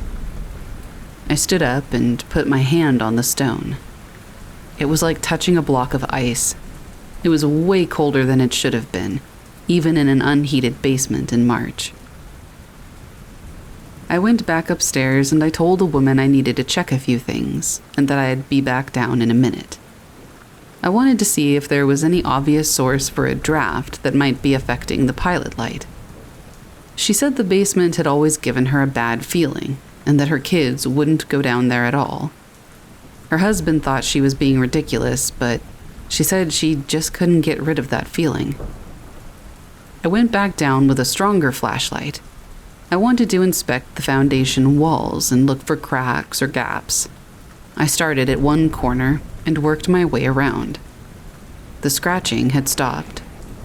The basement was completely silent, except for my footsteps on the concrete. I was about halfway around the perimeter when I found the section of wall that looked different. The stones there were darker, stained almost. There was something that looked like old mortar repair work, crude patches, like someone had sealed something up in a hurry. I moved my flashlight across the area, and that's when I saw the gap. There was a space between 2 of the stones, maybe an inch wide. I could feel cold air coming out of it. I crouched down to get a better look, and I could see that there was a hollow space behind the wall. Not just a gap in the foundation, like an actual void. I heard breathing coming from inside that space. Slow, wet breathing. I stood up fast and backed away from the wall. My logical mind was telling me that it had to be some kind of animal. Maybe a raccoon that had gotten into a crawl space somehow. But I've heard lots of different animals breathe, and this didn't sound like any of them. The scratching started again, right behind where I had been crouching. Aggressive scratching now. Faster, like whatever was in there knew I'd found it. I grabbed my tools and went upstairs. I told the woman I couldn't work on her furnace, that she needed to call a different company. She asked me what was wrong, and I said I just wasn't comfortable with the conditions in her basement. She started to ask more questions, but I was already halfway to the door. I sat in my truck for a few minutes before I left. I called my supervisor and told him I'd walked off the job and that he needed to send someone else. He wasn't happy about it, but he didn't push it. He knows I don't do that kind of thing without a good reason. Like I said, I never had before this. I drove past that house about a month later, and there was a for sale sign in the yard. I wasn't exactly surprised.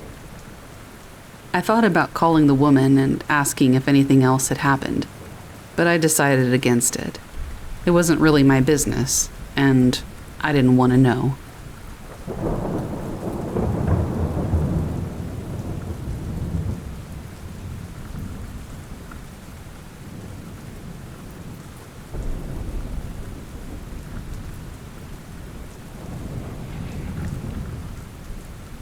The disembodied voice.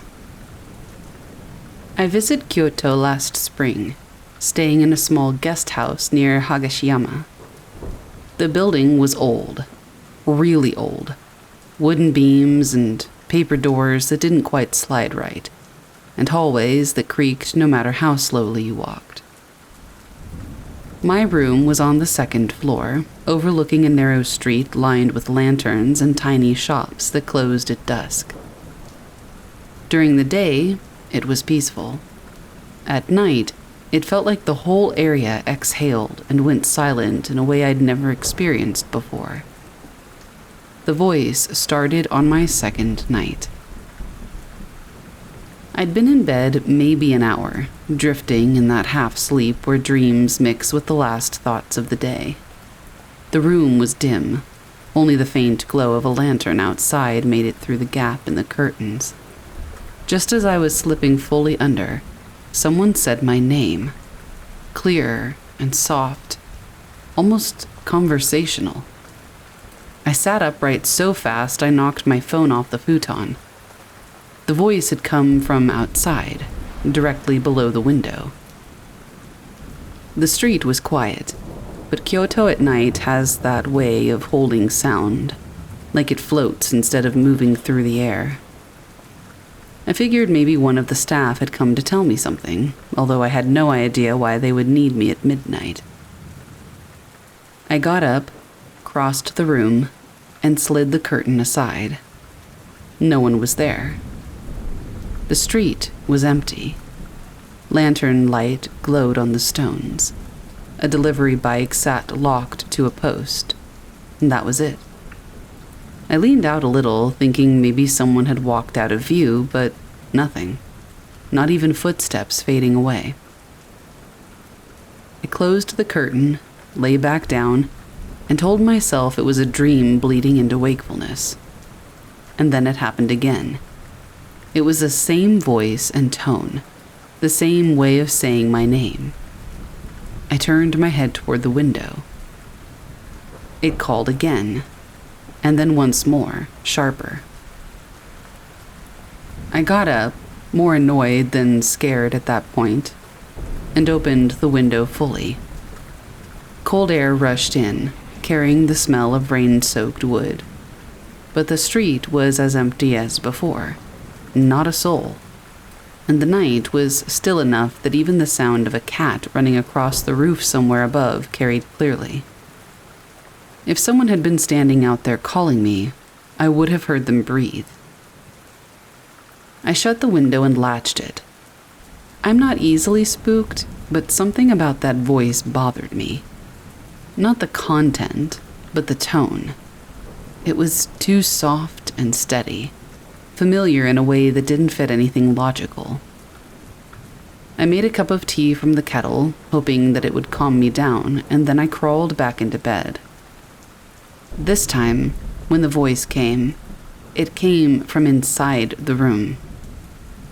It wasn't dramatic or loud. It was just behind me, right near the door. My name drawn out like someone coaxing a shy animal. I felt the hair on the back of my neck rise. I didn't turn around. I couldn't. Every instinct I had screamed, "Don't look." Not because I necessarily expected to see something specific, but because I had the overwhelming sense that if I turned, whatever was there would be waiting for that exact moment. The voice called again, more urgent. I stayed facing the window, gripping the blanket hard enough that my fingers hurt. The voice never grew any louder, just more intense, like whoever it belonged to was getting frustrated. And then it stopped. The room suddenly felt normal again. I didn't sleep after that. The next morning, I asked the guest house owner, casually, trying not to sound like a lunatic, whether the walls were thin or if people sometimes hung around the street late at night. She smiled and shook her head. "Very quiet area," she said, "especially this time of year." I didn't ask any follow-up questions. I figured maybe it was stress, jet lag, too much caffeine.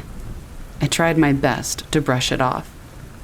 But on the fourth night, something changed. I woke up not from the voice this time, but from the feeling that someone was standing right next to me. The voice then said my name again, right by my ear, whispered but sharp and urgent, with something disturbing in its quality. I opened my eyes and saw the reflection of the room in the window glass. Just a very faint mirroring, but enough to see shapes. There was a shadow behind me, a tall figure leaning forward like it was about to touch my shoulder. It wasn't fully formed, just a silhouette darker than the darkness around it. I didn't turn or breathe. I just stared at the reflection until my eyes watered. I don't even know if I blinked. As I watched, the shadow's head tilted, as if it realized I could see it. The voice said my name one last time, almost offended, and the shadow pulled back, dissolving into the deeper darkness of the room.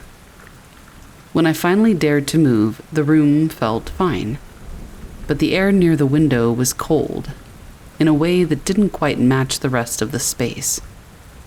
I checked out the next morning and switched to a modern hotel near Kyoto station. There were too many lights and too much noise. Exactly what I wanted. I slept fine there.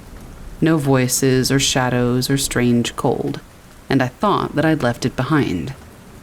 But last week, back home, thousands of miles away, I woke up from a dead sleep because someone called my name. I sat upright and stared at my window. It was so cold my breath fogged in the air, even though it should have been warm. And as I sat there, I felt somebody exhale beside me. I have not slept with that window open at night since, and at least up until now, nothing else has happened.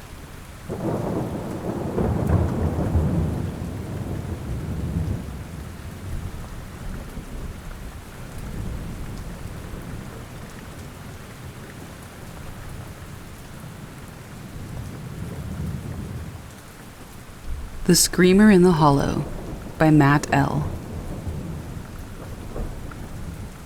I don't usually tell this story because it doesn't have a tidy ending, and it makes me sound like the kind of person who believes every ghost story is real. That's not who I am. I'm just a hunter who's spent years in the woods. This happened about 6 years ago outside Wytheville, Virginia, not far from Crawfish Valley. I was out for whitetail, and it was that damp early November cold that feels like it gets into your bones. I parked off a forestry road about 3 miles in, near an old fire trail that hadn't seen a truck in years. I planned to set up in a hollow overlooking a row of oaks where I'd seen signs the week before. Rubs, old scat, and a worn trail leading down to a creek.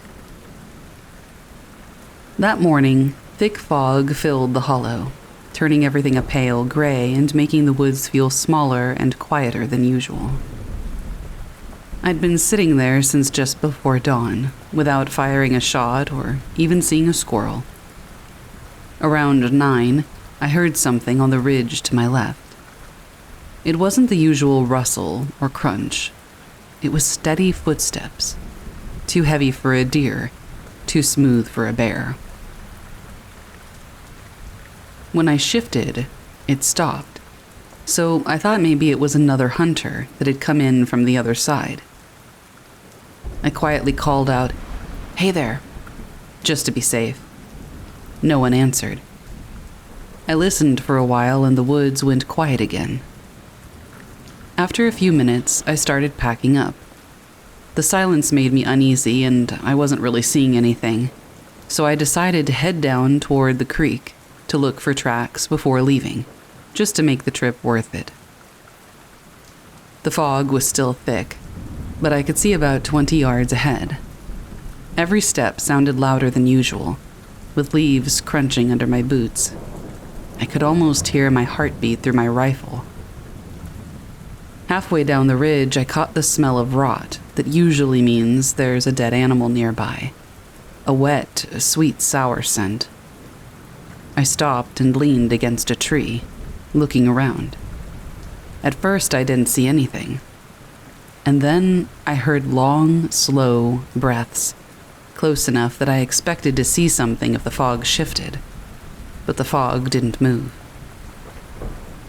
I stepped back a few times, raising my rifle without thinking. I didn't aim, I just got ready. The breathing stopped. For about 10 seconds, everything was dead still. Then, from somewhere in the fog, a scream rang out. It wasn't quite human, but it was no animal that I know of either. It started low and then rose, and then broke into a laugh halfway through. My stomach turned, and every hair on my arm stood up. I can only say that it didn't sound like anything that should be in those woods. I turned and walked quickly back up toward the trail. The fog got even thicker as I climbed, almost like it was closing in behind me. I could hear footsteps matching mine from down in the hollow. When I stopped, they stopped. I tried to tell myself that it was just echoes, but I knew that that was not right. My hands shook so much I had to keep my finger along the trigger guard to keep from slipping. When I finally got out of the mist and saw my truck, it felt like stepping into a different day. The light was clear, and the trees looked normal again. I sat in the cab for a long time, listening. Nothing had followed me. I didn't hear another sound all morning, but just before I started the truck, I noticed something strange. There was a streak of wet mud across the back from one taillight to the other, like something had dragged a hand or a paw across it. But it wasn't really mud. It was like gray, like clay mixed with ash. And when I smelled it, it had that same rotten scent from the hollow. I drove out fast. You wouldn't think fog could hang that thick, but by the time I reached the main road, it was like somebody had drawn a line in the air, perfectly clear past a certain bend. I stopped in town for gas and told myself maybe it was a bobcat call that just echoed weird. I even looked up recordings. Some were close, but none had that pitch change in the middle, like laughter. A week later, I went back, not to hunt, but to see if I could figure out what happened. I didn't tell my buddies because I didn't want to hear their stupid jokes. The drive looked normal until I reached that same curve in the forestry road. After that, everything felt strange again. I parked in the same spot, got out, and just stood there. You can tell when a place doesn't want you around, and that's how it felt. The air even smelled a little burnt, like wet cedar after a fire. I walked about 100 yards before I found something that looked like a fire ring, but it was just a patch of black earth in a perfect circle, about 3 feet wide. There were no ashes or disturbed leaves, as if it had always been there. The center had a single drag mark, like something heavy had been pulled out. It was cold and damp, even though the sun had been out all morning. I didn't stick around. I left and haven't been back since. Still, every time I hunt within 50 miles of that place, I think about it. The smell, the noise, that laugh. I've talked to a few old-timers who said that that hollow has always been thin. That's what they call places where things don't separate cleanly, where something from outside the normal can leak through. Some said people used to hear screaming down there at night in the 70s, but nobody ever found anything.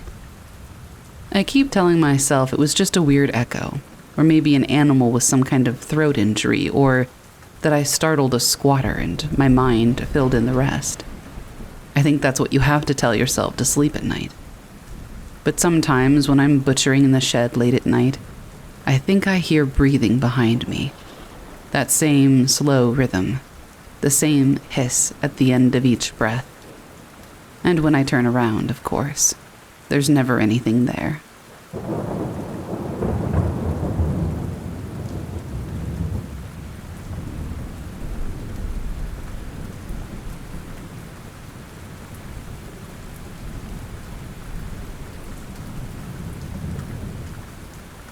So I'm a pretty skeptical person when it comes to the paranormal, albeit having a vested interest in the tales and evidence. I'm the kind of person who browses ghost hunter videos on YouTube and stories on Reddit. I've also visited plenty of purportedly haunted locations in the US, including but not limited to places like the Omni Parker House, the Molly Brown House, the Whaley House, Alcatraz at night, the Winchester House more than once, and none of them have yielded any sort of evidence.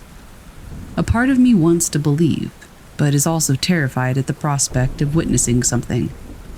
I was mostly a non-believer, up until a couple of months ago. In short, I had wanted to plan a surprise party and getaway for my girlfriend's 30th birthday. She had mentioned wanting to hit the slopes. It was January, so it was still winter time at this point. I organized this months ahead and had invited some of her closest friends to join. I ended up renting an Airbnb cabin that had enough rooms to house 10 people, or 5 couples. One entire lower floor basement level with 2 beds, a room on the first floor, and 3 rooms upstairs. Also adding that this cabin was in a beautiful rural neighborhood in Tahoe, California, with tons of cabins next door, down the street, adjacent, etc. So there's plenty of housing around us.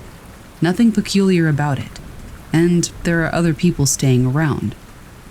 Of course, my girlfriend and I take the master bedroom upstairs, and right across the hall is another couple in one room, and my girlfriend's cousin by herself in the 3rd room next door.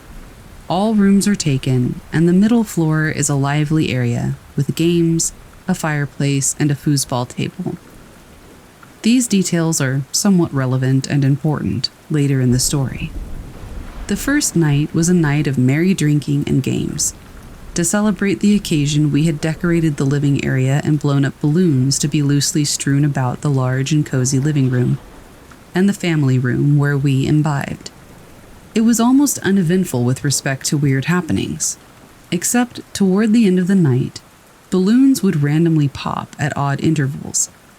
Someone in our group suggested that it was the balloons getting attracted toward the heater vents and popping. I was dismissive of this because not all of them that popped were congregated near vents. I just took note. I didn't want to argue or suggest anything weird at this point. After we all retired for the night and all the lights were off, we could hear balloons popping downstairs at random intervals that reverberated through the silent house. This happened between 2 and 3:30 in the morning. The next morning, there were still plenty of healthy balloons strewn about. Fast forward to night 2. After we returned from snow activities, we prepped for drinking and the usual. After a full day's worth of shredding the snow, we're all collectively tired a bit earlier than the previous night, and we decide to retire around 11:30 to midnight. Here's where I personally experienced things that got me feeling irked. Since it was cold, I decided to go downstairs to turn on the thermostat or heater. Our couple friends across the hall had their door slightly open ajar, the lights were on, and the bathroom was in use. As I'm going downstairs in the dark stairwell, I hear the floorboards behind me creak. I figure it was my friend coming out to follow me for a cup of water or to go to the kitchen. As I walk across the living room and stop at the thermostat, the lights are still off at this point, and the creaks continue. And then I hear it stop a few feet behind me near the kitchen. The kitchen lights don't turn on, and I hear nothing else. Feeling like he was waiting behind me and I was being watched, I said, "What's up, dude? Need something?" I turn around, and nobody is there. I've only ever read about this dreadful feeling of being watched, and it is indeed every bit as dreadful upon realization in person. A minute ago, I swore someone followed me down. I was taken aback, and my skeptical self once again took note and spoke nothing of it. I went back upstairs. About 30 minutes pass, and it's still cold. At this point, everyone is asleep, and I decide to turn up the thermostat a couple of notches. Nothing crazy. I turn on the upstairs hallway light bright enough to light the steps and see from downstairs. I proceeded to head downstairs and stop once again at the thermostat. No floorboard creaks except for my own this time. As I'm turning up the thermostat and thinking to myself how odd that creaking was the first time, a noise broke my train of thought. I hear the ball from the foosball table, several feet away near the fireplace, audibly roll across its surface and hit one of the side walls. Nobody is around, and I am certainly too far away to touch it. I froze in fear and hastily went back upstairs. Somehow I went back to sleep, not even knowing how to mentally process the increasingly evident occurrences. I eventually fall asleep under the pretense that nothing is definitive enough for me to be conclusively sure that this cabin is haunted. I don't mention or wake anyone up about my experiences. The next morning as we leave and drive back home, the balloons were brought up by my girlfriend's friend and couple who stayed across the hall. I took this as an opening to talk about my experiences, and I disclosed them. At this point, my girlfriend's friend goes pale, gets really serious, and tells us that the previous night she was still wide awake when she noticed a dark figure standing at the foot of her bed. She states that she went into panic mode after blinking and realizing that it wasn't a dream or a hallucination. She shook her boyfriend awake, the guy that I thought had followed me down the stairs earlier that night, only to have it disappear when he woke up. This, by far, coupled with my experiences, is undeniable evidence. I myself was wide-eyed upon hearing this solid piece of information. My girlfriend's cousin, who stayed in the room next to us, then mentions that she heard what sounded like breathing in her room, but dismissed it as naturally occurring sounds of the walls of the cabin. These events standalone could be nominal and may be explained, but collectively, it's really hard to deny that something was present and amiss. I'm hoping that this is the extent of my run-ins with the paranormal, because I don't want to experience anything like this again. The universe has made this skeptic more of a believer.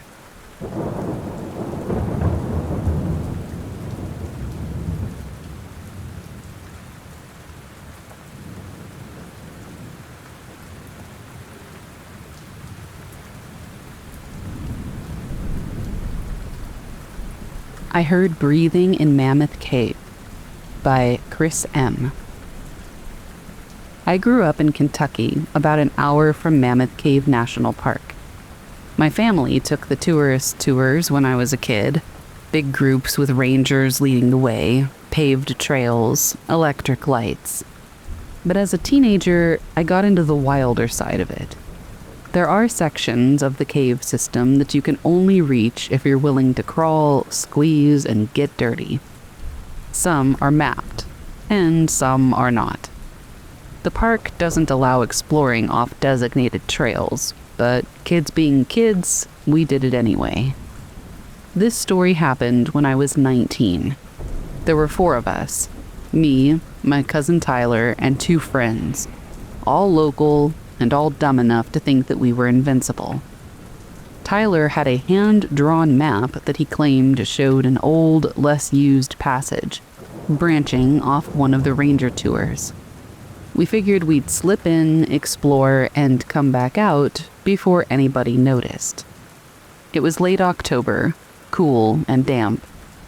We parked in the lot near one of the guided entrances and waited until evening, when most tourists had cleared out. The air outside smelled like leaves and rain, but the cave mouth breathed cold, wet air that almost made your bones ache. We slipped past the gate and ducked into the first chamber, our headlamps bouncing across rock walls. It felt wrong from the start. Without the ranger lights, the place was darker than I remembered, like our lamps only lit a bubble a few feet wide. We moved deeper, following Tyler's map. The main chamber narrowed into crawlways, jagged limestone pressing in close. Water dripped steadily. Our voices didn't sound like ours anymore.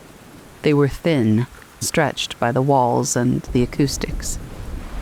After an hour, we reached the spot that Tyler swore led to the forgotten passage. He was right. There was a low tunnel half hidden behind a fall of broken rock. We had to crawl on our bellies to fit, packs scraping overhead. The air smelled different in there. Musty, almost sweet, like old dirt that hadn't been touched in forever. The tunnel opened into a wider passage that sloped downward. Our lamps caught faint carvings in the walls. Scratches, not letters. Long, straight grooves. Some ran parallel. Some crossed like claw marks. I tried to joke about bears, but everyone ignored me. We pressed on, and the passage forked, and Tyler insisted left, deeper still. The floor was slick with mud, sucking at our boots. And then we heard it. Breathing. At first, I thought it was one of us, winded from crawling. But the sound came from up ahead. Slow, deep, and wet. Like lungs too big for the body they were in. We froze. Our lamps lit nothing but tunnel. But the breathing didn't stop. It was in, out, steady. "Maybe it's air moving," Derek whispered. "You know, like a vent." But none of us believed it. Air doesn't sound like lungs. We argued low about turning back, but Tyler wanted to push forward. "It's just rock. Come on." Even he sounded shaky. We followed, more from fear of being left than courage. The tunnel dipped again, tight enough that we had to crouch. Our lamps picked up shapes on the floor. Bones. Not fossilized, but fresh. Small ones at first, maybe rodents, and then bigger. A deer's jaw cracked in half. Something else I couldn't identify, long and twisted. The breathing grew louder, echoing through the stone until I couldn't tell which direction it was coming from. My chest tightened. The air felt thicker, damp on the skin. We hit another chamber, taller, maybe 20 feet across, the ceiling lost in the darkness. The floor sloped into a pit filled with shallow water. Our lights caught ripples, though none of us had stepped in. Tyler swung his lamp toward the far wall, and that's when we saw it. At the edge of the water, something shifted. I will never forget the shape. Long arms, pale against the rock, ending in fingers that scraped the mud. Shoulders hunched high, head too small for the body. It crouched low, facing the water. Its chest expanded slow and then collapsed with the same steady rhythm we'd been hearing. It hadn't noticed us, yet. At least I don't think it had. We stood frozen, afraid to even breathe. Tyler's lamp shook in his hand, the beam jittering across the chamber. The thing stopped. The chest held mid-breath. And then it turned its head. The eyes glowed faint in the light, not like a reflection or animal shine, but a dull internal gleam like coals under ash. And that broke us. I don't remember who moved first. Suddenly we were scrambling, packs banging together, boots slipping in the mud. The breathing turned into a rasping hiss, and then something splashed in the water behind us. The crawl back out was chaos. Elbows cracking rock, helmets scraping low ceilings. I heard something dragging against stone, not running, but sliding, keeping pace. At one point, I swear I felt breath on the back of my neck, humid and sour. We burst out into the main passage, gasping, lamps swinging wild. Nothing followed. The sound stopped. We didn't stop moving until we saw daylight at the cave mouth. We spilled out onto wet leaves, choking on the sudden brightness of the outside world. Nobody spoke the whole drive home. Later that week, Tyler burned the map. He wouldn't talk about it ever again, and I suppose that's just as well.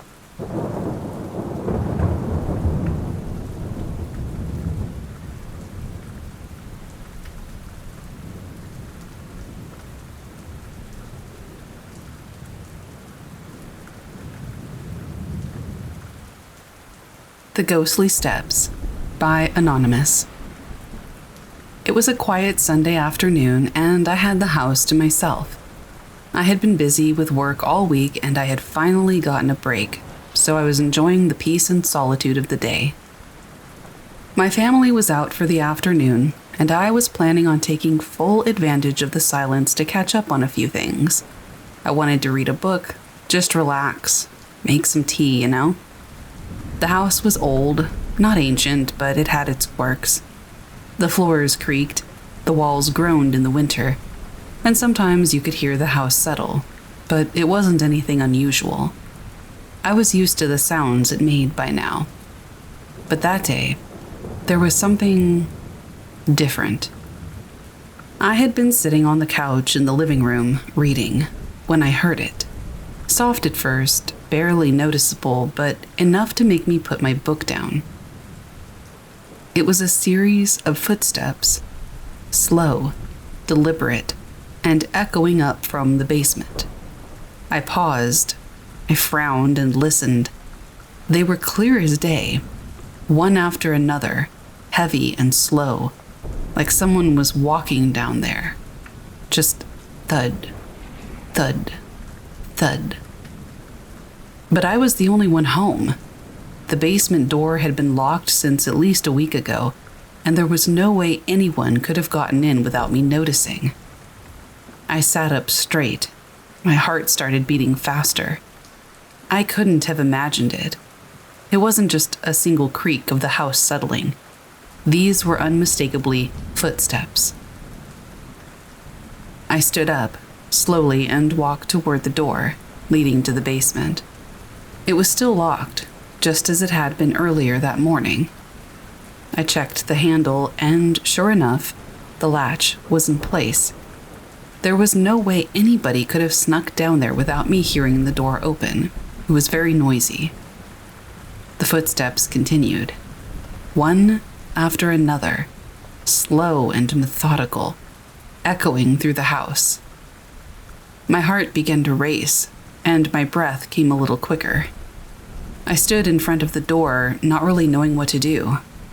The rational part of my brain told me it was probably just the house, settling or shifting with the temperature. But something in my gut told me that wasn't it, and I knew it.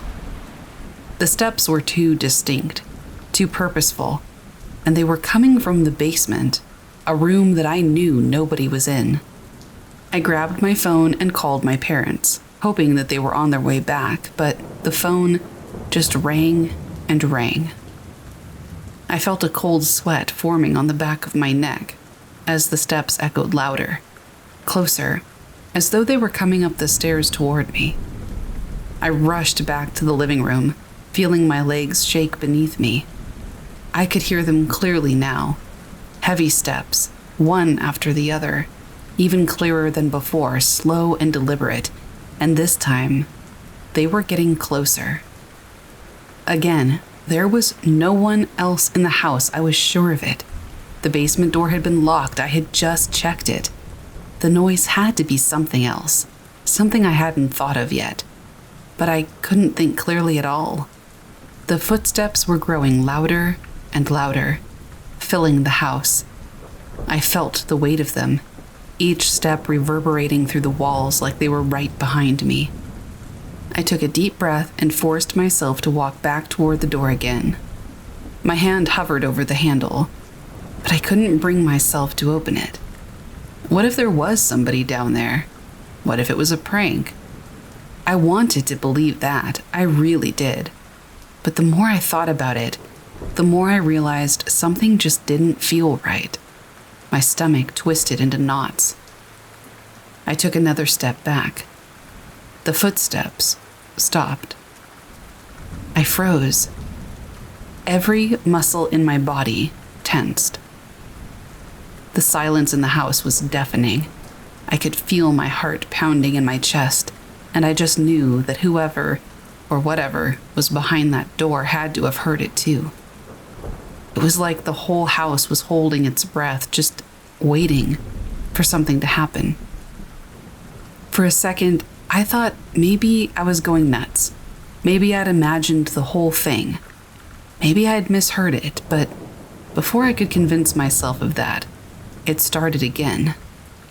But this time, it was different. The footsteps came rapidly, not slow and deliberate, but quick, like someone was rushing up the stairs. There was no mistaking it. I could hear them clearly now, each one echoing in the stillness of the house, growing closer and closer until it felt like someone was standing just behind me. My heart was pounding in my ears. I spun around, almost expecting to see somebody, but there was nothing. No one. I couldn't take it anymore.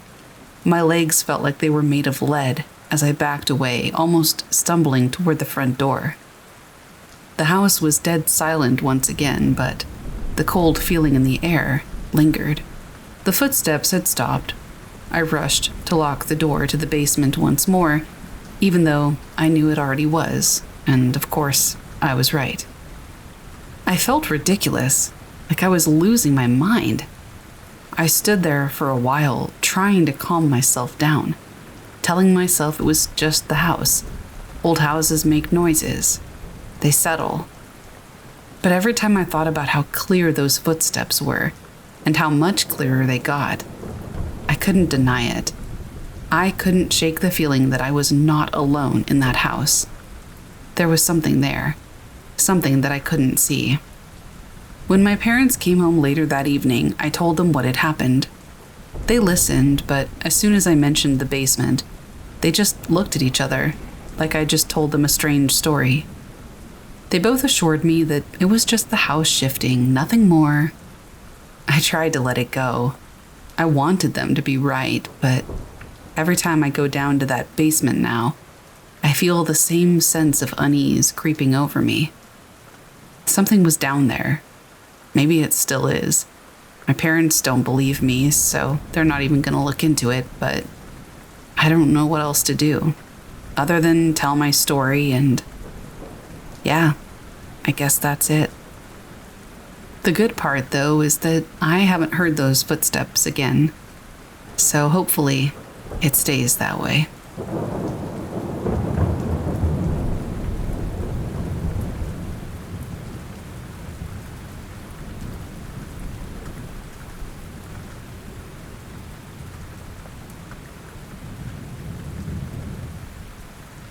A Haunting in Rome by Maria. I stayed in Rome for a week last summer doing the whole tourist circuit. Vatican, Colosseum, gelato twice a day, all of it. I booked a room at a well-known historic hotel near Via Veneto because I wanted the cliché old European charm experience. Marble floors, red velvet curtains, wrought iron balconies. It looked luxurious in photos and slightly haunted in person. The first 2 nights were normal. The room was quiet, the bed comfortable, and the courtyard outside stayed peaceful after dark. Nothing creepy, nothing strange. The hotel had a faint old building smell, but that's just Rome being Rome. Night 3 is when everything changed. I'd gotten back to my room late after wandering around Trastevere. The hotel was quiet. Long hallways, thick carpeting, muffled footsteps. I showered and climbed into bed, scrolled on my phone until I got tired, and then turned off the lights. At some point, I drifted into that half-asleep kind of phase, where your thoughts barely make sense. I wasn't dreaming yet, but I wasn't fully awake either. Then I felt a hand on my shoulder. It was full pressure and cold. It felt wet, even though it was dry, if that makes any sense. Fingers, too. 5 distinct points, pressing just enough to be unmistakably human. I froze completely. I had that instinctive burst of terror that you get when you think someone has broken in. My brain did this rapid-fire checklist. Did I lock the door? Did someone sneak in? Is this a dream? Is someone actually standing behind me? The hand stayed there for 2, maybe 3 seconds. When I finally snapped out of it, I turned fast, like whiplash fast. There was no one. The room was still. It was dark and silent except for my breathing, which was practically panting at this point. The curtains didn't move. The air didn't shift. But the cold stayed. Not on my shoulder anymore, but behind me, like someone had stepped back but hadn't actually left. The temperature felt like I'd opened a freezer door in the middle of the night. I reached for the lamp. My hand shook so badly I knocked it over before finally getting it on. The room lit up and everything looked exactly the same as it had when I'd gone to bed. Except that spot of air behind me felt thick. I don't really know how else to phrase it.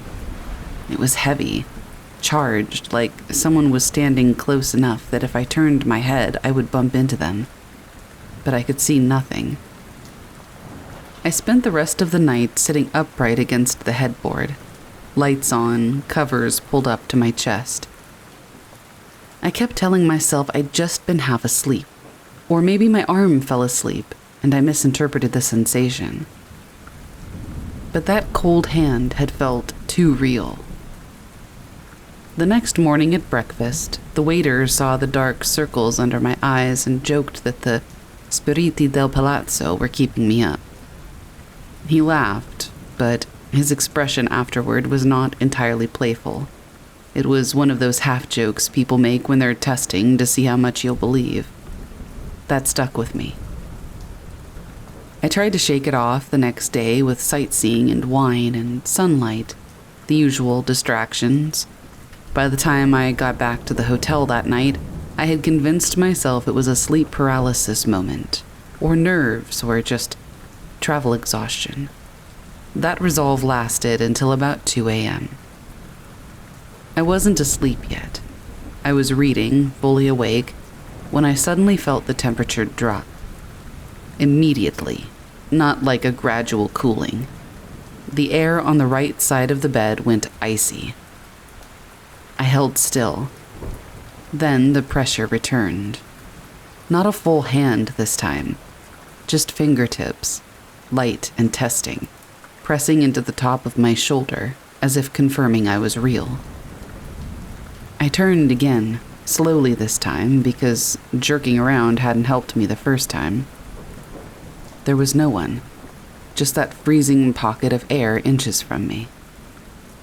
I got out of bed and went to the other side of the room. The cold did not follow. It stayed by the bed, like a person standing silently in one spot. I didn't sleep that night either. The next morning I asked the front desk, very casually, trying to sound like it was nothing, if any historical events had taken place in the room I was staying in. The woman at the desk glanced at my room number, hesitated long enough to make me uncomfortable, and then changed the subject. I asked if I could switch rooms. She didn't even ask why. She just nodded and handed me a different key. I turned mine in later. The new room was on another floor, with newer carpeting and newer furniture and none of that heavy old-world feeling. I slept fine there. No cold spots or touches or weird sensations. But the next afternoon, as I was coming back from a museum, I saw a cleaning cart parked outside my old room. The housekeeper was inside, door propped open, vacuum running. Just as I walked by, the vacuum cut out, and a loud thump came from inside the room, like something heavy falling. The housekeeper rushed out, pale, and muttered something under her breath that included gelido, icy, and ombre, shadows. She didn't go back inside right away, and I didn't ask any questions. I finished my trip without incident. Rome was beautiful in that dreamlike way it always is. The experience faded the way scary things do when you're surrounded by sunlight and tourists and noise, and then I flew home. And that's the end of the story, really. It might not be as dramatic as some other stories, but it sure stayed with me. I still wonder who was touching me in the middle of the night, whose hand was on my shoulder, and what they wanted.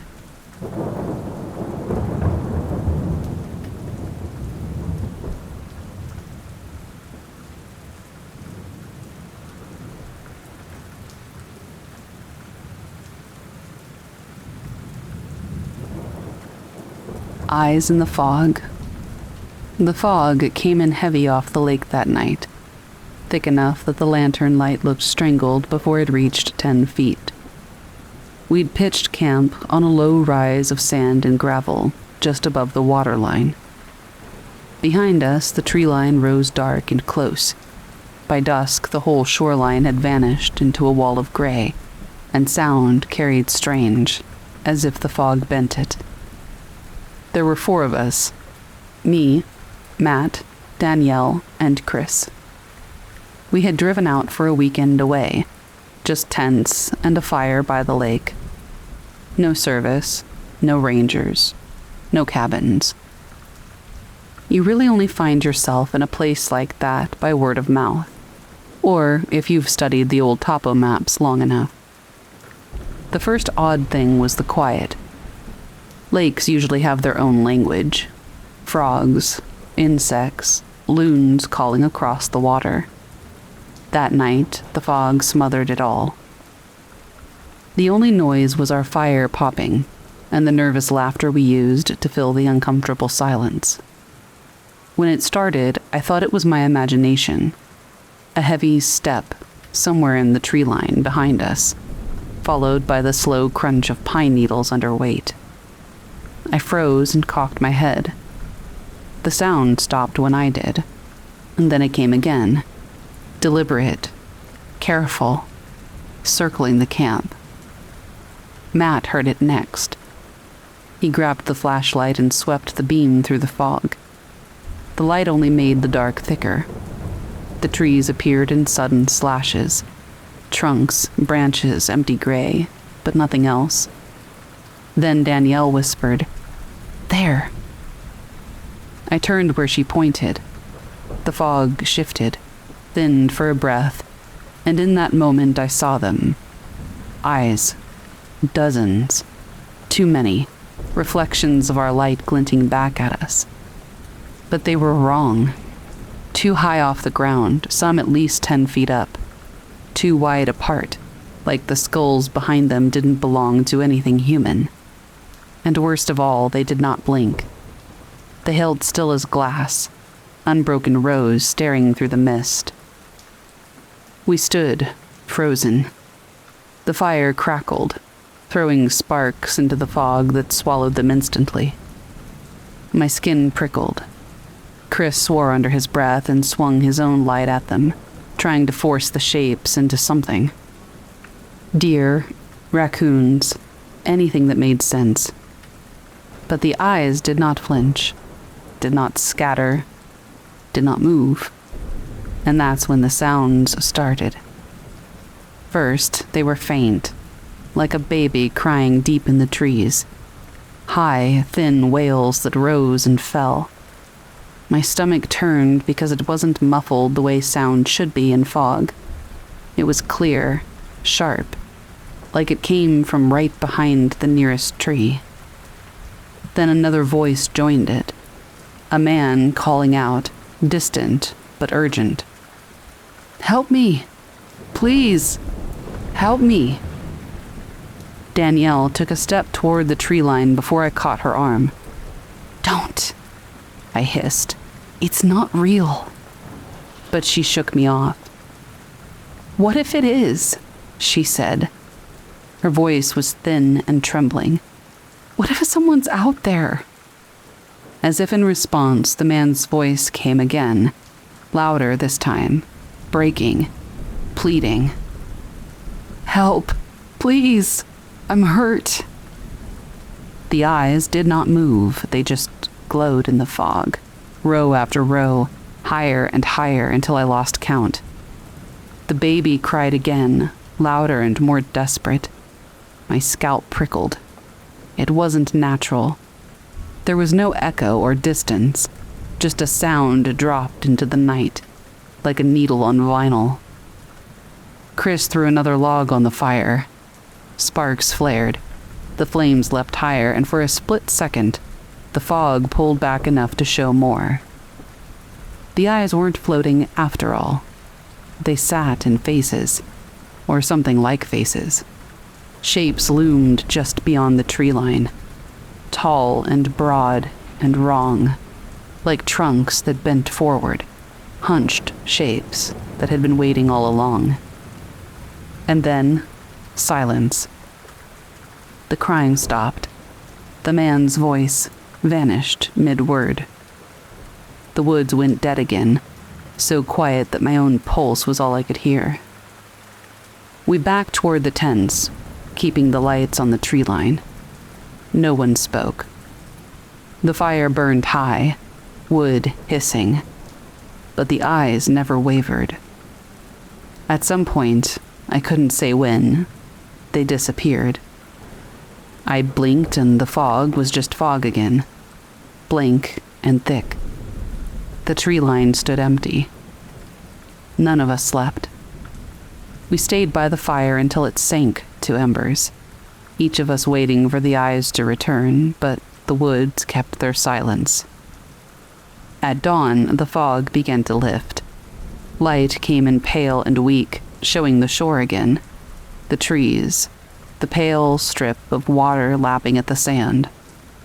It should have been a relief, and for a moment it was, until we saw the prints.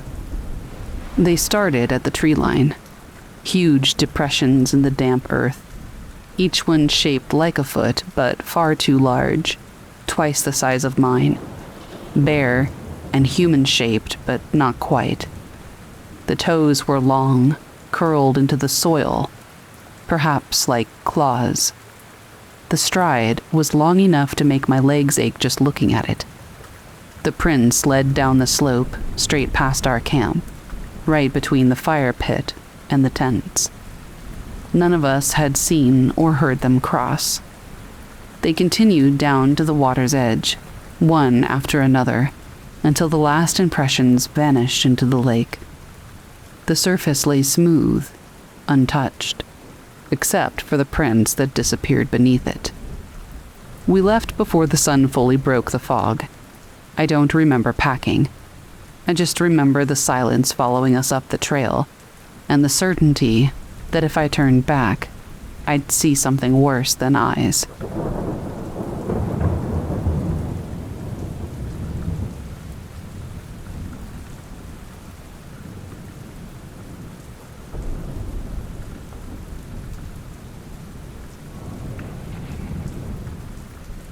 The Woman in Black. I lived in Sydney, Australia for a couple of years in my late 20s. I rented a tiny apartment near Coogee Beach because it was close enough to walk to the water after work, which was the only part of the day that did not feel like a grind. I used to go down there at night, especially when the air was heavy and warm, and everyone else had gone home. The ocean at night feels like a different world. Bigger, quieter, like the horizon shifts a little when you're not paying attention. This happened on a Thursday in early spring. Warm breeze, waves rolling slow and steady, a bit of mist hanging low over the shoreline. I wasn't tired, but I wasn't awake either. Just that end of the workday autopilot state. I walked the path that runs along the cliffs, and finally cut down toward the sand. I remember thinking the tide seemed farther out than usual, more exposed rock and less white noise. And that's when I saw her. She stood maybe 30 feet from the waterline, facing the ocean. A woman dressed completely in black. Long dress, dark hair, unmoving even though the breeze was strong enough to push my shirt around. At first I thought she might have been a night swimmer or someone doing some kind of meditation ritual. People in Sydney do weird things on the beach all the time. You learn not to ask questions. But something about her posture bothered me. Her shoulders were straight but too still. No shift of weight, no tilt of the head. I slowed down, debating whether I should keep walking or turn around. It's not like I wanted to look like some creep wandering up to a lone woman in the dark, but she wasn't reacting to me at all, and the longer I watched her, the more it felt like she wasn't really looking at the ocean, more like she was waiting for something. I stepped onto the sand, my shoes sinking a little, and she finally moved. She didn't turn all the way around, just angled her head, barely enough that I saw the outline of her jaw. Pale, sharp, no reflection off her eyes. Maybe the lighting just hit weird, but it made my chest tighten. I asked, "Are you okay?" Not loud, but enough that any normal person would at least shift or acknowledge the sound. She didn't. Instead, she lifted her chin slightly, like she'd heard something I hadn't, and took a single step forward into the foam. The waves were calm. No undertow, nothing dangerous, but the way she walked into them felt wrong, like she expected to be carried somewhere. I said something again, I don't even remember what. Maybe telling her the tide was coming in, telling her to wait. I picked up my pace and closed the distance by a few steps. She kept walking. The water reached her calves and then her knees. The hem of her dress floated around her in this slow way like it had weight to it and wasn't just fabric. The mist thickened near her, like it was gathering around her, like it knew her. I reached the spot where her footprints should have been, but the sand was smooth. There were no impressions or marks, nothing dragged or scuffed. I froze. She was now waist deep, still moving with that same steady pace, not shivering or reacting at all. I blinked. The mist rolled a bit, and she was suddenly a few feet farther out than she should have been able to walk in the time it took me to inhale. I don't scare easily, but something instinctive kicked in. It just made me want to leave without looking like I was running. I forced myself to keep watching, though. I needed to know if she was actually drowning or if this was some weird trick of the fog. The waves broke around her, but she didn't move with them. Not even a sway. And then she turned. Not her body. Her head did a full rotation toward me. From that distance, I should have seen her face clearly. But there was nothing. Just absence, like her face had been erased, and the mist filled the space where features should have been. My knees locked. My stomach flipped. I remember thinking, this is not a person. It wasn't even fear first. It was confusion so sharp it felt physical. She lifted her arm, palm facing me, like she was gesturing or reaching. I don't really know. Her hand looked normal enough. But then another wave rolled in, higher this time, and it went straight through her. It didn't go around her, it just went through her. Her shape dissolved into the white water, like smoke caught in a gust. One moment she was there, and the next the mist swallowed her. There was no splash or sinking or struggle at all. She was just gone. I walked straight into the water before I could talk myself out of it. The cold shocked me up to my ankles and then knees. I scanned the surface, waiting for a head or an arm or something to break through, but nothing ever did. The mist eased back a bit, and the ocean went flat, like nothing had been there at all. I stood waist deep for maybe 5 minutes. Eventually, a wave hit hard enough to push me backward, and that snapped me out of it. When I got back onto the sand, I checked again for footprints. Mine were there, but hers weren't, not even near the dry part of the beach. I walked home soaking wet. I didn't shower or sleep. I just sat on my couch staring at the dark TV screen, like it might replay what I had seen. The next morning, I went back around sunrise. I don't know why. Part of me thought I'd find a piece of fabric washed up, or that the tide would reveal some logical explanation. The beach was clean. The waves were normal. Lifeguards were setting up chairs like it was any other day. I tried to tell myself it was fog distortion, or a trick of the light, or exhaustion. But I've been in all those situations before. A person does not just vanish into mist. I didn't go back to the beach at night after that. Even years later, now, I can't do it. I don't know what she was, but I have no desire to encounter her again.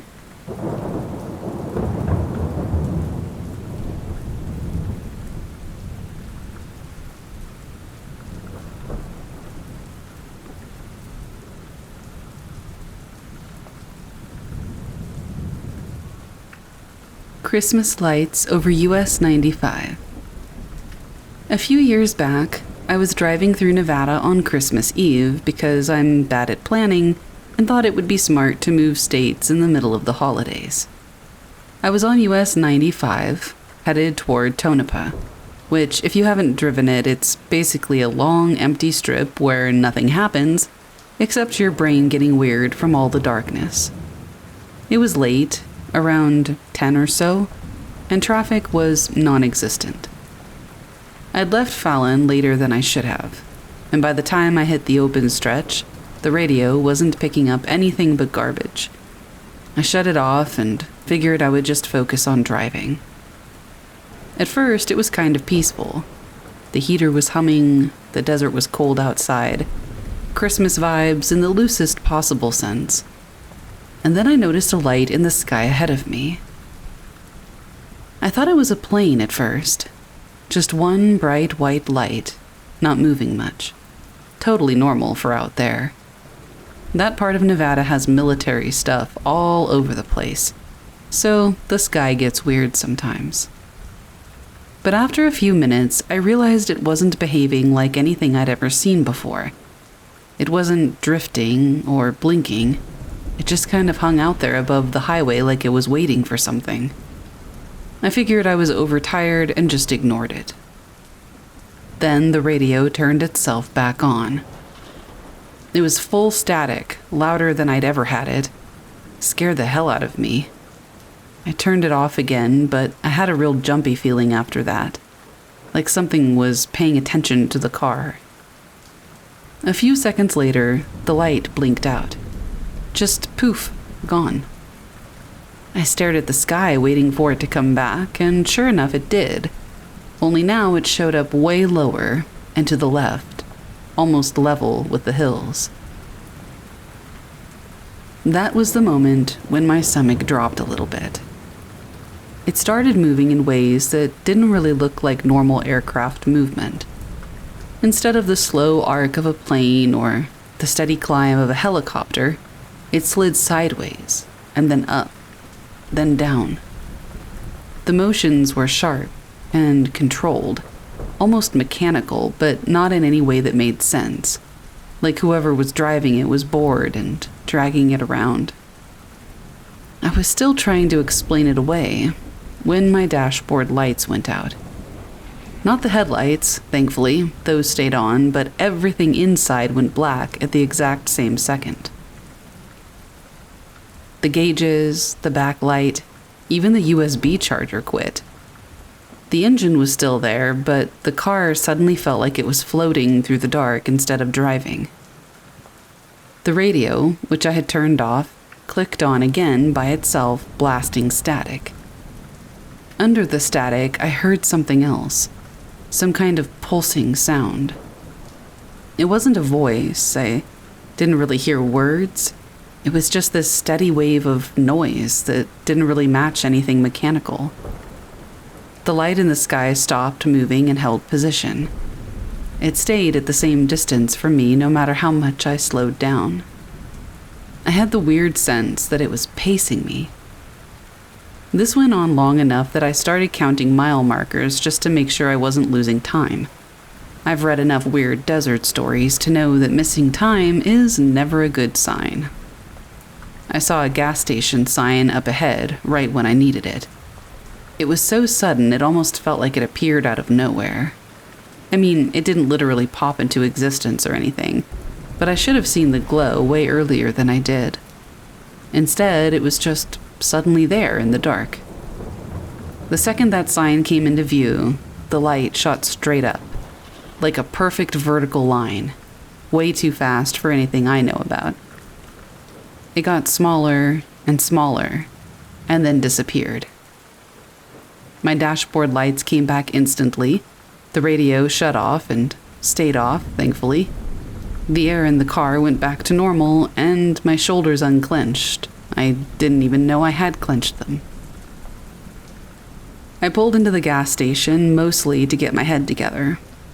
It was one of those old run-down places with 2 pumps and a flickering neon open sign. I don't think I saw another car there, but I remembered a beat-up pickup on the far side of the lot, which might be a false memory, but I don't know. Inside, the clerk didn't act like anything was strange, didn't comment on me looking freaked out.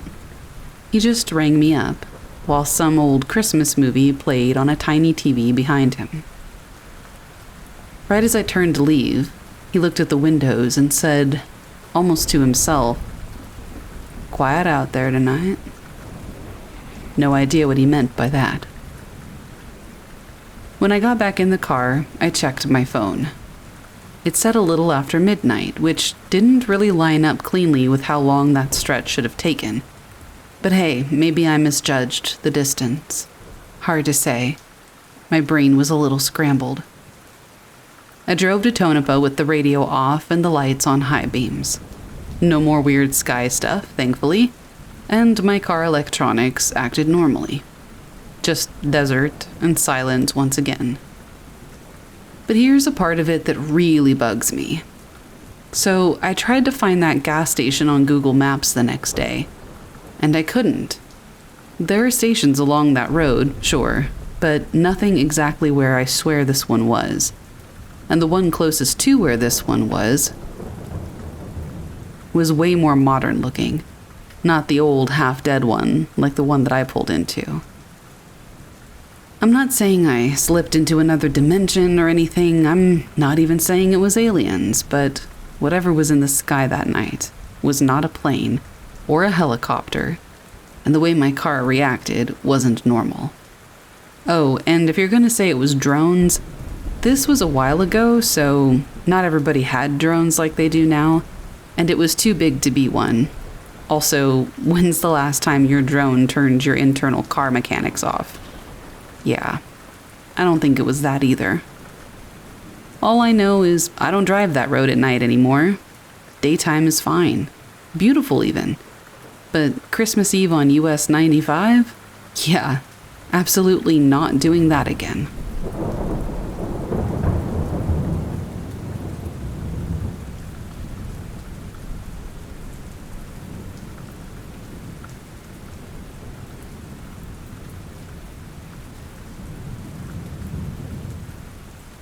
The Visitor in the Mirror.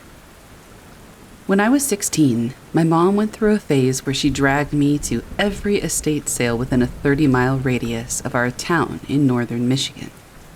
Most of the places we went were old lake houses or split levels from the 70s, with carpet that smelled like mildew.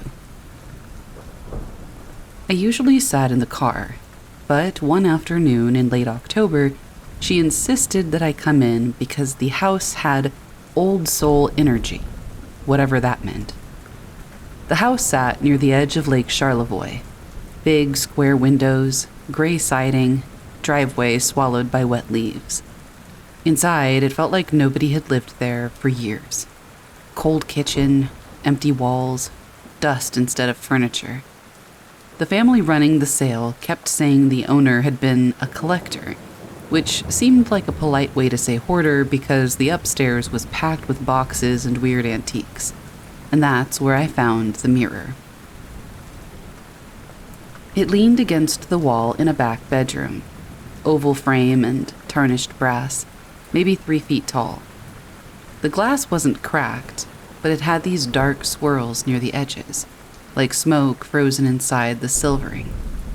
I touched it and felt this static prickle run up my hand. I told myself it was the dry air. My mom saw me looking at it and said I could have it if I helped her carry out a set of chairs she didn't need. The mirror cost $20. I had no reason to want it, but it felt like it belonged in my room. It's hard to explain without sounding stupid. We got it home and cleaned it and propped it against the far wall in my bedroom. For the first day or two, it was just a mirror. A pretty one, even with the discoloration, but on the third night, something changed.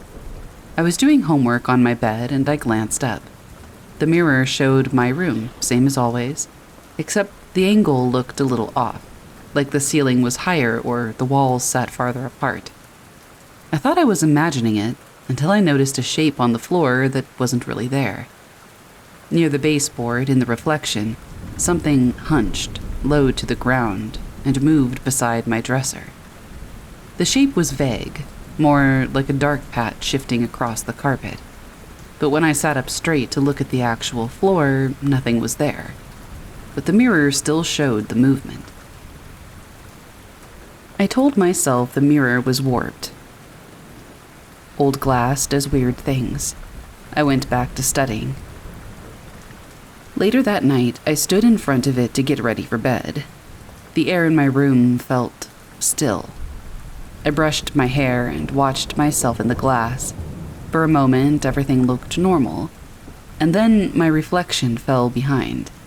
Not by much, just a fraction of a second. I lifted my hand and my reflection followed, but a beat late.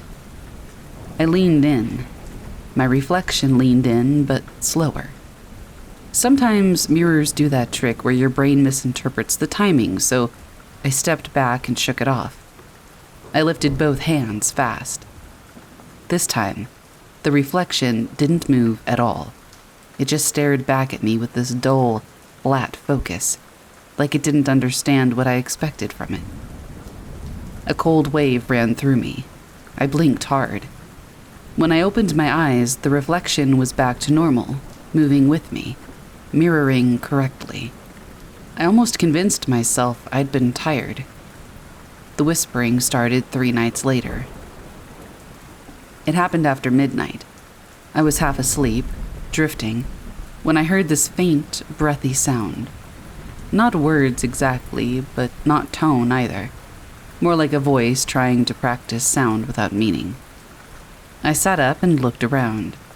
The house was quiet, my parents were asleep, the vent was not blowing. The whispering continued, and I traced it to the mirror. It wasn't coming from the glass, not like something inside it was speaking. It was more like the sound filled the air right in front of it. Soft and repetitive and almost curious. I remember sitting there with my back against the headboard, staring at that oval shape in the dark and feeling the same way I'd once felt when I saw a raccoon staring at me through a window. Studied. I slept with the light on after that. Things escalated slowly, which somehow made it worse. I'd walk past the mirror and catch extra movement. Not shadows, but more like another version of my room shifting out of sync. A blanket crumpled differently in the reflection than it did on my bed. The window blinds hung at the wrong angle. The door looked open when mine was closed. But the worst moment came one early morning when I was rushing for school. I was half awake, brushing my hair, not looking closely at much of anything. I reached up to tie my hair back. In the mirror, the reflection didn't lift its arms. It stood perfectly still. I froze. My hand hovered near the back of my head. The reflection kept staring forward, shoulders relaxed, arms down. No movement. And then its mouth opened. That same whispering poured out, but now there was a shape to it. Not a language that I could recognize, but intent. I didn't think it was trying to scare me. It sounded like it was trying to repeat something, learning and maybe testing me to see what kind of reaction it could pull from me. I backed up until I hit the door frame. The reflection's mouth closed, and then, this is the part I remember the clearest, it tilted its head in a way that I've never done. A slow, stiff little angle, like it was checking a box, completing a step maybe. I threw a blanket over the mirror that morning and told my mom I didn't want it anymore. She asked why, and I made up something about the frame staining my carpet. She sold it at her next yard sale, and I didn't think about it for years. And then, last month, someone in a local Facebook group posted a photo of a beautiful antique mirror that they bought at a garage sale on the east side of town. It was the same frame, with the same dark swirls. In the comments, a woman asked if the mirror had a weird sound at night. The buyer said yes, and she described it as breathing. In the photo, the mirror was uncovered, positioned in a bedroom facing the doorway, an empty room behind her.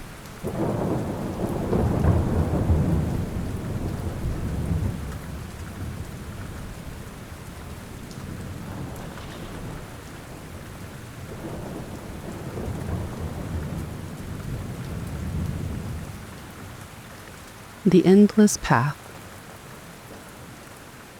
This happened 2 years ago, and none of us who were there have ever been able to explain it.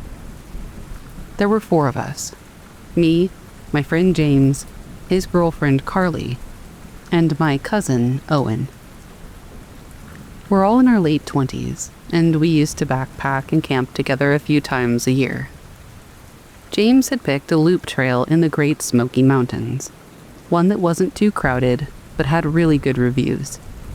Supposedly, it was about 9 miles total, with elevation changes and a nice overlook. We packed for a 2-day trip. Figured we would hike in, camp overnight, and then hike out the next morning. The trailhead was near Cades Cove, if you're familiar. We started at about 10 a.m.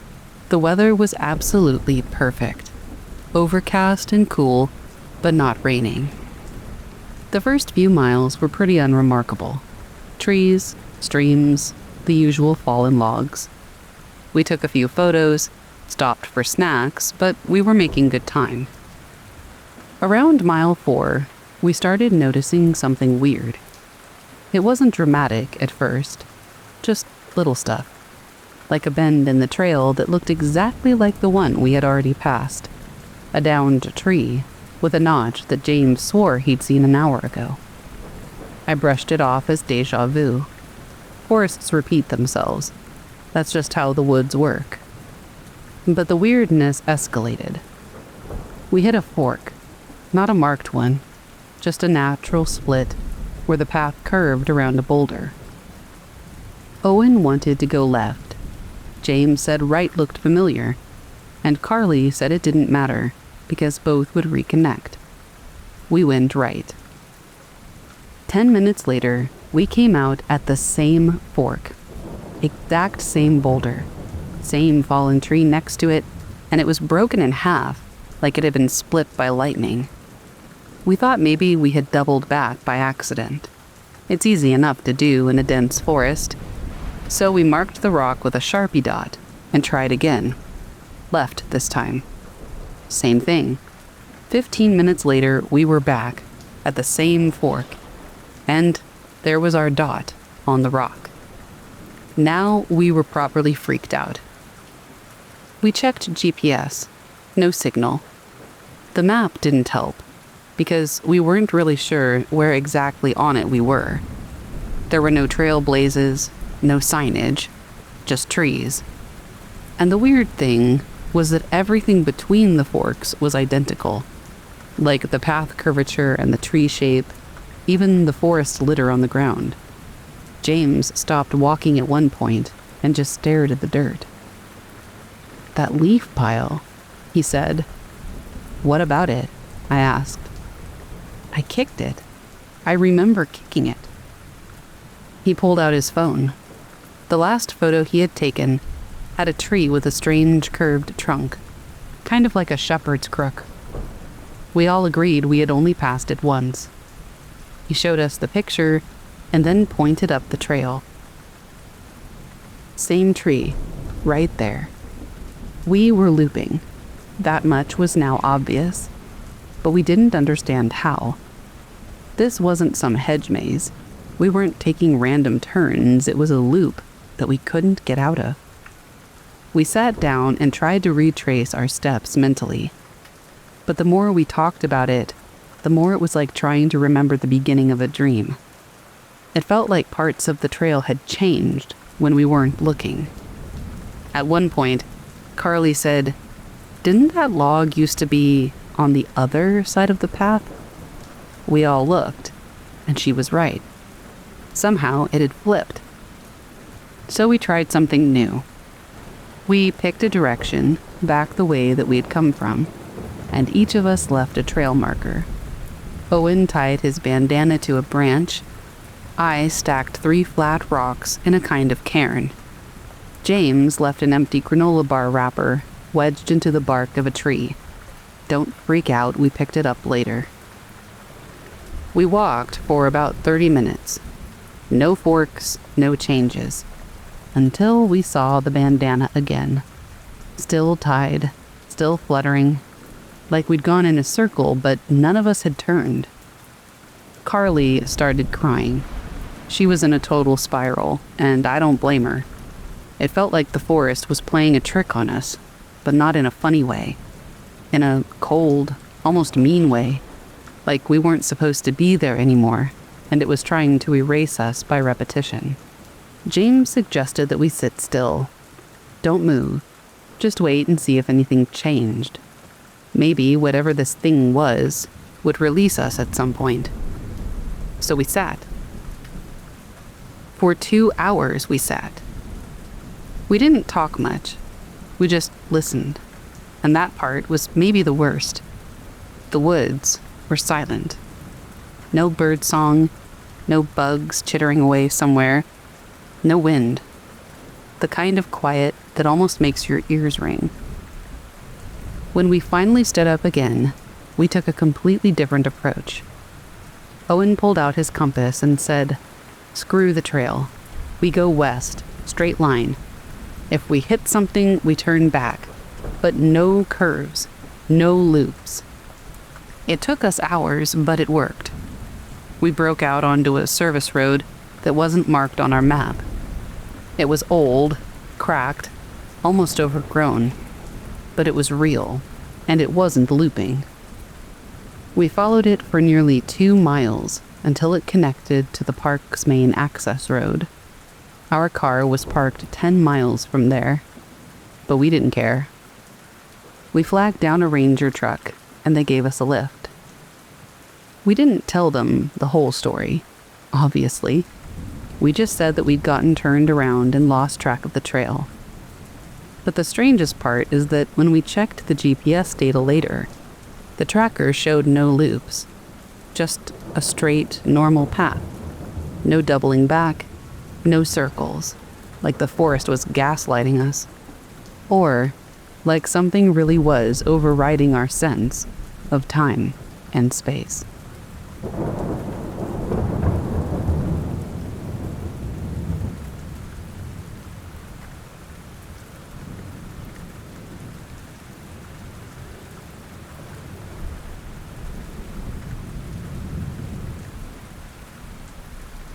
This is my favorite paranormal story, so I wanted to share.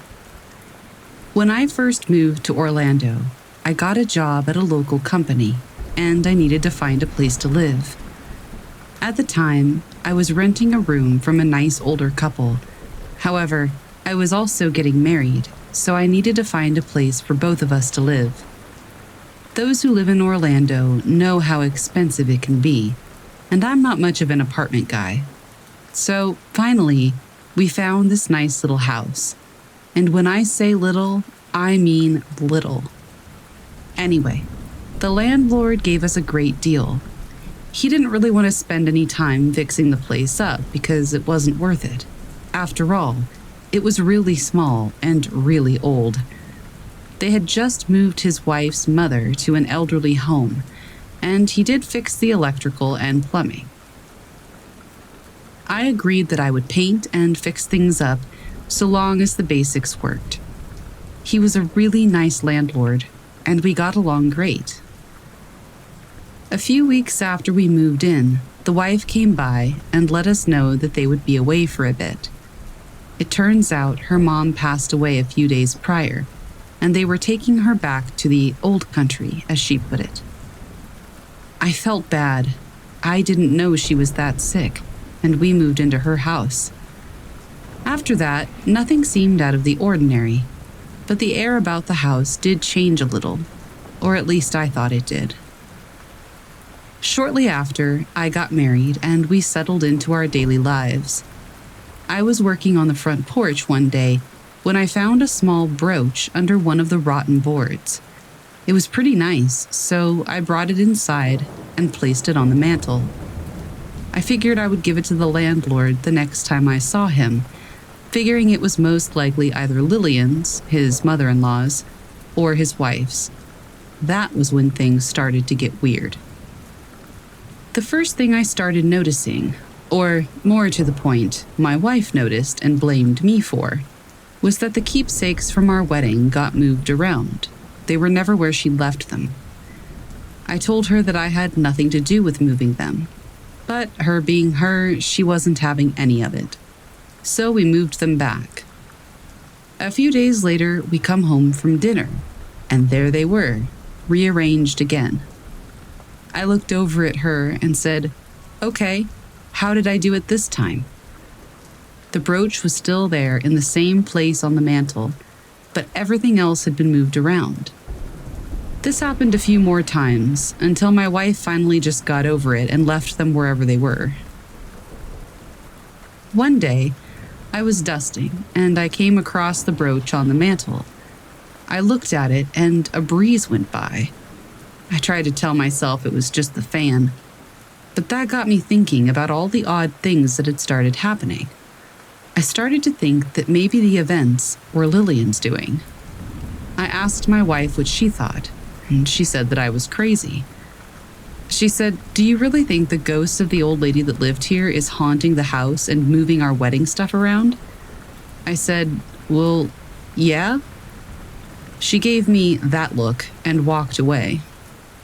Anyway, the following weekend, the landlord came by to mow, and I went outside to give back the brooch, thinking maybe that would change things. His wife was in the truck reading a book, and I walked over and handed the brooch to her. Well, she turned about 10 shades of white and looked up at me and asked where I'd found it. I told her that I found it under the porch when I was fixing the floor. She said that it had been her mother's, and one day she, the daughter, the wife of the landlord, had been outside playing with it and had lost it. Her mother, Lillian, was very mad at her for having played with it and for losing it. She smiled and the color returned to her face. She hugged me, and then I walked back to the house. As I walked up to the front, I looked at the house and noticed that in the front window there was a shadow behind the lace curtains. It looked like a person. As I walked closer, I tripped over a rock, and when I got back up, the person wasn't there. I went into the house and looked around, didn't see anything, so I moved on, thinking it was a trick of the light through the lace. A few days later, I get home and my wife starts rambling, asking if I smelled the flowers.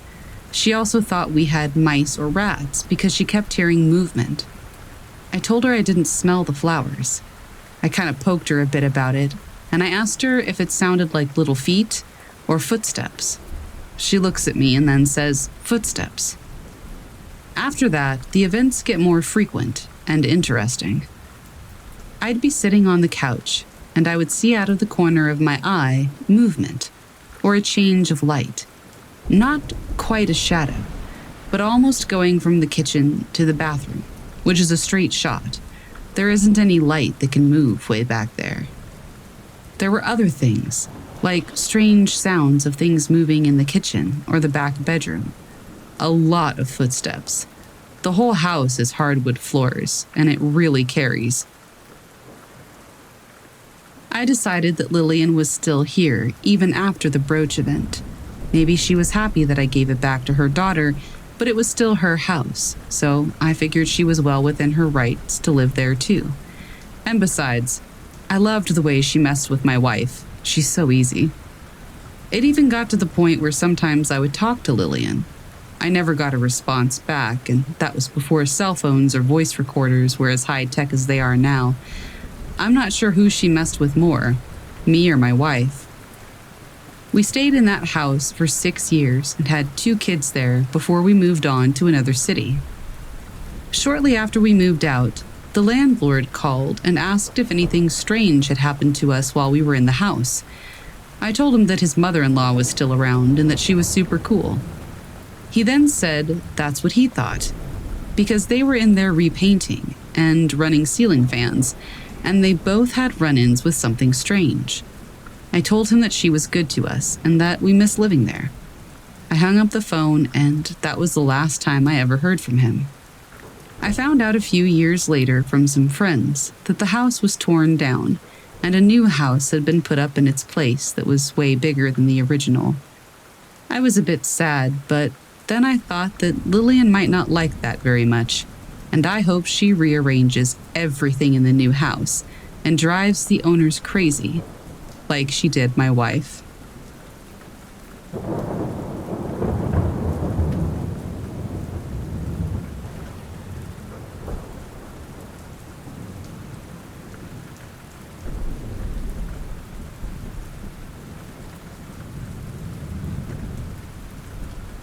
Something waited in the sky. This happened about 2 years ago, and I've never told anyone besides my girlfriend. I wasn't drunk. I wasn't sleep deprived. I didn't want it to happen. I was on a work trip of all things, about as far from open to a paranormal experience as you can be. So I'm a field supervisor for an industrial services company. Basically, we do inspections and environmental consulting for construction and mining sites. Nothing glamorous, lots of driving. We had a contract out near Globe, Arizona, southeast of Phoenix, and I was out there for a week running soil compaction tests and monitoring some subcontractor work. My company booked me this weird little rental house in Miami, Arizona. Not that Miami. This one's an old copper mining town just down the road from Globe. It was cheap and had a kitchen, which beat a motel for the same rate. I was the only guy from my crew out there at the time, so I was solo the whole week. Honestly, it was kind of nice for the first few days. Quiet, good view of the mountains, stars for miles. Anyway, this was in late October. Weather was decent, maybe low 60s at night. I had worked a full day and gotten back to the house at about 6 p.m., made some sad microwave dinner, and watched a little TV on my laptop. Nothing special. But around 10:30, I realized that I'd left a piece of test equipment in my truck.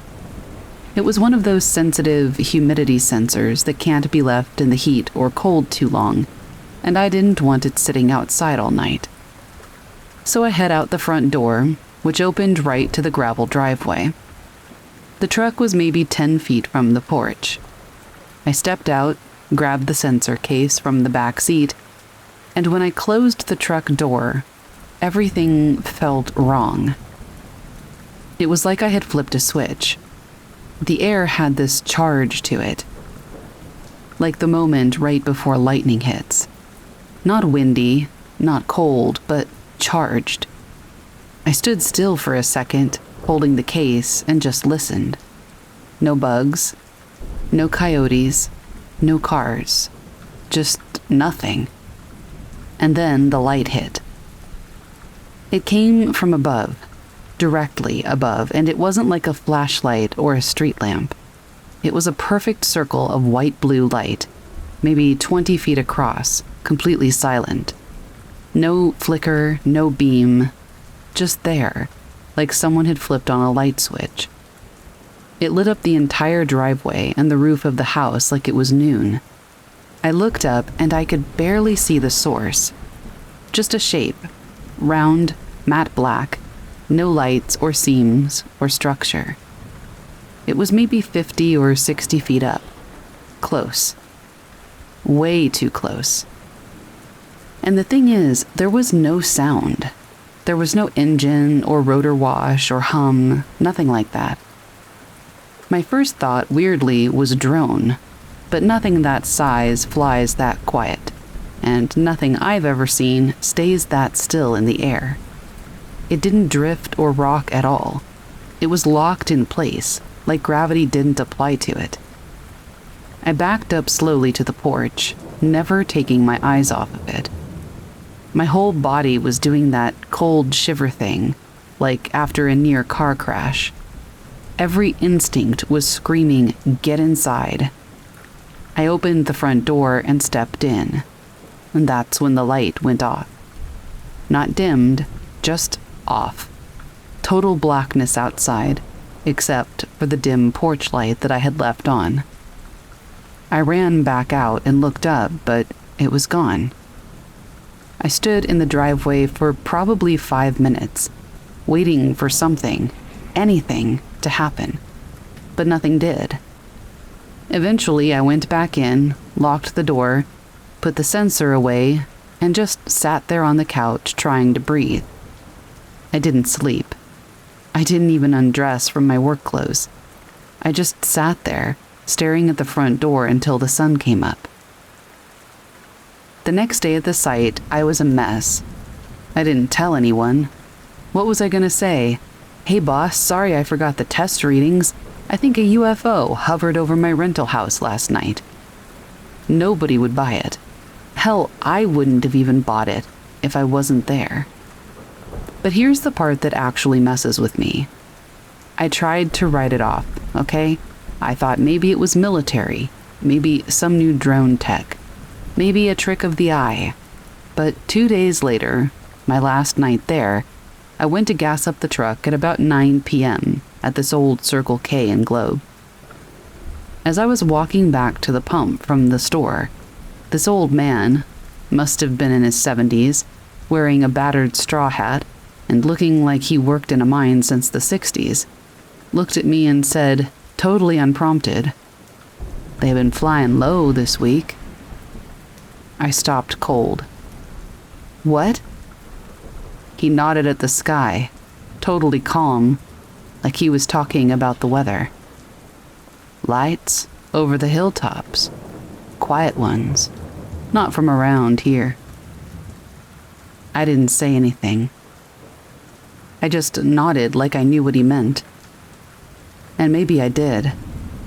My skin crawled because I had seen it. Whatever they weren't military. They weren't from anywhere that I can explain. I drove back to Phoenix the next morning and flew home. I haven't been back out there since. I keep tabs on the area sometimes, searching local Reddit threads, MUFON reports, even just Twitter mentions of strange lights in Globe or Miami or Superior. I've seen a few that sound eerily similar. Same kind of lights, same silence. Nobody ever talks about seeing the craft itself, though. Just the light. That's what sticks with me. I saw it, and I felt it watching. I wish I could tell you that I forgot about it a few weeks after, but I didn't. Every time I hear something buzz over the house at night, I freeze. I've had bad dreams, though not often, where I'm standing in that driveway again, and the light comes on but I can't move. I just stand there, as something opens in the bottom of the craft, and every time I wake up just before I see what's inside.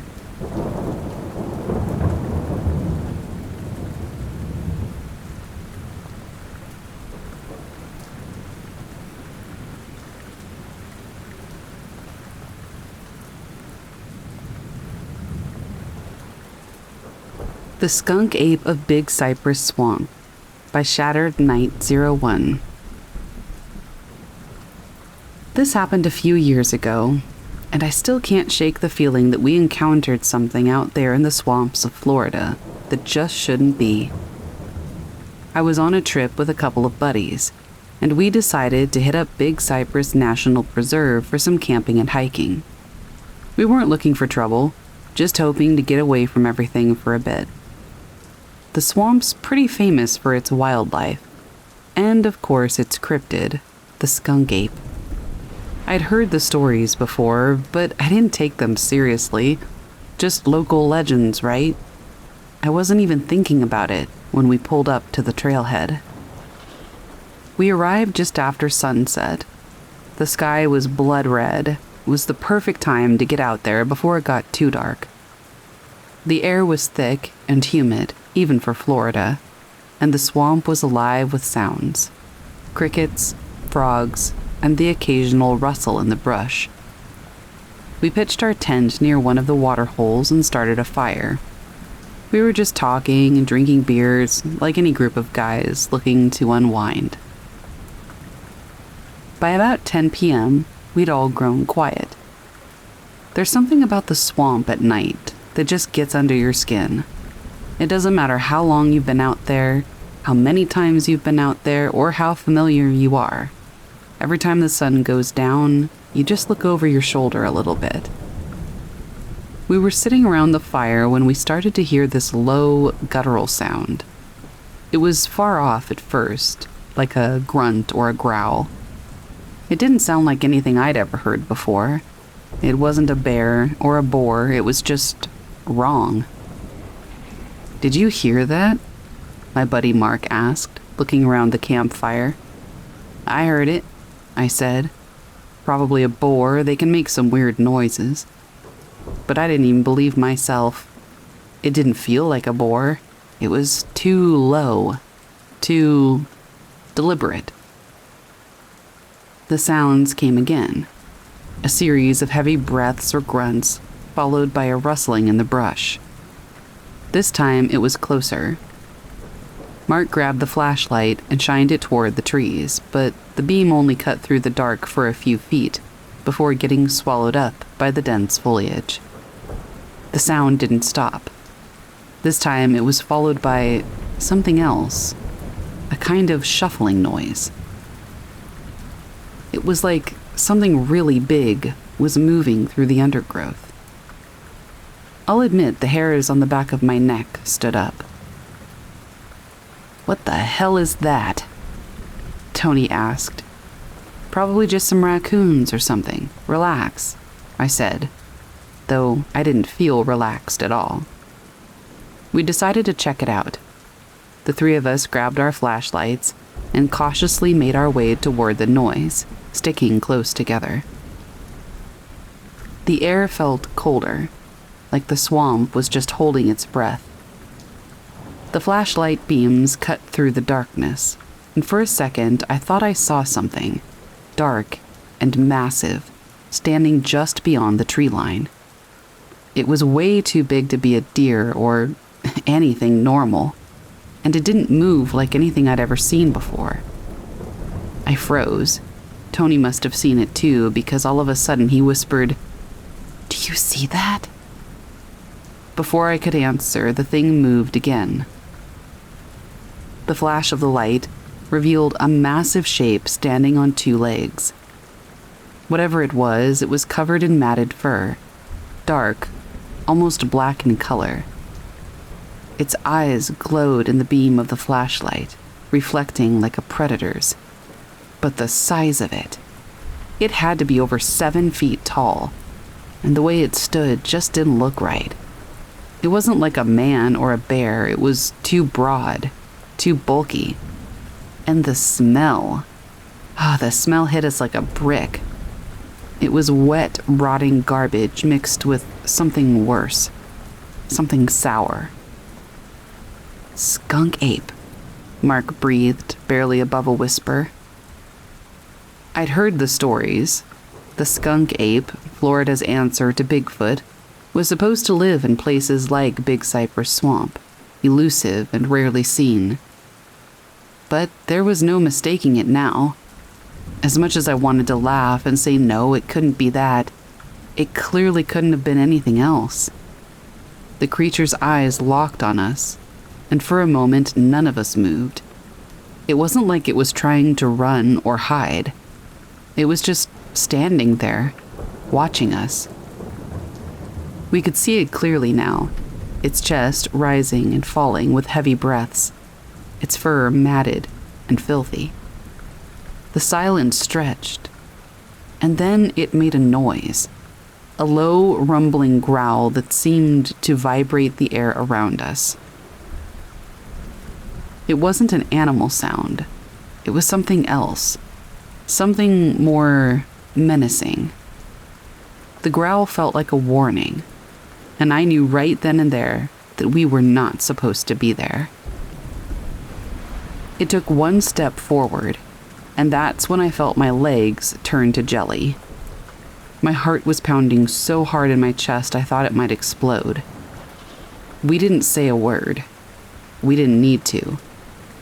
At the same time, we all turned and ran, heading straight back to the campfire. Behind us, we could hear it moving again, slower this time, almost as if it was toying with us. We didn't stop running until we reached the fire. When we finally turned around to look, there was nothing. No growls, no movement, just the swamp stretching endlessly into the night. We kept the fire going, staring into the trees, half expecting the creature to emerge from the shadows at any moment. None of us got any sleep that night. Every rustle in the brush, every snap of a twig had us on edge. We packed up and left as soon as the first light of dawn hit, not saying much to each other, but we all knew. We'd seen something that shouldn't have been there. And after that night, I don't care how many people say it's just a legend, I believe the skunk ape is real.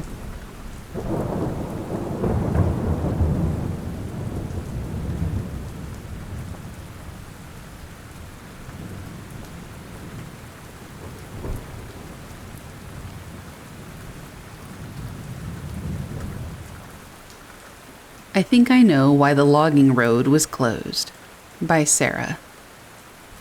I worked for the Washington Department of Natural Resources last summer, doing trail maintenance for the Gifford-Pinchot National Forest.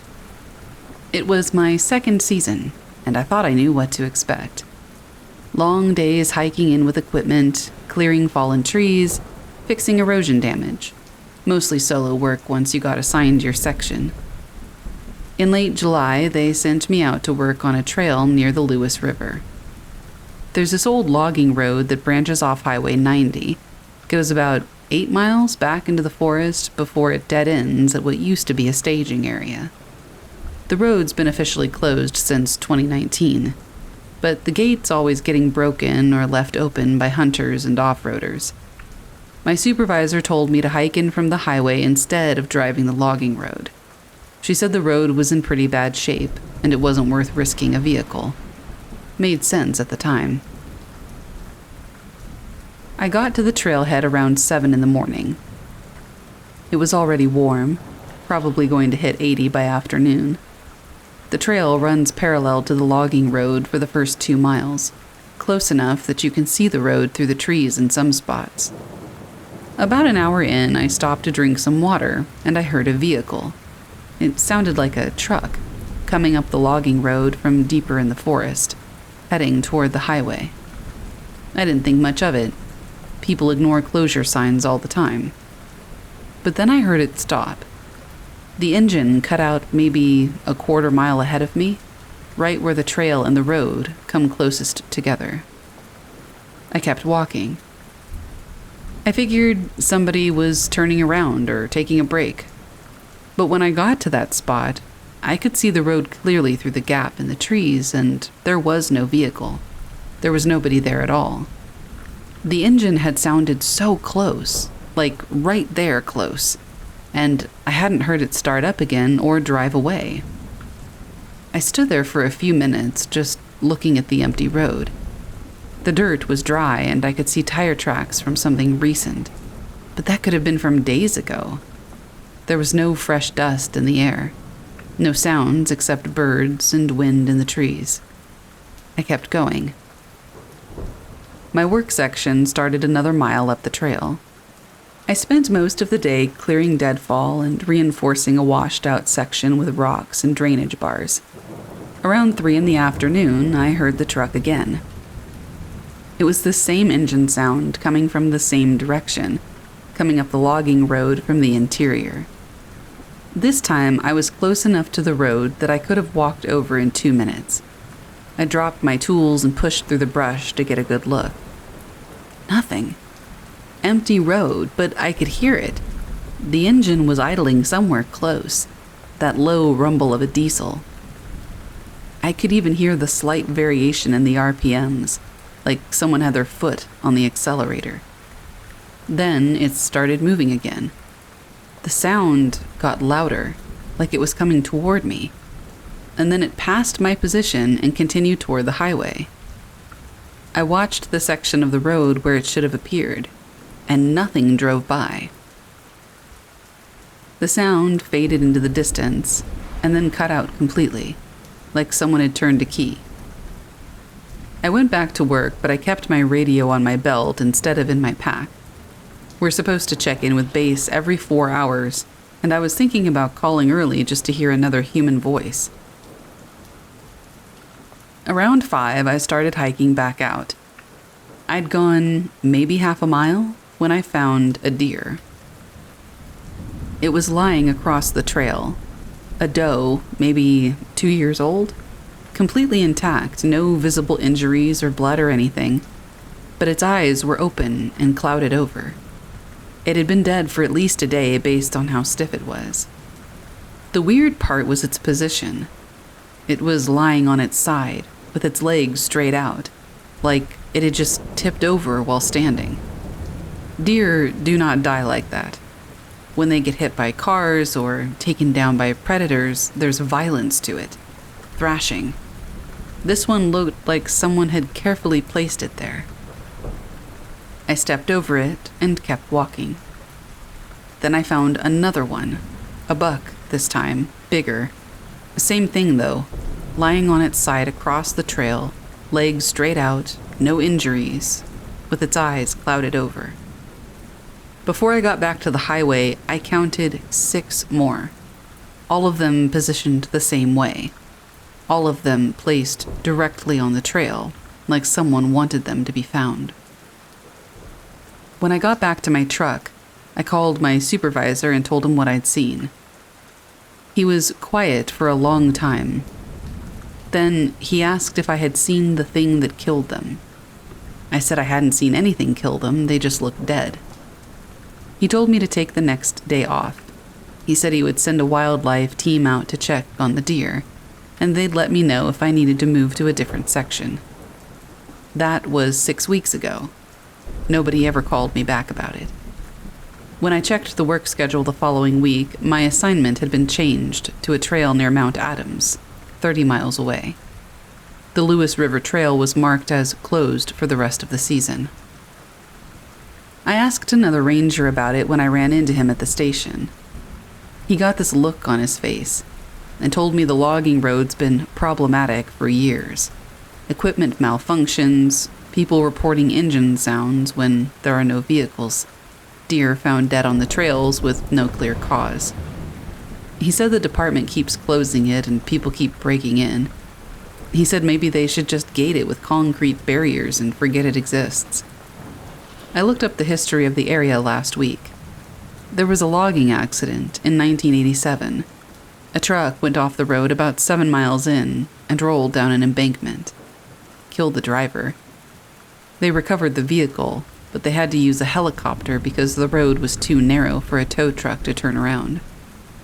The ranger I talked to said that sometimes areas just go bad. He said the forest does what it wants and we're just trying to manage around it. I don't know what I heard out there. I don't know what killed those deer or why they were arranged like that.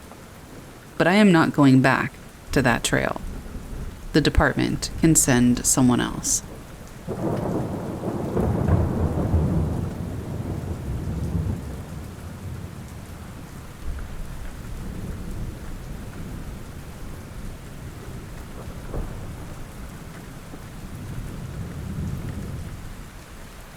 The corn house. So this happened when I was maybe 12, back in 2003. My family had just moved to this tiny farming community outside Kyoto in southeast Iowa. The population was like 400 people. Everyone knew everyone, that kind of place. My dad got transferred for work, and we ended up renting this old farmhouse on the edge of town while we looked for something permanent. The house was probably built in the 1920s, all white clapboard siding and a wraparound porch that sagged in the middle. The landlord, this old farmer named Herschel, mentioned it had been empty for about 3 years before we moved in. Said the previous tenants left suddenly but didn't really elaborate. That should have been a red flag, but my parents were just happy to find something affordable on short notice. First few weeks were normal enough, typical old house stuff. Creaky floors, drafty windows, a musty smell that never quite goes away. But then weird things started happening. Small stuff at first. I'd come home from school and find the kitchen faucet running full blast. Mom would swear she turned it off. Or we'd hear footsteps upstairs when everyone was downstairs watching TV. The house had this weird layout, where the main staircase went up from the living room, but there was also a narrow back staircase from the kitchen that led to what used to be servants' quarters. 3 small rooms up there that we used for storage. Those rooms always felt wrong, cold even in summer, and they smelled like corn husks, which was strange because we never stored anything food-related up there. About a month in, I started seeing her. Always out of the corner of my eye at first. A woman in a long dress, standing at the top of the back stairs or in the doorway of one of those storage rooms. She had this way of standing perfectly still, like she was waiting for something. Whenever I turned to look directly, she'd be gone. My parents thought that I was making it up, adjusting to the move and all that BS. But our dog Rex started acting strange too. He would stand at the bottom of the back stairs and whine, hackles raised, staring up at nothing that we could see. Sometimes he'd bark at empty corners of the house. Dogs don't lie about stuff like that. The activity ramped up in October. Doors would slam shut on their own, always the ones leading to those upstairs storage rooms. We'd find all the kitchen cabinets standing wide open in the morning. Mom started keeping a log, thinking maybe she was sleepwalking or something. But then it happened when we were all awake and sitting together. I was doing homework at the kitchen table one evening when I heard somebody walking around upstairs. Heavy, deliberate footsteps, like someone pacing back and forth. Dad went up to check it out, but there was nobody there. But when he came back down, he looked shaken. He said one of the storage room doors was wide open, and there were wet footprints on the floor, even though it hadn't rained in days. That's when Mom decided to ask around town about the house. Turns out the previous tenants were a young couple with a baby. They'd left in the middle of the night, just packed up and disappeared without notice. Before them, an elderly man lived there alone for about 6 months before moving in with his daughter. Before him, it sat empty for 2 years. The pattern went back decades. People would move in, stay a few months to a year, and then leave suddenly. Always something about the upstairs room. Always something about a woman in the house who didn't belong there. Mrs. Peterson at the grocery store finally told Mom the whole story. Back in 1952, a woman named Dorothy Kindle lived in the house with her husband and 2 kids. Family farmed corn on the land around the property. One harvest season, Dorothy went missing. Just vanished one day while her husband was in the fields. They found her 3 days later in one of those upstairs storage rooms, dead. The coroner said heart failure, but she was only 34 and healthy as a horse. Her husband claimed she'd been acting strange for weeks before she died. Said she kept talking about needing to check on something upstairs, but whenever he'd follow her up, the rooms would be empty. He found her body surrounded by dried corn husks, even though harvest was still weeks away, and there was no corn stored in the house. After hearing that story, things made more sense, but didn't get any easier. I started seeing Dorothy more clearly. She was always holding something in her arms, cradled against her chest like a baby. But it wasn't a baby. It was corn husks bundled up tight. She'd stand there rocking back and forth, looking down at this bundle of dead plant matter like it was the most precious thing in the world. The smell got stronger, too. That corn husk smell would fill the whole house some days, so thick you could taste it, and we would find husks scattered around those storage rooms, even though we'd cleaned them out completely when we moved in. We lasted until December. The final straw was when I woke up one night and found Dorothy standing at the foot of my bed. She wasn't translucent or glowing like ghosts in the movies. She looked solid and real. She was staring at me with these hollow, desperate eyes, still clutching that bundle of corn husks. She opened her mouth like she was trying to say something, but no sound came out. Just stood there for what felt like hours, before finally fading away. Found a new place in town the next week. Much smaller, way more expensive, but normal. We never talked much about the house after that. Dad said it was just an old building settling. Mom blamed stress from the move. But Rex never forgot. For years after, if we drove past that road, he would start whining and shaking. The house is still there, still gets rented out every few years. I looked it up on Google Street View recently. Same white clapboard siding, same sagging porch. But those upstairs windows always look dark, even in the middle of the day. And I swear sometimes you can see a figure standing in one of them, holding something close to her chest, waiting for someone who's never coming home.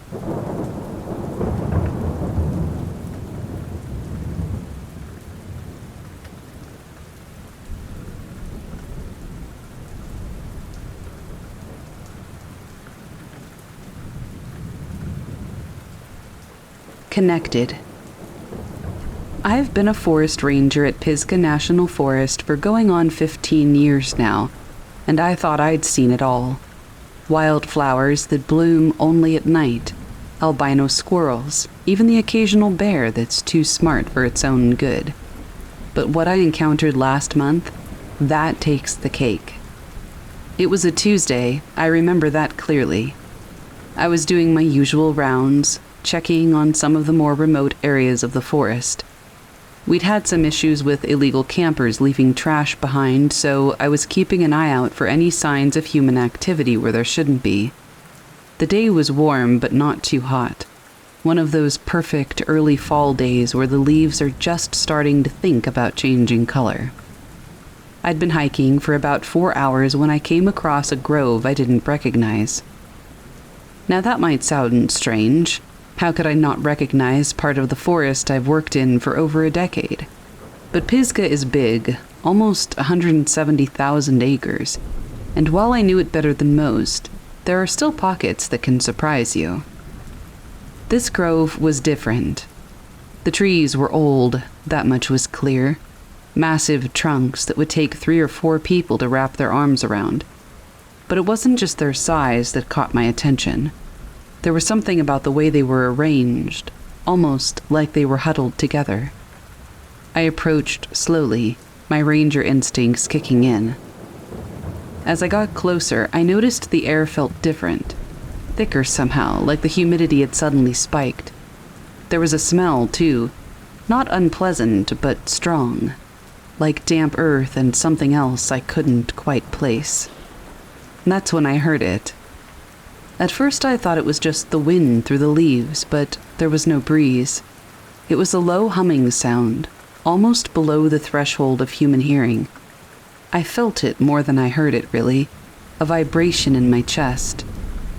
I put my hand on the nearest tree trunk, thinking maybe it was some kind of insect activity inside the wood. The moment my skin touched the bark, the humming stopped. For a second, everything was dead silent. No birds, no bugs, nothing. Just me and these trees. Then it started again, but it was different this time. It was like, well, the closest thing I can compare it to is those videos where they speed up plant growth. You know, the ones where you see a seed pushing up through the soil and unfurl its leaves in a matter of seconds. Time lapses. Yeah, those. All around me, I could hear creaking and groaning. Not loud, but constant. I looked down and saw roots shifting under the forest floor, raising little mounds of earth as they moved. I'll admit it, I panicked a bit. I pulled my hand away from the tree and took a step back. As soon as I broke contact, everything went still again. I stood there for I don't know how long, my heart pounding in my ears. Part of me wanted to turn tail and run, to get as far away from this place as I could. But the ranger in me, the part that spent a lifetime learning about and protecting this forest, that part was fascinated. Slowly, cautiously, I reached out and touched the tree again. This time, I was ready for it. The humming came back, softer now. The creaking and shifting started up too, but gentler. It was like the forest had realized I was there and was trying not to scare me off. As I stood there, hand on the rough bark, the strangest feeling came over me. It was like I could feel the tree's life, its slow, patient growth, the way its roots reached deep into the earth, how its branches stretched toward the sky. But it wasn't just this one tree. Somehow I could sense the others too. They were all connected, a vast network spreading out through the grove and beyond, and they were communicating. Not with words, nothing so simple as that. It was more like feelings, impressions, a slow exchange of information that had been going on for centuries. I don't know how long I stood there, trapped into this arboreal network. Could it have been minutes? Could it have been hours? I don't know. I was lost in it, though, experiencing the forest in a way that I never had before. A sharp crack snapped me out of it. When I opened my eyes, when had I closed them? I saw a deer standing at the edge of the grove, watching me curiously. When it saw me looking, it bolted, white tail flashing as it disappeared into the underbrush. I pulled my hand away from the tree, half expecting something dramatic to happen, but there was nothing. The grove looked exactly the same as when I'd first stumbled upon it, but I knew it wasn't the same. Or rather, I wasn't the same. I looked at my watch and was shocked to see that nearly 3 hours had passed. The sun was starting to dip low in the sky, painting the leaves with golden light. I needed to start heading back. As I turned to go, I felt a tug. Not physical, but mental, like the trees were asking me to stay. I smiled and patted the nearest trunk. "I'll be back," I said out loud, feeling only a little foolish for talking to a tree. "I promise." I made my way back to the ranger station in a daze. My colleague Sarah took one look at me and asked if I was feeling all right. "Yeah," I said. "Just had an interesting day." I thought about telling her what had happened, but the words wouldn't come. How could I describe it? How could I make her understand what I'd experienced? In the end, I just said that I'd found a new grove that needed to be mapped. She nodded and went back to her paperwork, completely unaware that my entire world had just shifted on its axis. I've been back to the grove several times since then. Sometimes I can tap into that network, feel the slow pulse of communication between the trees. Other times, it's just a normal stand of old-growth forest. But I know it's there now. I've felt it. And it's changed the way I look at my job, at the forest, at the whole world, really. There are those who say that forests are the lungs of the world. After what I experienced, I'd say they're more like the brain. A vast, ancient, interconnected mind that we're only just beginning to understand. And sometimes, if you're very lucky and very quiet, you might just get to listen in on their conversations.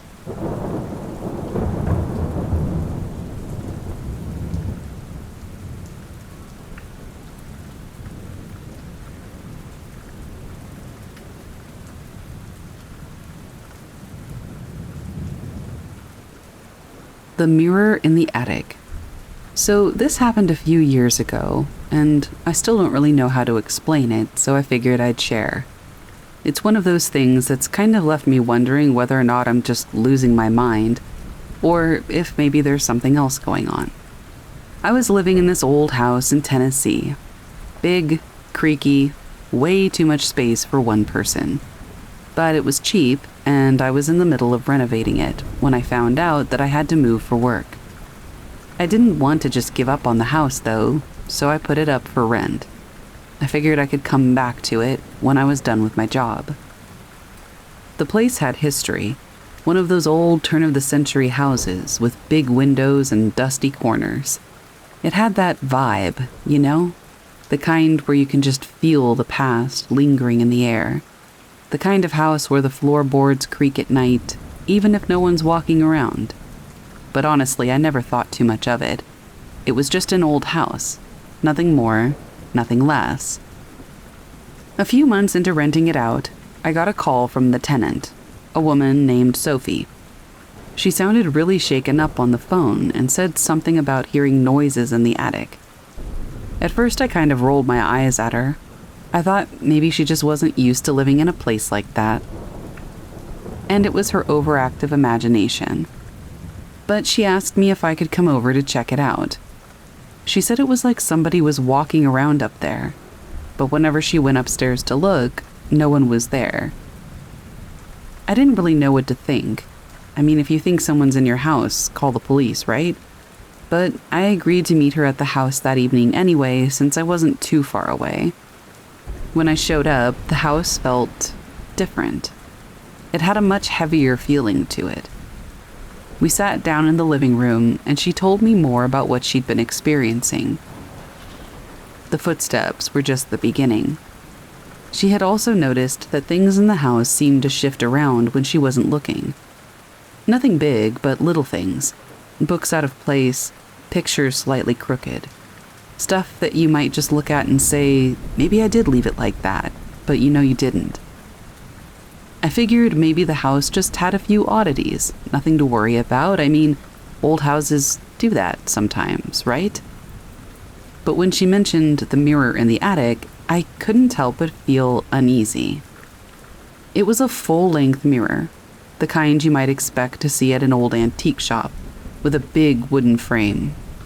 She told me she'd found it in the attic when she was going through some old boxes, and that's when things started to get weird.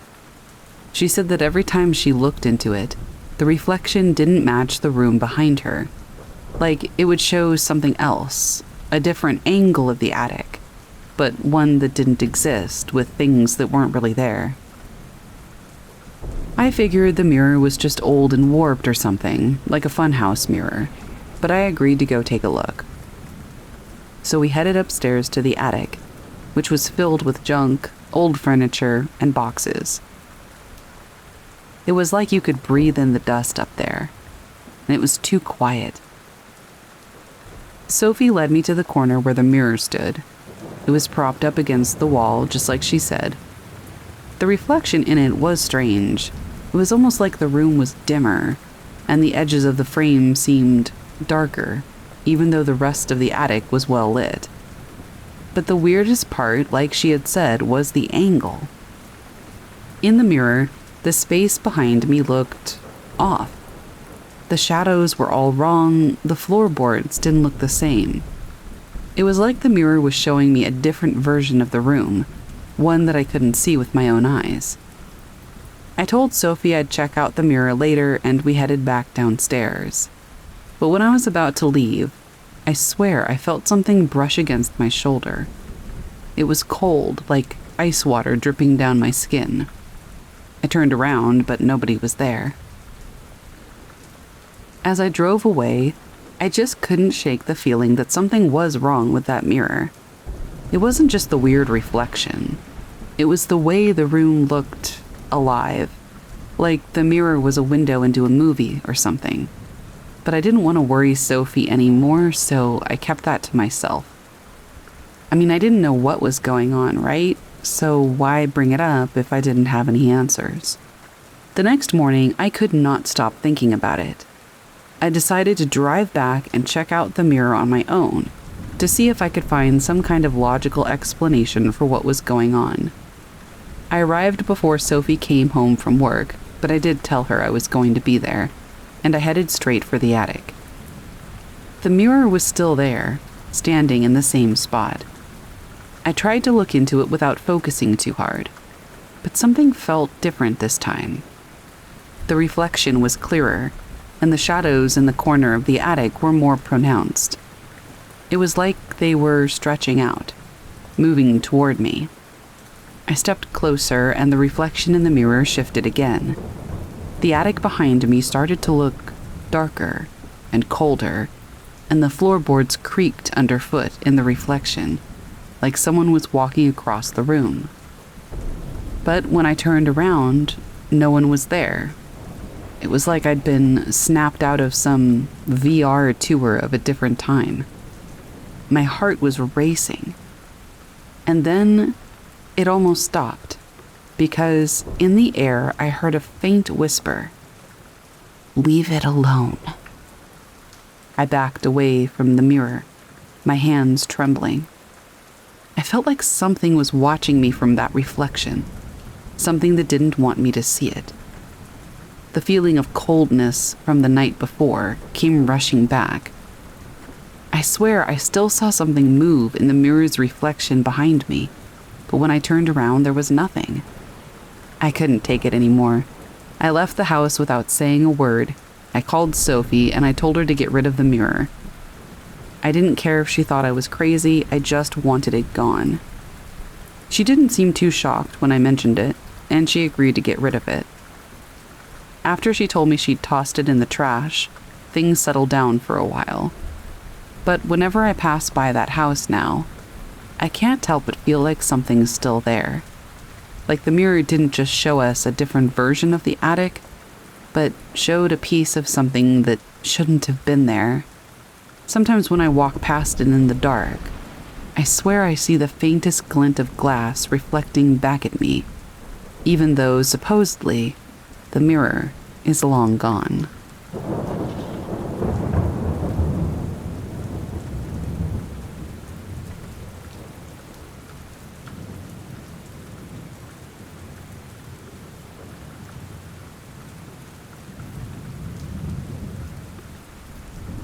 The black dog of the battlefield. I used to do weekend road trips when I lived out east. Pick a spot, drive, stay in a cheap motel, and explore. Gettysburg was one of those stops. I wasn't chasing ghosts. I just figured I would see the battlefield and maybe hit a brewery after. This was late fall, cold enough that the trees were bare, but no snow yet. I got there in the afternoon, drove the auto tour, and took the usual photos. By dusk, most people had cleared out. I parked near Devil's Den and figured I'd walk a little before heading back. The light was dropping fast. The sky was that flat steel gray that never feels like evening or night. I stuck to one of the trails that winds through the rocks. Quiet, except for the crunch of leaves. I remember thinking how still the place felt, like the land was waiting for something. Half a mile in, I saw movement at the tree line. A big dog, black against the pale ground. At first I thought it was a lab or a shepherd, someone's pet off-leash.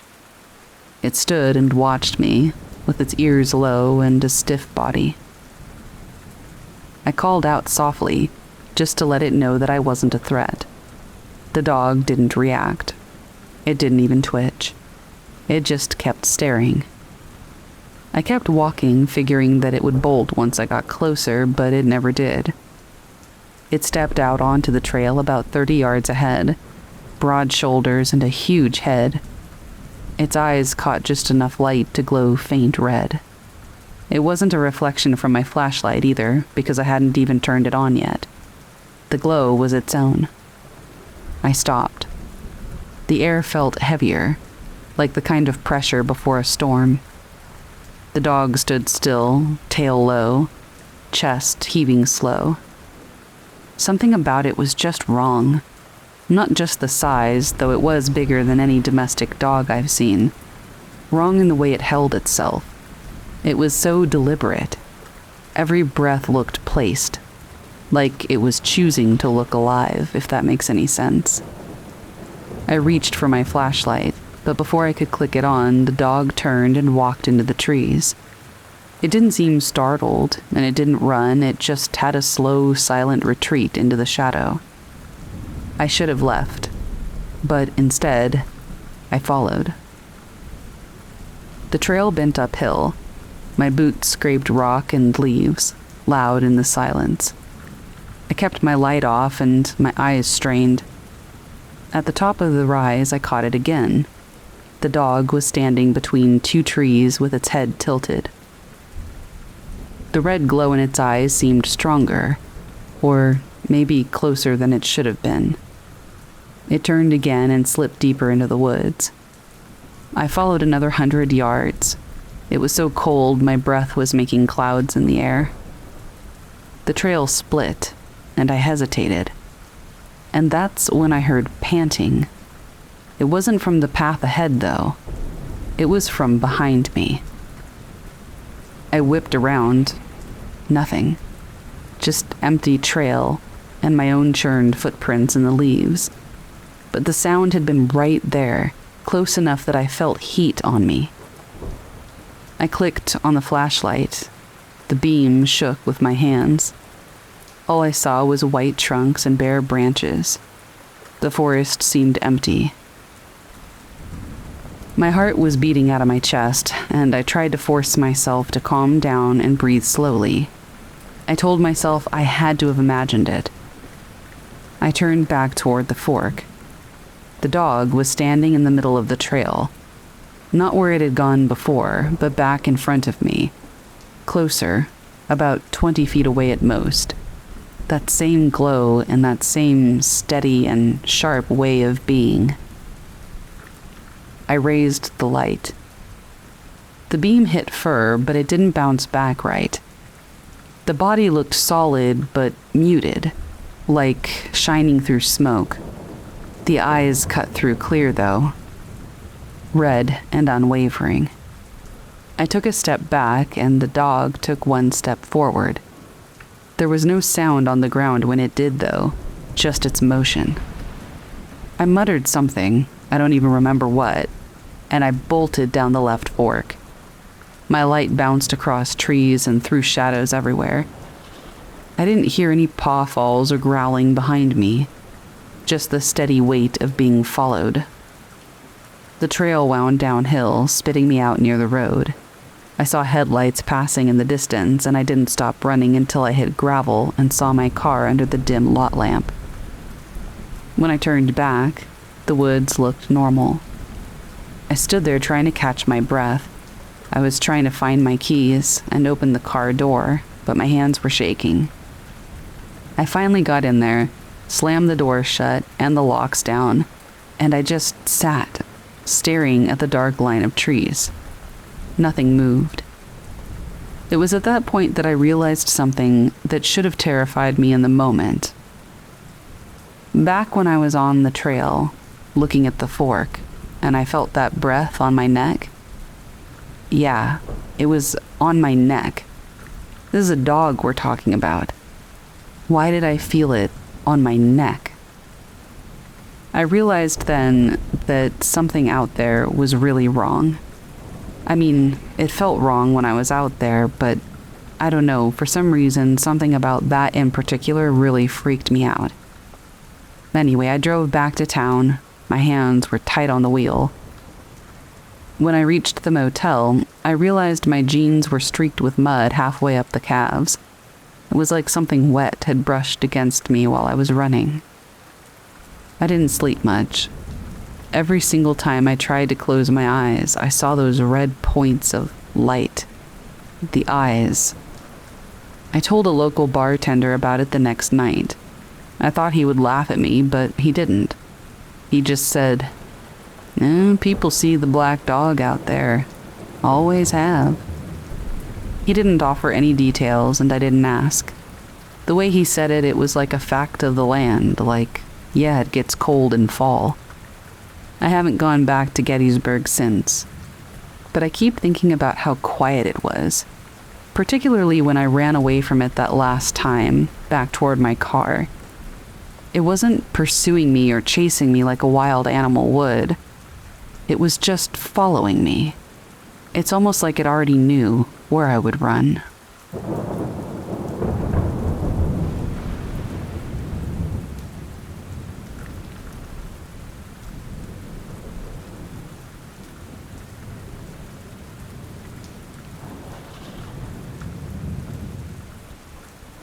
The Girl in the Cove by Chloe V. I saved up for a year to spend a week in Bermuda. I wanted the pastel houses, the pink sand, and the turquoise water. I rented a little electric moped, since tourists can't drive cars there, and spent my days buzzing along the South Shore Road, stopping at every hidden cove between Warwick and Horseshoe Bay. This happened on my 4th day. I had found a tiny, unnamed beach tucked between 2 massive limestone cliffs. To get down to it, you had to scramble through a thicket of bay grape trees and salt-stunted cedars. It was completely secluded. No other mopeds were parked at the trailhead, and the only sound was the rhythmic slosh of the Atlantic hitting the reef. I was sitting on a flat rock, reapplying sunscreen, when I saw a girl standing at the edge of the water about 50 yards away. She looked like she was in her early 20s, just like me.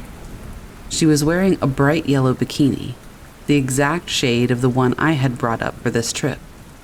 And she had her hair tied up in a messy bun with a pink scrunchie. She was standing perfectly still, facing the ocean.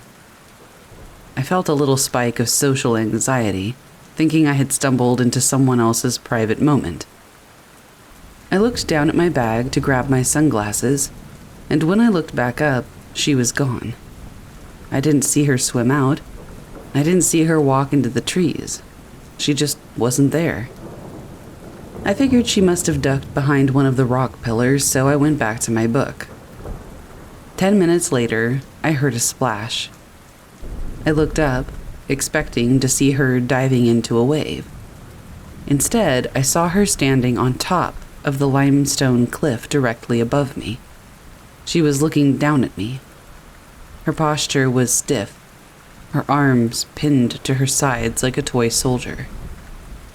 And then she did something that made my skin crawl. She opened her mouth and let out a sound. It wasn't a scream, though. It was the exact sound of my moped's engine.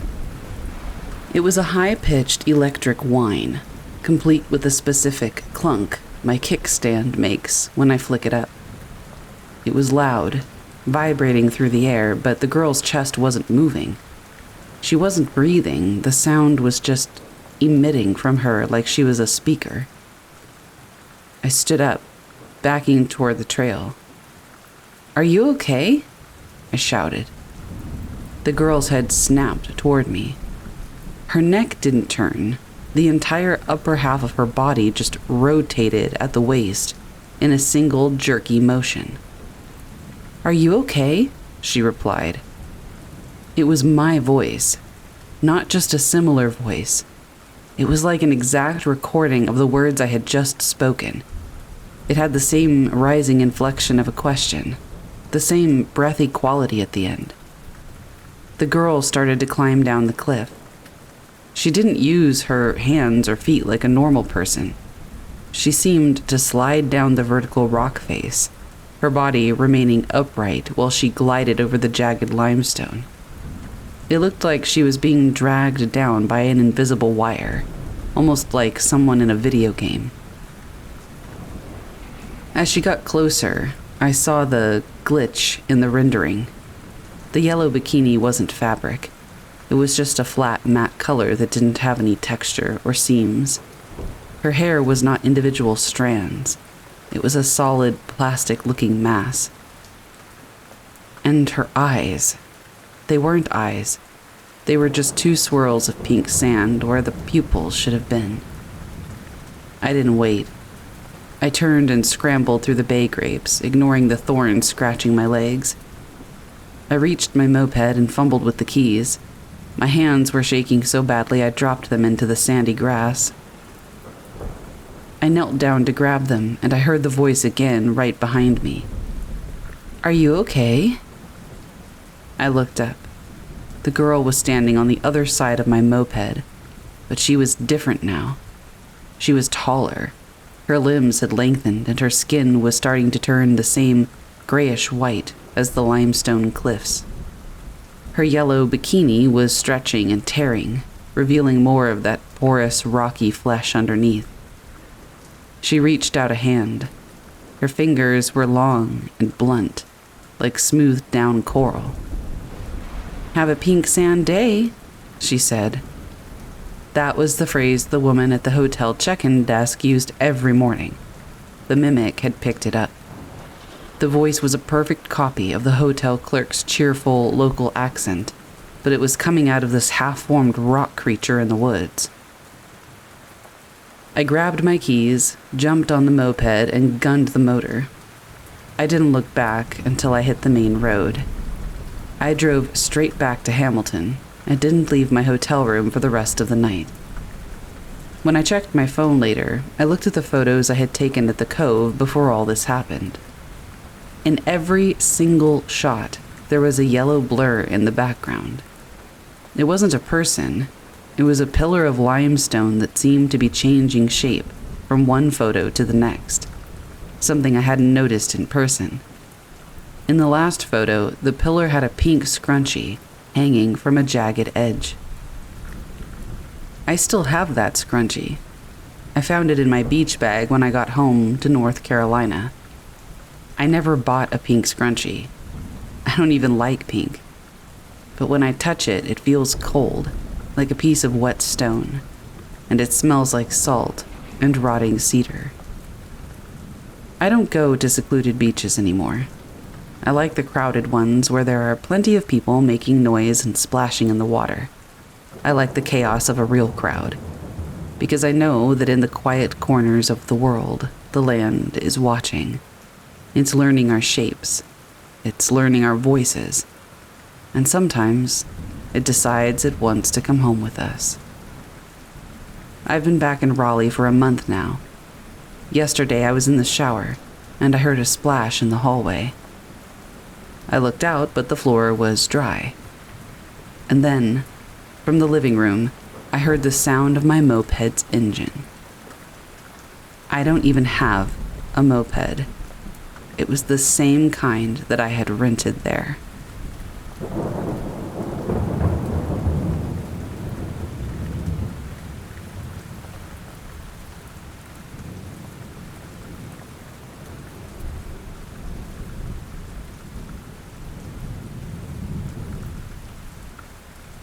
The House on Nowhere Lane by Corey V. I've been delivering for a local pizza chain in the Fuquay-Varina, North Carolina area for about 3 years. It's mostly suburban runs, but once you get outside the main town limits, you hit these pockets of dense pine woods and old tobacco land that feels like it hasn't changed since the 50s. You get used to long gravel driveways and GPS signals that drop out the second you turn off the main road. Last Tuesday night, I took a delivery that should not have been on our map. The order came in late, around 10:45 p.m., just before we closed. It was for 2 large peps and a side of wings. The address was on, let's call it Old Cedar Road. I've lived in Wake County my whole life, and I'd never heard of it, but the system took it, so I bagged the food and headed out. The drive started normal. I headed south past the modern housing developments and the lighted gas stations, and then I turned onto a dirt track that my phone claimed was Old Cedar. The pines closed in immediately. It was one of those nights where the humidity makes the air feel heavy, and the fog was starting to roll out of the low-lying ditches. I drove for about 4 miles. My odometer was clicking up, but the scenery was strangely repetitive. I passed the same rusted-out tractor under a leaning shed at least twice. I figured I was just tired and circling a loop, but the road was a straight shot. Eventually, the trees opened up into a clearing. There was a house at the end of the gravel. It was a standard 2-story farmhouse. White siding, wraparound porch. It looked well maintained. There were 6 lights on in the upstairs window, casting a warm amber glow onto the lawn. A blue sedan was parked in the grass. I pulled up, grabbed the heat bag, and walked to the porch. As I climbed the steps, the wood didn't creak. It felt solid, almost like I was walking on concrete, painted to look like wood. I knocked on the door. A man answered. He looked like any other guy in his late 30s. Flannel shirt, jeans, bit of a beard. He smiled, handed me a $20 bill and a $5, and took the pizzas. "Have a good one," he said. His voice was clear, but it sounded like it was being played through a high-quality speaker, rather than coming from a human throat. I thanked him, pocketed the cash, and walked back to my car. As I was backing out, I glanced at the house one last time. The lights were off. And it wasn't like somebody just flipped a switch off, but the windows were suddenly boarded up. The blue sedan was gone. In its place was a thick patch of weeds that looked like they'd been growing there for decades. I blinked, rubbing my eyes, thinking the fog was playing tricks on my depth perception. When I looked again, the whole house was different. The white siding was gray and peeling. The wraparound porch had collapsed on one side. I didn't stick around to investigate. I put the car in drive and hauled it back down that dirt road. When I got back to the shop, my manager, Mike, was locking the back door. He looked at his watch and then looked at me. "Where have you been for 2 hours?" he asked. I looked at my own watch. It said 11:15. I told him I'd only been gone for 20 minutes. He pointed at the digital clock on the wall above the ovens. It said 12:45 a.m. I reached into my pocket to show him the money. I pulled out the $25 the man had given me. But it wasn't money. It was slips of paper, cut to the exact size of bills. They were blank and white, and felt like they were made of some kind of thin plastic or vellum. There was no ink on them at all. "The address was such and such Old Cedar," I said, trying to make sense of the lost time. Mike pulled up the delivery log on the computer. There was no record of the order. The last delivery on the screen was a drop-off at a townhouse complex 3 miles in the opposite direction. I checked my own phone's GPS history. It showed me sitting in the parking lot of the pizza shop for the last 2 hours. The next morning, I drove back out there. I wanted to see if I had just lost my mind. I found the turnoff for Old Cedar Road, but the dirt track ended after 50 yards at a locked gate, with a no trespassing sign that looked about 30 years old. Beyond the gate, there was nothing but overgrown forest. There was no clearing. There was no farmhouse. I walked along the fence line for a bit. About 20 feet into the brush, I found something white snagged on a briar. I picked it up. It was a cardboard pizza box, one of ours with the logo and the grease stains from the pepperoni. But when I opened it, the pizza inside wasn't moldy or rotten. It looked brand new and steaming hot, like it had just come out of the oven. I dropped the box and ran back to my car. I haven't told anyone else about the blank paper or the hot pizza in the woods. I kept the paper slips in my glove box for a few days, but when I checked them this morning, they were gone. There was just a little bit of gray dust in the corner of the compartment. I'm still working the job, but I will not take late-night rural runs anymore. I told Mike my car is having transmission issues and can't handle the gravel roads. He bought it, at least I think he did, but I also think he knows something is weird. He doesn't look at me in the eye when the sun goes down. He won't answer any questions about what might have happened. The weirdest part is the receipt. I found the original thermal paper printout in my trash can at home yesterday. It's dated for next Tuesday. The total is $25, and the customer name is just the resident. I have no idea what's going to happen next Tuesday, but I've already called out sick. I'm staying in my apartment with the lights on and the door dead-bolted. I keep thinking about that man's voice and how much it sounded like a recording. I keep wondering if the resident is still out there in a house that doesn't exist, eating a pizza that never gets cold.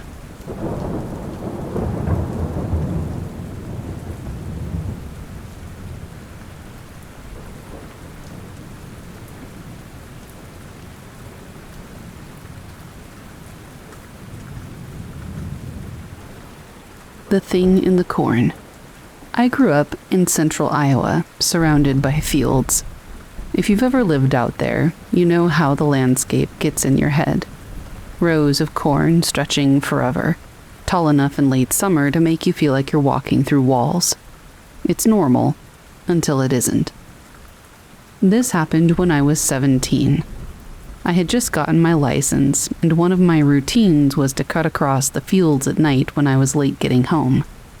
It wasn't trespassing in my head. Most folks left their land open, and I knew where the tractor paths were.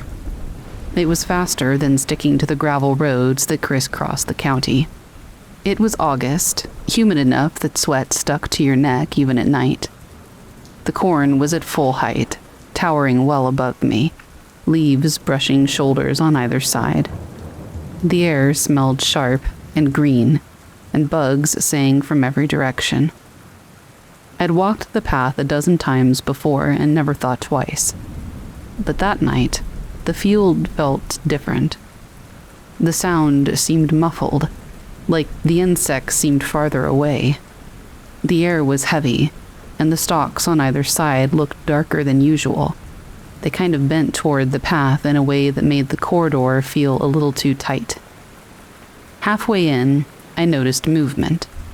It wasn't the normal ripple when the wind rolls through. This was steady and patterned. The corn shifted in a line parallel to me, keeping pace. At first, I thought it was a deer. They cut through rows all the time, and if you spooked them, they would crash off in a straight line. But whatever this was did not crash. It slithered. I stopped walking, and the movement stopped too. I waited, counted heartbeats. My skin prickled like I'd been standing in front of an open fridge. I took another step. The movement started again. Same speed, same distance. And that's when it clicked that whatever this was It wasn't just crossing the path by chance. It was following me. I told myself that it had to be my imagination, maybe the wind, but the night was still, not even a breeze. I tried to keep my pace steady and my eyes forward. The path curved, and when it did, the sound curved with me. Not behind, but beside. Always beside. After maybe 2 minutes, it got closer. The stalks started shifting within 10 feet, leaves rustling against each other in a way that didn't sound like an animal pushing through. It was too smooth and too controlled, like the plants themselves were being brushed aside. I forced myself to glance left. The rows should have been shadows, clean lines disappearing into black, but there was a shape between them, pale and low to the ground, moving with a crawling rhythm. I only caught it for a second before I snapped my head forward again. My stomach turned to ice. It was not a deer or any animal that I knew. The arms bent wrong, jutting wide at the elbows before dragging forward. The head, if that's what it was, hung low, hidden between the stalks. I walked faster, trying not to break into a run. My shoes crunched gravel and dirt. Every step, the thing kept pace, sliding through rows like water poured between stones. The path opened briefly into a small clearing where machinery sometimes cut through. Moonlight spilled in, just enough to see more. I wish I hadn't looked. It emerged halfway into the open, still low, still crawling. The arms were too long, reaching almost to the ground even crouched. Its back arched high, ribs visible under skin that looked smooth and pale, almost gray. The legs didn't move right. They bent shallow, more for balance than for stride. I stopped at the edge of the light, like crossing fully into the open wasn't allowed. I froze. We stared at each other, me upright and it crouched. No sound but my own breathing and the thud of my heart.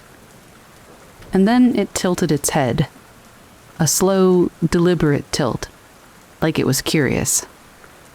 That was enough. I bolted. The path bent toward the gravel road on the far side of the field. My footsteps hammered. Behind me, the corn thrashed, not crashing or random, but smooth and paced, like something keeping up. I didn't dare look back. The rows thinned, and I burst onto the road, gravel spraying under my shoes. I spun around. The corn stilled, and nothing came out. The rows looked normal again, just dark walls swaying slightly. I stood there, shaking, bent over with my lungs burning. The night insects picked back up, loud and normal, like nothing at all had happened.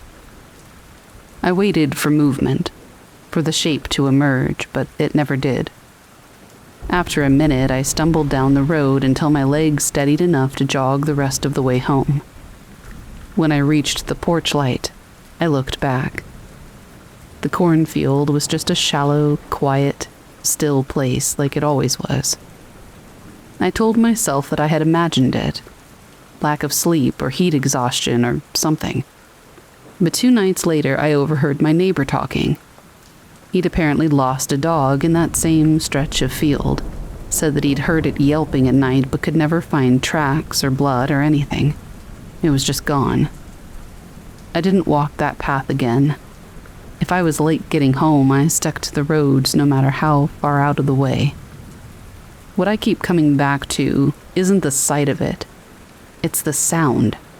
The way the corn moved in that steady line, following, never rushing or stumbling. It wasn't like it was hunting me in the moment. It was like it was hurting me. And the way that it tilted its head in the moonlight, as if I had wandered into its path instead of the other way around.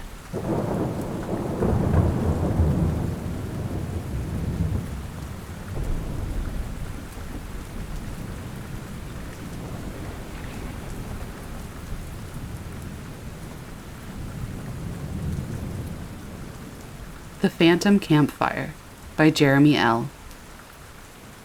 I'll start by saying that I am not somebody who scares easily. I have camped all over the place, mountains, forests, deserts, and I've always found a sense of peace in nature. The kind of peace you just can't find in a city, you know? So when I had the chance to take a weekend trip alone into a remote part of the forest near my hometown, I jumped at the opportunity. I packed my gear, made sure to bring plenty of food and water, and set off early on a Friday afternoon, eager for some time away from the noise of everyday life. The spot I'd picked out was a bit off the beaten path, so there weren't going to be any other campers around. I was fine with that. The more isolated, the better. I hiked about 4 miles in before I found the perfect clearing to set up my tent. I made camp, started a small fire, and settled in for the night. There's something about the sound of a crackling fire in the woods, the smell of wood smoke hanging in the air, and the quiet of it all that's really calming. After a couple of hours, the fire had burned down a bit, and I found myself just sitting there, watching the flames flicker, feeling more relaxed than I had in a long time. That's when I noticed something strange. Off in the distance, maybe 50 or 60 yards away, I saw the faint glow of another campfire. At first I thought I was just imagining things. Maybe it was just the reflection of my own fire playing tricks on my eyes. But as I squinted, I realized it wasn't an illusion. There was definitely a campfire, flickering in the distance with no one around it. Now, normally I would just brush something like this off. I mean, other people do camp. I figured maybe it was another hiker or camper setting up, and their fire was just in a spot I couldn't see from my campsite. But something about it felt wrong. The fire was too far away to hear any sounds, but it wasn't far enough for someone to be setting up a campfire and not have any other signs of life. No voices, no movements, nothing. I stood up and grabbed my flashlight, thinking I might head over and say hello. The thought of meeting fellow campers didn't bother me at all, but the way the fire flickered in the distance gave me a strange sense of unease that I still can't explain. Still, curiosity got the better of me, so I grabbed my stuff and walked toward the fire. As I got closer, I began to feel more and more unsettled. The closer I got, the more intense the glow of the fire seemed, but it wasn't making any noise. The woods around me were deathly silent, and I noticed that the air felt a little colder. I couldn't explain it, but it was like the temperature had dropped a few degrees in just a matter of minutes. The trees loomed over me, and the shadows seemed weird, like they didn't quite match the trees overhead. I brushed it off and kept going. I was almost at the fire, when suddenly, it just disappeared. Just like that. And I don't mean it went out. I mean 1 second it was there, and the next the whole campfire was gone. No reason, it just stopped. I froze, staring at the empty space where the fire had been. My mind was racing, trying to come up with a rational explanation for what this was. Was there someone else here? Was it some kind of elaborate prank? Someone who saw me coming and snuffed out the fire? But no, I was almost on top of it when it went out and then disappeared, like even the stuff to make the fire was gone. But still, what in the world was going on? I took a few more steps toward the spot, now only illuminated by my flashlight, which wasn't much help. The area around the fire was completely empty.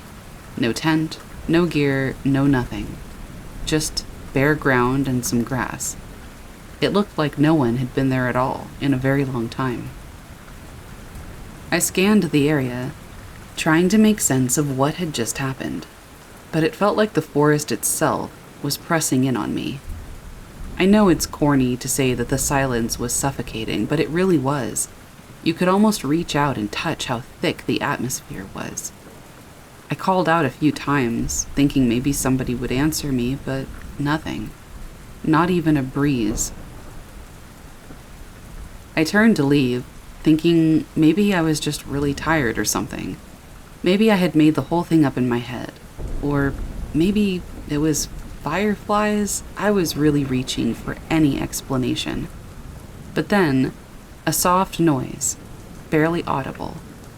It was a whisper that I could hardly hear, but it was clear enough for me to know the single word it spoke. My name. I whipped around, but there was no one there. Just the trees, the shadows, and that eerie, eerie silence. And then, Jeremy. I booked it back toward my campsite, my heart pounding in my chest, my instincts telling me to get out of there before I did something else stupid.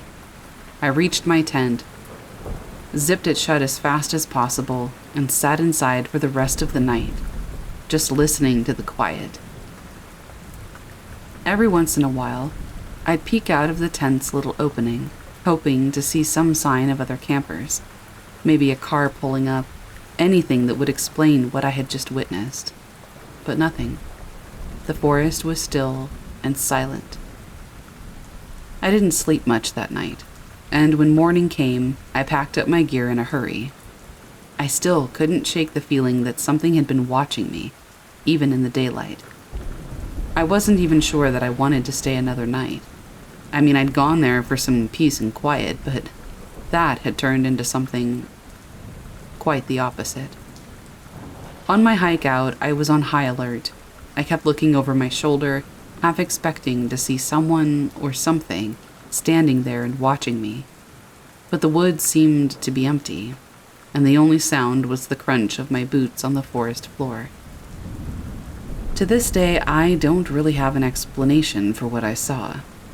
I don't know if it was a person playing a prank, some weird natural phenomenon, or something else entirely. And you know something? I'm okay with not knowing.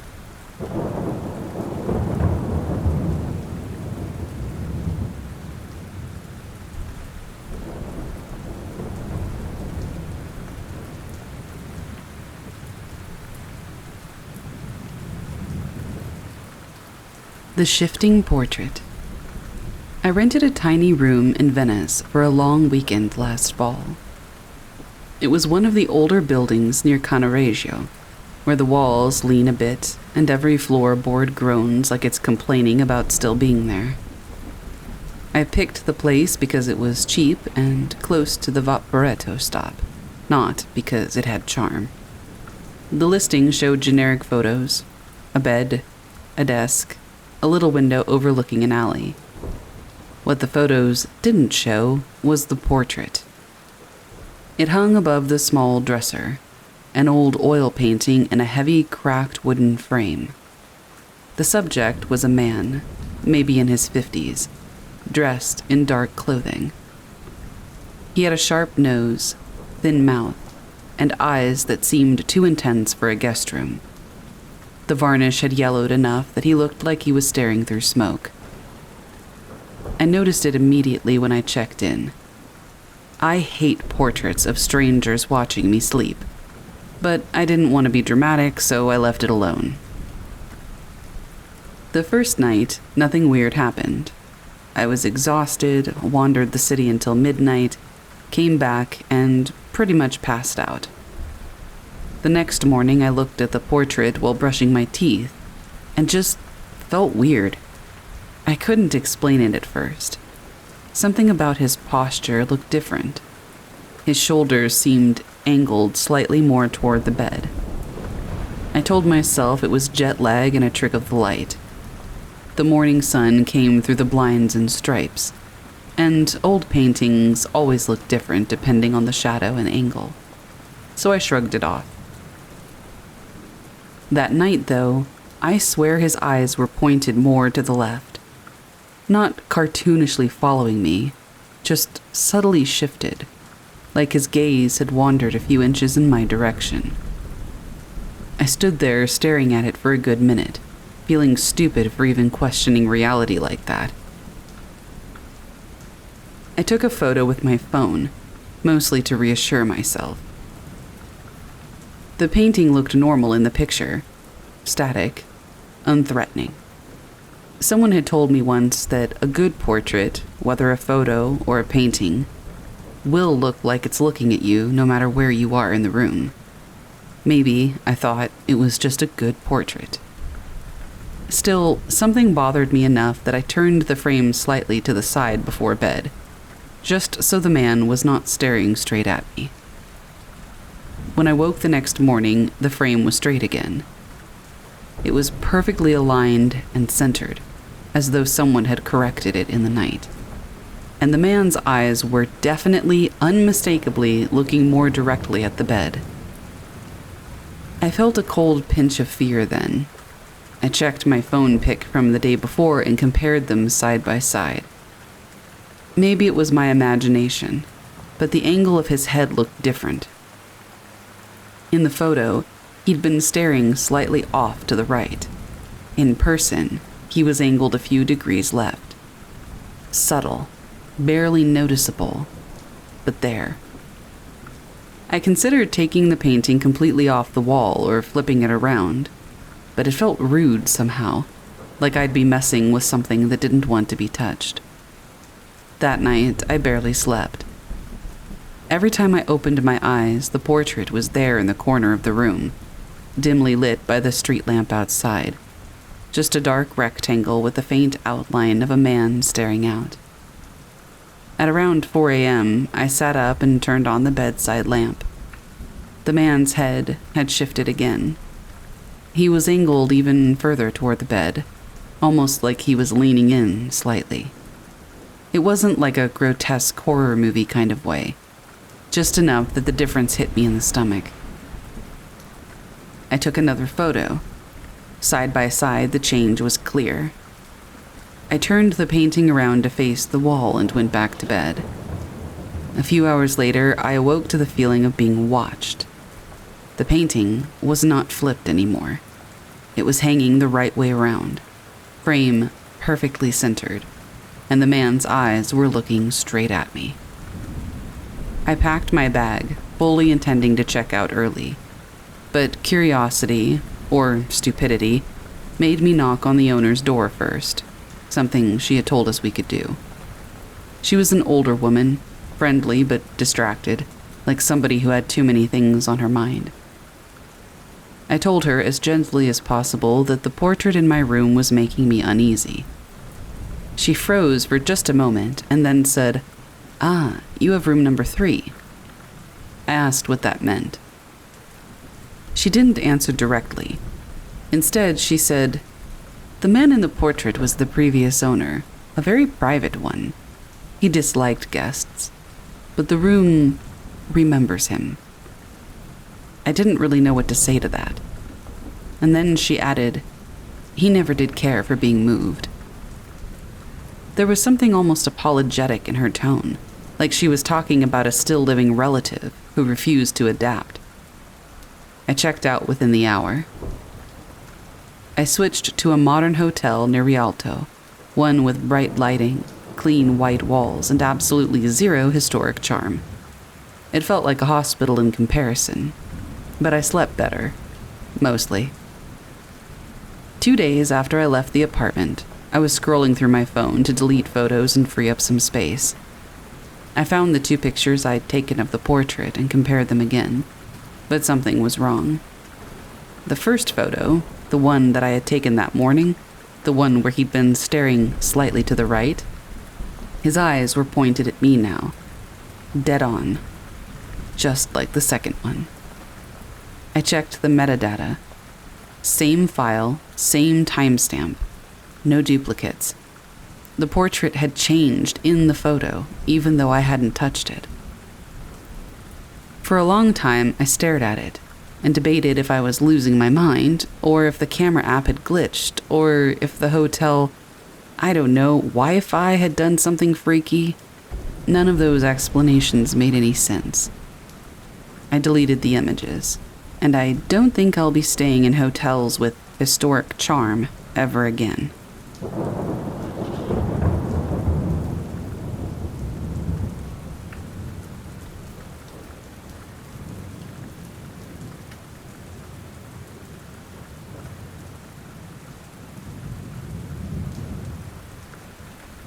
few years back, one of my best friends and business partner was, and still is, a single dad. His ex-wife was in and out of mental institutions for years, and he had sole custody of his 2 kids, a boy, age 10, and a girl, age 14. My friend had to travel to New York to oversee the multimedia setup for the auto show for the Ford display. I was back at the office with the programmers during the day, and I would stay with the kids each evening.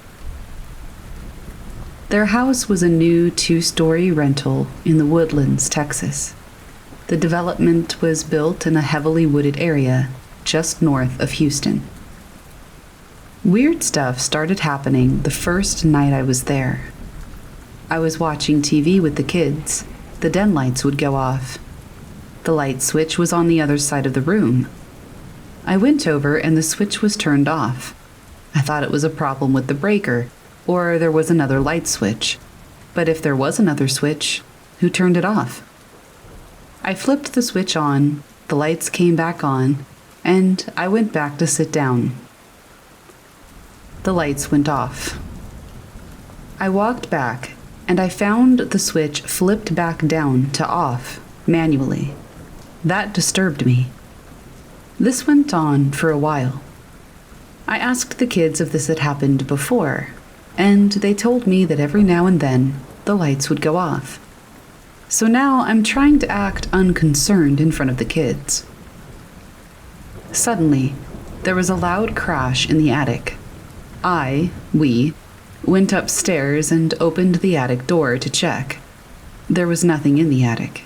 It was completely empty, and thus we had no explanation as to what had made the loud noise. I'm thinking that there's someone else in the house.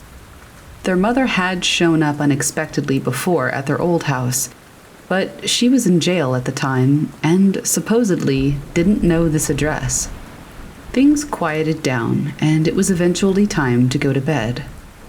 I let the family dog in, a lab, checked all of the doors and made sure they were locked, and then I went up to the guest room, which was between the kids' bedrooms. I left my door cracked, and I had just turned the bedside lamp off. As I was laying down, I saw the silhouette of a boy crouched down between the cable box and VCR lights on the other side of the room, and myself. I thought the sun was getting ready to try to scare me, so I turned the bedside lamp on and said, "Gotcha!" But there was no one there. Then there was another loud crash in the attic. This woke the kids up, and now they were scared. We then heard a door slam downstairs. I told them that it was a new house, and noises happen. I also told them that I would sleep in the daybed out in the hallway. I made my rounds again, and we all went back to bed. When I woke up the next morning, the kids and the dog were all asleep on the floor next to my bed. I still had 4 more nights to go. The next day, I got to the house as it was getting dark. The wind was starting to pick up, and all of the tree limbs were swaying. There was thunder in the distance. However, the kids seemed fine. I helped them with their homework and made dinner. No, we're not going to McDonald's again. And we all finally sat down to watch TV. The storm was worsening, and there was more thunder and lightning. The den in the house was huge, with large floor-to-ceiling windows, and the walls went all the way to the rafters. There was an interior balcony on the 2nd floor that wrapped around 3 of the walls. There was an exterior balcony facing the backyard. You could see through the upper windows out to the lower part of the outside balcony. So now, the rain is coming down in sheets, the wind is blowing, and bursts of lightning are happening everywhere.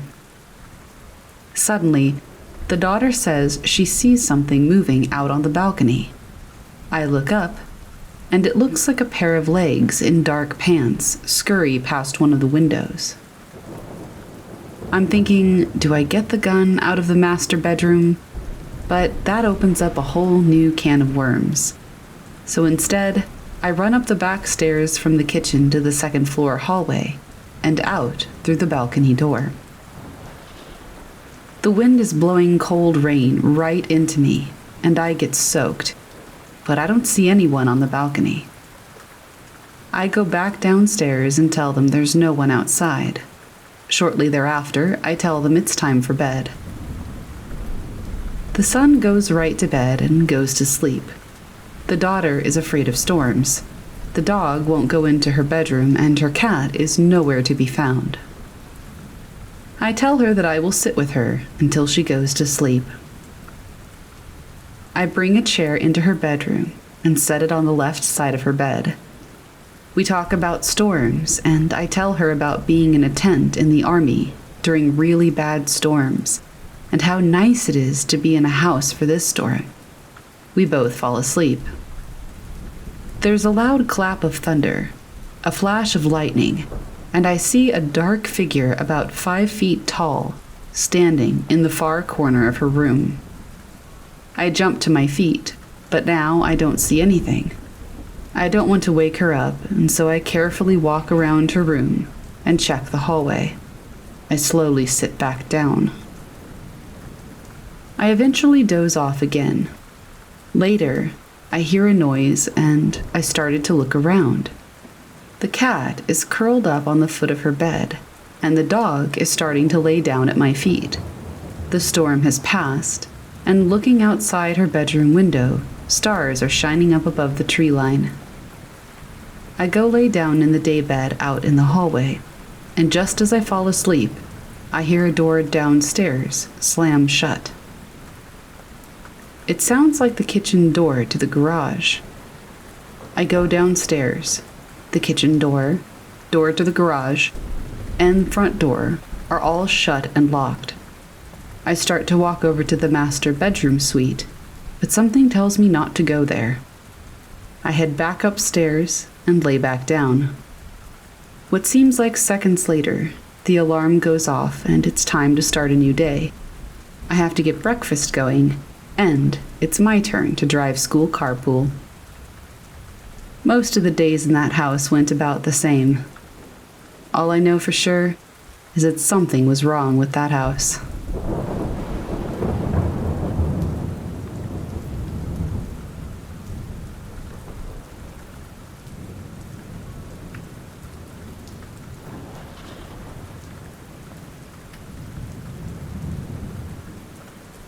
The Phantom Campfire by Jeremy L. I'll start by saying that I am not somebody who scares easily. I have camped all over the place, mountains, forests, deserts, and I've always found a sense of peace in nature. The kind of peace you just can't find in a city, you know? So when I had the chance to take a weekend trip alone into a remote part of the forest near my hometown, I jumped at the opportunity. I packed my gear, made sure to bring plenty of food and water, and set off early on a Friday afternoon, eager for some time away from the noise of everyday life. The spot I'd picked out was a bit off the beaten path, so there weren't going to be any other campers around. I was fine with that. The more isolated, the better.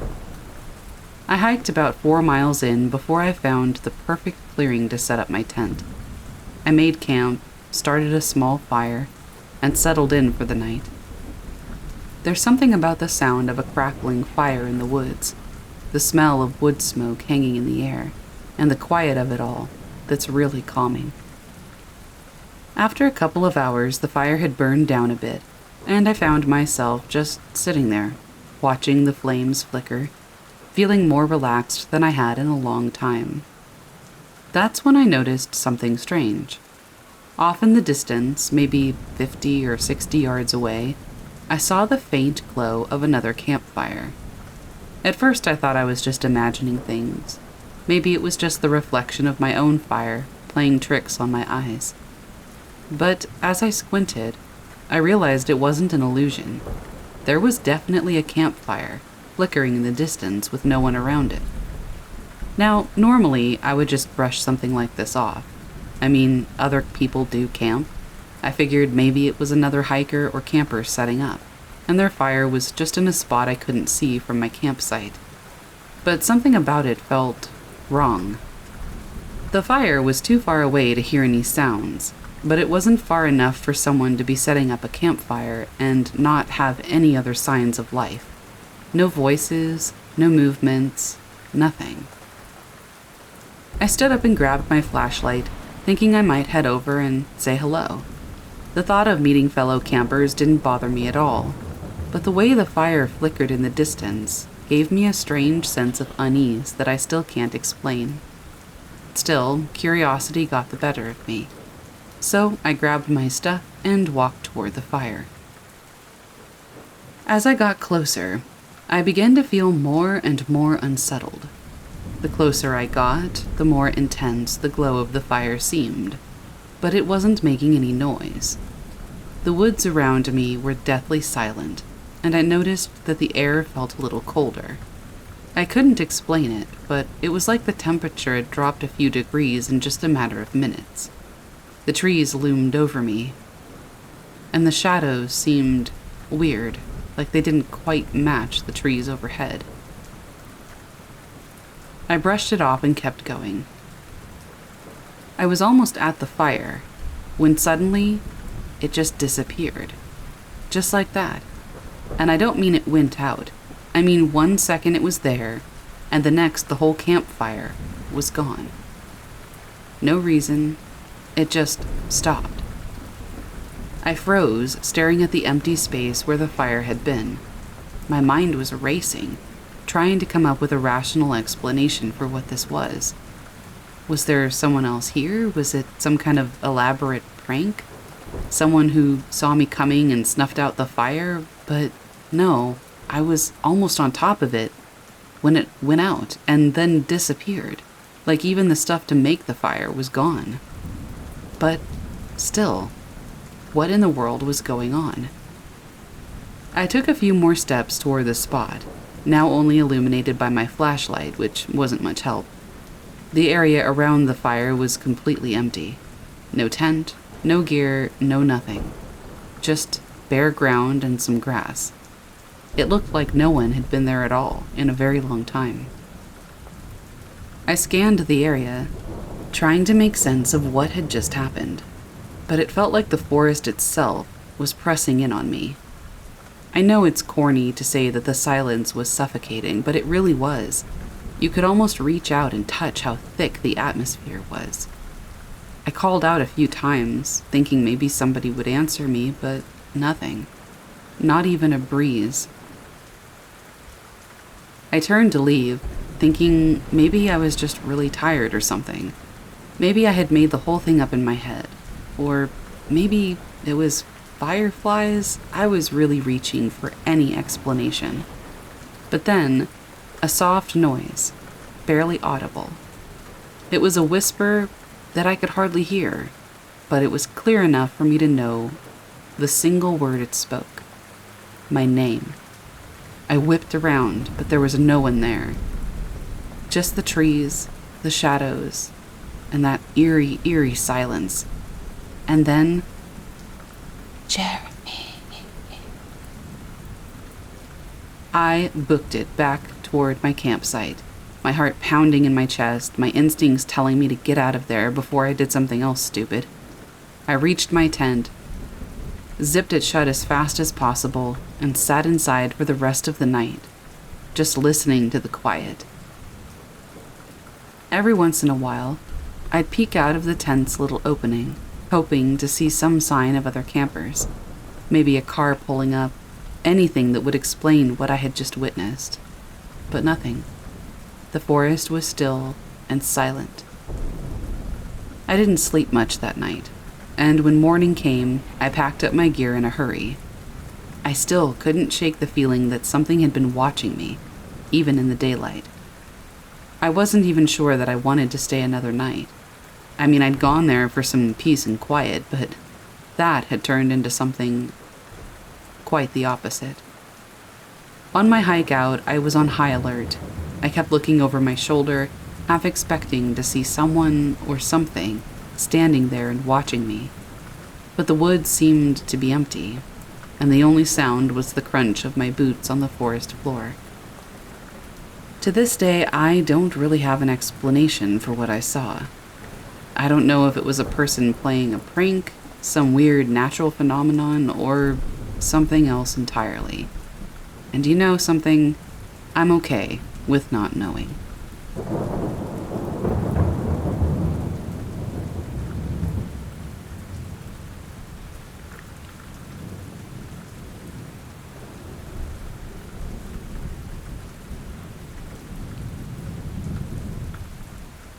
The Beach House by Unusual Rip 706, hosted to r/paranormal. This happened almost 20 years ago, in my late teens, over a span of about 3 or maybe 4 years, at a friend's house in a beach resort town. The house itself is 5 or 6 blocks from the sea. I don't remember the exact dates, but I'd guess that it all happened during summer school holidays. December and January in my country. I know it's cliché, but I'm a skeptic. I've always enjoyed supernatural stuff for entertainment. Horror movies and ghost video channels on YouTube are my guilty pleasures. But I don't get spooked easily. I'm a 36-year-old male, and I've never experienced anything in my life that could be even remotely associated with supernatural causes, except for the events that I'm sharing here. That said, let's begin. The first occurrence. It was my first time at my friend's house, just the two of us, spending a week out of town, far from our parents, with access to booze and chicks in the neighboring houses. Needless to say, we were very excited for the upcoming days. My friend was going to stay at his parents' room, the master suite, and I got a bedroom for myself. Not even 15 minutes after we arrived at the house, I was unpacking my stuff when my friend entered the bedroom with a very spooked expression on his face. He asked me if I had been to his parents' room. I said no, of course I hadn't. He then told me that as he was brushing his teeth in the suite's bathroom, he saw someone through the mirror passing by the door to the master bedroom behind him. It wasn't a shadow, it was a person, clear as day. And according to him, it looked like his older brother, who wasn't there. We brushed it off and went on partying that night like nothing had happened. The second occurrence. Same trip a couple of days later. We were watching TV in the living room, which was the first room you entered when you entered the house. The house was in the middle of a small property, with tall walls around it. The door of the living room was open, but the main gate to the street was closed. As I was looking at the TV, I saw a small, light brown shadow pass by the door, as if a stray dog were wandering in the garden inside of the property. Don't ask me why, but something felt really off about that shadow. But I decided to brush it off and keep watching TV. But my buddy, who was sitting on the same sofa at the same angle relative to the door, instantly stood up and went outside to take a look around the property. I asked him what was going on, and he said that he had seen something like a stray dog pass by the door. Only then did I tell him that I had seen it too. Of course, no dog was found on the property. These first two occurrences became the subject of conversation between us. My friend eventually told his parents, who in turn told him that they had also had strange experiences in the house, but didn't want to get into details. Some of his relatives suspected that the house could have been built on top of a native burial ground, as there are several sites like that in the town. Third occurrence. Another trip, maybe a year or two after the first one. We were going to a party downtown, and my friend's older brother, the same one who looked like the apparition from the first occurrence, was going to drive us there. The brother/driver was inside the house grabbing some stuff, and we, 3 or 4 guys, were already sitting waiting in the car, which was parked right in front of the gate to enter the property. I saw his brother coming out of the house, walking straight through the garden, but instead of leaving the property through the gate, he turned right and disappeared behind the tall walls surrounding the property. I clearly remember thinking, what is this dumbass doing? We're late to the party. Did he see something on the inner side of the wall, maybe? A couple of minutes later, his actual brother left the house and came straight through the gate to the car. As he entered, I asked him what he'd been doing just a couple of minutes before, on the right side of the garden. The answer was that he'd been looking for his wallet in his bedroom for several minutes and had not left the house until just then when I had seen him. So, who was it before? Of course, no one else had been there, and it made me start to wonder if he had a doppelganger. The fourth occurrence. By far the most frightening and unexplained thing I've ever experienced. Again, it was another trip. This time, we were with 7 or 8 guys, and one girl who was dating one of my friends. We were all hanging out and drinking in the kitchen. Naturally, the conversation turned to all the odd stuff that we had seen in that house before. After some minutes talking about it, with some guys believing and others not, we heard a loud bang at the kitchen door that led to the backyard of the house. We actually felt the door vibrating, as we were all only 7 or 8 feet away at most. We were terrified. After some minutes of gathering courage, we went outside to the backyard, and all the clothes on the clothesline were on the ground. We were freaked out again, obviously, but we were also 8 young, badass guys drinking and having fun, and we had a girl with us. Showing fear wasn't an option. So we brushed it off as the wind, even though we didn't feel a single breeze, and kept chilling and drinking in the kitchen. But this presence wanted to be acknowledged. Just 10 or 15 minutes after the first bang, while we were already laughing about it, another 3 loud bangs came from the door to the master suite, which led to the kitchen and living area. Not from outside, but from inside the house. And we knew the windows in the master suite had been closed, so there was no wind possibility. For the 3rd time, we were terrified. That's when we couldn't come up with any logical explanation and decided to leave the house and continue drinking at one of the other houses in the same neighborhood. We came back to my friend's place much later, totally intoxicated, and went to sleep quickly, hoping to avoid witnessing anything else weird. After that, I stopped going to that house for a while, probably because I started traveling somewhere else for holidays or began a relationship. I don't remember exactly. But I asked my friend some months later how things were. He told me that his mom had taken a priest to the house and everything had stopped, and that was the end of it. His family still owns the house and he goes there with his kids now. I'm glad that nothing else has happened.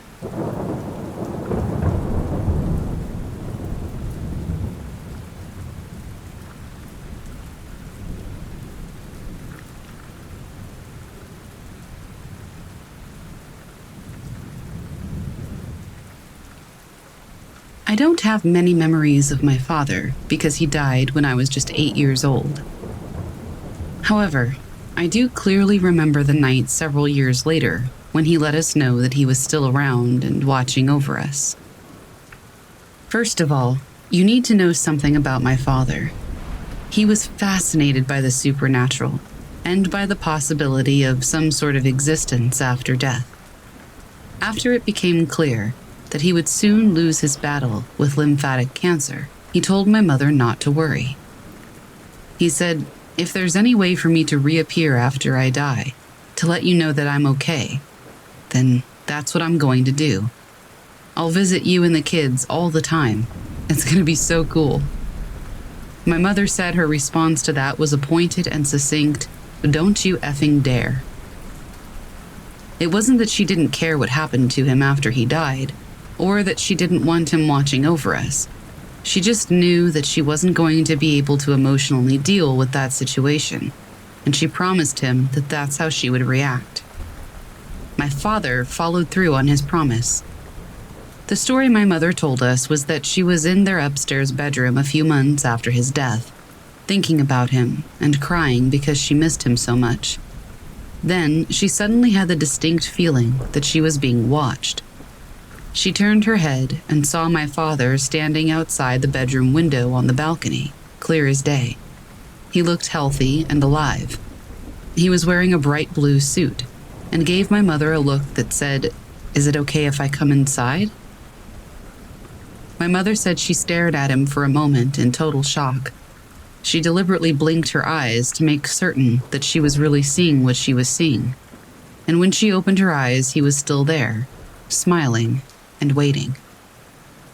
That's when my mother followed through on her promise. She closed her eyes tightly and said out loud, "I can't handle this. I'm sorry, but I need you to go away, and please don't ever do this again." After about 10 seconds, she opened her eyes, and this time he was gone. This next part of the story takes place a few years later, and I kind of have to set the scene for you. I took a bad fall while playing soccer, and the impact totally destroyed my shoulder. I broke it in 2 places, and every ligament and tendon was torn. The reason that this is important to the story is that my shoulder hurt so bad I couldn't easily walk up the stairs to my bedroom, which was across the hall from my parents' bedroom. I was temporarily sleeping in the guest bedroom downstairs, and my brother had the bedroom we shared all to himself. That bedroom was right above the guest bedroom. In the hallway outside the guest bedroom, there was a sideboard with shelves on top and drawers below, and on those shelves was an old mantel clock. It looked a lot like somebody cut off the very top part of a typical grandfather clock, and it was small enough to fit neatly on the shelf. The clock had to be wound every so often with a special key, which was kept in one of the drawers below. And when it was properly wound, the small pendulum would swing back and forth to keep the clock going. My dad loved this clock, and while he was alive, he made sure to wind it so that it never stopped. After his death, though, my mother never wound the clock again, and it eventually did stop. So this clock had been completely silent for years. Late one night, I was trying to go to sleep, but the pain of my injured shoulder was terrible, and it was keeping me awake.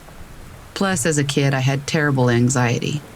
Even with the bedroom door closed to help me feel more secure, I wasn't comfortable sleeping in the unfamiliar surroundings of the guest bedroom, and being the only person downstairs.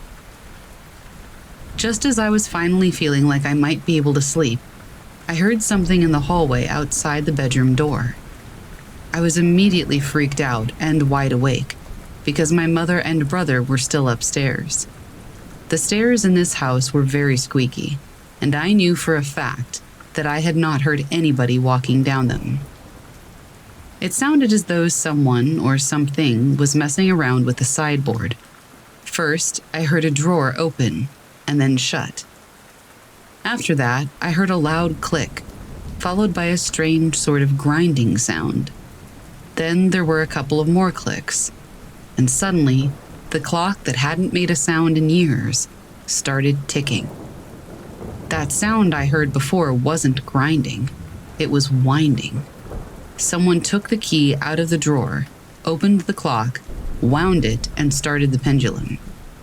Apparently, they also put the key back in the drawer where it belonged, because that's where we found it later. At this point, 11-year-old me was not only wide awake, but I was also scared as hell, and hiding as far beneath my covers as I could go with a broken shoulder. After all, when you're a child, covers are magical and repel all things evil, right? The next thing I heard was somebody walking up the stairs. Then everything was quiet for a short while. Soon, though, I heard footsteps moving around all over the upstairs. I even heard someone directly above me open and close the creaky sliding closet doors in my bedroom. After that, I clearly heard footsteps come down the stairs, someone open and then close the door to the guest room where I was struggling to breathe inside my cover cave, and then soon after, the footsteps returned up the stairs, and finally all was silent, except for one thing. The clock continued with its relentless tick-tock, tick-tock. Eventually, sleep caught up with me, and I didn't wake until my mother came to check on me in the morning. While we were eating breakfast that morning, my mother looked at me and paused for a long time. Finally, she asked, "Were you up and walking around last night?" I told her I was not, and then I described to her all the noises I had heard. My mother told me she heard noises during the night too, and had searched all over the house to see who it was. It was her walking all around upstairs, opening and closing the squeaky closet, coming down the stairs, opening and closing the guest bedroom door, and then going back up. So, who made the other sounds we both heard first, we wondered. And why was that clock ticking? Suddenly, my mother's eyes grew wide. "Oh my goodness," she said. "Last night was the anniversary of the night your dad died. I think it must have been him, trying to let us know that he's still watching over us." And with that, we both went to look at the clock, which was still ticking. "Thanks, Dad. Message received. We love you too, and we miss you."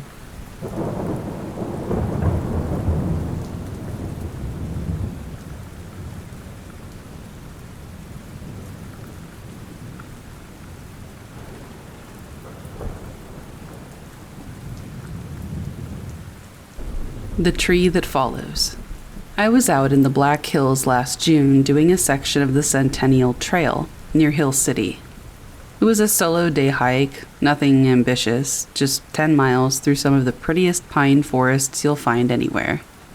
I had been hiking that area for years, ever since I moved to Rapid City for work. Never had anything weird happen before. I started at the Willow Creek trailhead around 8 in the morning.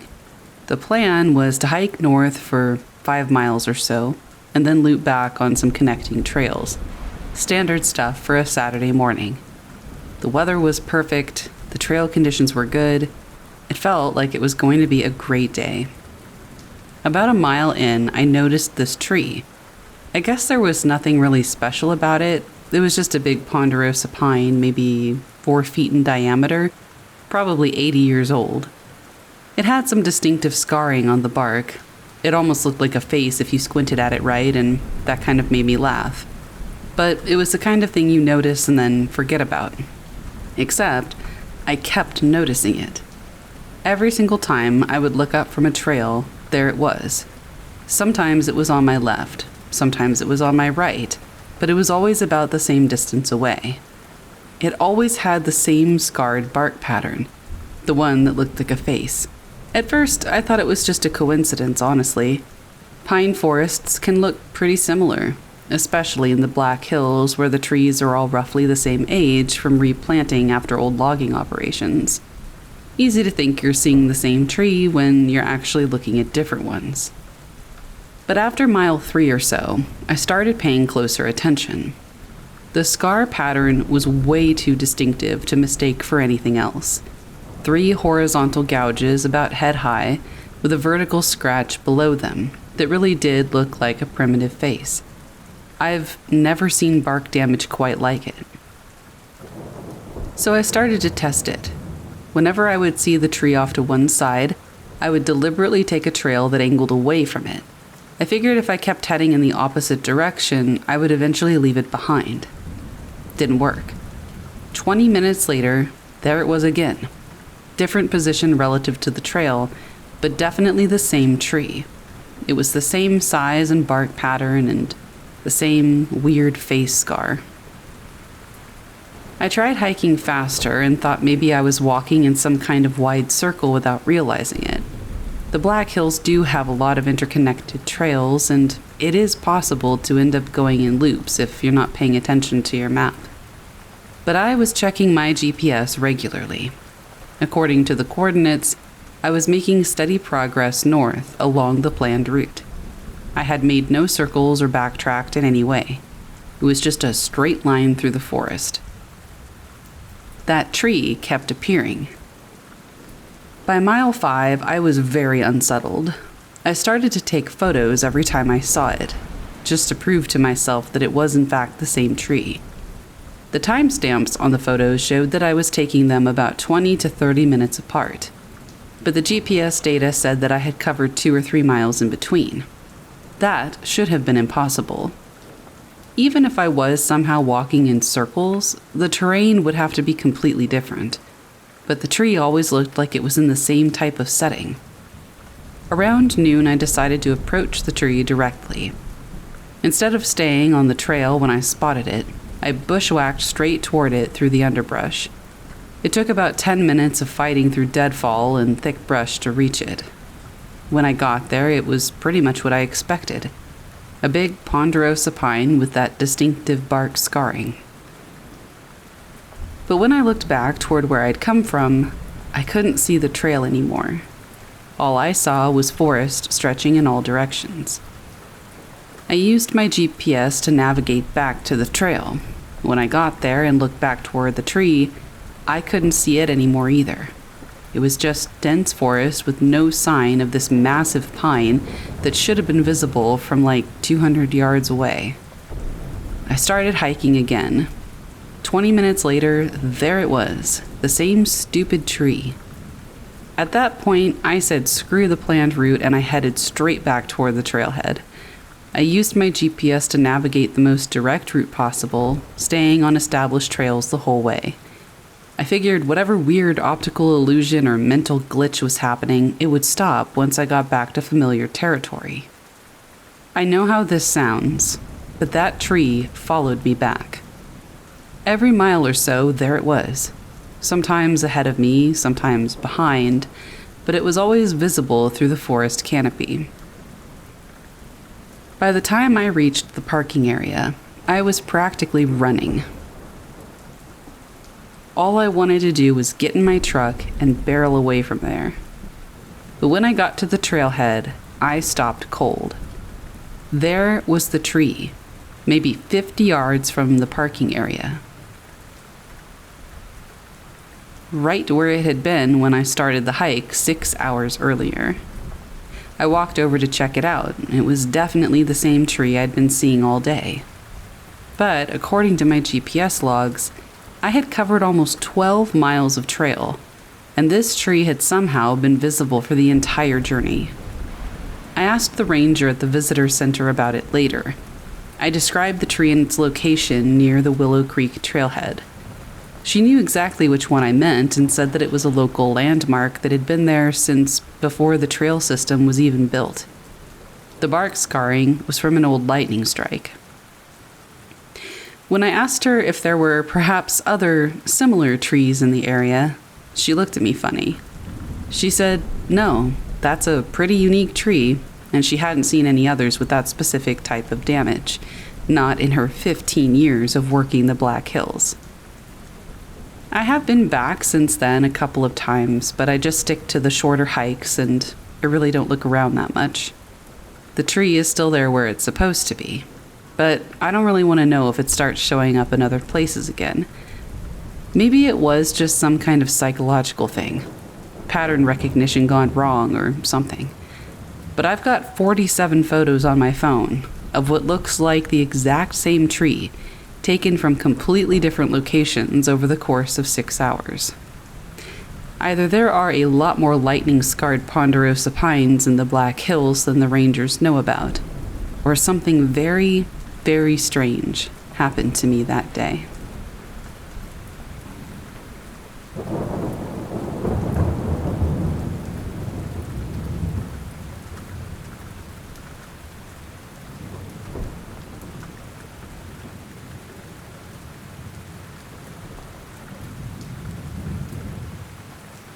Footsteps in the hall. So I had to go to London for work last winter, and my company is super cheap, so I ended up in this small B&B. I don't really sleep much anyway because of my weird hours, so I thought, whatever, it's just a few nights. The place was this old, narrow house with high ceilings and thin walls, and the carpets looked like they'd been there forever, probably older than the pipes. The owner was this older guy called Peter. He seemed nice, but he talked in this quiet way like he was about to say something important, and then just didn't. He said I was the only guest that week, which honestly made sense because it was cold and the place wasn't exactly fancy. Even with the radiators on, it felt kind of chilly. He took me up to my room on the second floor and called it the Blue Room. It was small and kind of cozy, nothing special. Just a bed, a dresser, a little desk, and a window looking out at the snowy street. The hallway was really narrow and had this old red carpet that made everything super quiet. The first night was totally normal. The street was quiet, the house was quiet, just the usual London stuff like buses in the distance and someone yelling outside late at night. I actually slept fine. The second night was when it all started. I'd just gotten into bed and turned off the lamp when I heard footsteps in the hallway. Slow ones, heel to toe, with that weighty sound of somebody who really isn't bothering to be quiet. They started at the far end of the hall, near the stairs, and came toward my door. I figured maybe Peter was checking something, like the radiators, or maybe there was a leak or something. The house was old enough that I just thought stuff probably needed fixing all the time. But the footsteps stopped right outside my door. I waited for a knock, but I never heard one. After about 10 seconds of silence, I got up and opened the door. The hallway was empty. I just stood there, barefoot on the cold floor, trying to hear if anyone was moving around. I couldn't hear any doors closing or creaks or anything, other than the house making old building noises. I closed the door kind of quietly and felt a bit dumb for freaking out. But I had heard footsteps coming up to the door, but I never heard any leave. I tried to shake it off. The second time, I wasn't half asleep. I got back late from work, like 1:30 in the morning, and was just sitting at the desk eating some leftover takeout. The hallway was super quiet. The whole place felt empty, like everyone else had just left. Even the people who worked there, which was really only 1 or 2 people. Then the footsteps started again. Same slow rhythm, same direction, same everything. They stopped outside my door again. This time, I opened the door immediately with no hesitation. Empty hallway. Dim wall sconce buzzing faintly, but nothing else. I checked the bathroom down the hall, looked over the banister at the stairs, and even tried to listen for someone breathing, but I never heard anything. I don't even know what I thought I'd find, just someone. When I asked Peter about it the next morning, he gave me a polite smile and said, "Old houses make odd noises. Carpets loosen, boards shift, pipes knock, you know." But footsteps? That's not really a pipe noise. Still, I just went along with it because I didn't want to be that guest. That night, it escalated. I woke up at like 4 in the morning. It wasn't even the footsteps that woke me up, I don't think. It was just this weird feeling like someone was standing right outside my door. And then the footsteps started, but not at the end of the hall. They started right outside my door and just went back and forth. Slow, but also a little restless. Like 3 or 4 one way, stop, and then back the other way, and stop again. Pacing back and forth outside my door. I just laid there and stared at the ceiling. My heart was pounding, and I was just trying to tell myself it was probably Peter. Maybe he couldn't sleep, or he was checking on something, I don't know. The footsteps kept going for a while, long enough that I just couldn't take it anymore. I got out of bed really slowly, trying not to make a sound. I made it to the door and put my ear up to it. The footsteps were right there, like just a few inches away. Clear and heavy and definitely a person. I could almost picture somebody pacing there. I yanked the door open. There was nothing. There was no one in the hall, no one turning any corners, no doors closing, just nothing. The air felt cold. I just stood there for a while, honestly more annoyed than scared at this point because I was just so tired. The next night was my last one there. I almost left early, but I had a meeting in the morning and I didn't want to drag my stuff all over the city. Around midnight, I heard those stupid footsteps again. This time, though, they didn't start at one end. They just kind of showed up out of nowhere, like someone just appeared in the middle of the hall. They went past my door, down the hall, and stopped at the end. And then they came back. I opened the door just a little bit this time and stayed behind it. The hallway looked totally normal with the dim lights, and it was super quiet. But the footsteps kept coming, steady and right up to my door. As soon as they got to my door, I felt the air push past me, like someone had just walked right through the crack. It wasn't a breeze or a draft. It was like an actual push. I slammed the door and locked it, even though I knew a lock wouldn't stop anything. I slept with the lights on that night. When I checked out in the morning, Peter gave me the same polite smile. "Everything to your liking?" I almost said no, but something in the way he stood, with his hands clasped behind his back, slightly tired eyes, made me keep it to myself, like he'd heard people ask 100 times and just didn't want to talk about it anymore. So I just nodded, gave him the key, and left.